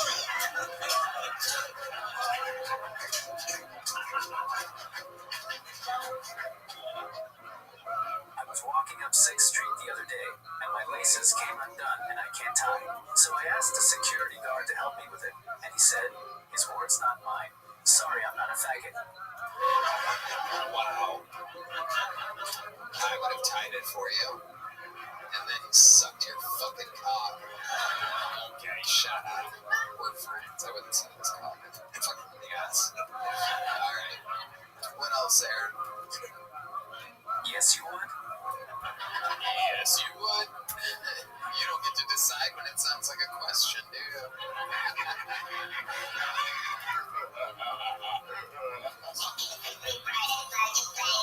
What? Oh, that's you. Oh, very good. That's you. Red man. Jesus. The Olympics is to normal people like normal people are to disabled people. You are impressed to see people pole vaulting. I'm impressed to see the fat people at Walmart reach the top shelf. It is with the Walmart Olympics. Aaron, we love you. Anything else? You should. It's gonna hit all the buttons at once. This is like when they do a fireworks thing and they accidentally light all the fireworks. You know what I mean? What the fuck do you have against fucking broccoli? What the fuck do you have broccoli? What the fuck do you have against broccoli? Happy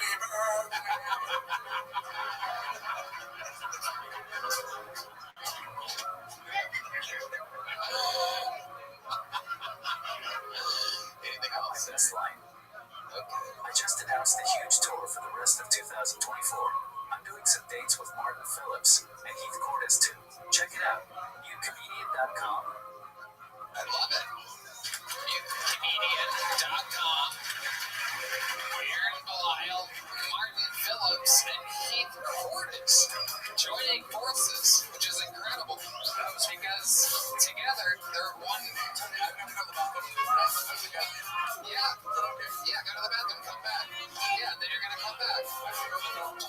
Yeah, go potty. Yeah, it's okay. Might be 3. It might be. Might be a 3. Wait, what's the number 3? Splatter boys. Spider gories? Spider gories. Yeah. Have to go adult potty. Okay. Alright. You want us to Pray for me? Yeah. Yeah. Pray for me in my potty.